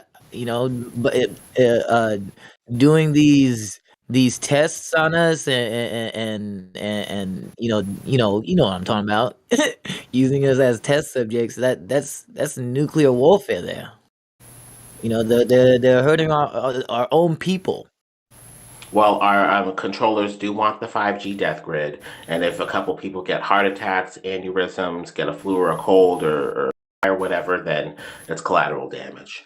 So we need to Well, look that's at this. why it's like it's called natural cause of death, or what they want to call it, right? Natural they get sickness, pneumonia, or whatever, any kind of sickness, the flu. Sorry, even the flu can kill you. I'm in high school doing a research paper for this. I just have one question for the person that was talking about the book, The Invisible Rainbow. Has this book been written by a doctor or approved by a doctor or someone with credit, or do you know anything about that? Yeah, I guess No, you're but it's right. I pretty guess well we studied. shouldn't be talking about this on the live. I guess you are right there. Good point. You made a point. It's very well cited. You can get the Mhm. book. I can see if there's a free PDF. If economics is an issue, if you're a high school student, you probably don't, have a job yet to purchase stuff like this. I'll Mhm. see if I can find the free PDF version and put it online. But it's very well cited.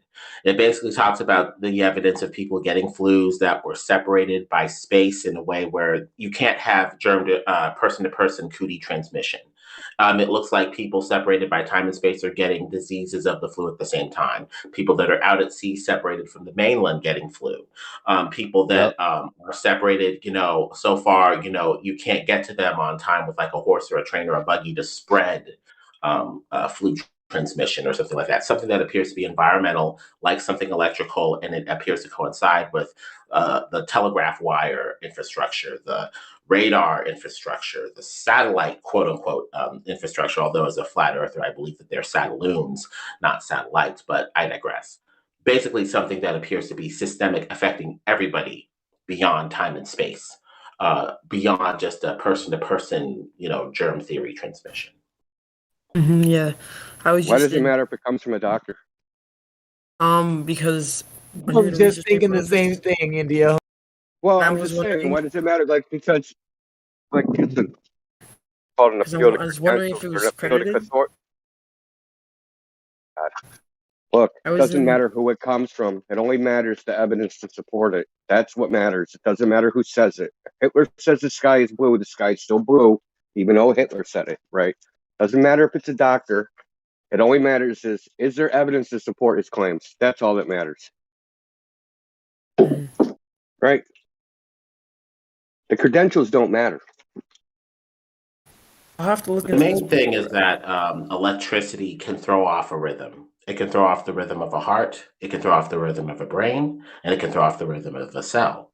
And if the cell isn't regulating itself properly, it may die. And that's where some of the electrosmog potential can come in. I say electrosmog in that this electricity, these signals, these frequencies are causing damage on a deep cellular level. And the body's like, okay, now I got to get rid of all these dead and damaged cells. That's where the fluid and the snot and the mucus comes in.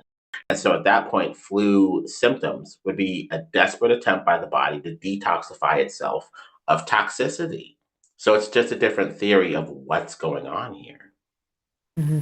And a lot of times, if your immune system is already low and you go next to somebody who's detoxing, your body might be signaled to do the same thing. And they call it catching a cold or catching the flu. It's not like you're catching a little fucking live thing that goes in your body and starts destroying it. In fact, it's the opposite. Your body's expelling the shit it doesn't want.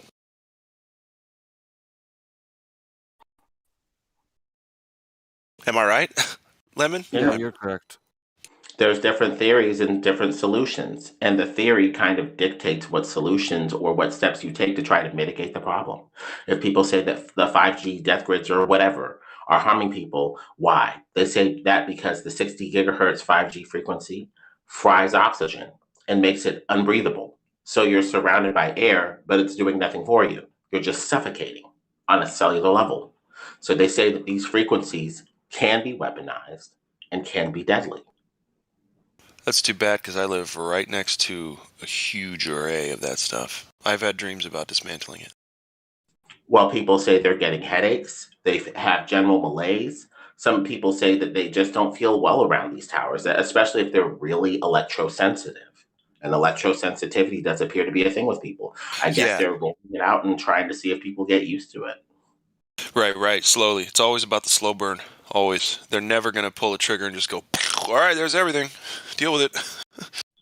And that's why people are taking down the towers. Some people are burning down the towers and taking them down. They're trying to disguise the towers as foliage, surroundings and stuff. But they're going up everywhere in the middle of what I call a pandemic. So, at the very least, we need to look at how this theory, could be viable. Is it electrosmog or whatever? Whatever radio waves travel through and Wi-Fi signals travel through, right? That's just how it's going to be done, in my opinion. And that has to be the 5G. I can't think of anything else. Fact of the matter is, it's very hard to prove things in medical so-called science because of it's nearly impossible to isolate variables. Right. And if you read any medical journal papers, they always talk about correlations, right? This is correlated with that, and that's correlated with this. They almost never say this causes that. Almost never. It's almost worse They know than you can't theoretical isolate the physics. variables. Think of Yeah. human beings. Like how many different variables are vary from one human being to another? Probably 10,000 just between me and you. Yeah, like all of them. All of the ones that can be different do different things. Yep. That's why they go with an agenda-driven, theory of causation, as far as I can tell. Basically, they're saying we went along with this as part of the agenda, and it gave us the results that we want. Whether it's sales of pharmaceutical drugs, whether it helps us make money, whether it gives us what we want or not, is the final proof of whether or not something quote unquote caused something else, whether or not that's actually the case or not. It's the same thing with the germ theory. The germ theory makes the pharmaceutical companies buku bucks, thinking cooties is transferred person to person, as opposed to talking about an environmental, electrical, or some sort of toxic environment. There's no money in that, especially when they're trying to roll out these things potentially. Yeah, well, you got to be careful because they'll say in the medical journals that it's a correlation, but once it's past the medical journals, like if they give a press conference or some so-called medical advisor on CBS, they'll say cause. They'll say things like that, but the people that actually write the papers don't say those things. Well, the press release is to get everybody else on the agenda, and so simplification is necessary. Funding. Because it sounds a lot better when you're applying for a grant to say, yeah, this caused that, as opposed to this is correlated with that. Because one connotates uncertainty, whereas the other connotates, yeah, you know what you're doing. It's rhetoric. It's the rhetoric that is chosen to say cause, or language that is very sparking and very triggering to get a response. It's rhetoric to get a response because people don't have the time to study theories of causation, or to say, is this really what's going on? Or is there something deeper here? They just want to know the bottom line. You want my money or not? You want me to do this or not? It's just easy to simplify the rhetoric. But in a science terms, it gets a bit more nuanced and complicated sometimes.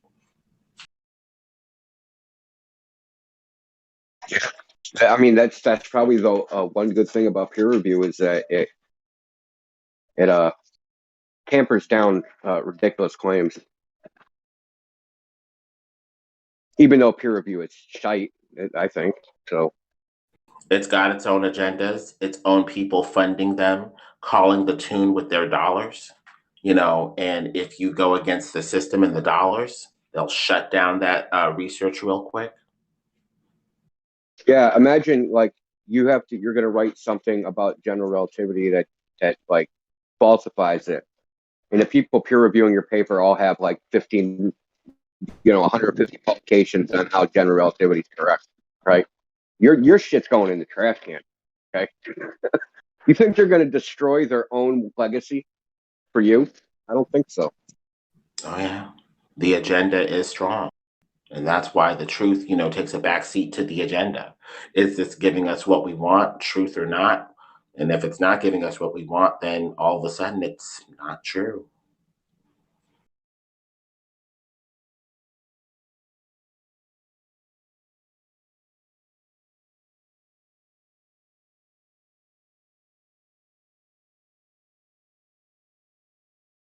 Oh, never mind. Scientists are moral characters, highly ethical. That you can't be a scientist unless you're highly ethical, right? Well, morality and ethics is kind of about what we ought to do, but what we will do is more political. You will do this or you will be fired. You will do this or you will be buried. And other ways to coerce you, politically and otherwise, to do what you will do as opposed to what you ought to do. Well, I guess the point I was trying to make is it's a common belief that scientists are moral characters, or that people that have highly intelligence are more moral than the public at large. And that's just craziness. Well, people can get coerced politically by power. It's like power versus morality. Power is Yeah, doing They're just anything people. pain. Scientists are just people like everybody else. They have the same desires for notoriety, power, adoration, validation, all those things, right? Like they're no different than anybody else. They're not above cheating, faking results. Like, I mean, just type in replication crisis. I mean, just type in scientific fraud. I mean, it's everywhere.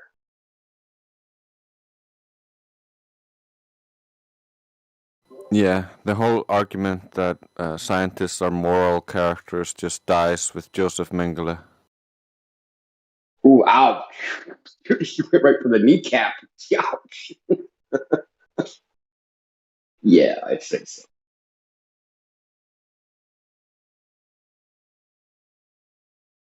What a name, too, right? It almost sounds like Mangle. Joseph Mangleyev.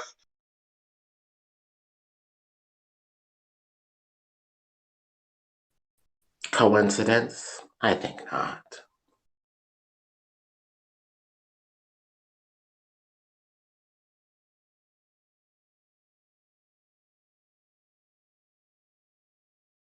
Lol, Dave, that reminds me of like the mob says that the mob is honest and does honest work. Well, you know who you can trust most about the mob is the mob. They know more about themselves than anybody, and I bet they'll be honest. They'll be so honest they'll make you an offer you can't refuse. Well, politics, versus morality is a big study in the power that people wield when they're trying to influence people. How they buy up all the books that say the truth and buy them up to the point where it costs $150 to $200 per copy of the book to even figure out what's going on. How they, game the study scientifically. And you're trying to say, get studies about how bitter apricot seeds can remedy cancer, but they won't even do the studies right that are even out there, or burying the studies or stopping the studies. It's even more of a study in power and how people use tactics, dirty and otherwise, to wield it.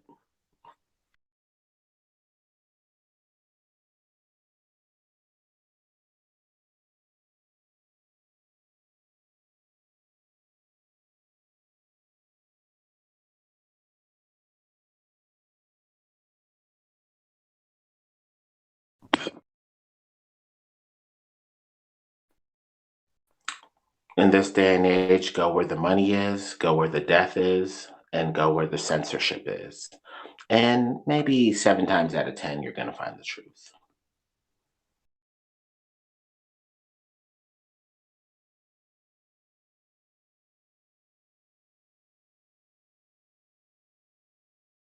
I like to think of flat Earth as like a gullibility reversal training course. You know what I mean? Did you ever ask that kid what he thought about the shape of the earth? You still here? High school kid? Don't Yeah, call I him am. that. Oh, okay. What's the shape of the Earth? I don't know. I'm trying to find out both sides, which is why I'm here. Well, technically, there's only one side. The one side claims that we live in a spherically geometric world, and you can pretty much use maths to verify that that's true. And we can't verify that that's true. And I'm sure there are people here that'll go into detail about what I meant by that. There are examples, videos, anything you could think of that would pretty much invalidate the claims that they've made.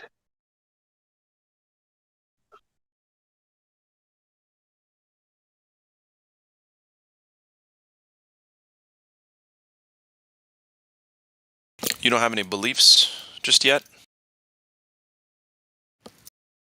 mister? Me? Yeah. Sorry, what's your name? I'm not looking at the screen. My Discord name, QQQ. Okay, Q. Cool.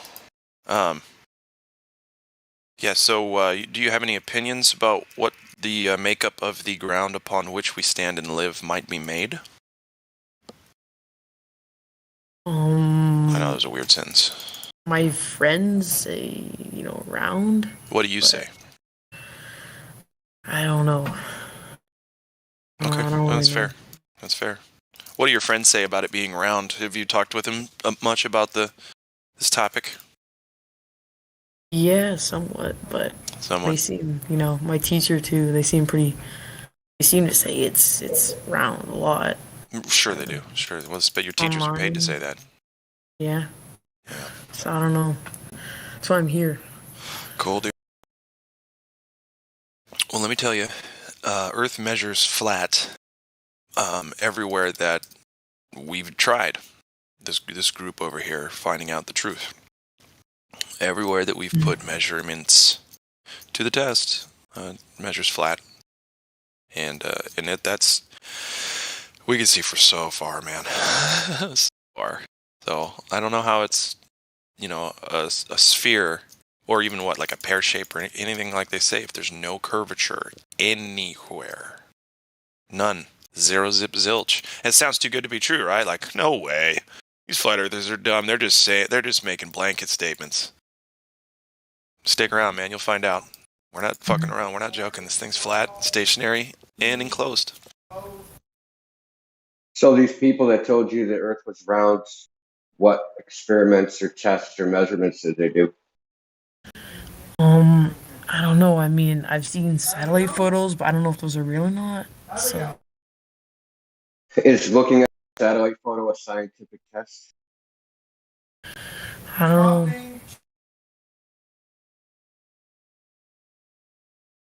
Well, because I could just show you a picture of Bigfoot, right? And just if that's your standard of evidence, then like you should just believe anything that any picture can produce, right? You're gonna stand by that logic. I guess so. Yeah. I mean,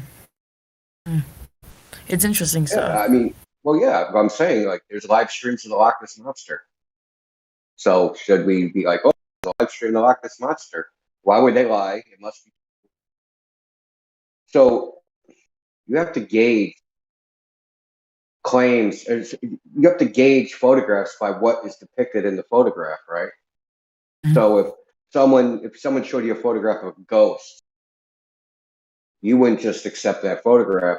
You'd be like, no, I can't just accept that because number one, I've never experienced a ghost and I don't really know what a ghost looks like. So I don't know if that picture represents an actual ghost. And B, the claim itself is fantastic.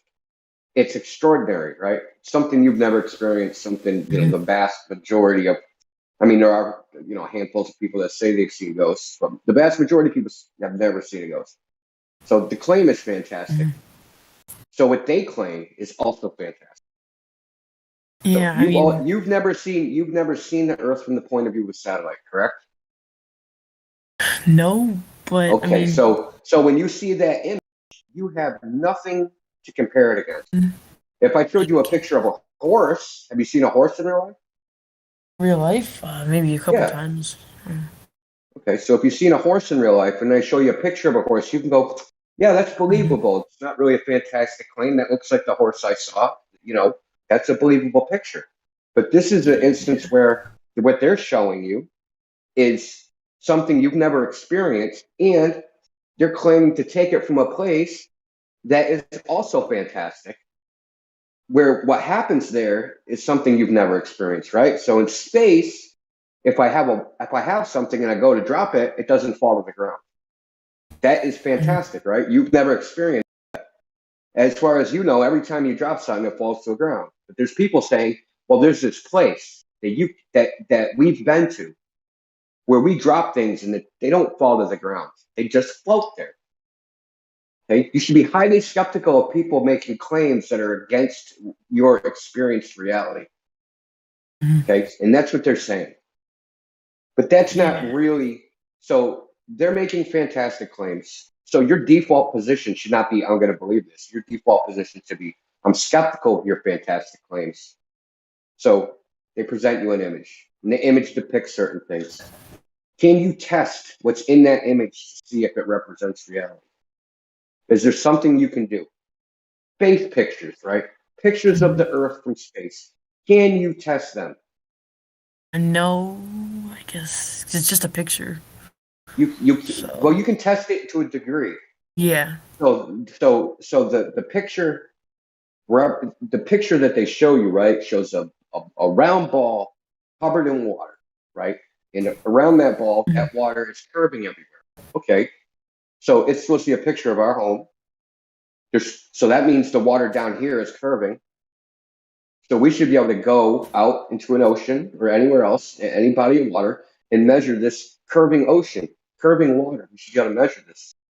That's how we can the image to see if it's fake. You say, okay, this image shows curving water, so I'm going to go test that part of the image and see if there's curving water. So, as Glatt was saying, when we go out into the real world and test the Earth for this curving water, it doesn't exist. Yeah. Right?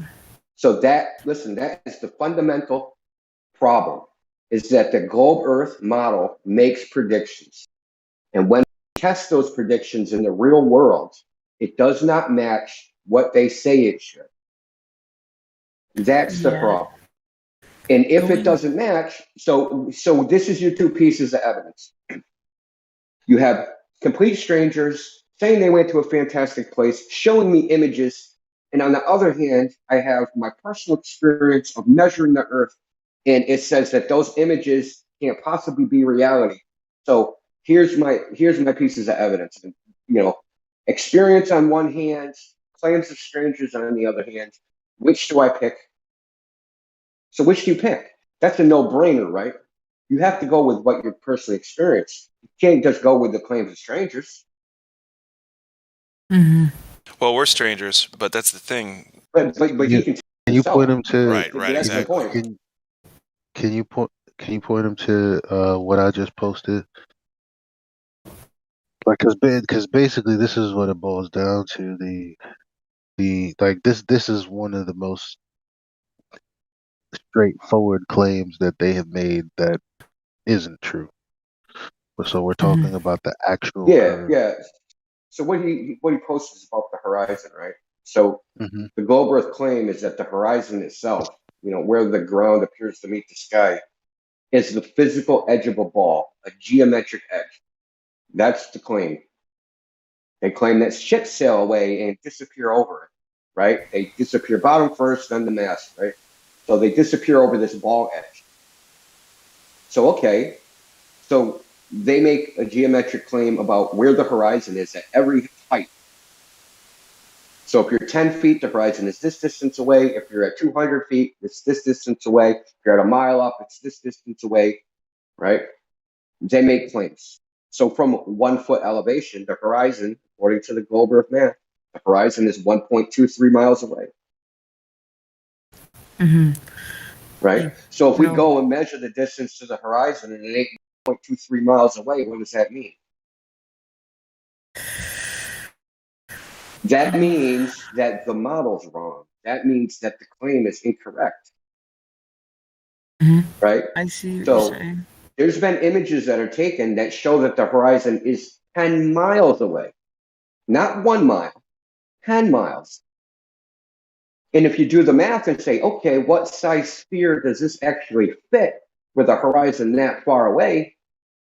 If you look it up, it means that sphere has a radius of 225,000 miles and a circumference of 1.6 million miles.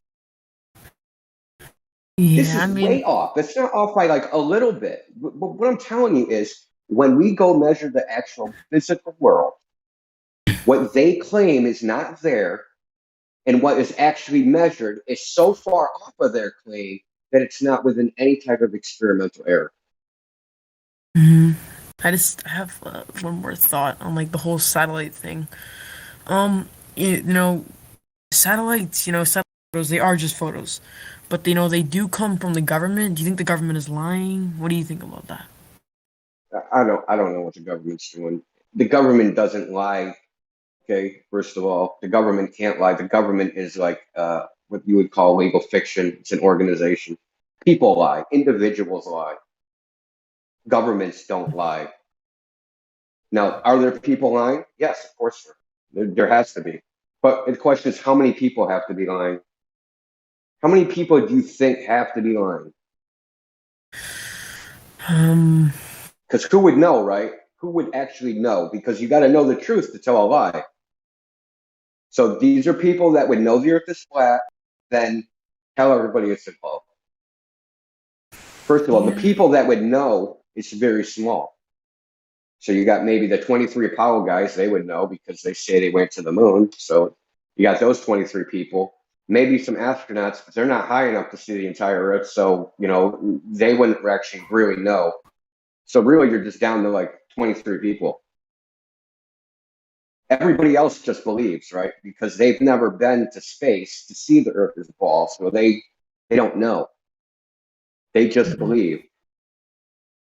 Yeah, I see your point. I gotta go, unfortunately, but I'll probably be back later. So I do see your All point. right. We're here 24/7. Okay. Thank you. All right. Thank you for your time. All right. Bye. See Yeah, ya. no problem. I think I heard him.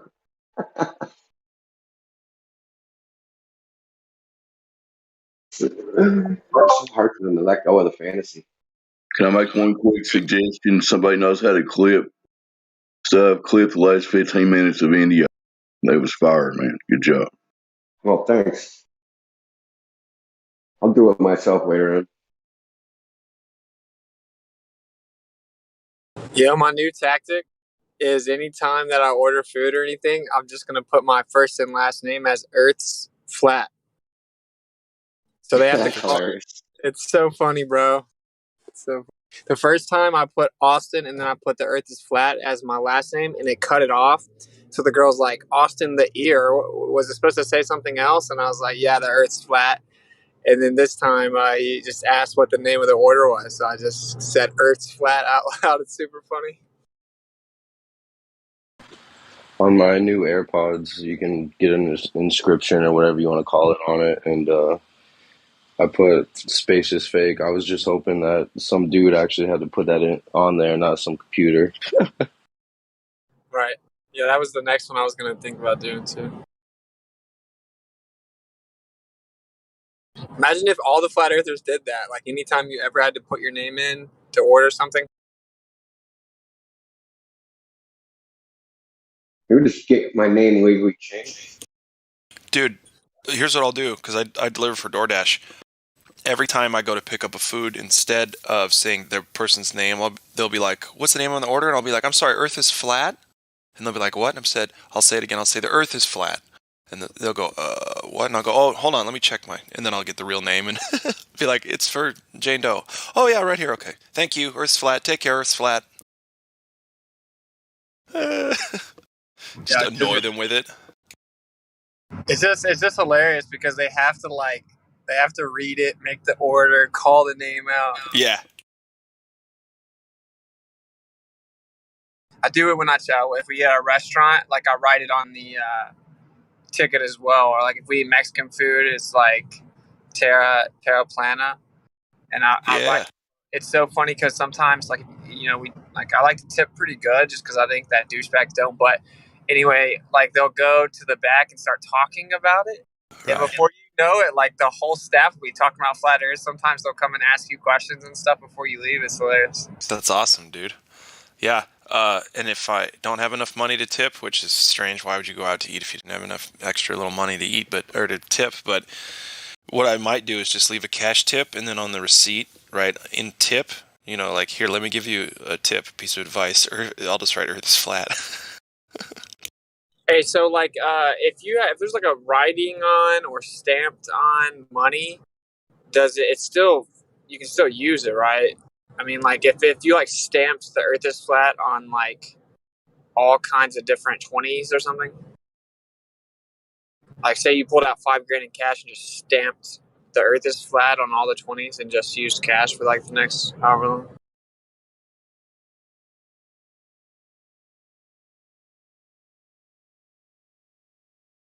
All I know is anytime I have to fill out a survey in a form, and if it has a space for other, put in Earth is flat.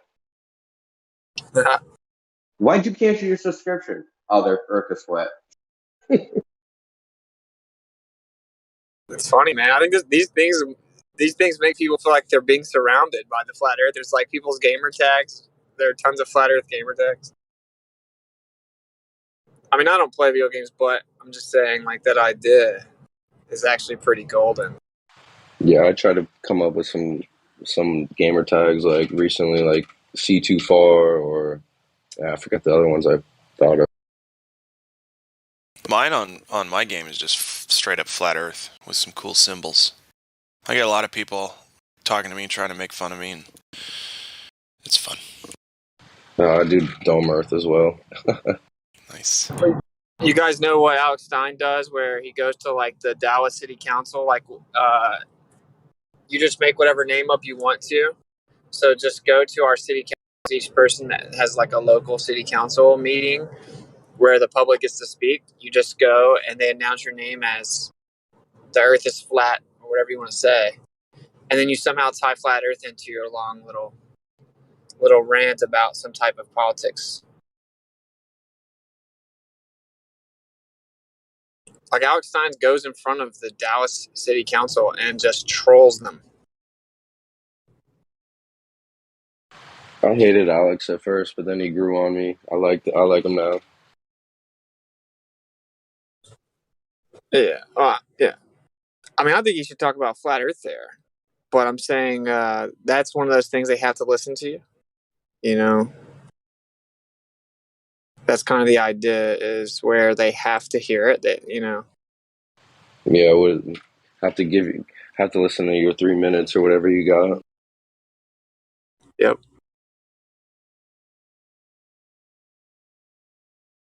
That's basically why I use the mic. You know, is like that. Like someone has to hear it. I don't know. Like, how do you censor that? You know, how do you censor the Dallas City Council?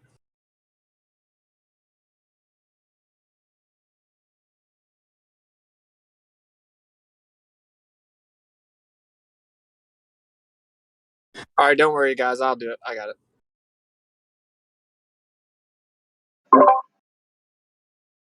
I'll do it here in Kentucky. I'll figure out who my good idea. I'll even see if they'll let me videotape it. I'll videotape it, but I don't know if they will or not. Most of them are videotaped anyway. Yeah, either way, I'll post it when I do it. I'll check into it tomorrow. That's a good idea. That's Trying to get into the Matrix, man. You go with it. Yeah, imagine if people did that all across the U.S. I'm going to integrate Flat Earth into my court dates if they don't throw it out before. My federal court dates for having the audacity to freely speak.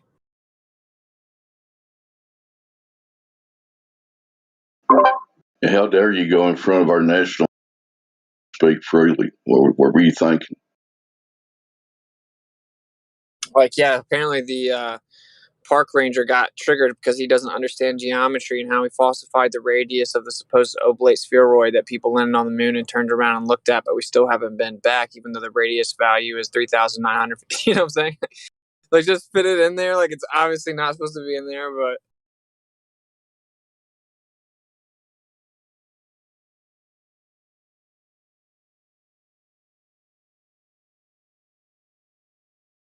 be on the public court records, yeah.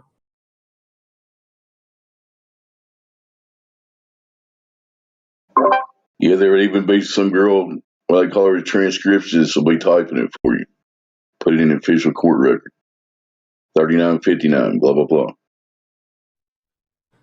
Flat Earth conspiracy theorist on YouTube challenges the federal courts all the way up to the Supreme Court for freedom of speech.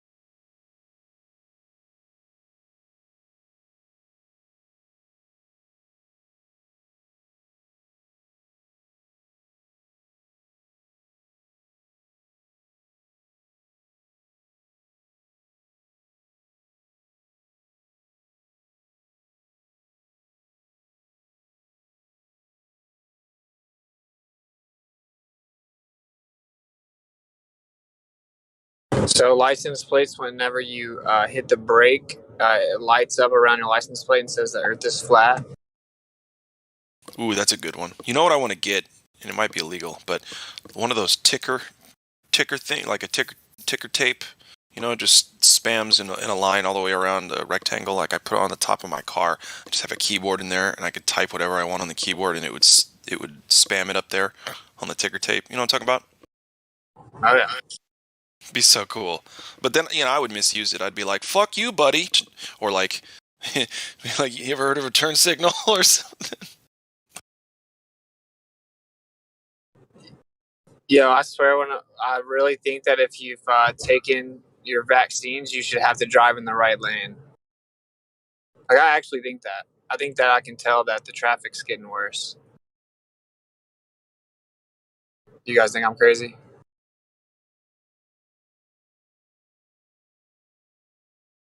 Hey man, people are walking slower and driving slower nowadays. Just letting you guys know.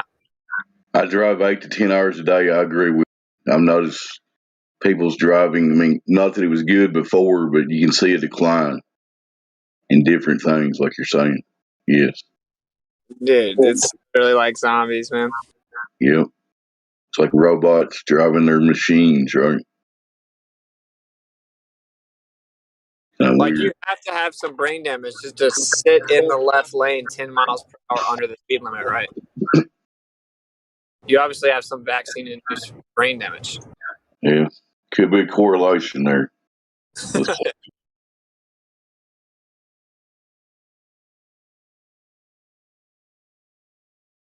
Didn't a lot of truckers like refuse to get the jabba dabba do?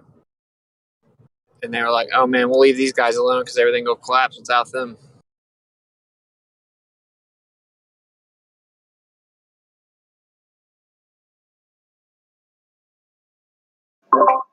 Let's hope there's organic truckers driving around out there. I hope there's a big number of them, but who knows?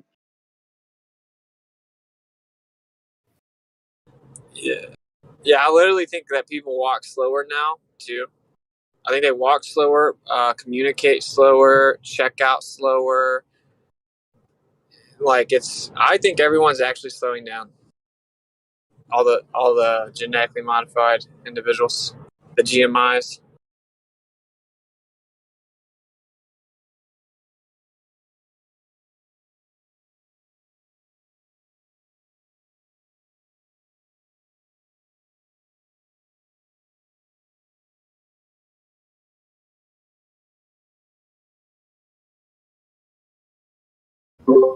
Are you sure it's not just you going at 100 miles an hour? What's it? Nah, man. Nah, I first noticed. I'm actually being pretty serious too. Like, I noticed this in Washington D.C. when I was I in know. Chris. Yo, I think that people literally, like when someone's walking in front of us, I'm like, oh, they're vaxxed for sure. Like, I can tell. Every time I've tested it out, I've been right. Because yo, I swear they walk like zombies, bro. And they don't all. It doesn't affect them all the same. It's like a whole, like, depending on how close to zombie they were beforehand, you know, they're walking really slow.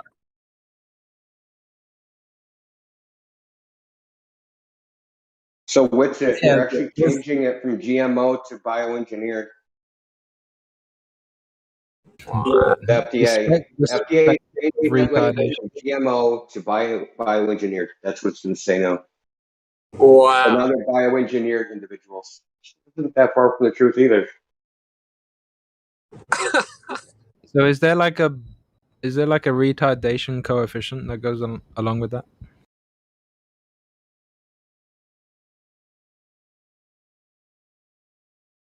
Oh yeah. Oh yeah. I'll just say when the guy runs up in his little like superhero clothes as a grown man trying to argue to me about how the air is gonna kill me. You know what I'm saying? He's gone. He's gone. When I say run up, I mean like stumble up and tremble and have really shaky voice and be scared. Like they're kind of gonna turn into the Charlie Brown adults.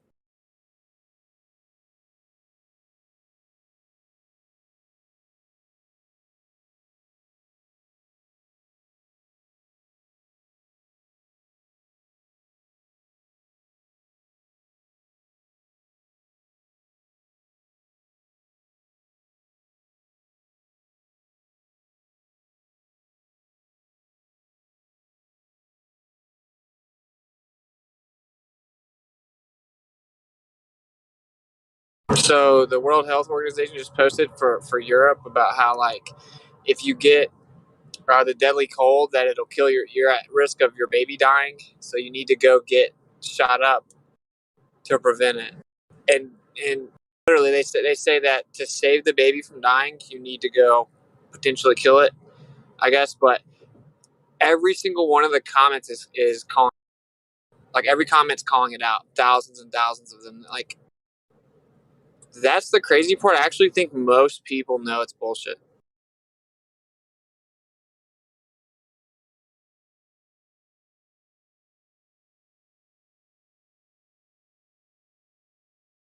Well, they just can control everything with the media, right? So, like, when they tell you everyone thinks this, like, they just tell you that on the media, and someone sees, like, oh, everyone agrees this, everyone thinks this. So you just believe that majority of people think it, but do they really? You know? I agree with you that I do see a lot on like YouTube, but man, when you go to Twitch chat, like a big streamer's Twitch chat, and they talking about vaccines or anything like that, or Reddit as well, those places is like a fucking cesspool of, it's terrible. Yeah.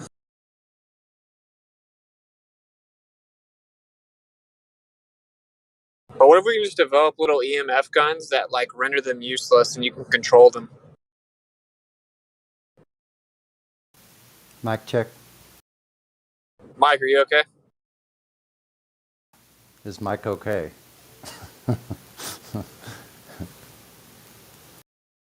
Hey, have you noticed a lot more people driving slow in the left lane in the last 2 years? Driving in the left lane, like in the wrong lane, right?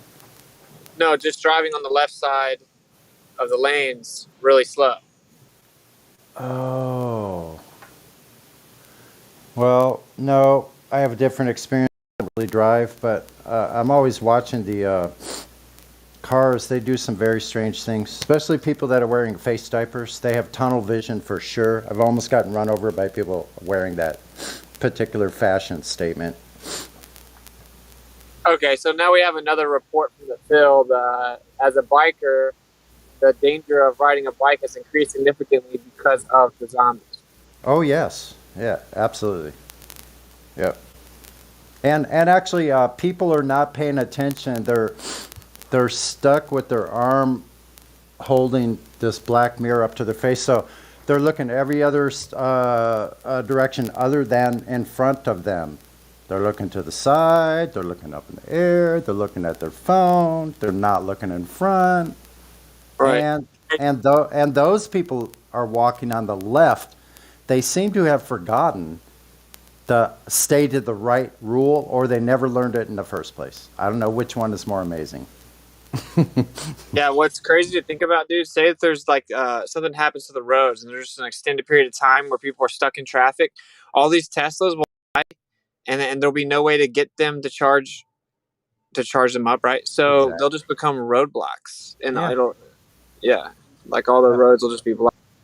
I've had dreams of the roads all being blocked and earthquakes and shit, and like all the cars, and I'm riding by, like, because honestly on a bike I could pretty much, as long as I can get through, I could pretty much go anywhere other than like falling down a cliff. That I would try to avoid, but there's usually ways around cliffs.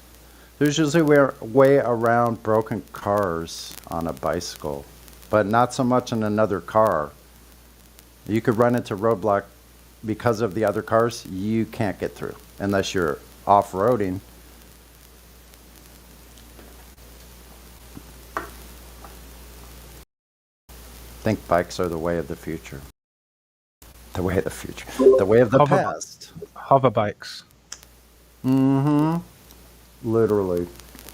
A personal dirigible, a solidly encased dirigible, like it doesn't have to be soft. It could be a solid like container that's holding your helium or hydrogen or whatever you.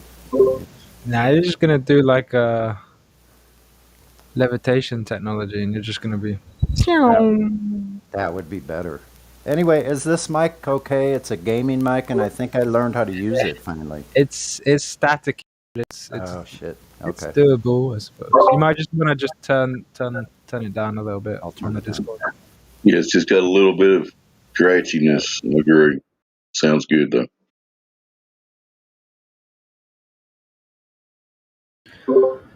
But I mean, to make my point, just look at the movies, man.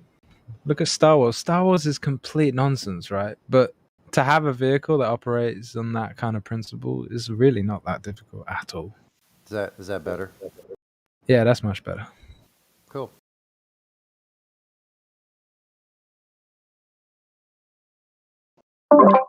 So you're saying it'd be easy to make a Millennium? Nah, I'm talking about the things that operate in the real part of that movie, right? So everything that operates outside is just obviously a myth. But all the stuff that's on the land, what's so difficult about something like that? It really isn't. Exactly. Maybe not now, maybe not commercially, but it's not like the technology is beyond current understanding. Use like an what is it called? The HHS gas or whatever, the hydrogen. The hydrogen gas. I think it's more likely to be the kind of stuff that they do with those, like, you know, quote unquote quantum locking stuff with the superconductors. How are they going to do that? I don't think humans are ever going to figure that out. It's easy. Sonny, your mic's a little low for me now. Is it just me? It probably is. How's that? I'll speak up. Hold on. Let me. All right. Just saying. Go ahead. Sorry.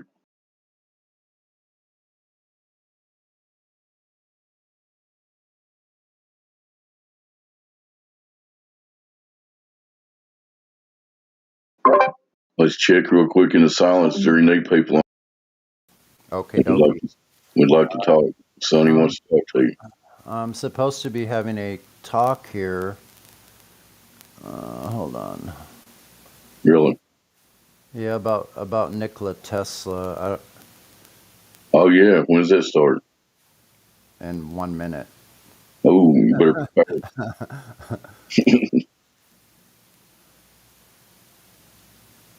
And I don't really do presentations. Well, I guess I sort of do presentations when I'm on here. But I'm not used to doing like formal presentations. I've done a few videos that are kind of like that, but I generally tend to stay on the comedic side of things. That throws people off sometimes. Anyway. Hold on. That's happening on here, isn't it? Is Brad here? Let me check my DMs 1 moment. What's his name these days? Ghost, are you there? Yeah, can I get a mic check? Loud and clear for me, man. That's what's up. How's everybody doing today? Chilling. Good. That's what's up. I'm feeling a little bit under the weather, as you can hear it in my voice. So That's push what's into up. it though. Yeah, we got a couple of presentations on Nikola Tesla today. I don't know where Indio went, but I'm down to start it off with Sonny. You can go ahead. Okay, sure. This time, might as well stay on time. Okay, let me grab my notebook here. 1 second. You literally have a notebook?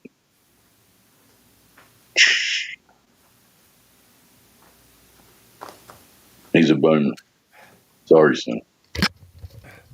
So I had to move my whole rig, my whole PC and everything all the way in the other side of my place to move away from fan noises of my garden. Anyway, let me make sure I got everything plugged in so I don't lose power. 1 moment.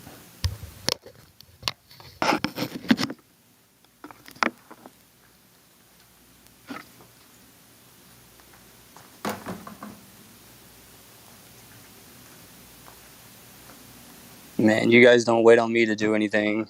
I'm gonna kind of let you guys pick up my weight because I'm just not feeling it today. But like I said, I'm doing my best.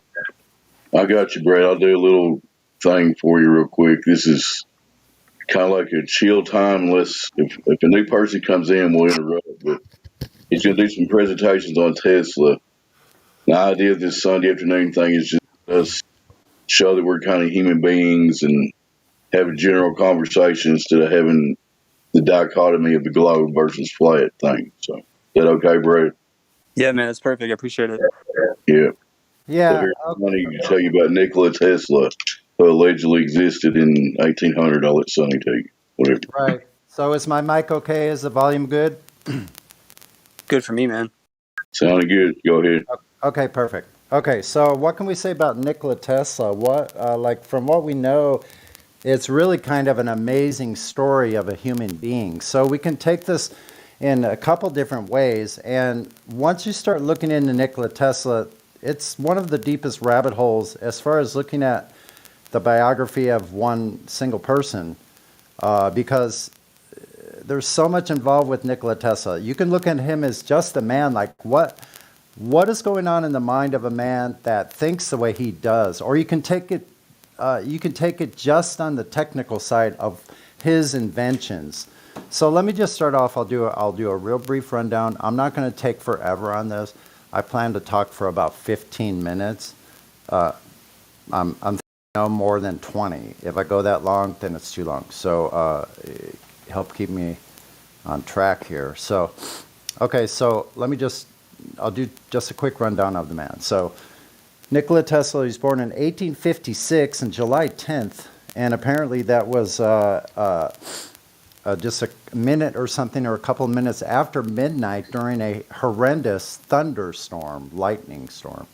So he was a Serbian-American inventor, electrical engineer, mechanical engineer, and also known as a futurist, who was famous for his many known inventions and contributions, especially to the design of the modern alternating current AC, as well as the electricity supply system. This little article I found, and I will leave links for everything I'm using here. This first one in the Livestream voice text is the article I'm using. That's one of them. I'll post everything I'm reading off of. So just quickly, I'll just do a rundown of 10 of his inventions. There's many more. We'll talk about 24 other ones that we can discuss amongst ourselves later. But let's just look at these 10. And I may add some comments of certain things I've discovered about these particular items or inventions. So number 1, Tesla coil. 2, alternating current. 3, radio-controlled boat. 4, Niagara Falls transformer house. 5, radio. That was loud. 6, the Tesla turbine. 7, magnifying transmitter. 8, shadowgraph. Someone's hot micing there? Are you rummaging through your drawer? It's Ghost. Ghost, mute yourself. Ghost, you're hot micing. Sorry. Sorry, bro. My bad. Okay, no worries. Where was I? 8, shadowgraph. 9, neon lamps. 10, the induction motor. So we could look at just those inventions right there. That's astonishing. I mean, the Tesla coil was used in the transmission of the first radio. As a matter of fact, Marconi used Nikola Tesla's patents, and the patent company made a comment about it.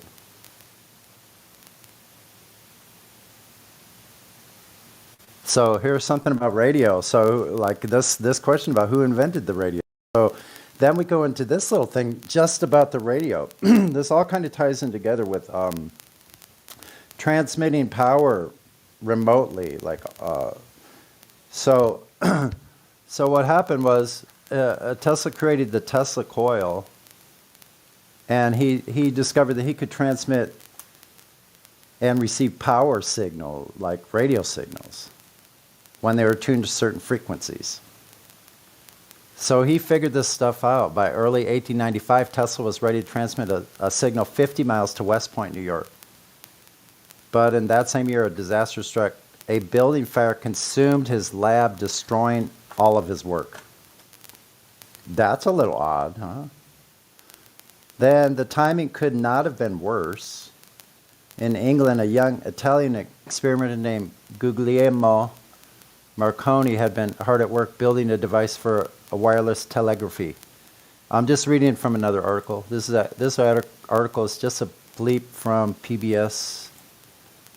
I won't read too much of that because the source. But so anyway, just to make a long story short about that, Marconi built his device for wireless telegraphy, and he had taken out the first wireless telegraphy patent in England in 1896. His device had only a two-circuit system, which some said could not transmit across a pond. Later, Marconi set up long-distance demonstrations using Tesla oscillator to transmit the signals across the English Channel. Tesla filed his own basic radio patent applications in 1897. They were granted in 1900. And Marconi's first patent application in America, filed November 10th, 1900, was turned down, and the Patent Office made this comment in 1903. Many of the claims are not patentable over Tesla patent numbers, blah, blah, blah, those numbers of record. The amendment to overcome said references, as well as Marconi's pretended ignorance of the nature of Tesla oscillator being a little short of absurd, the term Tesla oscillator has become a household word on both continents, Europe and North America. That was the comment made about Marconi. They said he tried to claim ignorance of where the Tesla oscillators came from that he used. Anyway, so not to get too long on that. I mean, absolutely incredible, like just this part. So apparently in the U.S., he, built this radio tower and was working on transmission of electrical energy. He was the one that electrified the World's Fair in Chicago in 1893. Was it 1893? Pretty sure. I don't have all the references up. Like I said, there's a ton of it. So I'm just going to go through a couple more, and then a little bit about his personal life. So I'll go through some more of these inventions. Teleforce is a proposed defensive weapon that accelerates pellets or slugs of fabric at a high velocity inside a vacuum chamber through electrostatic repulsion, after which fired them at aim nozzles at meant targets. He fires them. So, so a teleforce, whatever the heck. So I'll just read them. 2, radio remote control. The Tesla coil, invented in 1891, makes use of 2 coils and a main secondary, with every coil having its personal capacitor. So dig that. You saw him throwing these sparks through his fingers. 3-phase electrical power, which is a sort of polyphase system, is communist methodology utilized by electrical grids worldwide to switch power, and can be used to power massive motors and different heavy motors. And they have some wording wrong here. So anyway, this guy was seemingly obsessed. One thing I like about Tesla's life, and nothing happens in a vacuum, so you have to think about the time period in which he was born in 1856. So that was the rise of the Industrial Revolution, basically. So he was in an area where people, like in a time period where people were working on things. They knew how to make things. They knew how to use tools, build things, and construct. So there was this big machinery thing, and electricity was coming on the forefront. Now, a lot of us believe that people had known about electricity, so Tesla may have found something that had previously already been known and just forgotten. So we're at a Tesla turbine, magnifying transmitter. That's what allowed Marconi to transmit across the ocean. He had a bladeless turbine, a Tesla valve, shadowgraphs, which are the predecessor of X-rays, wireless telegraphy. He made statements. He said that everyone would have in their vest pocket the means to communicate. He also had some strange ideas as a person. Now, I think personally, he seems to have been, moving on from all of his inventions, and there's tons more. We could speak for hours about them. I don't want to go too long to that. I've gotten the sense after watching a couple of documentaries that he was kind of a socialist, but honestly, I think because of his personality, I think he was a kind person. I think in his heart, I think he actually did have people's good in mind for what he was doing. He was a cancer, so I don't think he had a mean bone in his body. I think he was taken advantage of by people like that were part of the Robert Barron cult, and we know who they are, like Westinghouse and Edison and all those people. They were vying for the fuel people also, the petroleum people. So he was up against a hard wall as far as what he was trying to give to the world. From what we hear, now we don't know how much of that is true from the story we've gathered throughout the years since Tesla died in 1943. The first time he was really actually publicly acknowledged for anything was in 1960. So amazing that we would have an entire infrastructure set up with this man's knowledge and inventions and his just constant tamperings, that everything we do is all pretty much Tesla invented, and there's much more that we don't know about the man, because it seems to be a lot of fires in his labs, a lot of destruction of his paperwork, a lot of things being taken by the FBI, all kinds of very strange things in the man's life. So just on a personal note, the reason I'm very interested in Tesla is that we have some things in common. We're both cancers, and we're both left-handed. I love to tinker with things. I've been involved with tampering around with electronics, and mostly dealing with music and my instruments and amplifiers and things like that, and everything related. But I also have the same birthday as Nikola Tesla, July 10th. 102 years before I was born, on the same day, Nikola Tesla was born. 102 years before me. Same day. So we have some things in common. So I thought I would add that part. And anyway, I'm just going to leave it at that so I don't go on long-winded. I appreciate the time. Thanks for letting me speak. I hope the audio quality was okay. And and I'd just like to hear what the rest of you have to say. Thanks. I appreciate that, Sonny. You answered quite a few questions that I have of him. Do you happen to know who funded him? I think there were several people that funded him. Like initially, he worked for Edison in Edison's shop, right? Mm-hmm.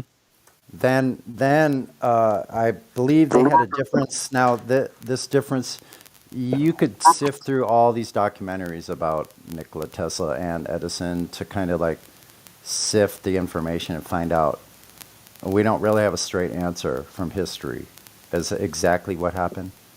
It's just take a little more. Yeah, so it's going to take, it'll take a lifetime of studying this one person and the events that occurred during that period of time, right?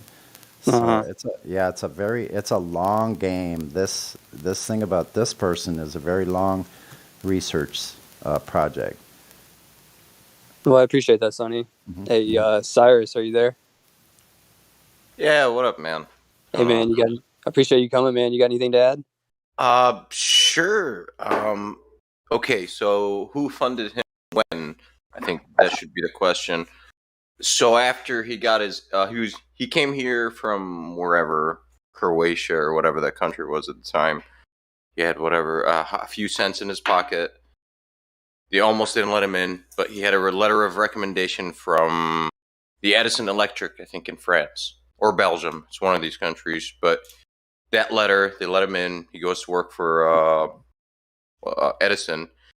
At the time, Edison told him, "I'll give you 20 grand if you can make my DC motor smaller and compact." At the time, the DC motor, go check out the patent, is about 8 foot tall, the coils. And the not the stator, what is it called? Part that's on a shaft. Anyways, the part that spins inside the motor, there are technical names for it that I forgot right now. Anyways, so that part was like low to the ground, and the coils were like 8 foot tall. So all the magnetism was pretty much where it's not needed, right? It needs to be more condensed into the spinning part. So anyways, Tesla works on it. He gets it to work. And obviously Edison doesn't pay him his money, so he leaves. And at that time, he did talk to Edison about his AC stuff that was in his head, and he was like, nah, not interested. So anyways, he quits, goes and digs ditches. Westinghouse picks him up. So I think his name is George. George Westinghouse was his friend for a very long time. Westinghouse was not, he was his partner, actually. They were not enemies at all, from my understanding, because after Westinghouse picked him up, Edison, of course, in his elephant show, the DC versus AC, they used to call it Westinghousing. So that's what they called it. It's, you're getting Westinghoused. All right. So that's that. So that's who funded Tesla in the beginning. For the 1887 patent was the alternating current stuff. So the person that brought that to life was George Westinghouse, the Westinghouse Company, and then that's where Tesla really took off, because he of course, after that, AC in the Chicago World Fair 1889 or whatever, AC wins. AC alternating current electricity takes off. And royalties and patents, of course, make Tesla quite rich. And now he's playing with big boy power. He had Westinghouse generators in his laboratory. So you can only imagine, like the power this dude was playing with is not funny. The level of power he was messing around with. It's not like he's like us, like, just using the wall plug or whatever. No. He had like a generator for like the city in his laboratory. 3 of them. So it's like, no, dude, he had some serious stuff.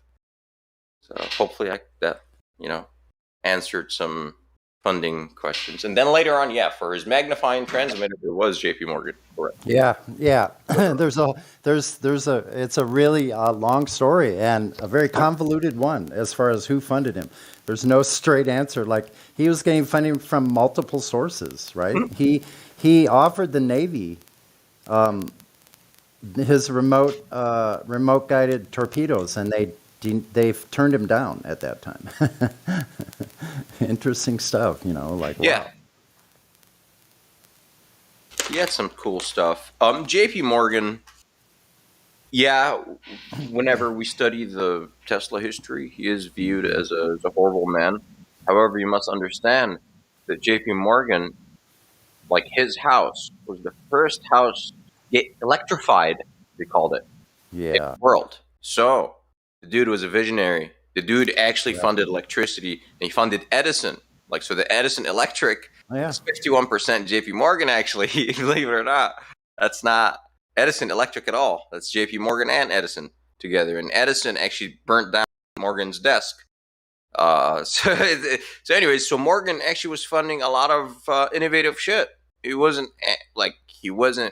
But of course he's pro money. So if he sniffs out that Tesla is going to leak out electricity for the world for free, or so we're told, right? Then of course not, because he wants money.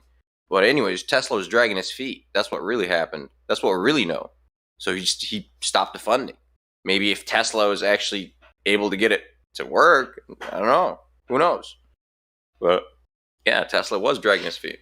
That's the truth. And his magnifying transmitter, And he wanted more funding from Morgan, and Morgan shut that down. He was like, I'm not going to give you any more money, man. Yeah, so I think part of this is his inability to really deal with people. I think he may have been. Apparently, he was very quirky. Like he had all these weird things. He didn't like women wearing pearl-like things. He thought certain things were abhorrent to him. He had all these strange ideas. He also, like, I was kind of heartbroken. He didn't think Earth was flat. From all of my investigations, it looks like he believed that there were gonna be aliens, the creatures from other planets. So he was kind of a globalist. He also had other strange idea about sociological issues. Like he believed that, well, some of it seems to be true, coming true in some ways. He thought that there would be a new sexual order, that women would become the superior. Like he had some interesting ideas. He thought that everybody should have free power, but that control of the reproductive system in humans would be paramount. So he was one of these people that thought that people should be controlled as far as their reproduction. I was kind of heartbroken when I found that out. I could have gone all day without hearing any of that. Yeah, sorry. I know. Sorry about that. Yeah. No, that's that kind of. Sorry to interrupt, guys. I'm just relaying a message that for the VC voice check-in, there was a couple people that wanted to do their thing and all that jazz. So just letting you guys know. Okay, cool. That's cool. Cyrus and Sonny, let me ask you, what would your guys' favorite invention by Tesla be? Christmas tree. Christmas tree. My favorite invention of Tesla? Yes. Well, it's okay. You can read it in his writings. I don't know. I wouldn't call it an invention. Okay, you know what? How about this? The open-ended vacuum tube. How about them apples? Let's go. Open air vacuum tube. That's correct.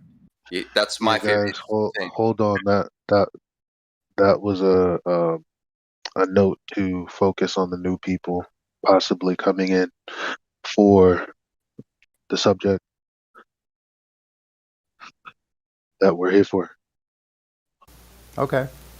How does the show run? I'm not sure, man. Oh, no flat earth talk. It's just off topic. That is what the thing is all about. Okay. Cool. Keep going. Sunny, Cyrus. Oh, wait. Is this a new thing? Wait, what? Yeah, it's kind of like a show right now. It's kind of a show right now. Yeah, we're doing a Tesla, Nikola Tesla presentations and discussion. So it's off topic right now. But yeah. That was my bad, Elijah. I didn't really like making known on what was going on. Feeling a little bit under the weather, so I'm not like very assertive right now. So my bad. It's cool. If I sound, I'm also not feeling well. That's why I sound like this. But please, I hear that. Yeah, I feel you, man. Go ahead, Cyrus. Yeah. I would say the open-ended vacuum tube. That's a cool patent. Like I didn't know such thing ever existed. Now, but it does. hold up. Are you saying? Hold on. Let me look at my. Shoot, if I can find it now. I know I'm dug like knee deep in this Tesla information now. It's all over the place. Dude, I'm doing this off the top of my head, bro. Wait a minute. Here we go. Here we go. Hold it. No, I got some resources. Hold on. Right. Tesla coil, 3-phase electrical power, magnifying Tesla turbine. No, Tesla valve, known as a valvular conduit, is a fixed geometry passive verify valve. Permits fluid to circulate preferentially in a single course without transferring elements, whatever that means. I don't even understand that. One computational fluid dynamics simulation of Tesla valves with 2 and 4 segments were confirmed that a circulate resistance within the blocking course was about 15 to 40 instances better. No, I don't know. I don't get it. That's a check valve, dude. That's a check valve. Yeah, it's a check valve. Yeah, I'm about to post a YouTube demo of this. It's pretty cool. Now listen. I think this one. Now, besides AC, think about that. Alternating current. We use that in alternating current. Alternating in your car. All the power that comes out of your outlets. The AC system is incredible. But I think the most amazing for me is because I love motors and engines. is the Tesla turbine. So listen to this in this Tesla turbine. So this is the early 20th century. The world noticed the rise of piston engine vehicles. In a try to compete with the piston engine, Tesla developed his personal turbine. It was a bladeless and used clean disc that spun in a chamber and labored when fuel was combusted earlier before coming into the primary chamber that contained the disc. The combustion would make the disc rotate, which ran the engine. So when Tesla examined the engine in 1909, it received 60% fuel effectivity. Well, that's efficiency, they should say, which is spectacular. Contemplating that at the moment we get 42% fuel to energy conversion. So yet, due to the character of the business, people notice extra worth within the piston engine due to the fuel gross sales, and it grew to become the norm that's nonetheless in use immediately. I don't know who wrote this must be some foreigner that doesn't know English that well, but very interesting. I'd like to have one of those turbines. A cool thing about the turbine, which is interesting, a different perspective, because I'm a big Tesla fan. He was also broke at the time. He was extremely broke, and he was trying to sell a thing. He was trying to sell it hard, so he had no money. And the thing about efficiency, so his turbine operated at 50,000 RPM, if I'm not mistaken. So for his stuff, because his stuff was all high speed, his switch for his abrupt transmission and all this stuff was all high speed. So we know that when the RPMs go up, the efficiency goes up and the horsepower goes up.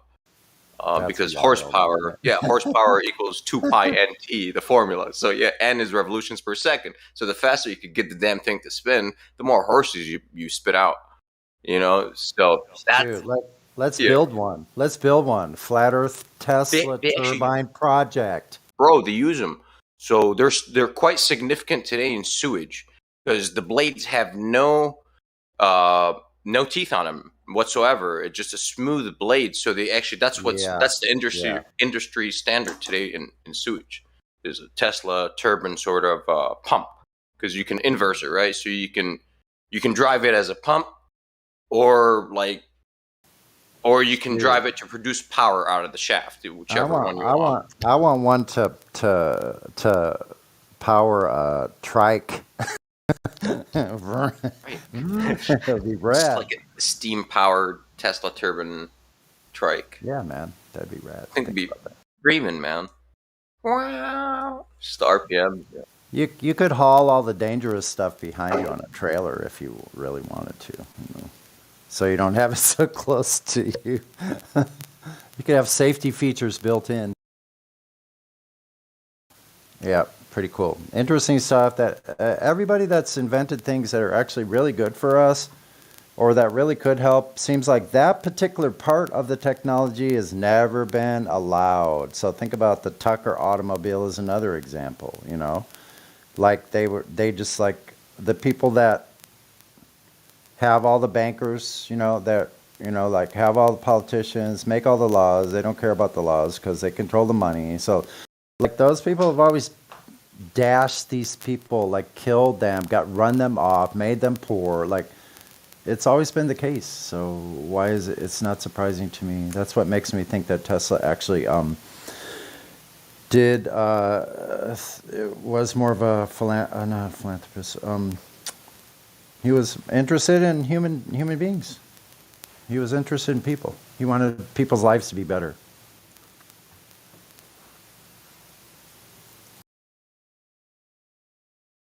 Died broke for his beliefs. All I ever see about Tesla. Go ahead. I'm sorry. Go ahead, man. Talking with pigeons. Or he just wasn't a businessman because Edison was the better businessman. He just sucked at it. Tesla was a great inventor. He sucked at it. Yeah, kind of like me. That's where you hire somebody. That's his Yeah, you have mistake. to. You hire Exactly. somebody. People listen, people that are like close to like genius crazy level, like it's close to insanity, right? They need people that can guide them and help manage that creative force. Like Mhm.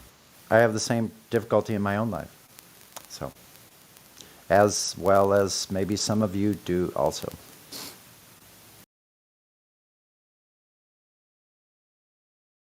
And of course, I heard about his electric vehicle, but I'm not sure if that story is true or not. But we all heard about it with a dozen tubes, and he just plugs it in, and he says, "Now we have power." With his what car was it? A Pierce Arrow.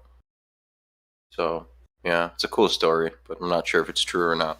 See, that's why I leave it to you guys to open the topic up because see, only one person can only do so much research on like an individual like Tesla, right? So like Cyrus has done a lot more investigation in certain areas than I have, and that's what I count on, you know, because it's not That possible. man, Yeah. he led me down this road essentially, man, since childhood. Because my dad, when I was like 13, 14, he didn't know anything about Tesla, but he told me that Tesla's the inventor, Edison was the thief. That's all he knew growing up. Yeah, And yeah. there was truth to that, right? And there's also, a little bit of propaganda to it too. Because like Edison wasn't the one that zapped elephants. Oh, it's funded by Morgan. It's funded by the businessman. The businessman doesn't really want to lose, and Edison doesn't want to kill, circus reject animals, but it was done. It just it's what it is sometimes. Harsh world of money, right? Making money. So, but yeah, I've been doing Tesla research for what? How old am I? More than 10 years, man. So I know a little bit, and I was just fascinated by electricity. When I was younger, a 400 volt capacitor nearly ended my life. So that actually made me fear electricity for a few years. Then I came back to it, and I discovered that was a capacitor. I didn't know what a capacitor was at the time, or as Tesla and those guys used to call it, a condenser. So an electrical condenser nearly took me out of existence. So I have a strong affinity to these dancing demons, as I call them, because no one really knows what it is. Yes, the modern theory is the electronic phenomena theory, but if you actually dig into it, not really. No, it's not true, because the electronic phenomena doesn't show up until Rutherford and J.J. Thomson in like the early 1900s. And from like the 1700s, we have electricity and Alessandro Volta and all those guys. And there was no electron in their head. And it works just fine. Anyways, I'll be right back. Just 2 minutes. Sorry. Did I hear him take a stab at the Tartaриans? Like all the old cathedral buildings and all that stuff? That's what it sounded like. To me, at least. I don't know. I could be wrong. Wait a minute. Who said that? I mean, I was the one who asked that, but it sounded like what Cyrus just said. He kind of poked a jab at the Tartarians and the old buildings and the old electrical the electrical technology we had or supposedly had. Yep. That we don't use anymore, obviously. Yeah.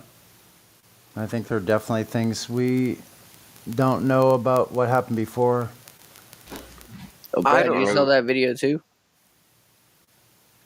What's that? What video? The one with the like old electrical grid, like before the one we've got now. No, I mean, I could just be talking out of my ass. It just, from what the context that he had, it just sounded like he was poking a hole at the Tartarians. I mean, I could be totally wrong. I was not, because I have not done my Tartarian research. So I believe wise, like I do believe that the ancient Egyptians, like that stuff was some sort of machinery that's been left behind, because that's the stuff you don't take or whatever. It remains the biggest machines you got. So I think it was functional, especially if you zoom out at the Karnak Temple complex. If you get an aerial photography, it looks just like a CPU, man. It's insane. It's a circuit. It's a PCB on Earth that's made out of stone. So I don't know what the hell that thing is. And of course, it's a temple. Fuck you. This thing's enormous. Why would you temple? What? Makes no sense. It appeared to be a functional building that operated on water. It appeared like all their structures appeared to be like, that their primary mover was water from the Nile. And they have holding basins and whatnot. Anyways, that's the ancient stuff. So I believe those guys. I don't know who the Tartarians are. Like I don't know. Like those are the biggest monuments we have. So I go after those. Tartarians, I'm sure, well, whatever. I have to solve the Egyptians first. Like Tesla, because remember he visited Egypt and he said he discovered some stuff about the pyramids. So. So if those are the machines, where are the machines that made the machines? I'm with you. So let's say that's the assembly, right? Okay, if you have a lathe, a welder, and a milling machine, you can build an enormous vehicle. So the vehicle will be the assembly, right? And that vehicle, you can carry all the machinery that you used to build. So sometimes the machinery that's used to build something is smaller, especially if the thing that you're building is an assembly of things. What I'm interested in the King's Chamber, what was in that box? Because we found it empty. Somebody else took whatever was in there. So, and there was no bodies in there. We don't have any, human remains. Yeah, and they chipped the corner of that huge box, didn't they? They broke the corner getting it open. Yeah. Was it a reactor? What was it? Well, I think there's fixtures in some of the walls too that are unexplained. Like there's several things that are really bizarre. Well, the 14-ton blocks, what are there, 7 or there's 14 of them? They weigh I don't know, 7 14-ton things that are like stacked upon in this chamber. Oh, the rose granite, I think. Yeah, like deep labs. down inside there, and it's just bizarre. Like, why would anybody build something like that? And to have something that's built like that, that's unexplainable. Temple. Is really no, it's a tomb, right? The pyramids were a tomb. No, they weren't. That's what, right? That's what they say. We know they weren't. Yeah.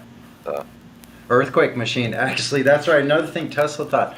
He thought there would be much more earthquakes. So I don't know why he thought that, because it looks like he patented an earthquake machine. His oscillator, tunable oscillator. So, if they got his, so how do we know that they're not creating earthquakes with Tesla's machinery? All the earthquakes, all the major ones. How do we know that they're not causing them? Anybody thought of that? I'm sure if anybody's thought of it, you guys have, but I've thought of that.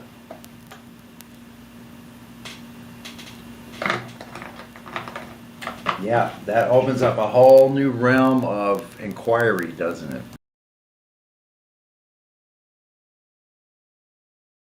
Ooh, on the subject of like the transmission stuff, because that's what Tesla is really famous for, right? The radio, the invisible stuff, right? The invisible transmission of electricity, essentially, right?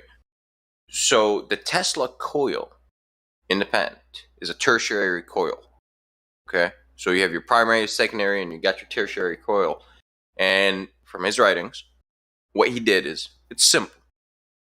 However, good luck replicating this, because from his stuff, he tuned his stuff to the 4th harmonic, I believe, which is like, I've got no idea how he did that, but sure, okay, we'll just rock and roll with that for now. So you got your primary and you had your secondary, and then your third coil was very interesting. It was a squared coil, and what it was essentially, well, he wanted to transmit to the Earth, into the Earth, right? So you want to transmit in. Up to his days, no one was able to do that. The telegraph guys tried, but they failed because electricity would just go from the rod to rod. That's not the idea. You want to transmit. You want it to go from one rod that you put into the ground to everywhere else. So he needed something to push off of, right? In order for you to jump, you need a ground to push off of. Exactly, a ground. So that third coil was a virtual ground, right? And according to what he said, it was tuned to Earth's frequency, so it behaved as a virtual Earth. So now you can transmit into the Earth with the virtual Earth. So it's kind of, when you think of it this way, it's fucking genius. And no wonder no one ever replicated this shit, because they don't talk about it this way. But that's what he said. Go read his Colorado Springs stuff. And guess what? In his Colorado Springs, he said superluminal transmission at 1.6 the speed of light. So, very interesting. Stuff becomes interesting. 1.6? Did you say 1.6 the speed of light? That's right, 1.6c. That is the speed of the Tesla telluric transmission waves. Telluric means Earth waves. So, yeah, I mean, even though I still have questions about how they measure the speed of light, but still, whatever he's saying there, I mean, he was a brilliant man. Like, how did he know all this about frequencies? You get a sense about him that, yes, he was very smart. He knew how to study. He knew how to build things. He thought about things and could make those things.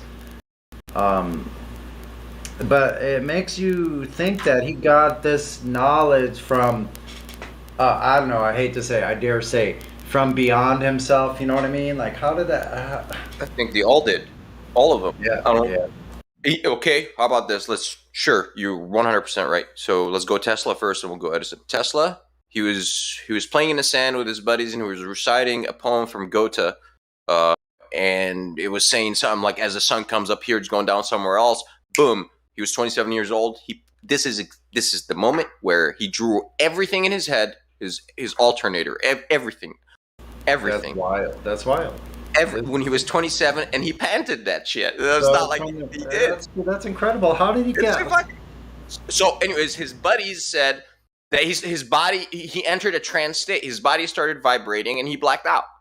And when he came out of that, he came out with the entire fucking AC grid from A to Z, and still stands to today as is. That's didn't crazy, change man. shit. See, it's the Akashic record. Do you know that I met on the Discord server here when I first came on, like within the first 4 to 6 months maybe? I met a man, a flat earther from the same town that Nikola Tesla was from, and we were talking about electronics, and he described a circuit, and I drew it. I still have it in my notebook. He said that's unlimited power in that circuit, but I don't know how to power the coil. I have the drawing. It's very simple. It's stupid simple. I have the components in my electronic stuff right now.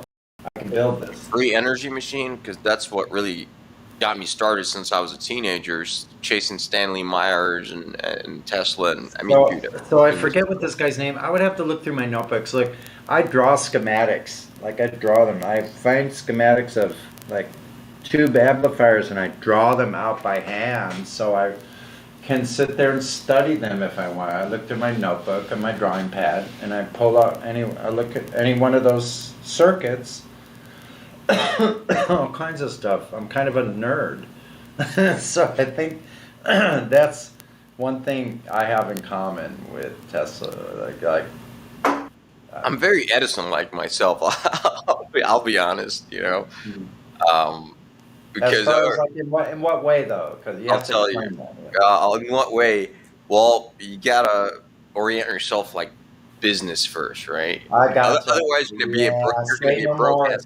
Say no more. I gotcha. Yeah. So very logistical and efficient as far as what is it called? Gee, I can't think of the right word.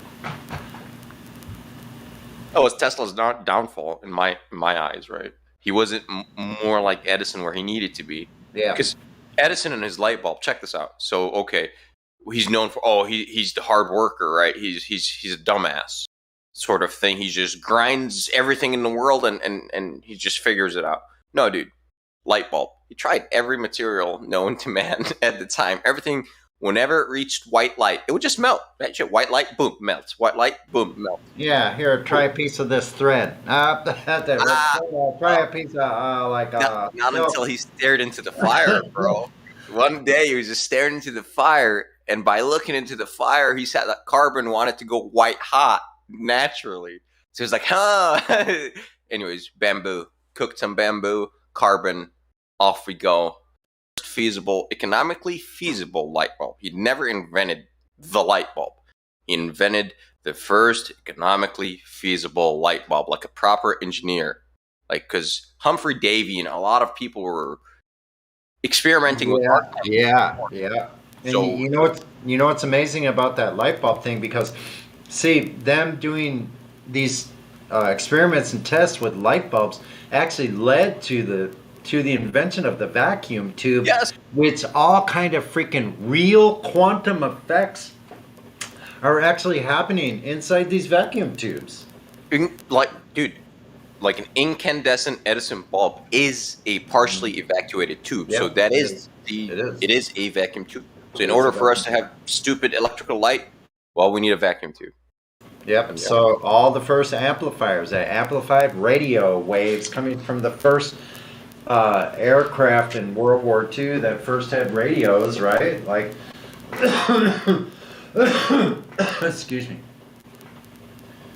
So they all had they all were running tubes. Everybody's car, they had a radio, had tubes. They were all tubes. So that led to the invention of the transistor, because they're the same elements. They just figured out how to do it with different things, and then the invention of making like capacitors and resistors, transistors even smaller and smaller and smaller, then eventually putting them on a board, and having the electronic communication device in your vest pocket that Tesla talked about, that he never saw.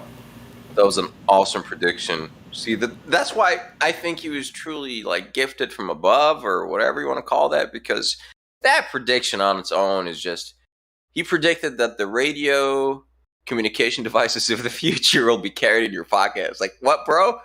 Excuse me, sir. How'd you know that? Yeah. How'd you know that? Like way before Dick Tracy. That was just amazing. That's a prophecy right there. That's legit. Well, I wish. Well, I think the first person that saw the electricity bulb could have said we're going to have Wi-Fi, Bluetooth. Yeah, all that technology is from Tesla. People don't even realize it.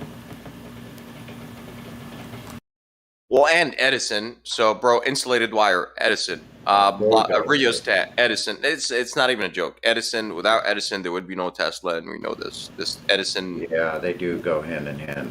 So, yeah, it's true. All right, I discovered. It only took me 10 years to discover this. So, for us Tesla fans, they always present to us that Edison was his enemy. Actually, it wasn't, and I verified this by reading the articles myself. It was Einstein. He always shat on Einstein. Oh, he just shat on him left and right. Yeah, because Tesla considered Einstein one of these pseudo-scientists. They're running off in all these equations, one after another, until they are in a fantasy world that doesn't match reality. Now that quote right there, you should read like the whole interview. Because, they were asking him about relativity and Einstein. It was like, he just shredded him. Fucking shredded him. So it was never really, because remember, the Chicago World Fair settled the thing with Edison. It was done. It was done.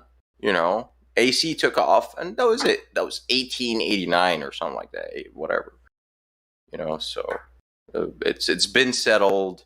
But no, it was just, he always shat on Einstein. That's the truth. He didn't like him at all. And his mathematicians, where he said they substituted mathematics for experiments. And they wander off equation after equation. And they built something. No relation to reality. He said, bending and warping of space time and shit. It's like, Yeah. wow. He knew that was fake. Like he knew that wasn't real. He was working with real things, frequencies, electricity, electrostatics, the electromagnetic forces. Think about that. He was dealing with real things that are actually going on, like around us. He tapped into something that is truly amazing. Like in the ether, we have flowing around us. He believed humans were energetic beings. I'm pretty sure he believed that. He did, and it's been proven. Well, we enter another guy, Wilhelm Reich. Wilhelm It's Reich. just a shortcut. Sorry. I was just going to say the antenna is a shortcut to ground. That's why the remote control on the radio frequency, all you're doing is sending the frequency out instead of hitting ground directly or going from high directly to low. You got a transmitter receiver that's picking up that energy and power. So it's power, frequency, and input. Yeah. All of Yeah. it. I don't know why I couldn't do it by dragging a wire. Back in the from a 30s, we bicycle. should have been charging iPhones. Why can't we have why can't we have an antenna? Like, it wouldn't have to be very large. I don't think. Like an You antenna. can. It's just whether the government allows you or not. Like if you went and secretly made one and did some stuff with it, like when you get close enough to it, it's going to zap you.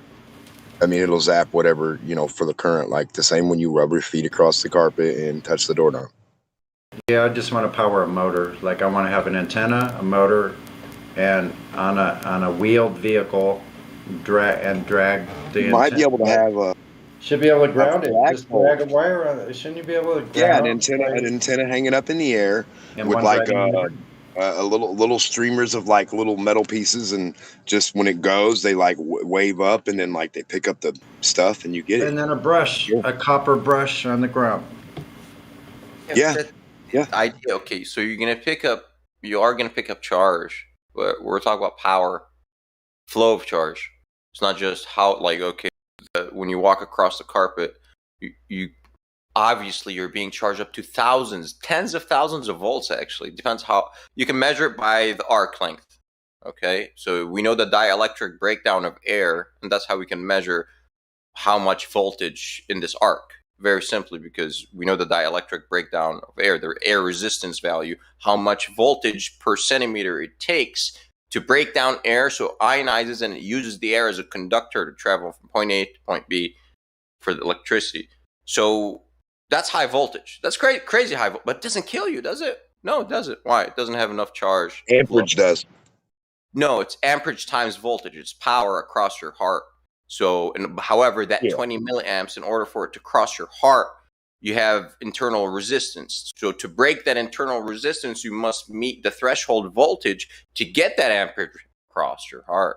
So it's amps and volts. Like your 12-volt battery that's in your car can produce like 600 amps, dude, at 12 volts. 12 volts. So put your right hand on one terminal and left hand on the other. Nothing will ever happen. You're not going to die, because 12 volts, you won't even feel it, because 12 volts is not even enough for you to feel across the right hand to the left hand. You see, because your internal resistance is high enough where... Yeah, but it powers your car, though. Because the resistance of the wires is low enough so it allows the amps to flow through. It's all about... Is that really what's happening, though? Yes, that's what Ohm discovered, and that's after Tesla. But these guys knew this. Is that really what he discovered? Ohm, yeah. Is that what you believe? Resistance? Oh, resistance is fact. It's not a belief. No. Hold on, man. My middle name is Resistance. I'm not talking about the word resistance. Resistance is fact. I'm not talking about the word resistance. I'm talking about the way that they situate our power grid, the way that they take the copper and they cover it with a piece of plastic, and then they put it in the air. Or then they do it. Like, it's put in the air for a reason. I know. From the generator. I know. Huh. It's not an antenna. Anyway, the copper's always got charge no matter what. The air always has charge no matter what. You just create the differential with ground or high to low. You give it a high and a low, and then you're gonna have power. That's all it is. If it was that simple, everybody would have one of those on top of their house. Do you have one? You got proof? No. There If you try to, there you go. I already know. Dipshit. The fucking power company will shut you down. Okay. You dumbass. Okay, but All right, just relax. Lol, lol, lol, lol, lol, lol, lol. What the actual fuck? All right. I have no idea what's wrong with this guy. Anyways, we're talking about Nikola Tesla. Bring him back to Earth. Free energy and wacky stuff. If you're gonna claim that, you got an antenna suspended in the air. At least show me some pictures like T.H. Murray. I'll give you names, bro. Like, I've been doing this for longer than you have, I think. T.H. Murray, Thomas Henry Murray, in the 30s, in his lab, and he got shot at. His lab got burned too. Yeah, he was able to extract how much? Something like 25,000 watts. See, we're talking about power. You need power, not just charge. Out of the air, bro, with an 80-foot antenna. And he's got pictures of this shit. It's, been documented. How? Magic black box. That's how. And they don't tell us. And technology is lost over time. So that's what's up. That's what's wrong here. I do believe in alternative energy, not in free energy. Where other modes rather than burning fuel energy. Because it cannot be free. The law of conservation of energy, I don't think anybody has ever broken it. Like, you just can't break that. If you can, go ahead, show me. Demonstrate.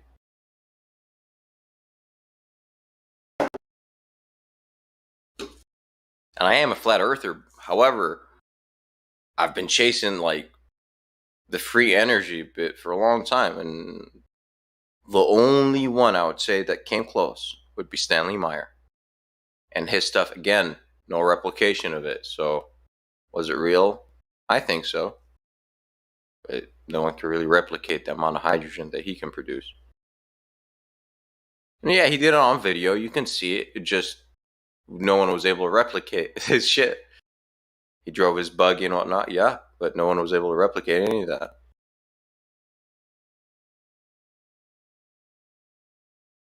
Why is that? Oh, because it's shrouded in mystery. Like, he never actually told us how he did it.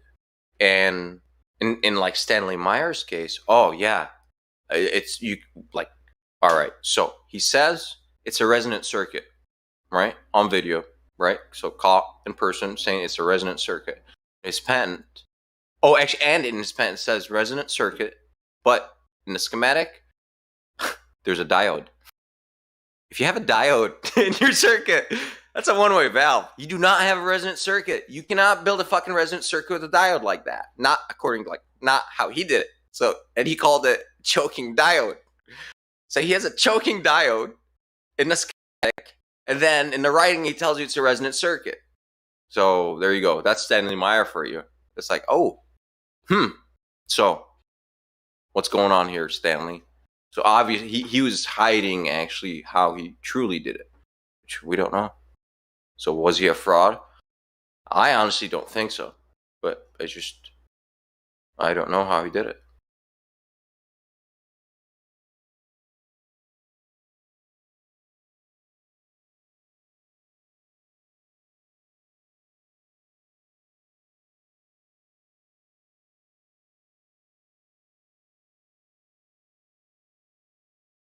Let me get you guys some photos of antenna stuff.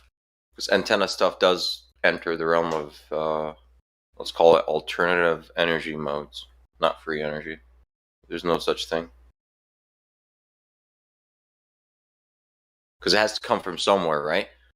So if you want to call it ether, other world, whatever, okay, it came from somewhere, Yeah, that's interesting because I thought about that too. Everybody talks about energy, but no, it's there. It's the same thing how they create hydro. It's there. You just have to harness it, right? The energy's there. Right, right. How to use it. Yeah. Yes. So cheap, other than Rockefeller fuel energy, it's just something that's not that. Cyrus, did you see what I posted? Oh, no, sir. I'm just talking. Let's see.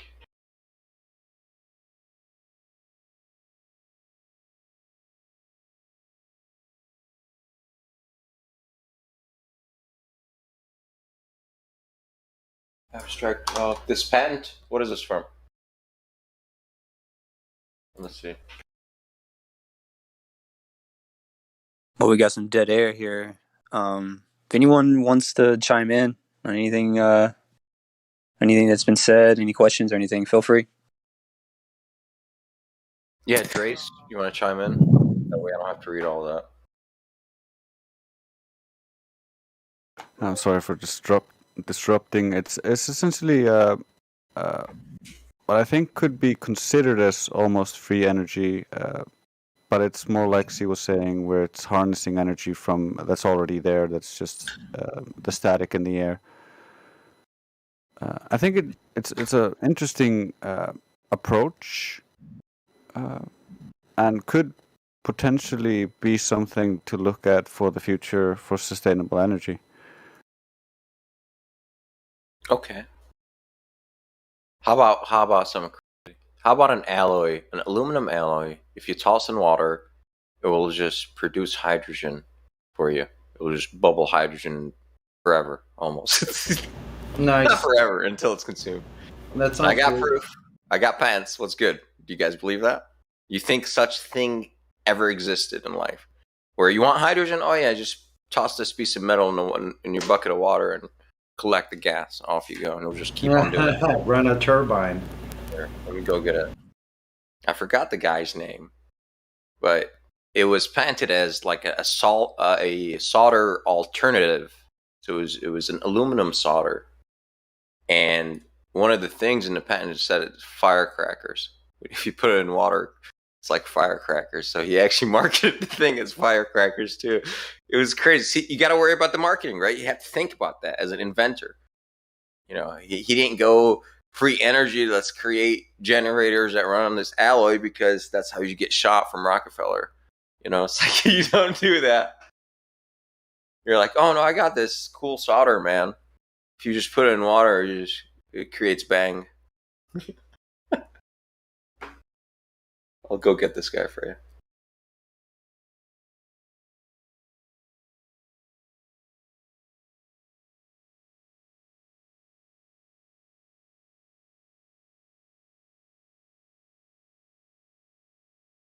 Man, I could sit here and listen to you guys talk about Tesla all day long. I'm enjoying this. I appreciate it. I was just gonna ask about Tesla coil, Tesla turbine, and Tesla valve. I mean, what in your mental image does it actually look like? Because people were posting images and thumbnails of videos, and it all looks slightly different. What would you say it looks like? And I mean, how efficient, how effective was it? You want the patent? Like, yeah. I mean, go in details about it. That would be cool to know. I mean, that's common sense for you both, but not for the rest that are listening, I would say. Okay, so the Tesla valve, at least I studied mechanical engineering.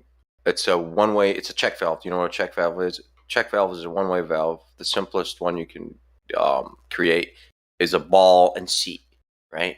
So it's like a sphere that sits on a seat, right? And it will be like in vertical orientation inside of a pipe, right? Where it has a seat, can no longer keep on falling.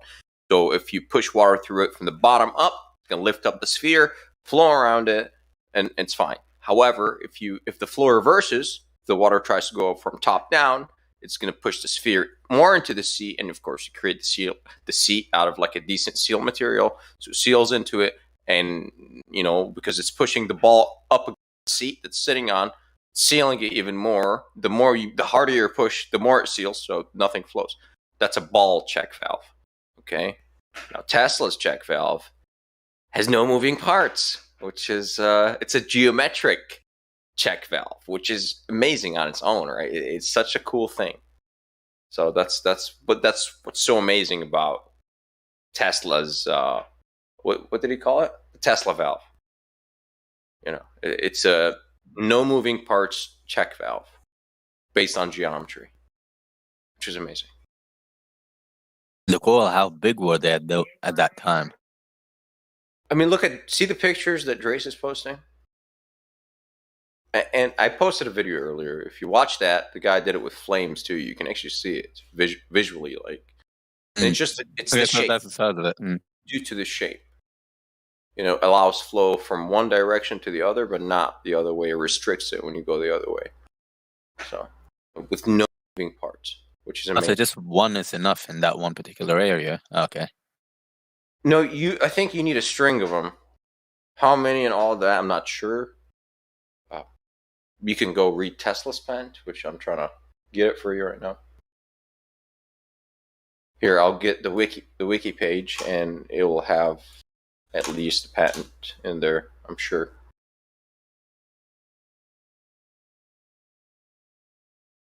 Or maybe not. Oh, here's the patent. Yep. Reference. Boom.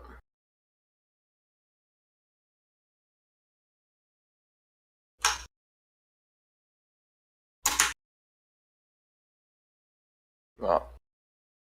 What a link. Terrible. Here, I'll download the PDF. Is that spam? Should I click on that? You just delete it if you can. I'm just going to delete it.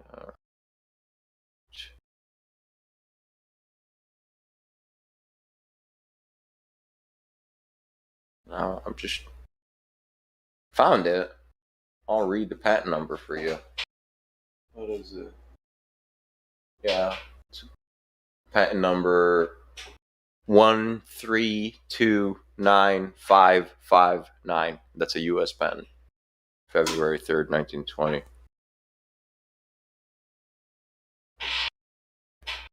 Valvular conduit. That's what it's called. There you go. You know. A valvular. There's some cool words for you.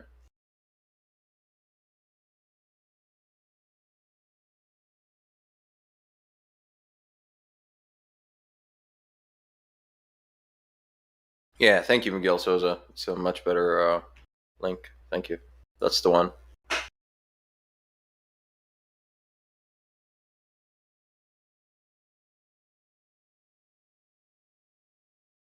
Oh, okay, Tesla stuff. Weird stuff. Vacuum tube stuff. So, like, in X-ray tubes and in general, like, most of our tubes are hot cathode, where we heat up the cathode so what they call boils off electrons easier. It lets go of if it's electrons or whatever is going on in there easier, right, inside of the vacuum tube. So that's the hot cathode standard vacuum tube. Now there's another mode that you can operate tubes in. It's called field emission or cold cathode transmission or whatever you want to call that. And in Tesla's notes, he noted that when you operate whatever tubes he was playing with in field emission mode, the anode would like, I think the cathode would get hot and the anode would refrigerate, or I have them flipped the other way around. I'm not sure which one, but however, one would create ice on it. You would have condensation and ice start to build up, and that's just very interesting on its own. I would like to see a replication of just that.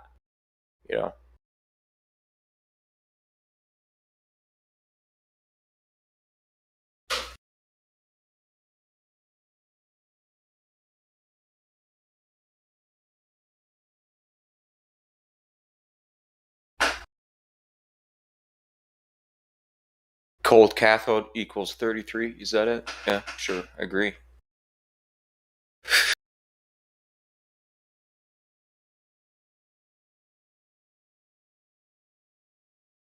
All right. Since no one is talking, I guess I'll bore you guys with more. No, keep going. Like seriously, Tesla we just wanna, factoids. yeah, keep going. That's Tesla the whole point of factoid. the topic. Yeah, man, don't take my silence as personal either. I'm Oh, straight up listening to you.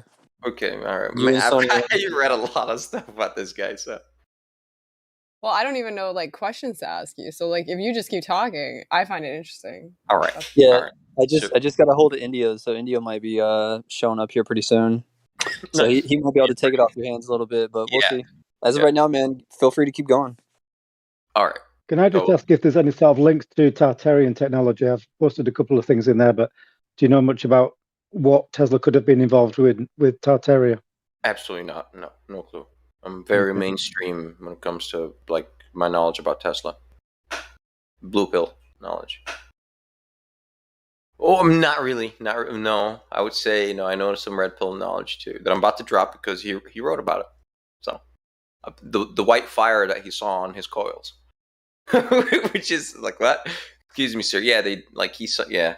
Anyways, gotta read his writings. They're incredible. His own stuff. All right. So after he patented the AC stuff, he said, like, this is after the radio and all that. Radio is a big deal. He said he discovered something marvelous or whatever, some significant, something pretty big. And he went on to, and it started from the exploding wire experiment that you can actually find like MIT videos or something like that about it. And that's where the weird stuff with Tesla began. And the reason he went to Colorado Springs is to test out that stuff, right? And this is where it gets off the mainstream quick, very quick. it's like boom, like you're breaking thermodynamics. Like you're about to enter the realm of, so it's like you don't bring this stuff up because nobody really knows how to deal with it. Like what? And according to his stuff, metal cannot stop these kind of waves. So that is an issue to our technology. So you really don't want to bring this kind of stuff up. So it starts with the exploding wire. Read it in his own notes. So the idea is you charge up to like a capacitor bank or whatever, one gigantic capacitor, doesn't matter.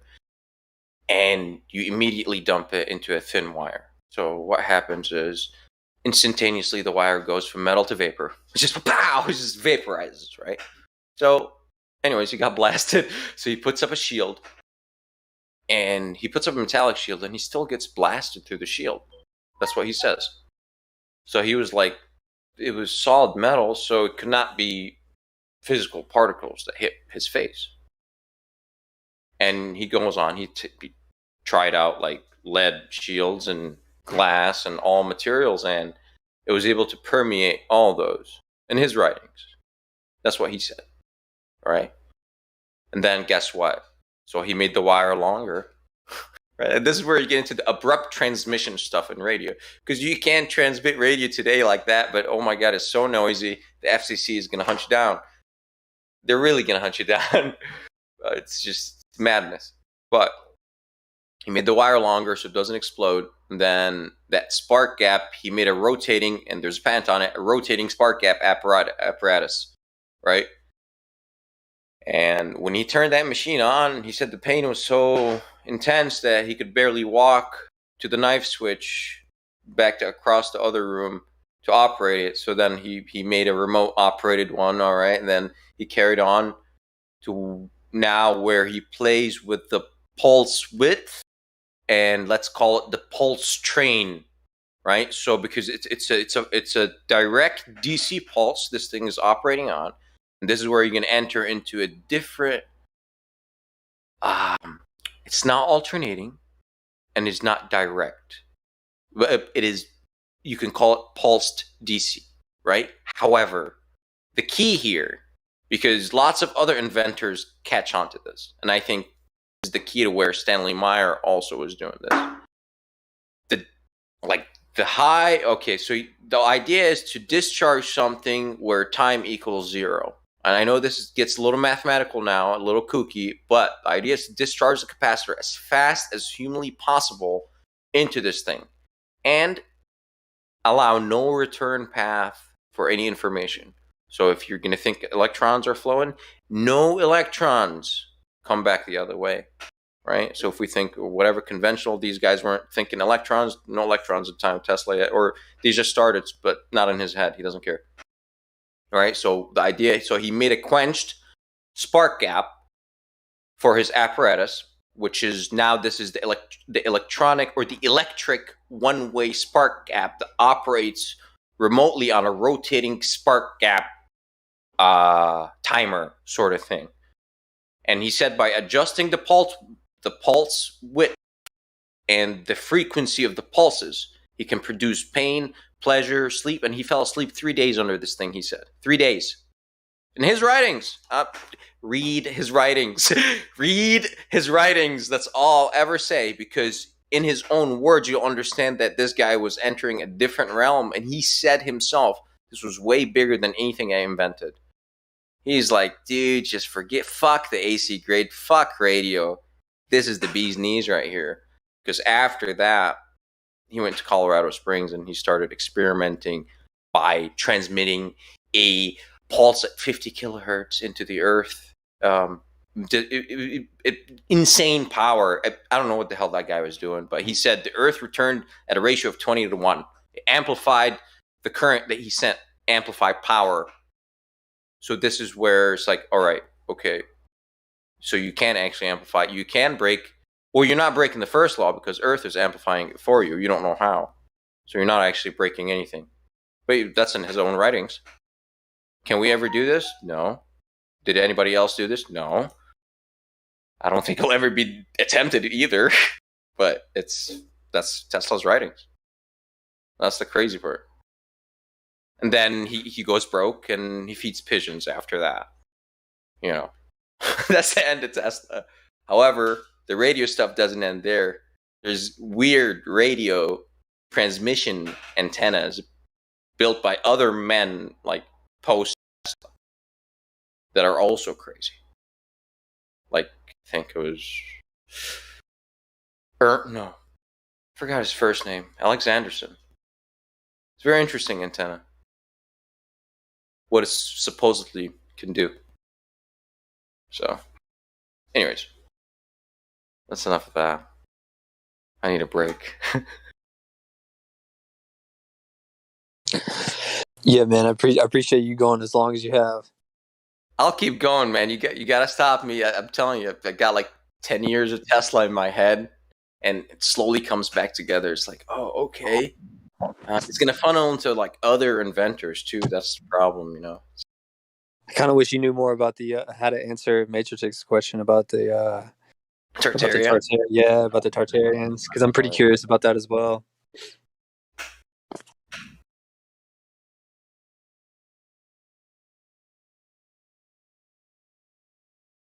Does anybody else have anything they want to add? Wait, is that India? Yeah, I snuck in. Let's go, Indio. Oh, there What's you go, up? man. Take the mic. Oh God. Want me to Yeah, you're beatbox? bro. Want me to beatbox? Man, it's a Tesla beatbox. Yeah, man, go for it. Oh, Tesla beatbox. As long as it's alternating, we're cool. Has anybody got a recording of his voice? Was he ever recorded? Ooh. Have you ever heard it? Yes, I think I've heard recordings of him from 40s radio.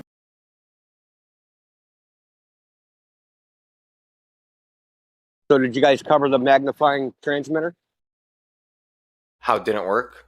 Or briefly? How it didn't work? Yeah. Well, he never finished it, so we don't know. I covered that. And I kind of covered... You never heard my reason why it didn't work?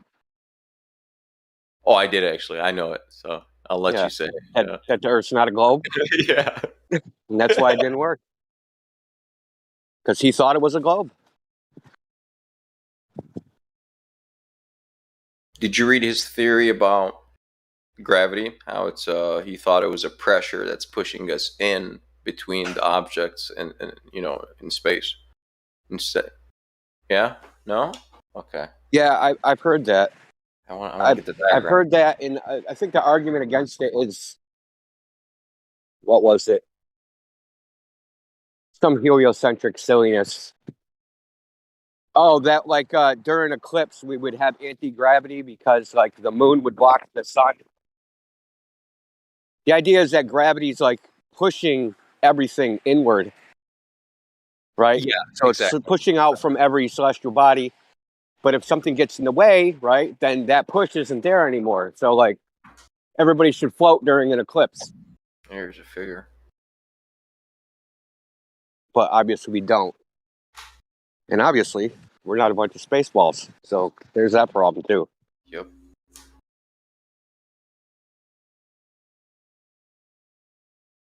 So the common misconception is that the magnifying transmitter was wireless transmission of electricity.